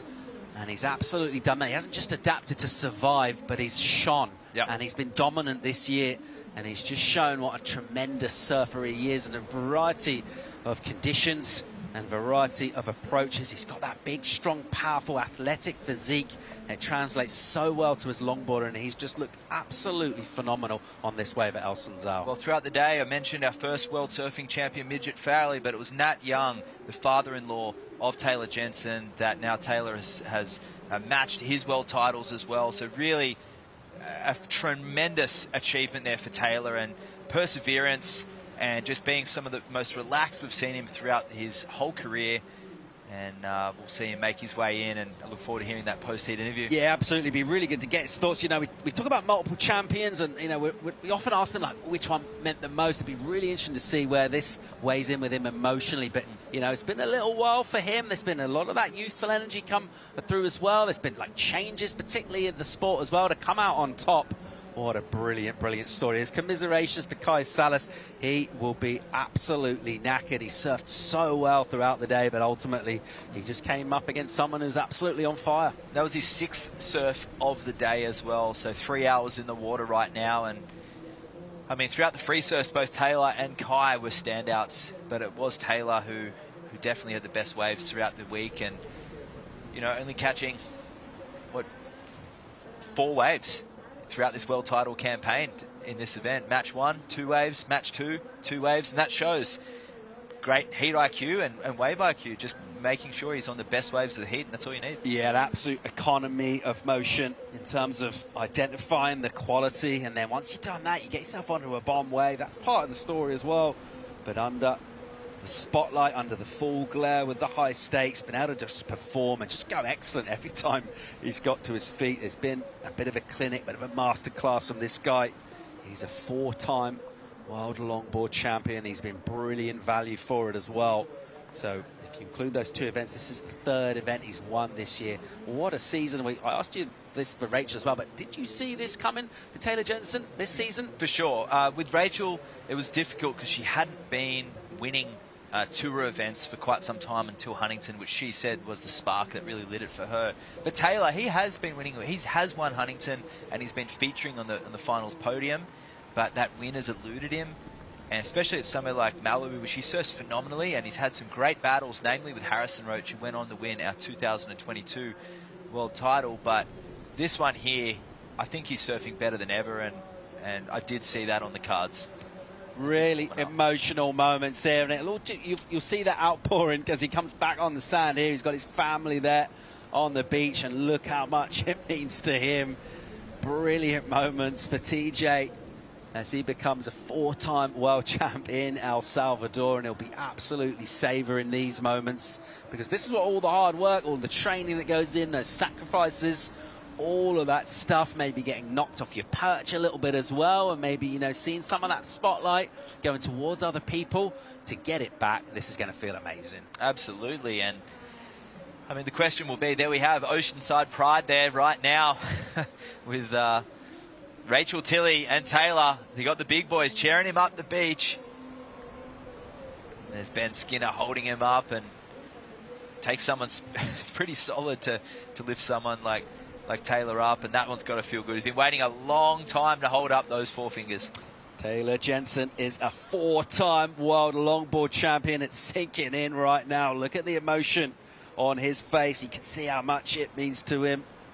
And a brilliant, brilliant performance. Very well deserved indeed. Nothing ever really in doubt at all. Mistake-free surfing, brilliant competing, and just everything in the right place at all times. The flow state throughout, and really entertaining as well with those massive numbers. He gets chaired up the beach. We'll get an interview with him shortly and find out his thoughts. But what a cool moment this is, a historic moment in surfing. Taylor Jensen, your world champ here at Surf City, El Salvador. And we'll quickly get a word from him as well. But really, really cool just to see.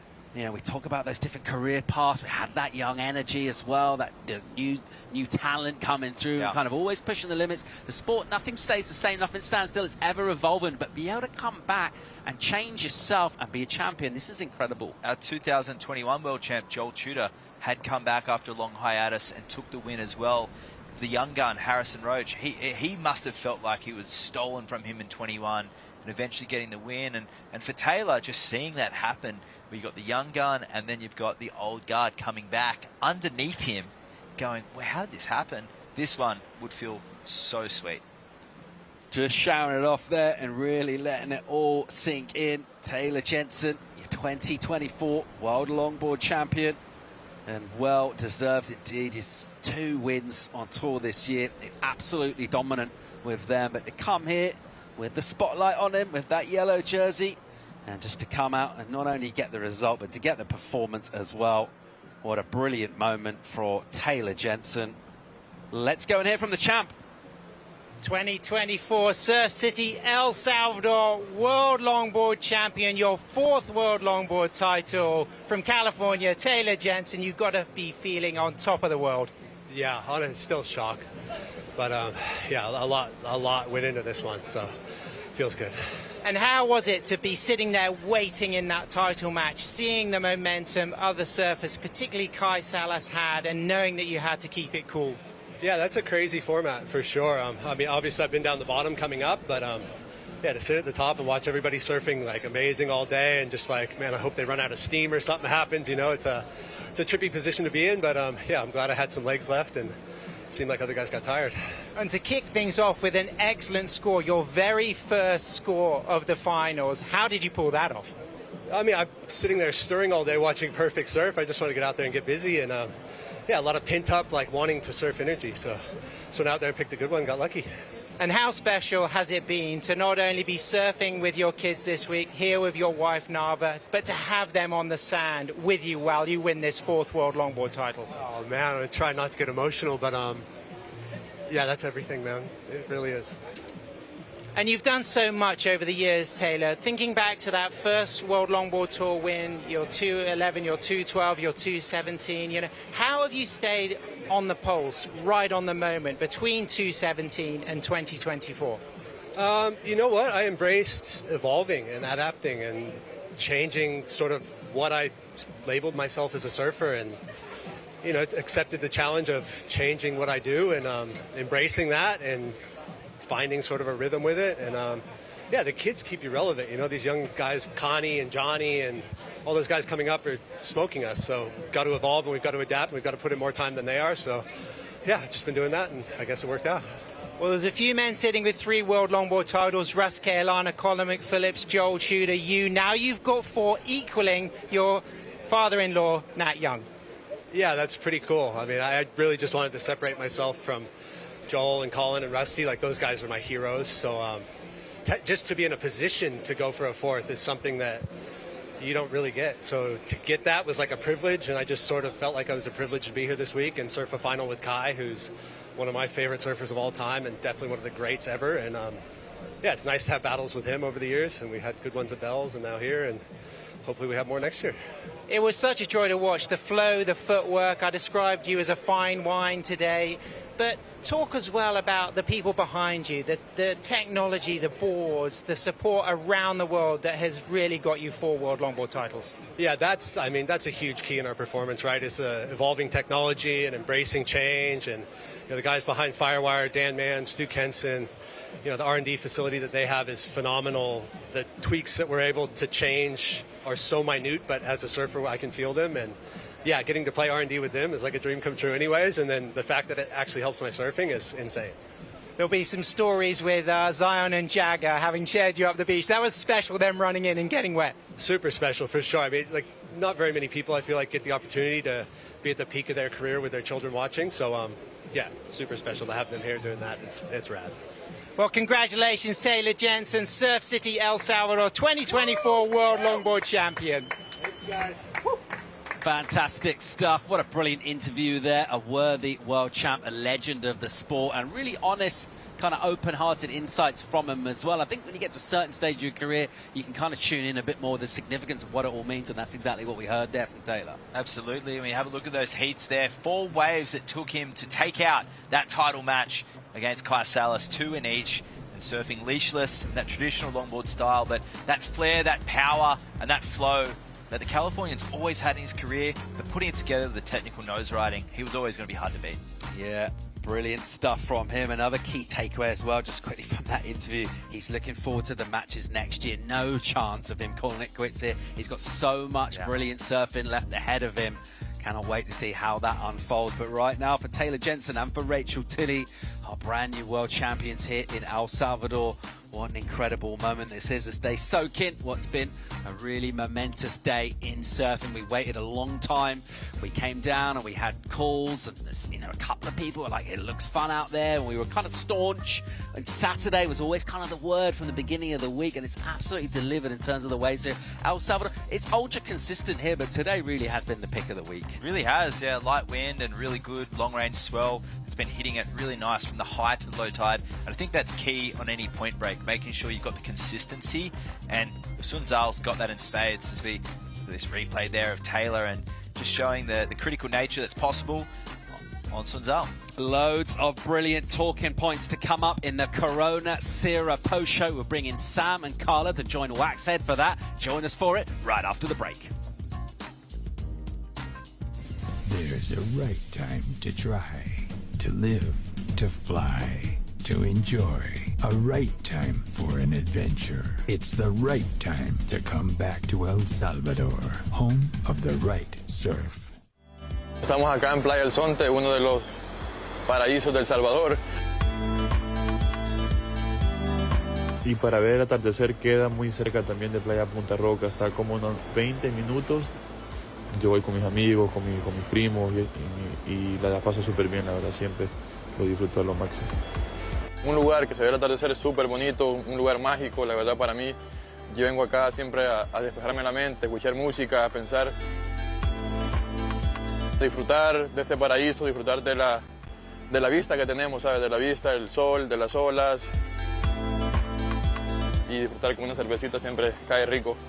Salud.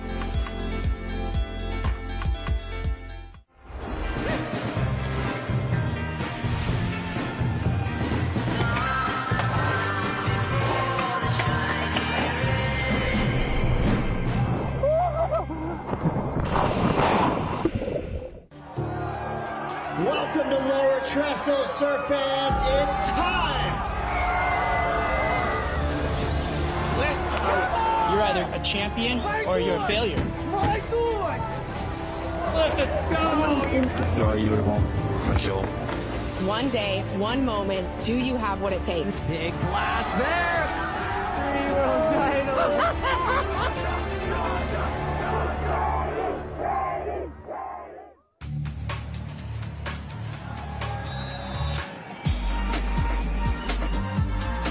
Silva smashes the section. Oh, here we go. Samuel Pupo. There's a right time to try, to live, to fly, to enjoy. A right time for an adventure. It's the right time to come back to El Salvador, home of the right surf. Estamos acá en Playa El Sonte, uno de los paraísos del Salvador. Y para ver el atardecer queda muy cerca también de Playa Punta Roca, está como unos 20 minutos.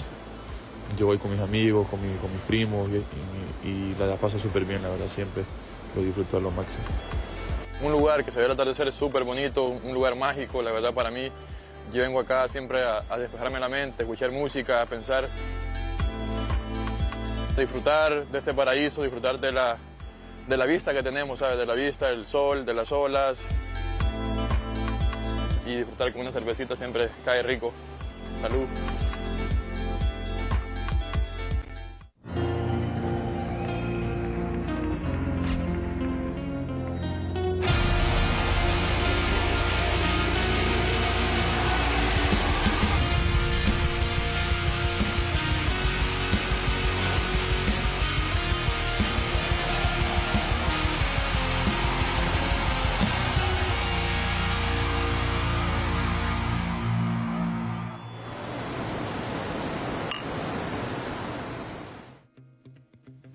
Welcome to the Corona Cero post show. We have crowned world longboard champions today in the perfect natural environment of El Salvador. So it's the perfect moment to crack open a Corona Cero brewed with 100% natural ingredients, 0 ABV. Slice up a piece of lime, drop it in, kick back and enjoy the action, because we have got some stellar entertainment to share with you. I'm Sam Bleakley. Thanks for tuning in. A pleasure to have your company. As always, here with Carla Rowland-Zamora from Malibu, California, and Chono Machinowski, the waxhead from Australia. Matt, I'm almost speechless. The emotions have been big. It's been an incredible day. What a buzz to be here in El Sunzal. Absolutely, and it's just a testament to where longboarding is at, to just two very deserving world champions, a really complete longboard world tour encompassing lots of different styles of waves and personalities. We had two champions come out on top.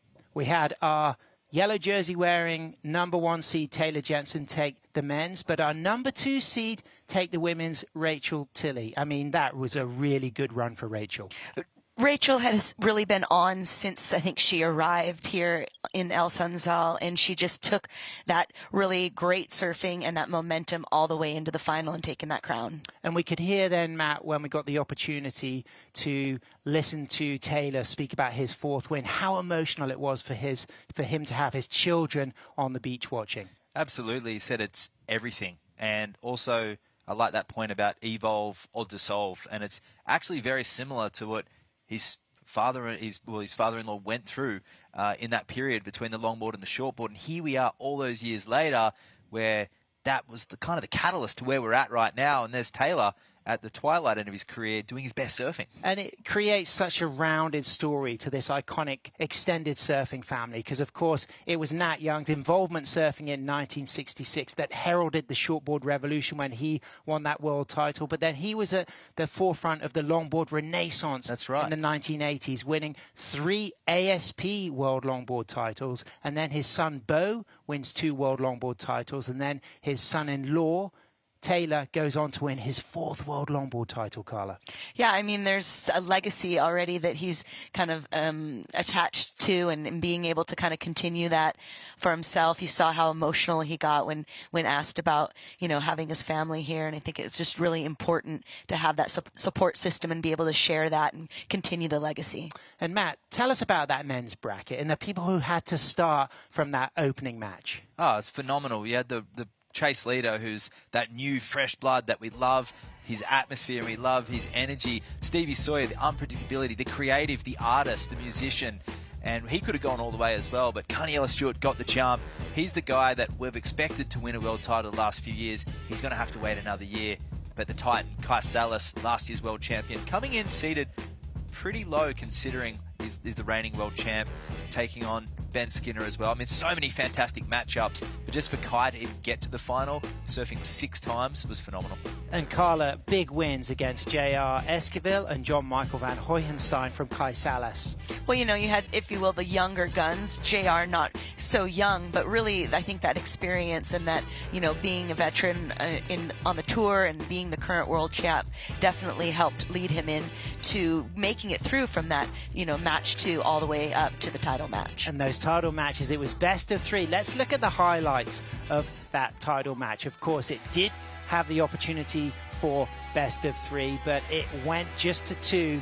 But he was right on the money, Kai Salas, Matt. Yeah, he was. He really, apart from being a little selective with his waves, which you knew he had to be, his surfing is right there and showing the form of why he won last year's World Longboard Championship. And Carla, something you had really been emphasizing all day was the role of completion, the need to deal with the pupusa section, to finish things, to end in style. And unfortunately, despite this incredible ride, he just didn't have a clean end.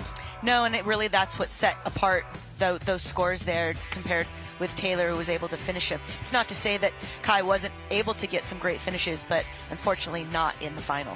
And Matt, we talked about that rosé with capital F-L-O-W, flow, and talk about style, flow, and grace from Taylor Jensen. It's the whole reason why we start surfing, in particular that momentum, that speed, and somewhere along the lines we tend to lose it and we start getting anticipated with tricks and maneuvers. But Taylor was very intuitive, just not at any point looking stressed or looking like he's trying to add points to the wave. He just surfed what was in front of him, and that really is the epitome of the flow state.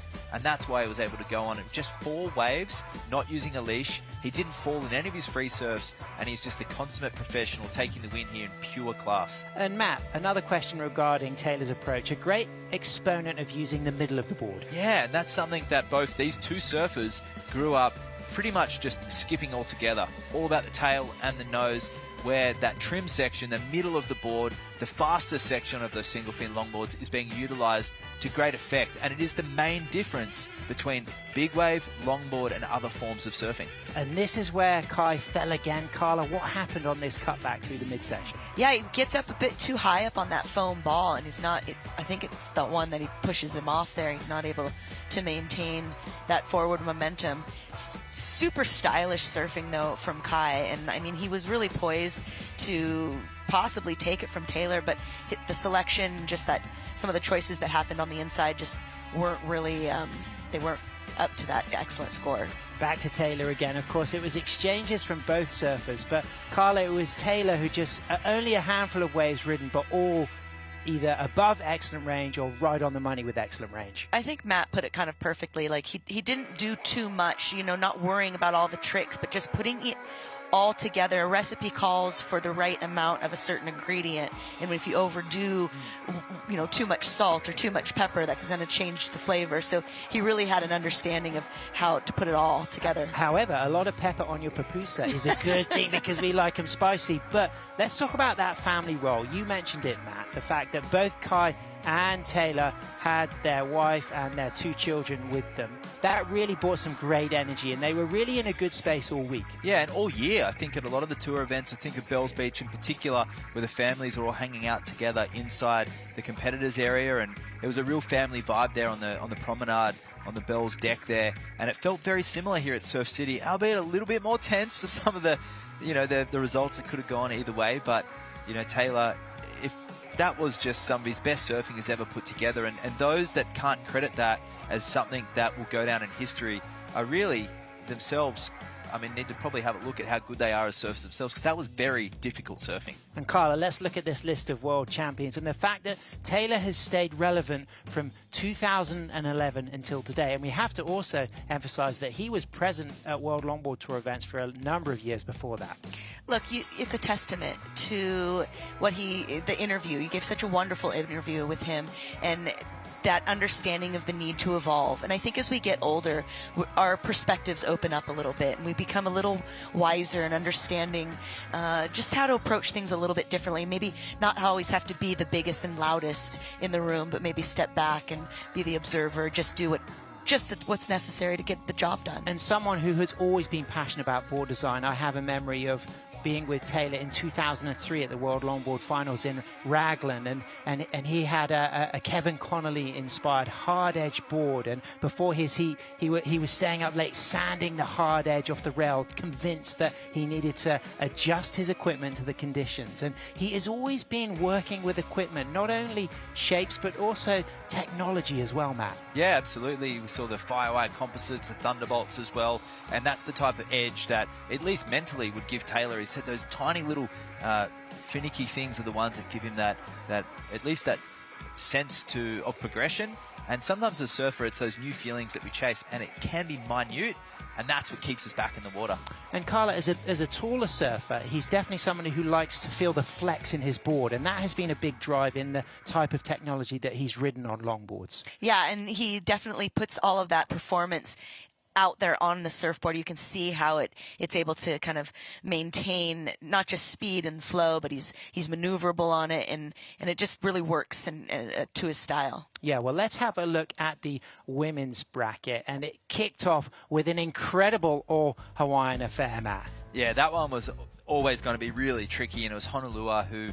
you wouldn't say it was just a clean make either, because Khalees and Sophia are both fantastic out here, but she proved that she warmed up throughout the series and unfortunately went down in match 4.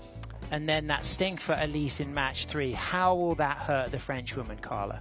I definitely think it stung quite a bit. She has a lot of pride, and she comes into every match with a lot of fire and fever and ready to win. So she's definitely was feeling that. And then we moved into the title match again, best of 3, but of course Rachel did the work in the first 2, Matt. But Soleil, dynamic involvement style surfing with the wide point back. Yeah, you have to say Soleil, really unfortunate not to be able to capitalize on some of those bigger set waves. The judges wanted to see some more critical nature of those maneuvers on larger waves, which is obviously more difficult to do. Her surfing was there. It was beautiful, albeit a little bit nervous compared to what we're usually seeing with her. She's usually connecting and flowing in her own flow state, but this time was unable to sort of match it against a raging hot Rachel Tilley. And Carla, talk about the two different approaches, the two different techniques between Soleil and Rachel on your screen. Well, Rachel really has, as we talked about, different equipment, so she's using it a bit differently, but she was really able to attack those nose rides kind of deeper and from behind the pocket a bit more, and then coupling it with those really dynamic turns back into the pocket. She was on those sizable waves, and she really just was in that rhythm with the ocean that just really kept that momentum constantly flowing. And Matt, flying the flag for the Hoffman fabric inlay in style. Yeah, I mean, that we talk about the history coming through with longboarding and the culture being carried through the generations. And there's a classic, Southern California story in itself with, the son of the Hobie Shaper and Hoffman Fabrics collaboration on that board. But I think also the design element we talk about with surfing and longboarding in particular is just so relevant in these world title matchups. Soleil working with the coach CJ Nelson Designs, who's himself had a great journey with surfboard shapers, and we look at the Hoffman, we look at Josh, the shaper of Josh Martin. Yep. Terry Martin, the son of Terry Martin, famous Hobie shaper as well. And there is just a long lineage of surfboards that goes a lot further back than just this. And we have to really respect how much Rachel's been a big feature in Soleil's success, because when Soleil won her first World Longboard title in 2018, it was in a woman-on-woman final with Rachel Tilley. Yeah, and so tit for tat here, yep. and Rachel, she said it had been nearly 10 years since she won her first world title, so this was a big moment for her. And I don't know, for me personally, I could feel that energy from her early on, as I said earlier in the week, and perhaps having that extra heat prior to really helped her set the stage and gain that momentum to take the win. And great rhythm with the sets. She was always on the biggest, best waves of each of the title matches. Yeah, she was on a great camaraderie here. I loved this moment, you know, holding hands, and then you see the French woman lifting her up there, and Zoe behind there, and everyone celebrating. It really was a very proud moment. And what a special moment for Mum Laurie. Of course, Dad Glenn will be tuning in, but she was there on the sand with that high five. And there it is. It was that win for Rachel. Back to back. They didn't go to the best of three. So Rachel gets her second World Longboard title. And Matt, to think back, 2015, it was nearly 10 years ago. How do you think she has stayed relevant until now? Well, her surfing hasn't actually changed that much. She's got a very similar style to what she did 10 years ago. And I look at Taylor's evolution, and there's major improvements with those aspects. But Rachel, she's been a force to be reckoned with, but she said it herself, just perhaps the concentration throughout seasons, especially the last 5 years. Since 2019, the Longboard World Tour has been legitimate with multiple stops, where previously, I look at some of those years, it was decided on 1, maybe 2 events. And as we look at those list of names, of course, going from 2015, every single one of those women is present at this event, including Tori Gilkison as head judge, our 2016 Women's World Longboard Champion. But now with 3, Honolulu and Soleil, but Rachel catching up with 2, Carla, and that will give her a lot of fire going into the 2025 season. Oh, 100%, and that's going to really help her. You know, she's somebody that seems to feed off momentum, and she's got a positive outlook and attitude, and I think that's going to take her, you know, into a great position going into what hopefully, I guess, will be Bells next year. Yeah, well, it's going to be, of course, an exciting season to look forward to next year. But we've got a lot more things to analyze before that. We've got to crown those 2024 Surf City El Salvador World Longboard Champions. And we've also got to analyze a lot more of the action here at the post show.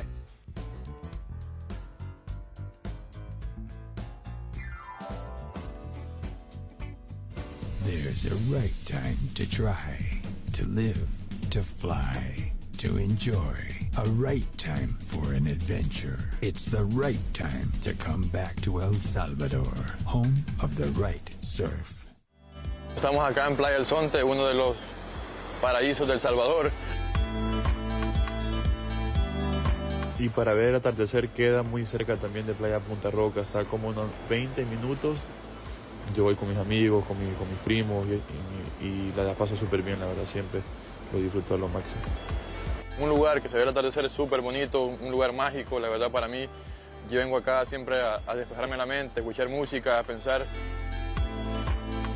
disfrutar de este paraíso, disfrutar de la vista que tenemos, ¿sabes? De la vista, del sol, de las olas. Y disfrutar con una cervecita siempre cae rico. Salud.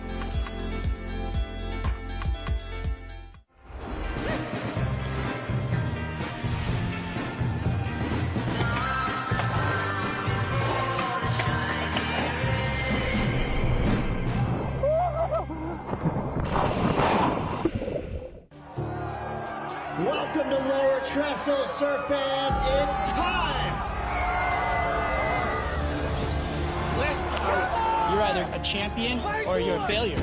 My God. Let's go. Lo ayudo con show. One day, one moment. Do you have what it takes? Big blast there.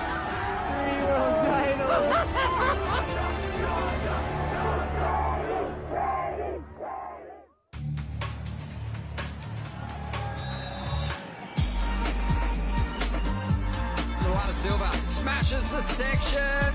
Oh, here we go. Samuel Pupo.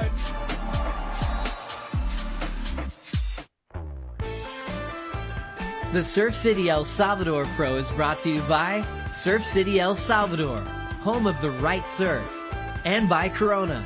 This is living.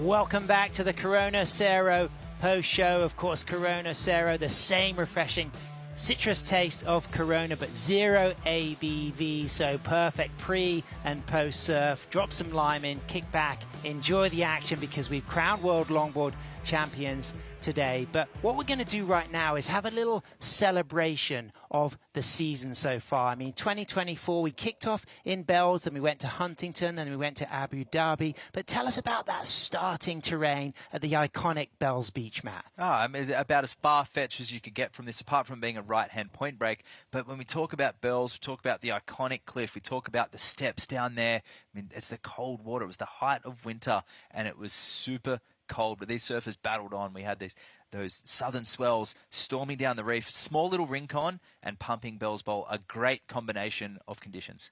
And Carla, you could make references in the shape of this wave here at El Sunzal to Bells. Absolutely. Like he said, the different, there's the bowl and rincon, and we kind of have a similar situation with that outside peak where the waves will swing a bit wide, and then the inside ones that come more inside or, further south of the beach. So, and they're both tend to have kind of that bigger, peaky kind of situation that, if they line up right, you get that nice long wall for the nose rides. And for aspiring people, Matt, wanting to get in the top 24 on the World Longboard Tour, how important is it to have an iconic spot like Bells to aim for?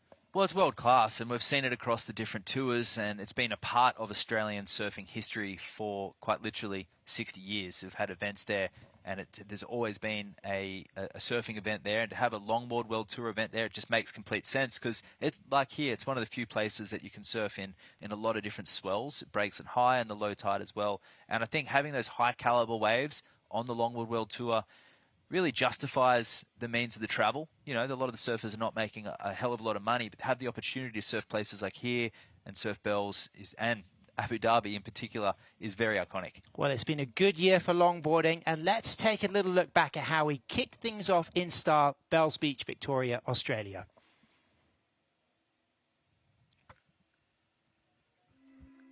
No surrender and no retreat. It's time to give a little more, never regret it. There ain't no surrender and no retreat. I'm still inside, but the world is ending. I give my life for you.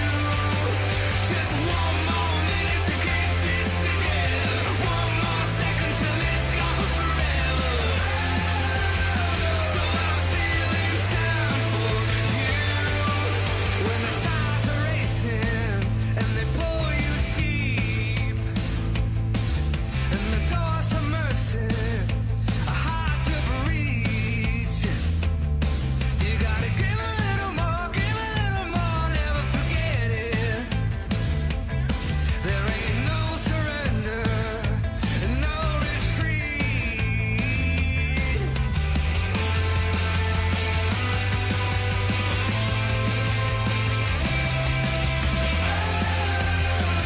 I'm still inside, but the world is ending. I give my life for you. Just one more minute to keep this together. One more second till it's gone forever. I give my life for you.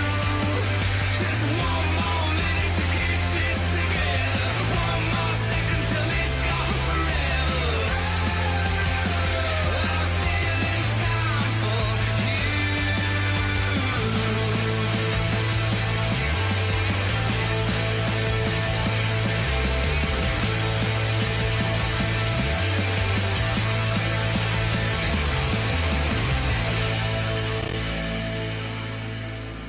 The Ulux, the neoprene and the sweaters out for the cool waters of Bells, but Carla Soleil was dropping nines all event, and that was a real incredible win for her to start the season. Yeah, looking back at that footage, you could just really see how on point she was, and a different Soleil than maybe what we saw today, unfortunately. But really, I think that wave at Bells just really suits Soleil's style. And how much of a confidence boost did you think for Taylor kicking off with that Zen precision, that tight footwork, that clean rail work, and taking that win? Well, generally, in the Longboard World Tour, the surfer that wins that first event will end up winning the world title. It didn't go Soleil's way, but it certainly went Taylor Jensen's way. Last year, Kai Salas took the win, and that meant a lot for him, and I think it meant equally as much to Taylor.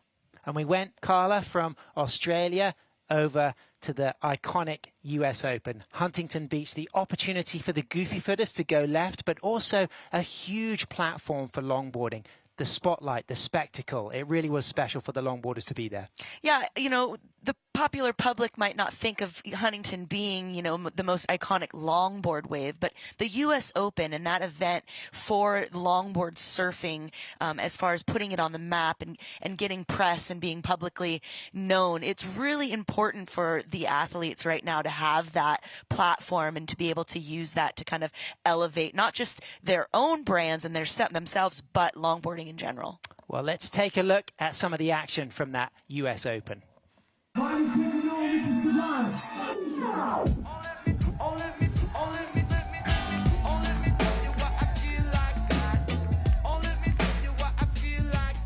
Welcome to the Lexus US Open of Surfing. It's the Huntington Longboard Classic.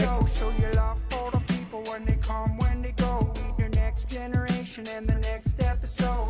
Call me on. Check the footwork, Strider. Look at the rail work right there. When he gets back, leans into it, great work. Gaining fans in front of Atakinoe onto the round of 16.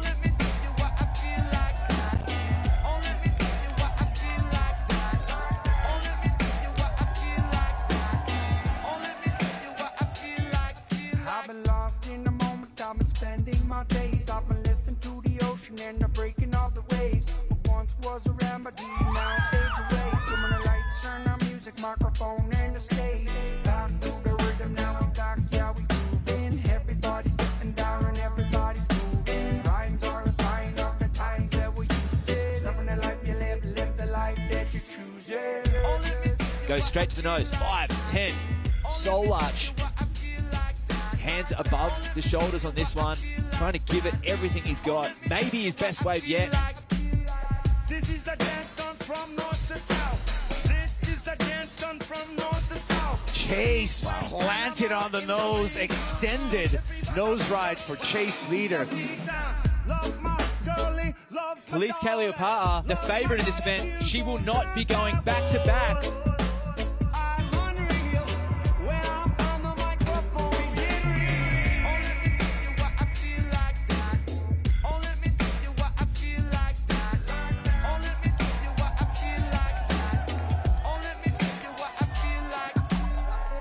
And it's finals day for the Huntington Beach Longboard Classic.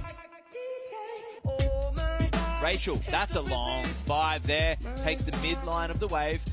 Power carve, expressive there.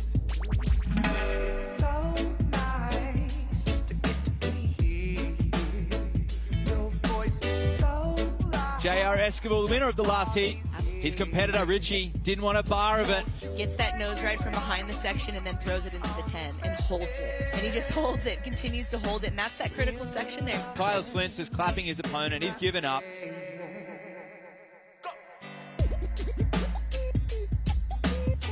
Chase Leader on the hotline bling right there. Wow, that was a great answer back. Oh, they don't give it to him. Jess comes under.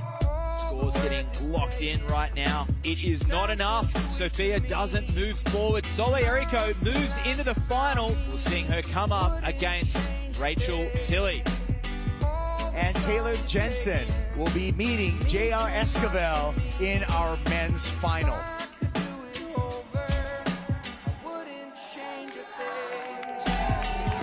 She feels it, and that emotion of winning one of the most prestigious awards has just become a reality. Congratulations to Rachel Tilley. Dominant performance every single heat. Family on the beach, excited for the 3-time world champ, Taylor Jensen, our men's champion.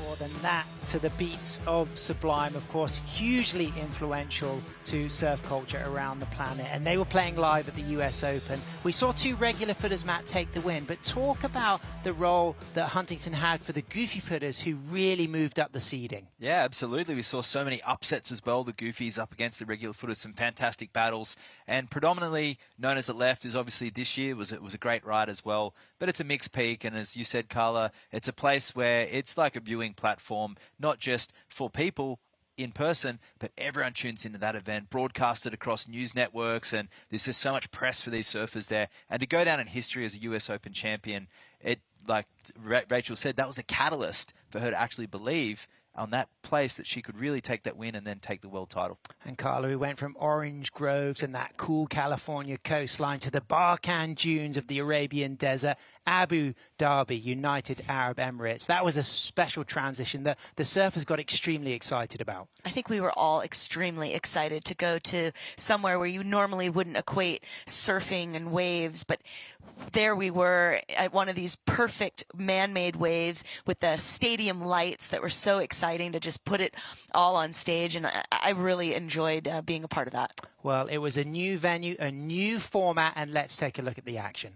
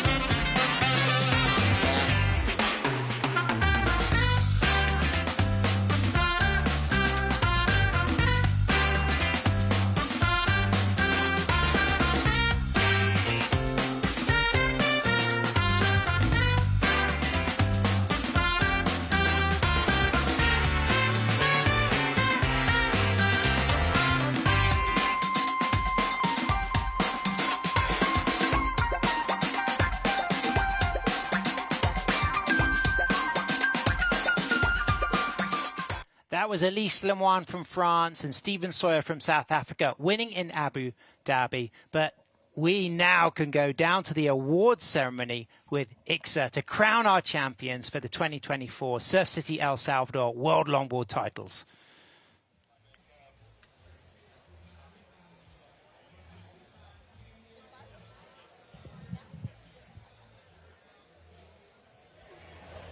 Thanks so much, Sam. Hello, everyone. This is a sunny, warm day, waves delivered, and stunning production from Surf City. And this is the official award presentation for the 2024 Surf City El Salvador Longboard Championships Finals. Welcome you all. How fantastic is to have the top 8 longboarders in both men and women here at Surf City El Salvador. Put your hands together for our amazing athletes. Un día soleado y cálido, olas perfectas, una producción impecable. Bienvenidos a la ceremonia de clausura de Surf City El Salvador Longboard Championships 2024. Es increíble tener a los 8 mejores longboarders por el lado masculino y femenino aquí en el Sunzal. Un fuerte aplauso a nuestros atletas.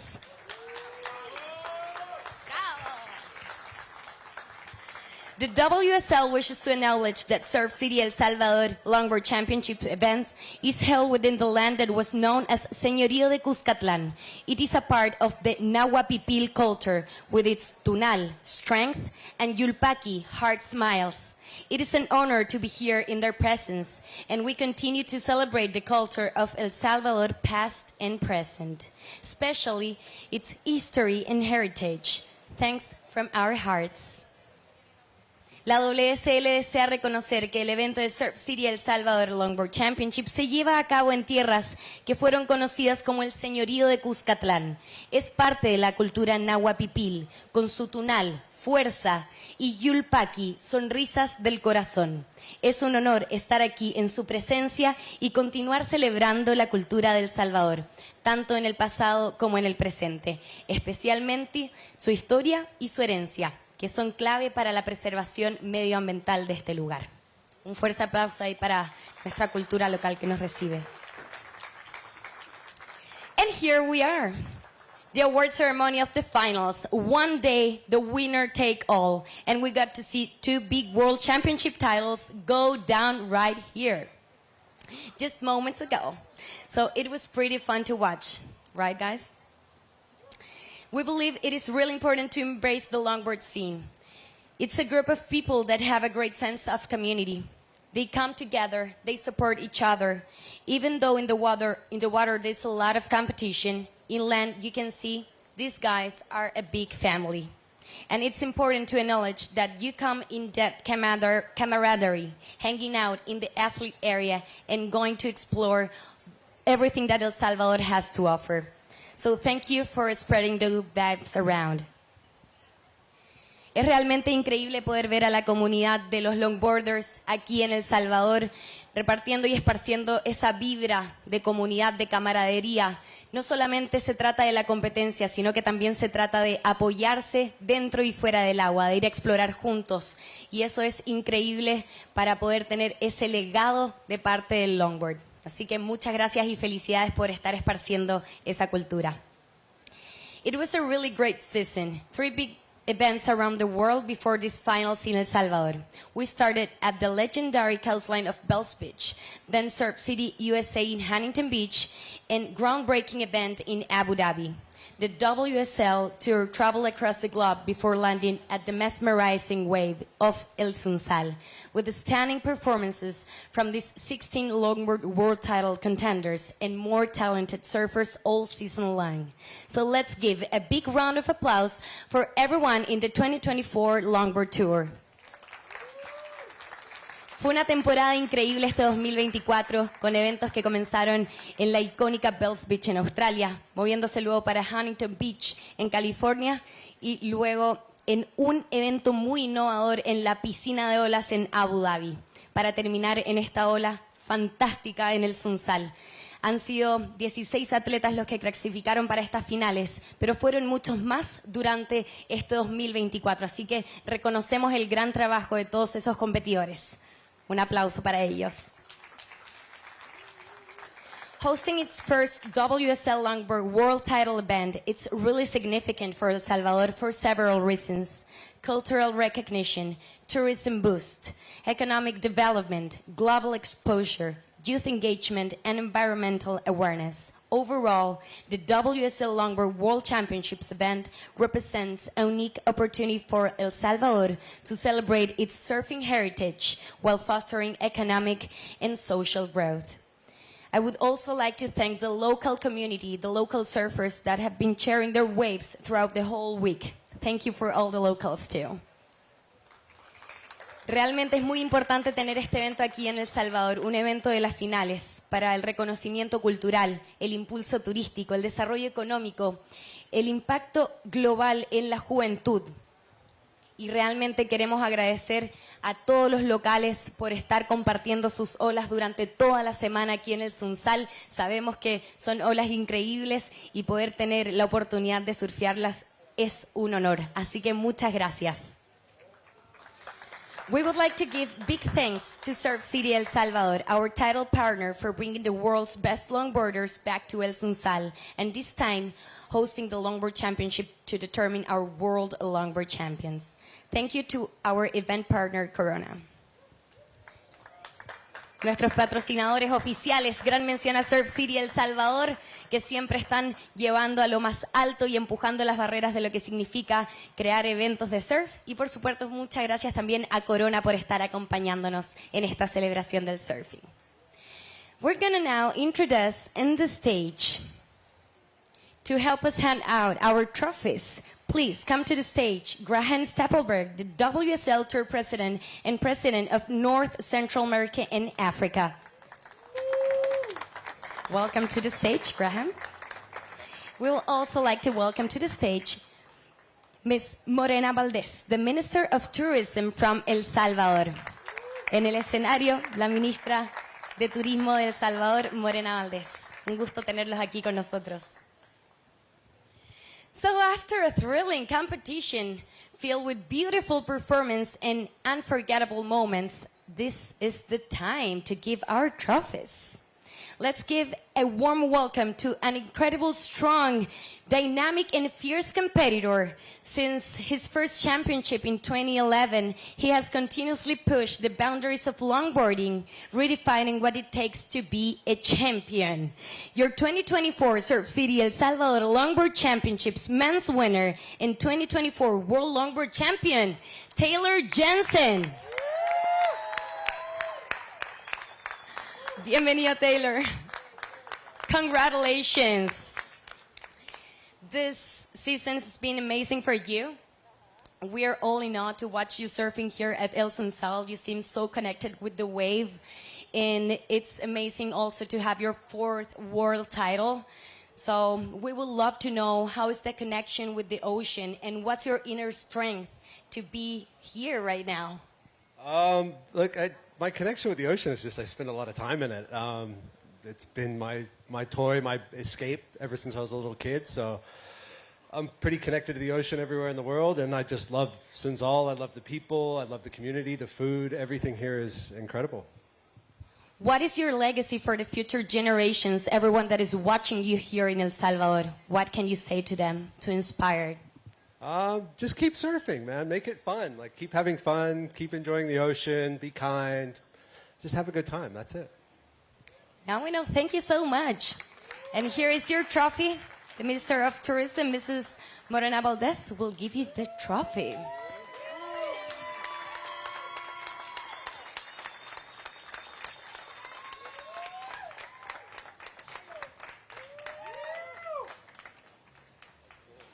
Beautiful. Congrats.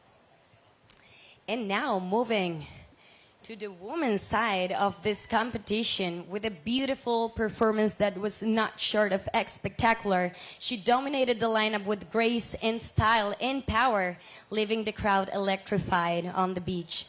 Let's give a massive round of applause to your 2024 Surf City El Salvador Longboard Championship Women's winner and 2024 World Longboard Champion, Rachel Tilley.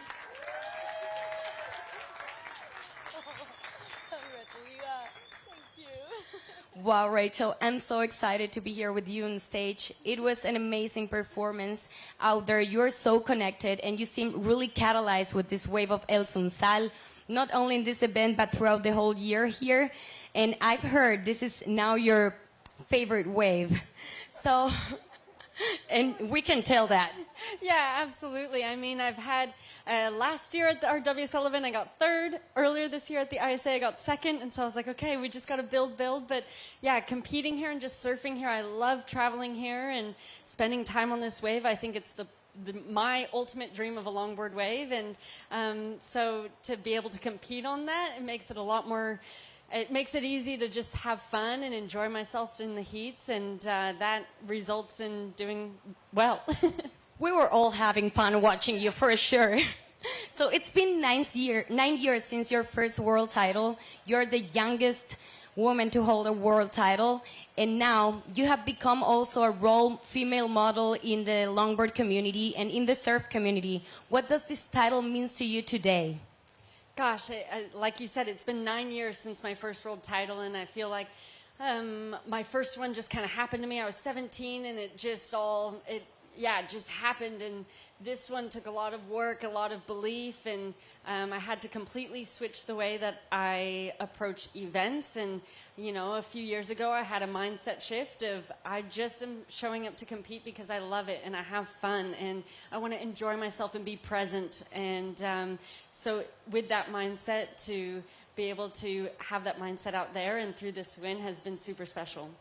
Ella nos estaba contando que después de 9 años ha logrado cumplir el sueño de volver a tomar un título mundial. Ella era muy joven, en su primer título tenía tan solo 17 años y era un momento mucho más emocionante, tal vez era más chica y no lo logró asumir de la misma manera que lo hace el día de hoy.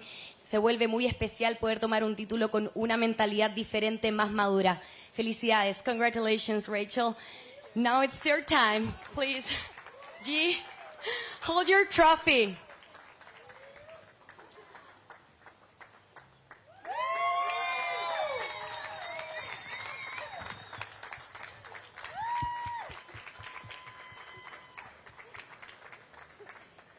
Congratulations. Now we're going to go back to our studio. Oh, yeah, sure. I know on behalf of both of us, we'd just like to thank so much to the tourism minister for investing in our sport to be here, to the president of El Salvador, President Bukele, for investing into us, giving us extra prize money for the athletes. I mean, making it possible for us here. It's just, it's not possible without you guys. And so to host us here and to host us at such an incredible wave, a world-class wave, is, I know we're all super appreciative. I speak on behalf of all of the athletes, and thank you so much to El Salvador, Surf City, and you guys. Beautiful words to finish this closing awards ceremony for the 2024 Longboard Championships here at Surf City, El Salvador. Great stuff, Ixa, and congratulations, Rachel and Taylor. And really wonderful words there from Rachel at the end. There'll be some Coronas flowing out of those WSL World Longboard Championship trophies, and we'll be guzzling our Corona Ceros. And let's shift attention now to our top 5, because it has been an incredible winner takes all day as the top 8 male and the top 8 female seeds matched up together. The pressure was on, but we've had to whittle it down to a top 5, Carla. Yeah, and we did. And there's some really great moments that happened during the day today. And great words for Rachel there as well, Matt. Absolutely. I mean, longboarding's on this world scale because of Surf City's support. We had some fantastic tour events in the last 5 years, but I think this one trumps it up. And a 4-stop World Longboard Tour, some iconic venues. Unreal. No doubt the coolest tourism project on the planet. But with that, let's kick things off with our top 5 and start with Honolulu Bloomfield, Carla, who won those matches 1, 2, and 3, and she was absolutely on a tear. Yeah, I think if any of the ladies that were ready to go be in a lower seed and take it all the way to the end, I think Hano was poised to do that, and she did. She got a lot of heats and got a lot of tip time. Some great surfing from Hano, but just narrowly missing it. And she just really was connected in those first 3 matches, Matt. Yeah, absolutely. Just so typically we see Honolulu when she's on a winning roll, those waves really come to her and really intuitive. And she surfs super strong. She was getting the pick of the waves, committing to them, some big turns, some really long nose rides. And Hono's really improved in her style and her composure throughout the years as well. And there's a lot of stuff in the background that she's worked on and eliminated for her to become this relatively wholesome professional surfer and this athlete, this real inspiration for many other women who are coming from the Hawaii region. And riding those Carson Myers built boards, and it was just great to see that role that her father Kalohe had on the sand. Of course, she referenced her mum Lynn when she did a post-heat interview, and of course her partner Clay Craner has been a positive force for her, Carla. Just having that support on the sand, it really helped in those first 3 matches. Absolutely, and she talked in one of the post-heat interviews about, you know, how emotional it felt for her to surf against in that first match against Khalees and Sophia, being girls that she's watched grow up. So there's very much a tight family knit sort of unit in the Hawaii pack, and having her family with her always to support her is definitely going to help her get along through those heats. And this regular footer embodying Hawaiian grace to another Hawaiian titan of style, flow, and grace. It was Kai Salas coming in at number 4, Matt, with his run winning match 2 and match 3. Yeah, super strong surfing, Kai. Got the feeling he was going to go all the way to that match. He just had to get through that first heat, and he started to look super confident in this one. Just searing calves, strong nose rides, and he was looking like he did in the free surfs. He was just super composed, relaxed, and with his family by his side, he was surfing like somebody who had a mission. He really wanted to get 2 world titles. Carla, we were describing him as our knight in Hawaiian armor.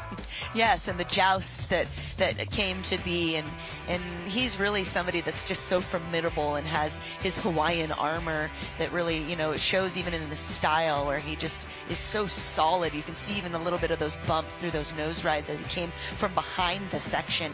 Really critical nose riding we saw from Kai, and a knight he is. And again, a great example of just using the upper body in the right way, Carla.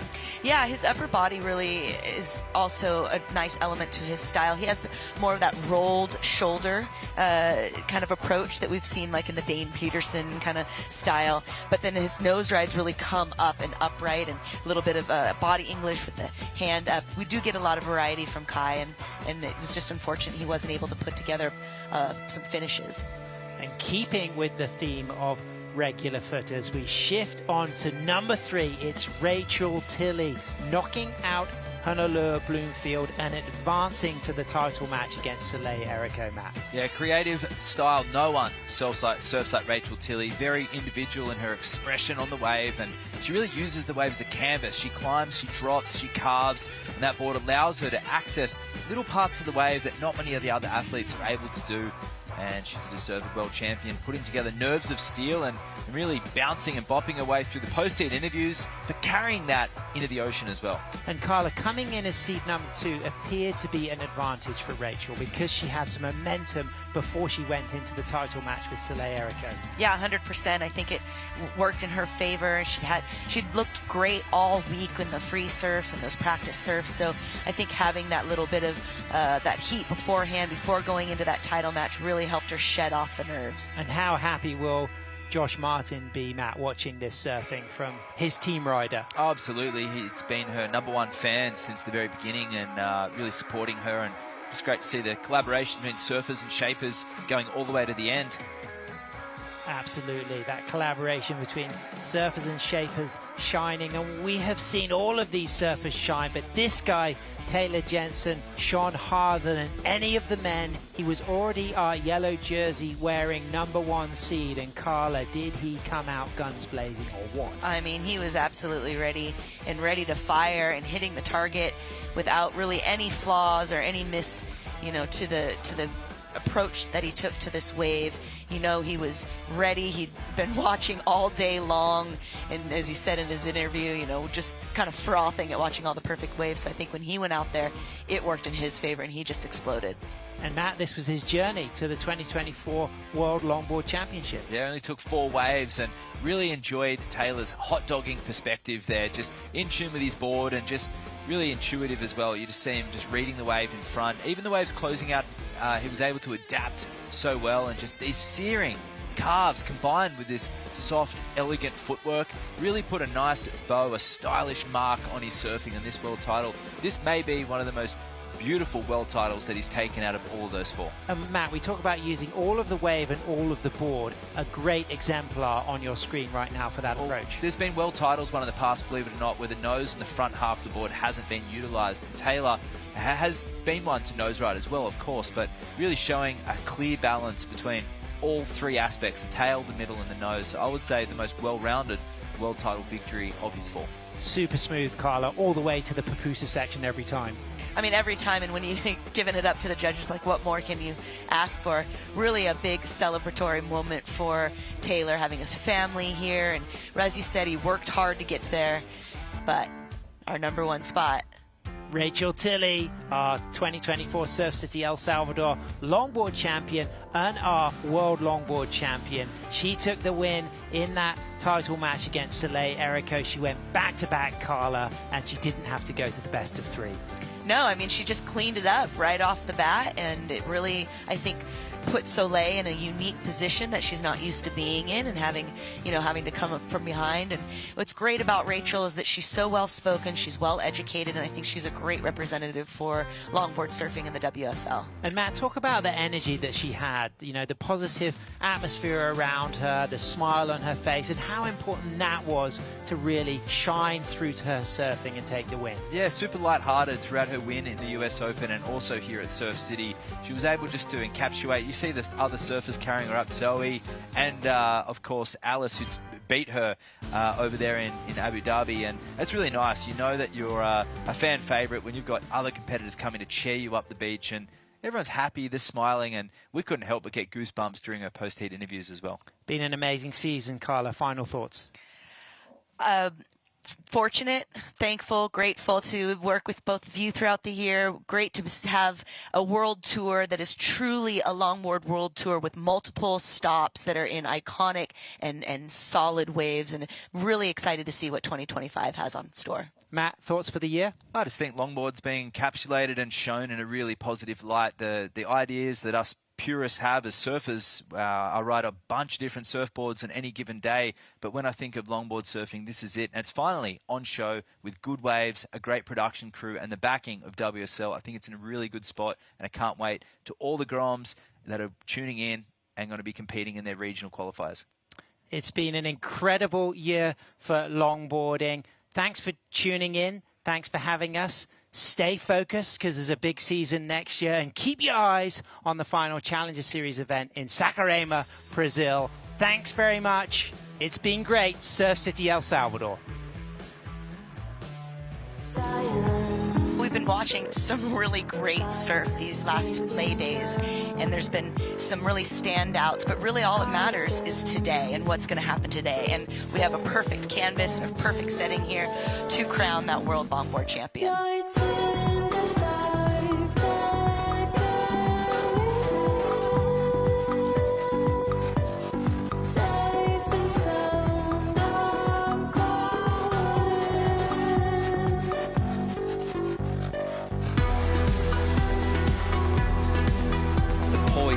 As ever, it's just so good. That's the best wave that we've seen at the event so far.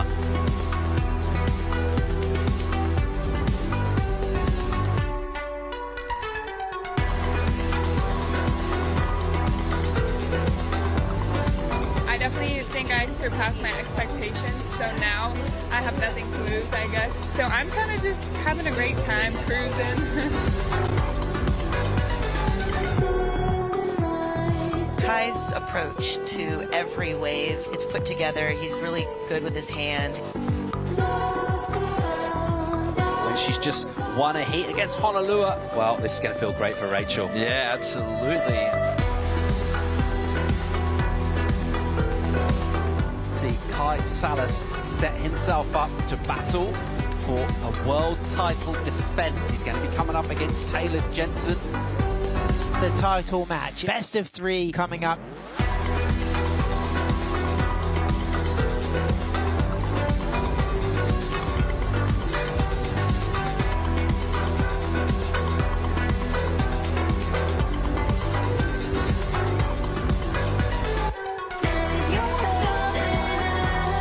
It's going to be Rachel Tilley, your world champion for 2024. Wow. Taylor Jensen in the yellow jersey here. He's a 4-time world champion. This copyrighted event broadcast is produced by the World Surf League for broadcast around the world and may not be retransmitted, reproduced, rebroadcast, or otherwise distributed or used in any form without the written consent of the World Surf League.